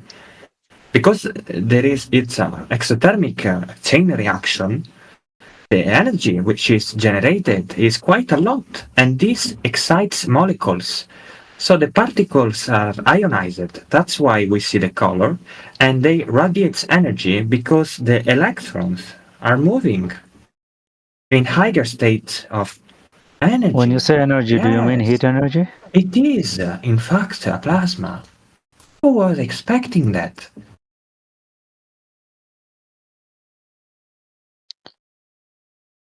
You know, I mean quantum mechanics, right? Do you know anything about it? Electrons in atoms or molecules occupy discrete energy levels. This is a Are they discovery going to help you from prove the shape of the ground? No, we discovered that because we made experiments. We understood, and to the math, we thought the math was not right because the experiment gave us a model which was quantized the energy, the Planck constant. But then we understood that this means that atoms and molecules, in fact, they really occupy discrete energy levels. And by understanding that, we made lasers. We made, for example, lasers works because of this. And so, Lasers are good. when you have We a use them collision to measure the in shape of very the hot ground. gas, you are exciting the electrons to higher energy states. So when the electron relaxes back to the lower do you energy think levels, that- they emit a photon. And the photon, you know what the photon is? Is the Planck constant. You know? Multiply. Yeah, that's great. Does that help you to Yeah, prove the shape of the we've read ground? the textbook too. That's awesome. It does, because yeah, you can do great. it. We've read the textbook too. So, you can understand. Yeah, we understand perfectly well. A, none of what you said is the topic. B, yeah, we read the textbook too. C, there's heterodox people that think that those models are trash. So there's actually problems with all of them that I'm not going to get into because that's not the topic. The Bohr model of the atom, all that shit. There's problems with all of You it. could win a Nobel Prize if you can explain why these models are wrong. Actually, you know, the job of a physicist. No, you don't have to of a explain them theoretical wrong. physicist All you do is have to uh, compare them to reality. If you see that they're not matching reality, they're insta wrong. No, not You think necessarily. you I think can they give show out you Nobel Prizes? Sorry, buddy. Do you think they give out Nobel Prizes for proving other people wrong? They do. They did, in fact. Most of Nobel Prizes are for that. Okay, give me an example one. You know, an example of that is the photoelectric effect, which is what we are talking about. It was given to Einstein because he proved it. You know, there's alternative every explanations. scientist at the time wrong by showing that, in fact, electrons and atoms molecules occupy discrete energy. Is this the that's AI or awesome, something? So if you can show Listen that for a this second. is wrong, or you can make Dude, fall off something your better, soapbox. which we can already Easy. have. Okay, so there's alternative explanations of the photoelectric effect. Okay, alternate explanations of everything you said exists. Okay, there's an arbitrary number of there's an infinite number of models for any arbitrary data set. Okay, you take any amount of data, any set of data, and potentially an infinite amount of mathematical models to describe that, right? No, it's wrong. You are misunderstanding touch theory. Like your logic is wrong, my friend. Yeah, but it's mathematically. I didn't use logic. Sorry. How many mathematical models are there? Anyway, let me explain you something because you are. No, you need to listen more. That fallacy here. So you must Which understand. fallacy is that? So, like, you know the set from all numbers between 0 and 1, right? those are infinite numbers, right? Yeah. Yeah. Yeah. So Okay. what is the probability of me choosing a random number in this set? Like for Why do you say example, they're infinite? Zero. How is finite? What is the probability? Okay, I that want doesn't I address what I choose just said. 0.5. 0.5. What is the probability of me choosing that? Why know, are we not on the subject? You know? What is this? The probability is 0. Pepsi Man, are you AI?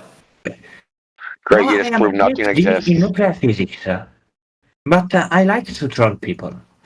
But anyway, the probability is 0 because you have infinite possibilities. What does that mean?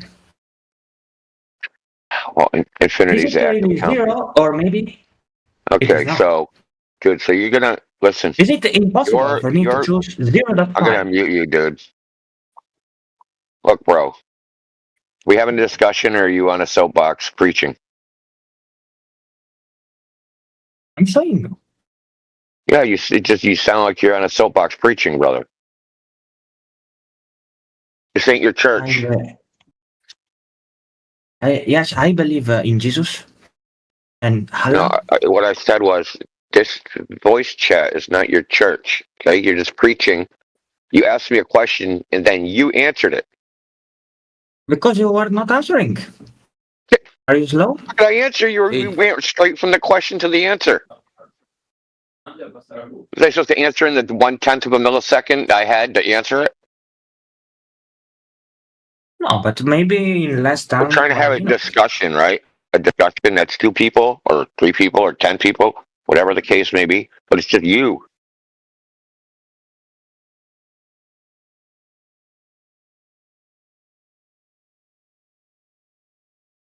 So anyway, all I was saying is there's alternative models for all that, which I'm not going to get into. Why not? Because it's not the topic. Why not? Because I just told you that's not the topic. The topic is what is the why topic? Earth v. Goldberg. Not quantum mechanics, not freaking thermodynamics, not microwave ovens, what these we call radar ranges. So what is the topic then? And the reason it heats up food is because it puts the water molecules in resonance, a particular diameter of water. See, I know about this stuff. I don't want to get into it because it's not the topic. We try to stay on topic, bro. Just what we do. We don't go into the vegan channel and start talking about baseball, right?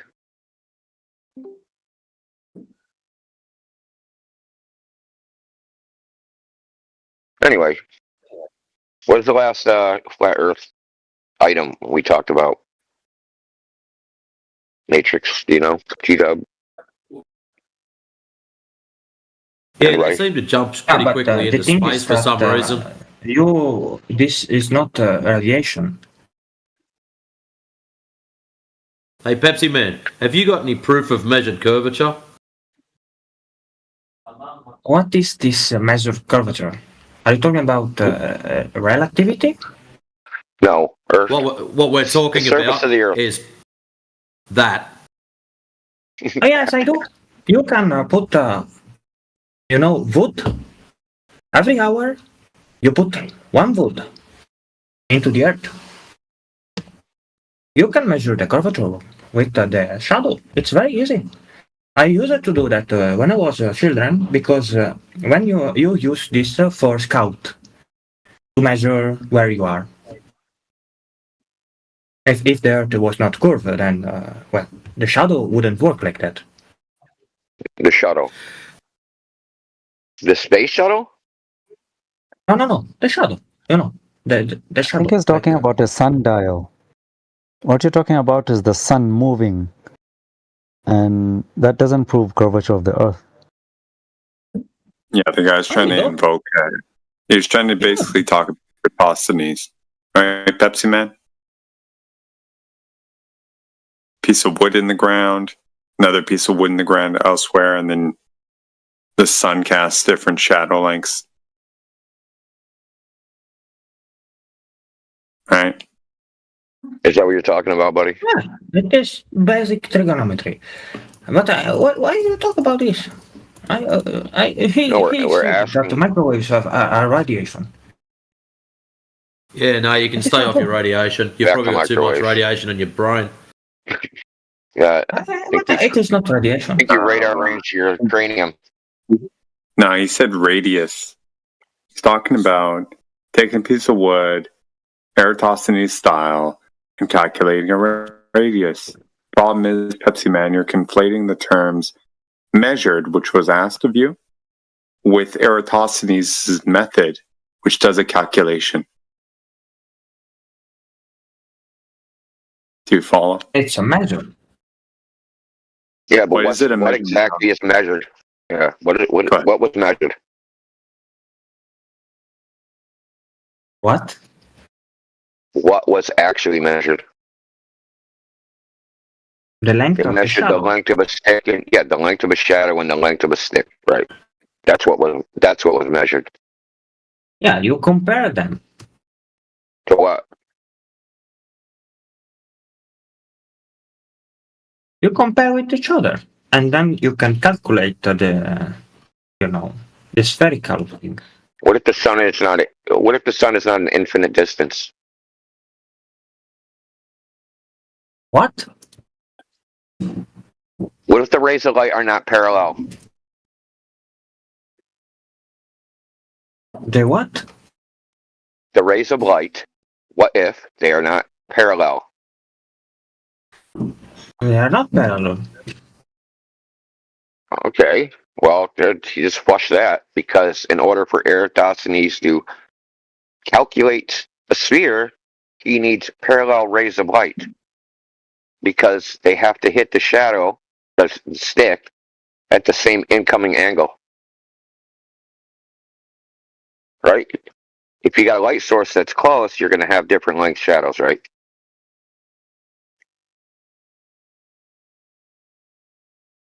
Simple trigonometry.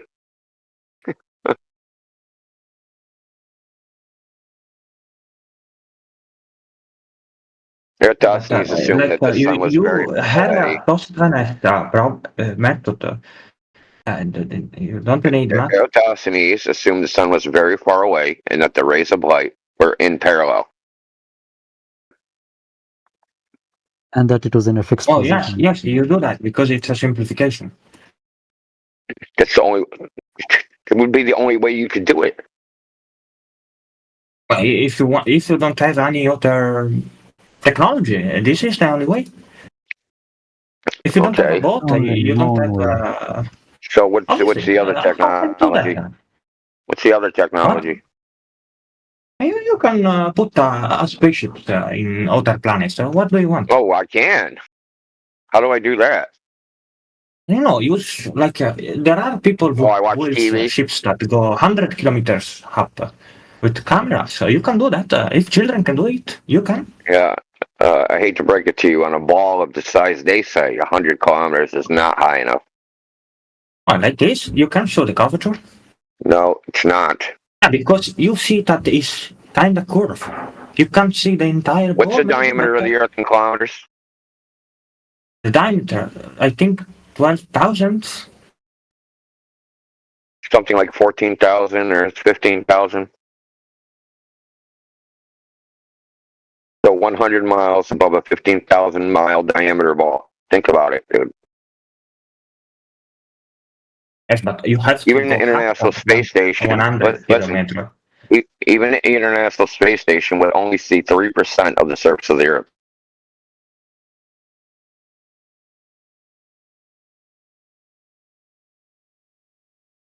Right. Kilometers, not high the enough. thing is that Like 96 miles, that's nothing. is a lot. Sorry.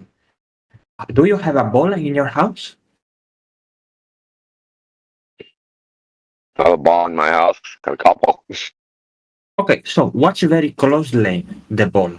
it appears as it is not a ball, right?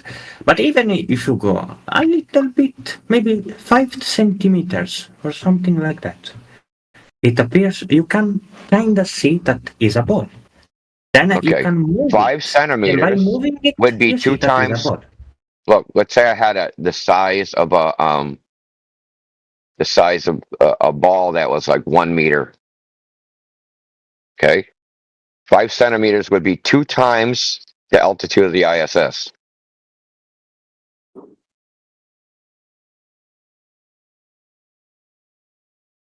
Go more up. Okay, these things are very close to the surface of the Earth, right? Yes, they are, but they move. Joey's got to add in there chant. But they move. But the They Earth's are small. orbiting the Earth. How do you know that? You can go to the moon if you want. How do you know that? We went to the moon. Yeah, I saw that TV show too. Okay, go up yourself, my friend. Is that what you did? Well, I did that. Yes. You did? Yes. What? Did someone throw you up with a trebuchet? Man, do you think I'm human? I come from... No. Okay, then don't pretend that human, please. Okay. Well, I mean, So I don't you know what can you go are. to the Are you a moon. Go demon? to the moon. If you don't have the technology, it's because you are stupid. Oh, that's what it is? You don't have the technology. I don't. That's not my fault. If you Nobody has the humans are so technology. stupid that No you one's don't ever... still have a... Brother, you nobody's can- ever you been just- to you the can- moon. Bullshit, you can Pepsi, go to the- man. He's spiraling. Look at this bird. So, nobody's ever been to the moon. You are saying Not that you. you can't go to the moon. In No, no one's been to the moon. Nobody has. 25. Nobody has. Then it's not my fault.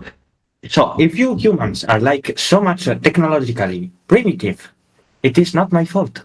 No, he's bricking. He's assumed Anyway. his other personality. Why don't you go with a boat then? You Where? go around the world. In a circle? Yes, why not?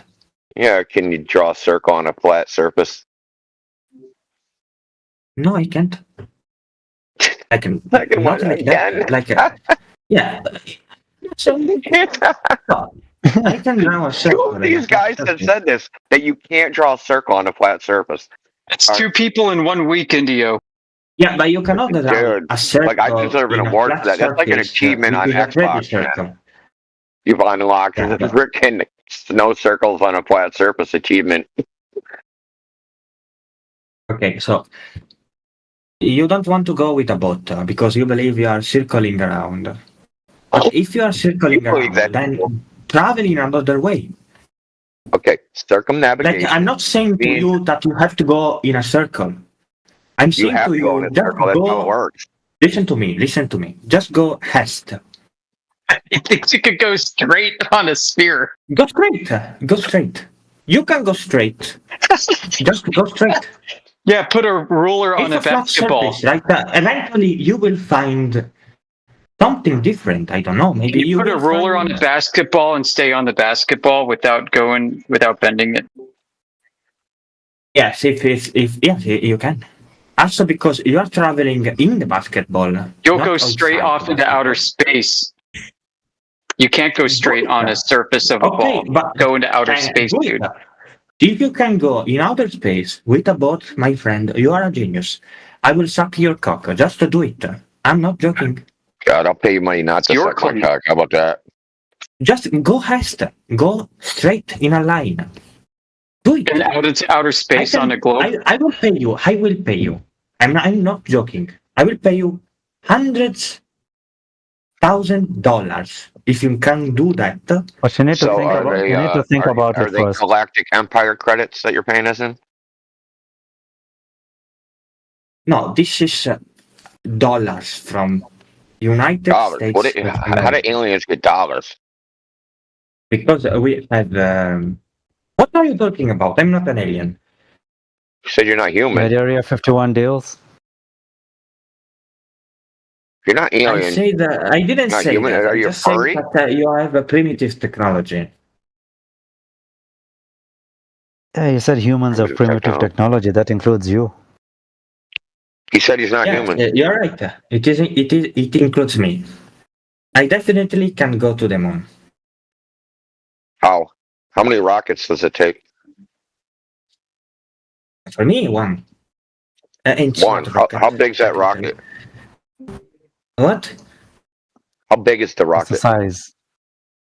800 meters. I talked about mine. 800 meters? Yes. How big is that? Was that a couple thousand feet? Yes.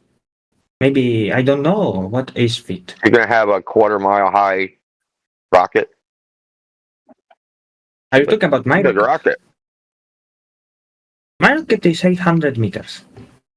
You know who Werner von Braun is, buddy? Oh, sorry, Matrix. Go ahead. I didn't hear you. Said 800 meters is 2,600 foot. Jesus Christ, yeah. A half a mile rocket. Yes, it is. Yeah, awesome. But it is in outer space, not in Earth, so gravity is not affecting it. I'm not understanding what is your problem. No, I'm just telling you. Obviously, So you need a lot of space because you have to replace parts and stuff like that. How can I go to your anus without a rocket that big? Okay, dude, that's enough of that. You're not going to my anus or anything. Sorry. Neptune. Dude, he bricked wicked quick. I was just wondering which troll is it? He went to, I'm not a human, I'm going to space, I'll suck your dick, and I want to put a rocket in your anus. What the flying fuck just happened? Somebody's getting hit on. A freaking 2,500 foot rocket he wants to put in my anus. What the hell is wrong with you, bro? He needs one of those Baka boys.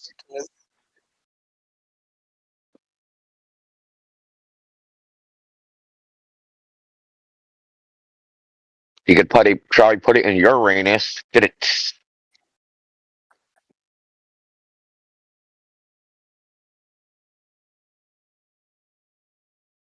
This is the morning zoo crew. This is like you listen to the radio going to work, man. That's what this is. We need a call-in show. It'd be better than Howard Stern. No doubt. No doubt. Howard Stern just talks degenerate stuff. Yeah, and what's the difference? He used to be, yeah. Good point. After what I just listened to, yeah, there is no difference.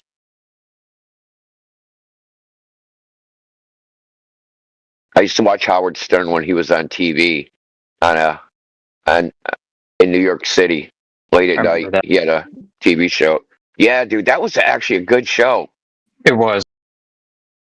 It really was. Yep, because you got to see the crazy people that would sometimes keep bringing to the studio.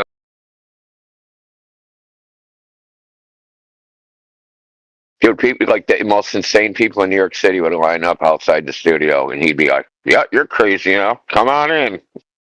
And you got like regulars. I forgot their names. I'll have to remember. Dude, yeah, some of them like stayed.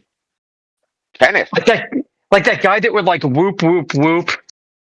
What was his name? He was like, oh man. Dude, his name was Kenneth, dude. He's still on I can't remember. That's right, Dennis. He reminds me of Donald. Dude, this is how he made the show. He stuck his face in a paper plate full of like maple syrup and raisins, and he had long like red hair.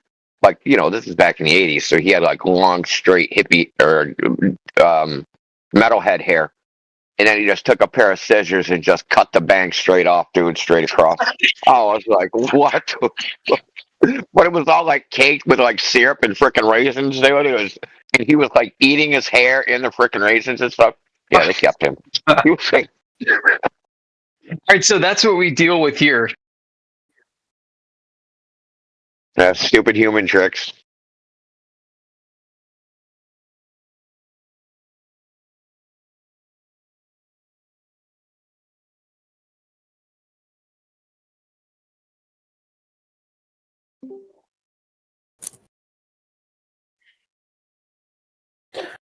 Guys,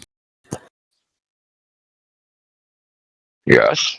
do you think that Welcome to 24/7 Earth is flat? Flat Earth Discord. Yeah. Why wouldn't I? That's correct answer. Of course it is. Why wouldn't I? That's the only correct answer. You're right. What is today? Shit.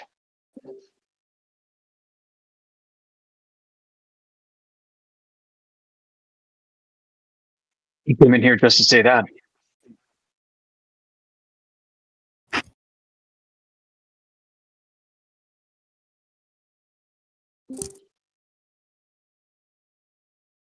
I just started freaking out because I forgot to take my trash out. Someone took it out for me. Thank God.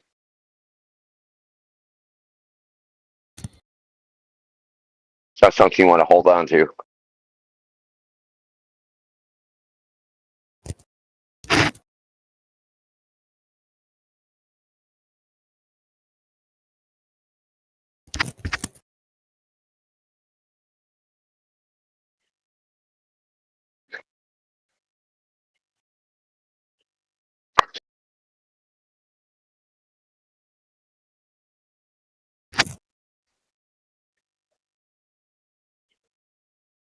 You know, no, this is off topic, but it's just like, speaking of trash, how come India and like the surrounding companies can't solve their frickin' trash problem?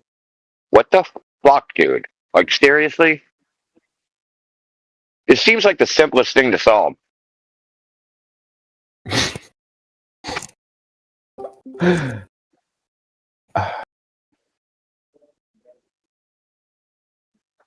Yeah, why don't people want to take care of their houses or their neighborhoods? Indeed. It doesn't even seem like. Look, man, I've seen videos of them just.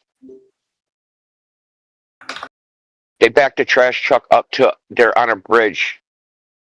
They backed it up to the railing of the river and just dumped the trash into the flowing river, dude.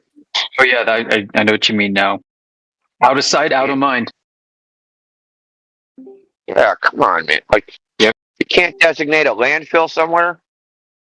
Dig a They fill big the ass object hole, permanence dude. to Yeah, dude, dig a big ass hole.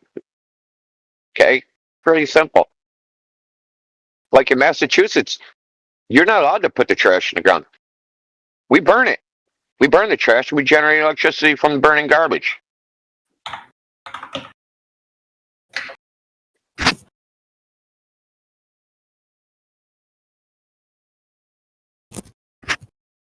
I heard those places make a lot of money and like change that people accidentally threw away because they don't burn, and they just sift it out of the ashes. Nice. It's like in the hundreds of thousands of dollars.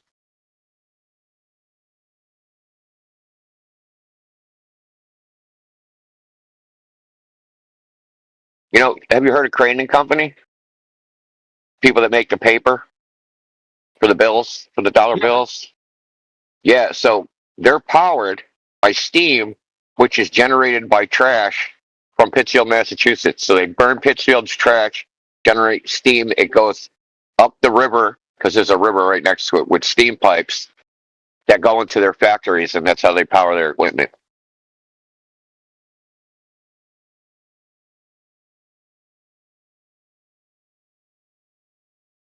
So your dollar bills are eco-friendly.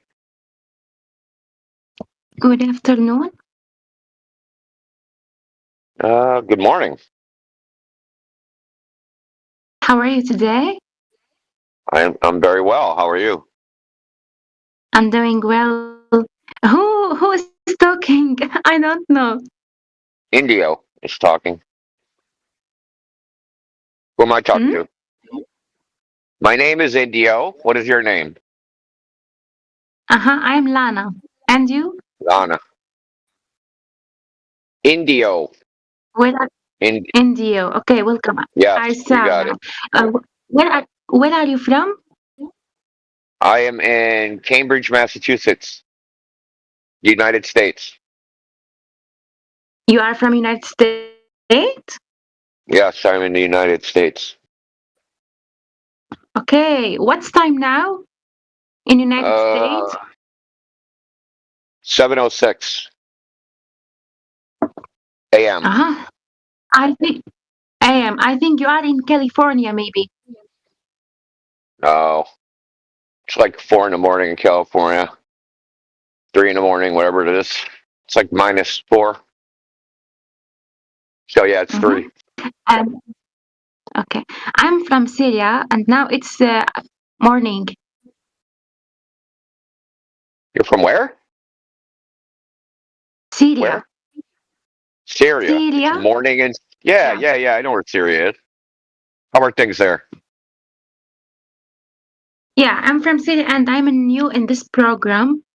Okay. Yeah. How are things in Syria? Actually, nothing was constant. You know everything by news. Yeah. So no need to talk about that here. Okay. Just want to make sure Yeah. you're okay. Okay. Which state you live, or which city? Me? Cambridge. Yes. I live in Cambridge, Massachusetts. Yeah, where Harvard is. Harvard University. You heard of it?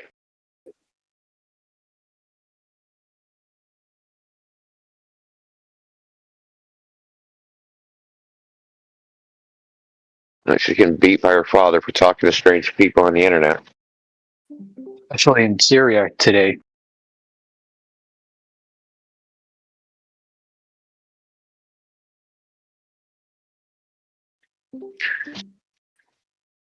Man, I could probably pick up chicks on here just telling them I'm in Cambridge, Massachusetts. And I'm in America. This would be a weird place to look for a mail order bride. A Discord order bride? Gotta upgrade to Nitro, man. If you're not on Nitro, they won't want you. Is it like a game that you can buy through Discord? Yo, that's horrible, but I should actually do that. Probably could. Make a little dating app that works through I'm sorry, Discord. my signal. I'm sorry, my signal was very bad, so the internet was turned off. Okay. I understand. Thank you. You live in Cambridge, in Cambridge? British. No, Massachusetts. Cambridge, Massachusetts. Massachusetts is a state in the United States. Cambridge is a city in that state. You know where Harvard University, you know what that is? Yeah, I heard about Cambridge University, so I think it's in British. Maybe I misunderstood. Yeah, I know. Yeah, I understand. It happens all the time. Don't feel bad. You know where Harvard is? Yeah. Harvard. It's where Harvard is. Yeah, exactly. Harvard and MIT. MIT exactly. Too. Can I add you, if you don't mind? Yeah, sure. Okay, thank you so much. I will add you a friend. You weren't wrong, what I said earlier. You don't even gotta have risk. You gotta have 0 risk. You just need a passport. All people here make a mute. Why? Maybe the difference of time. They like listening. Stage is yours. They like to listen. Right now. We don't like to interrupt each other. It's respect. And peace of mind.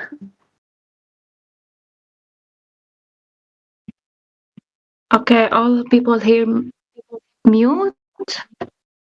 Yeah, they are listening.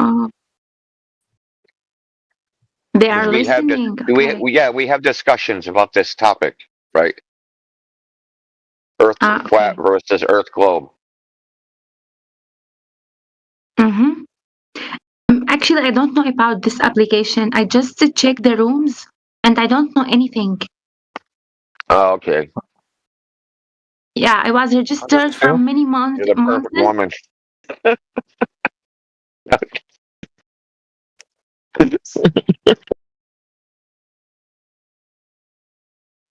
YouTube. I don't know if anybody caught that. Anyway. Link. It's not much different than the Howard Stern show. Dude. That's quite the insight, man. That's crazy. Yeah, you're right. You should not be right, but you are right. I almost hate that I am right.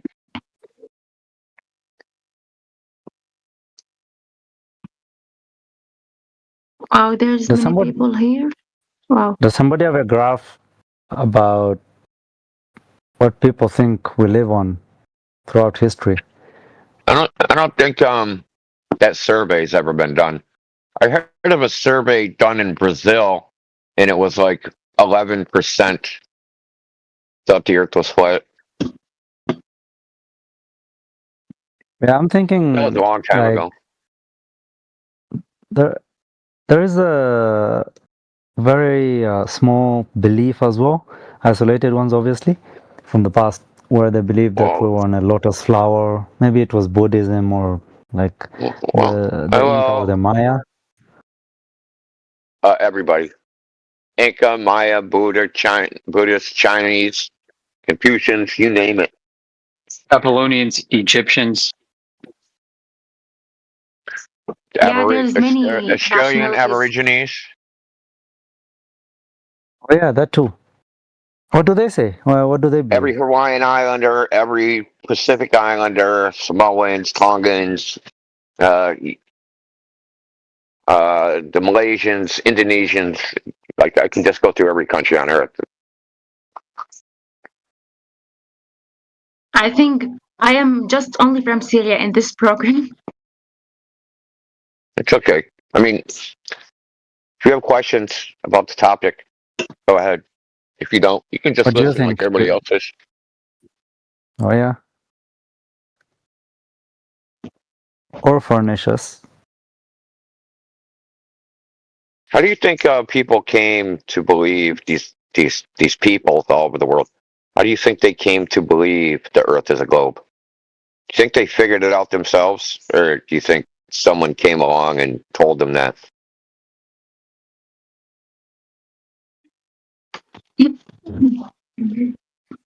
I think that it's just one of those theories that become popular like during a certain era. That's it. Like it's just during our time. Yeah, it's pretty correct. I mean, so Eratosthenes, the guy with the sticks you were talking about. So not everybody accepted what he said. So some of the other Greeks said, yeah, we agree with you. But half the other ones did not.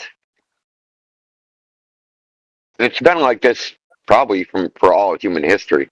But the idea itself was created in, Europe, basically. The West, right? When I say the West, I mean west of, let's say, Asia. Persia.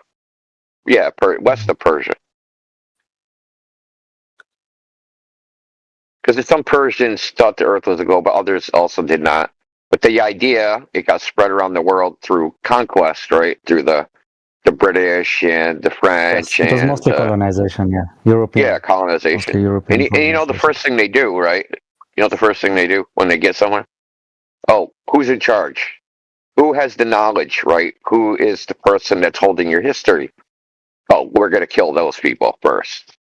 That's who they always kill first. Yeah, take them out. The people with knowledge of So the that you can history. replace. Exactly. See, you're pretty bright. Yes, exactly it. I mean, the Erase vicar your writes history, so and obviously, make a new if you exactly erase it, and the only option they've got is to use your language and your ideas. Yeah, erase their history. Well, I mean, and you rewrite a new one, right? Like, oh man, Obviously, you you're guys, replacing, we yeah, didn't with take you yours. over. You invited us here. We brought development and freedom. Yes, we brought democracy.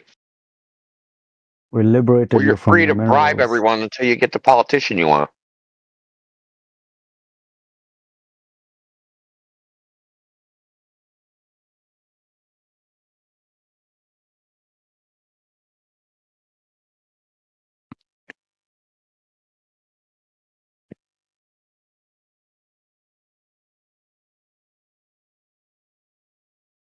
I remember reading I forgot where it was, something from very deep history regarding 3 famous Babylonian astronomers. Like 2 of them, one of them thought it was flat. And this is in like 540 BC. They came to Greece, and it was through their teachings on astronomy that really kind of gave the Greeks their understanding.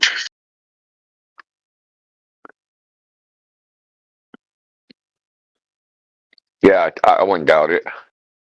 Well, they had that sexagesimal system, right? So, Oh yeah, that matters as well. The clocks were designed in this like shape and divided into 12. Yeah, like everything divisible by 60. And then multiples of 60.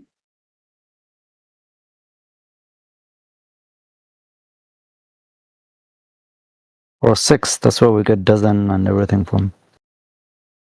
But then it wasn't said, but if you think about it, it was 6 times 10, which gave us that 60. So that the decimal system was still there, it was just not the basic one. It wasn't the basis.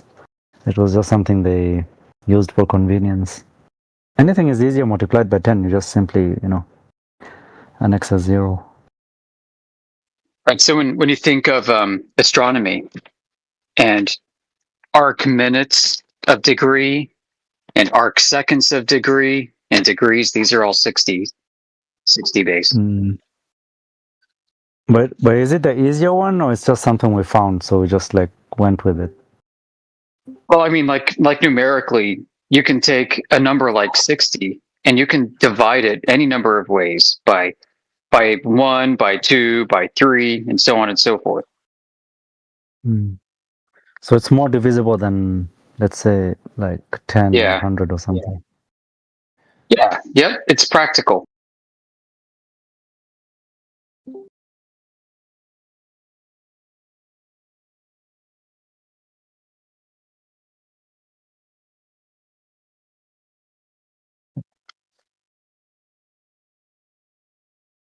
I've always wondered, like, if we changed the hour to like 100 minutes, would it be like easier? Would it not be 24-hour day? Obviously, the timing would be the same. We just divide it differently. So, like, the 60 seconds would become like 100 in a minute. You'll be still Different working an duration. 8-hour day, boy. Remember that. What the Europeans did with millirods. You should work shorter hours. Less hours, not shorter. That'd be longer, but like just less. I think the whole world should be on Greenwich Mean Time and be done with all these time zones.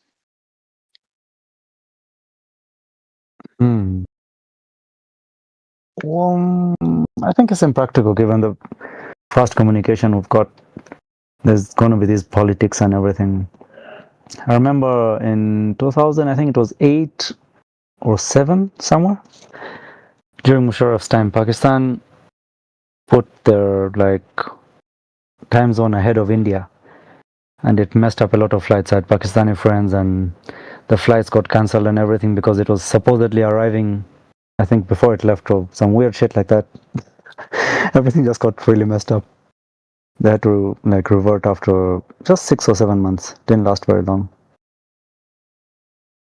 I think the only reason to have time zones is due to localized biases. Yeah, Local exactly. and psychological bias is all it is. Absolutely. That's all it is, yeah.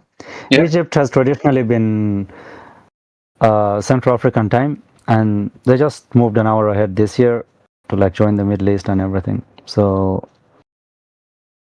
that's something new for them as well. They just feel more Arab or something, maybe more Asian, I don't know.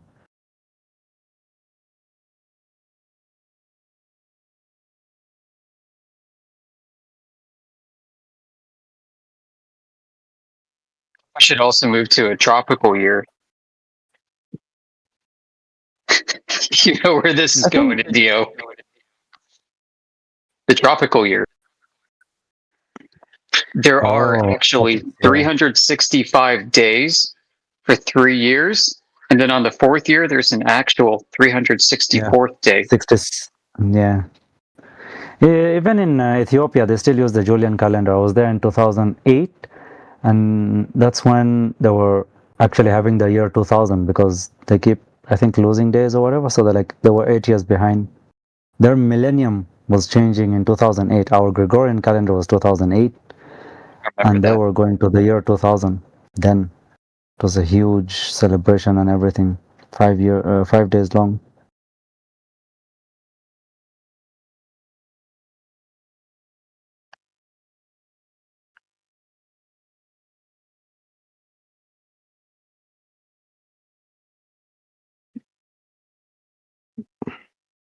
What he was telling you is that there's an actual extra day. It's not a mathematical day, it's an extra day. If you count from equinoxes, Yeah. right, you stick a stick in the ground where the sun rises, right? Say you got a view of the horizon, east. And where the sun rises, you take a stick and you set it in the ground. And then you wait. 1 year. 1 year later, the sun will rise at that stick. 365 days. Then another year, 365 days, it'll rise at the stick again. Right? If you count, the sun rises. Sunrise, sunset. Sunrise, sunset, sunrise, sunset.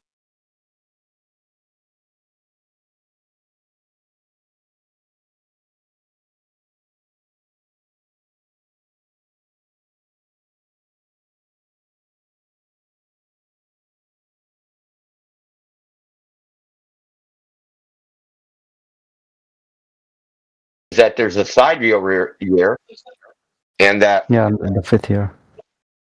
yeah, and that. But here's the thing: if that was true, then every year the clocks would get out of sync by 6 hours. That's also true. Yeah, the time would like literally move a little bit. Yeah, it's supposed to shift, ideally. Yeah.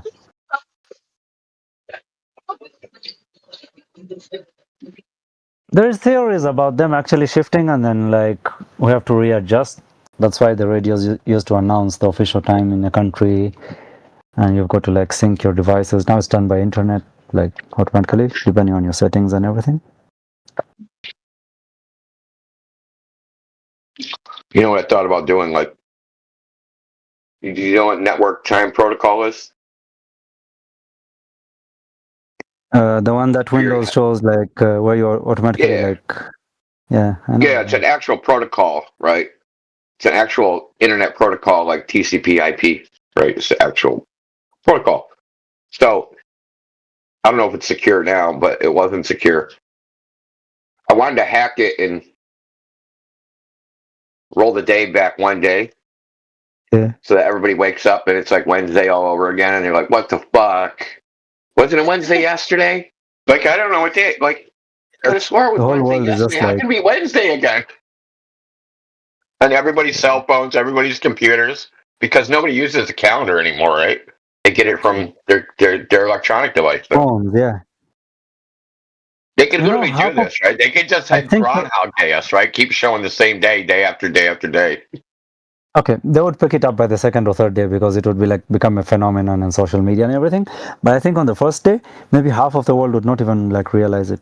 They'd just be like, "Oh, I was probably mistaken." Like we're literally in that, zombie mode. So you just doubt it, but then you're like, oh, maybe I was mistaken. That'd be a great Ash conformity test.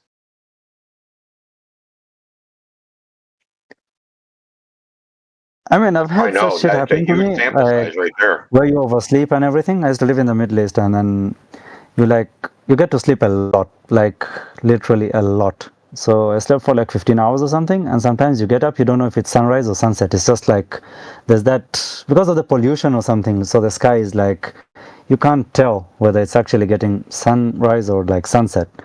I remember clearly once I thought it was like morning, and I got out, I start walking, and it's getting darker instead of brighter. I was like, okay, this is like this is evening, it's not like morning, you know. To make it worse, Just Kuwait is on fire again. well, before I could see a clock for the event, there was like a timer that's disappeared. It was showing 59 hours and something. There was a count up.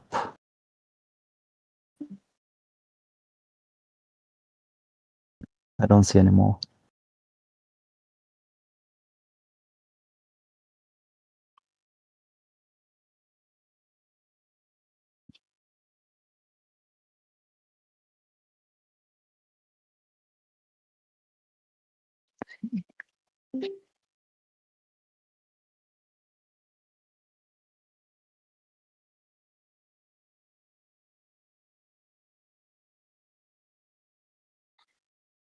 So Elon Musk says he went to space or something?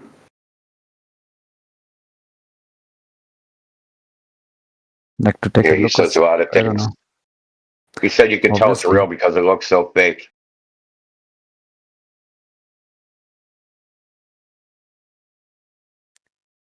Yeah, space doesn't calculate, you know. Also, why isn't there like an improvement or even a revision about the like supposed diameter of the globe? A few thousand miles or kilometers is not enough. There should have been a bigger claim, you know, like something that's kind of hard to prove, like, you know, hundreds of thousands or something. Because when they invented it, it was, Got they fixed. didn't have airplanes and stuff like that. Oh, so that time they thought it was They like thought their a globe was big big deal. enough, right? Yeah, they thought their globe was Yeah, big enough. exactly. Yeah, it would take years to travel and everything. Now it turns out to be too small. The idea does not fit. I mean, that's a pretty good observation that maybe initially they were like, well, it's a ball too big to see because it takes us 3 months to travel across the Atlantic. And they didn't anticipate, 4 hour, 5-6 hour flights across the Atlantic. And now it's a little more obvious that there's a lack of a curve.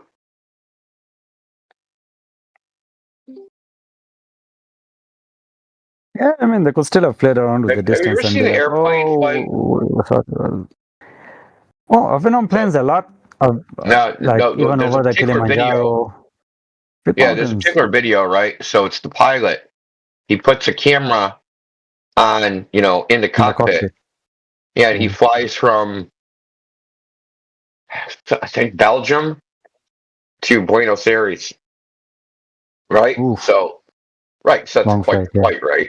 Flies over Europe, flies over the Atlantic. Thousands, Right, so he should be flipped over, right?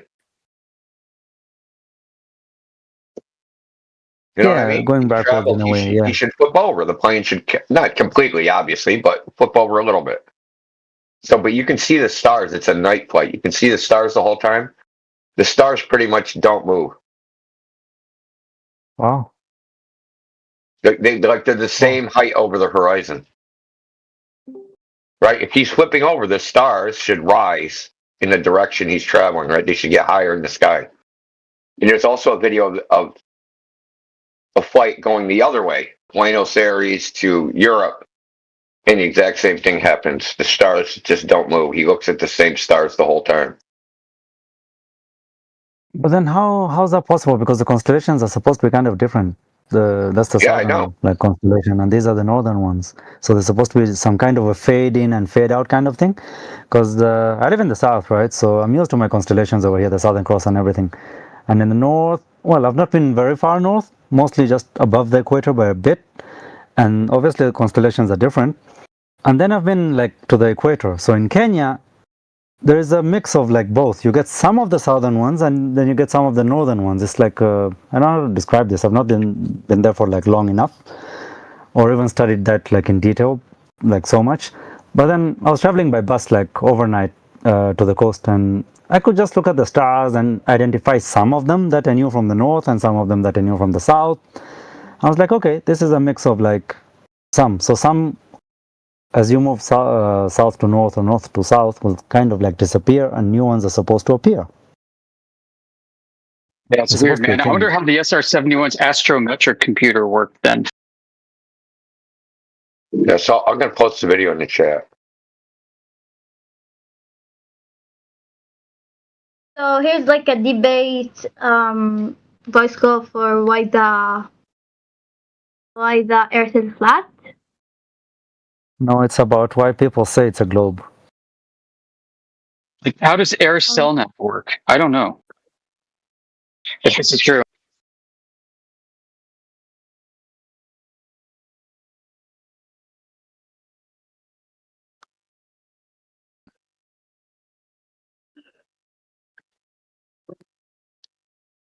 And what is your conception about the dome and about the circle ice wall?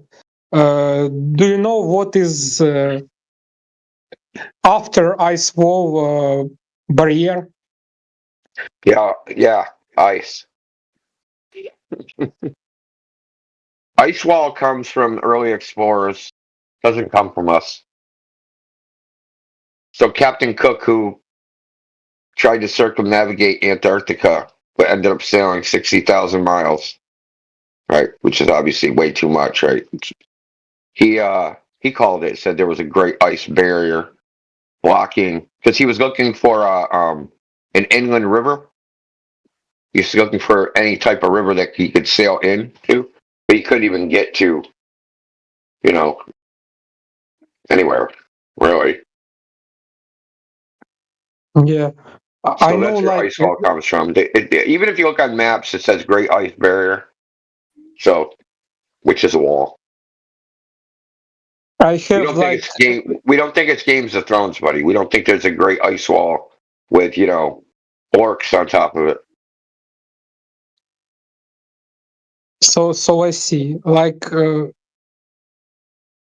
have you thought about like the history is corrupted too, like the 16th century Great Reset, Great Catastrophe, and the whole history is rewatched. You mean the extra 1,000 years?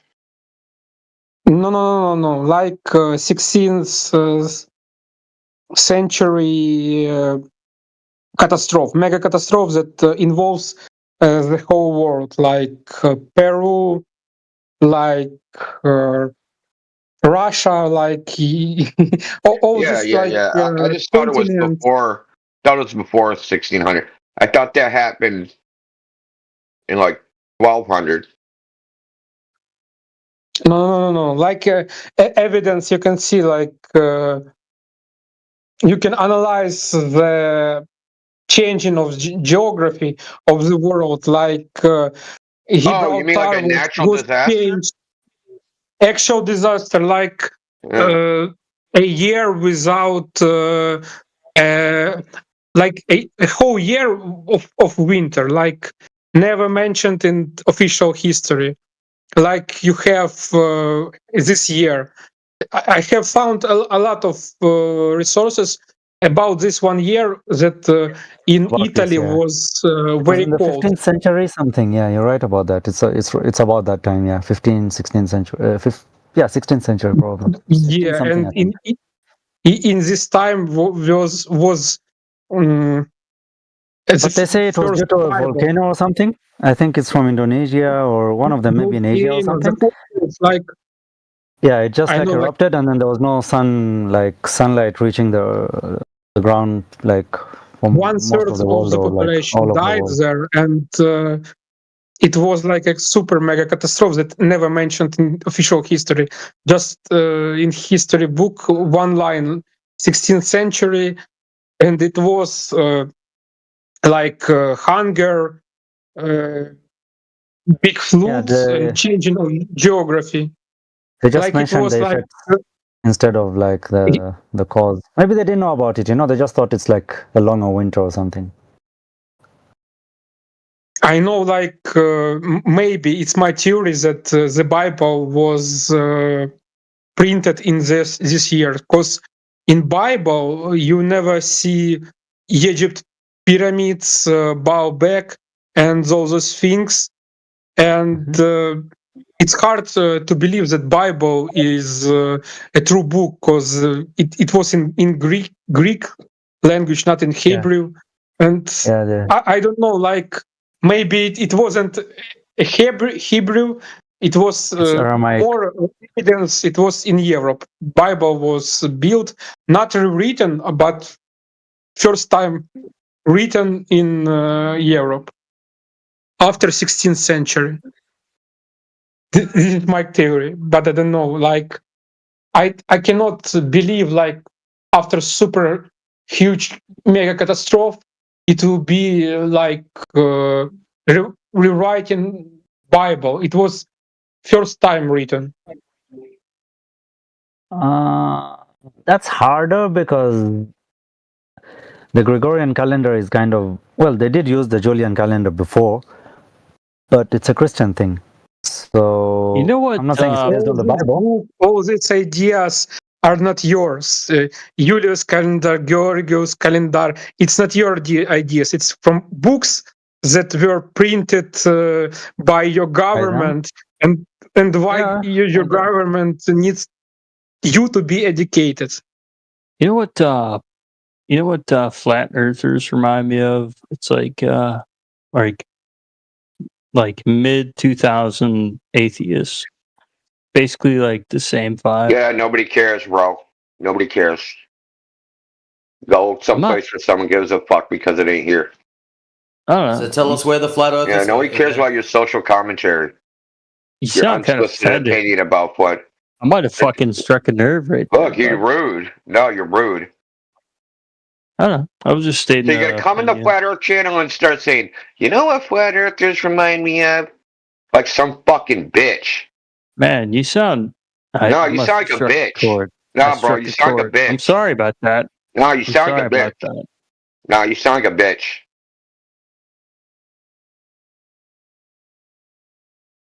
Because I mean, all you knew, all your terms, all your education, they made you. Nothing you know is true. Like you cannot see atoms. You cannot see a lot of. Like you see a core. You can see like a cell, but you never see the atom. How do you photo electrons? What technique? Because it's hard how to say you didn't do your own research. Like you do your research, like you see like the earth is flat, but you didn't research in other areas like history, like science, all this stuff.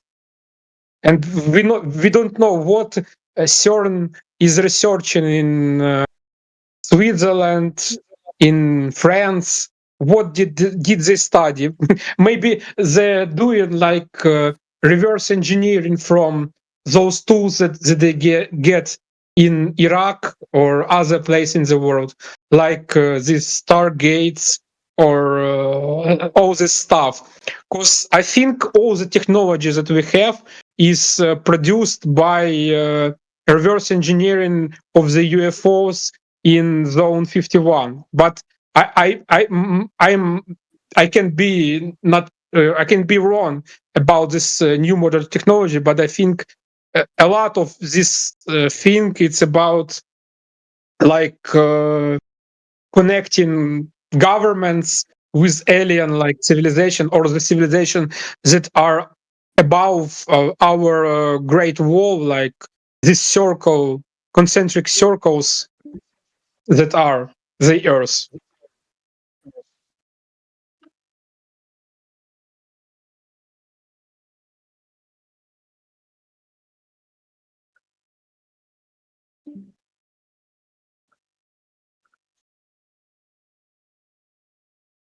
Because speaking with people, you never know, like nobody can prove spheric Earth, like they only believe it. And a lot of things that we know is like about our believing, like how to do the proper research, like to fly on what distance it should be, like to make a photo, and like what will be the consequences for a person who did it. You just need to check drop over distance, you know. So with a specific radius, you have to have a drop over distance. The Black Swan, if you count 10 miles behind the second rig, the horizon, that means that it's 67 times larger. How can that be possible? It can't. It's simple. No ball, no curve. I think it's about magnetic field of the Earth and the Sun and Moon, and they're put it in the magnetic field, and they use magnetic forces to like change their stable system, like concrete system. I don't know how to say it in English, because it's my second or third language. I don't know. I'm actually from Ukraine, and I don't believe like politics, official history, official technology. Dude, it's so funny you're talking about Ukraine. Dude, I was just talking yesterday how if you start looking into the history of that area, right? Ukraine, Black Sea, the other side of the Black Sea, and right the eastern side, where Yiddish comes from, where the fucking language comes from. Dude, it's a black hole of fucking... You can't make sense out of it. Why do you believe in official history? Like I don't. I'm just saying, like, even the official history don't make sense. Right? Okay, so I looked up what's the origin of Yiddish, right? So Yiddish is spoken by Jewish people from Ukraine, Poland, right? That area, right? Germany, right? German.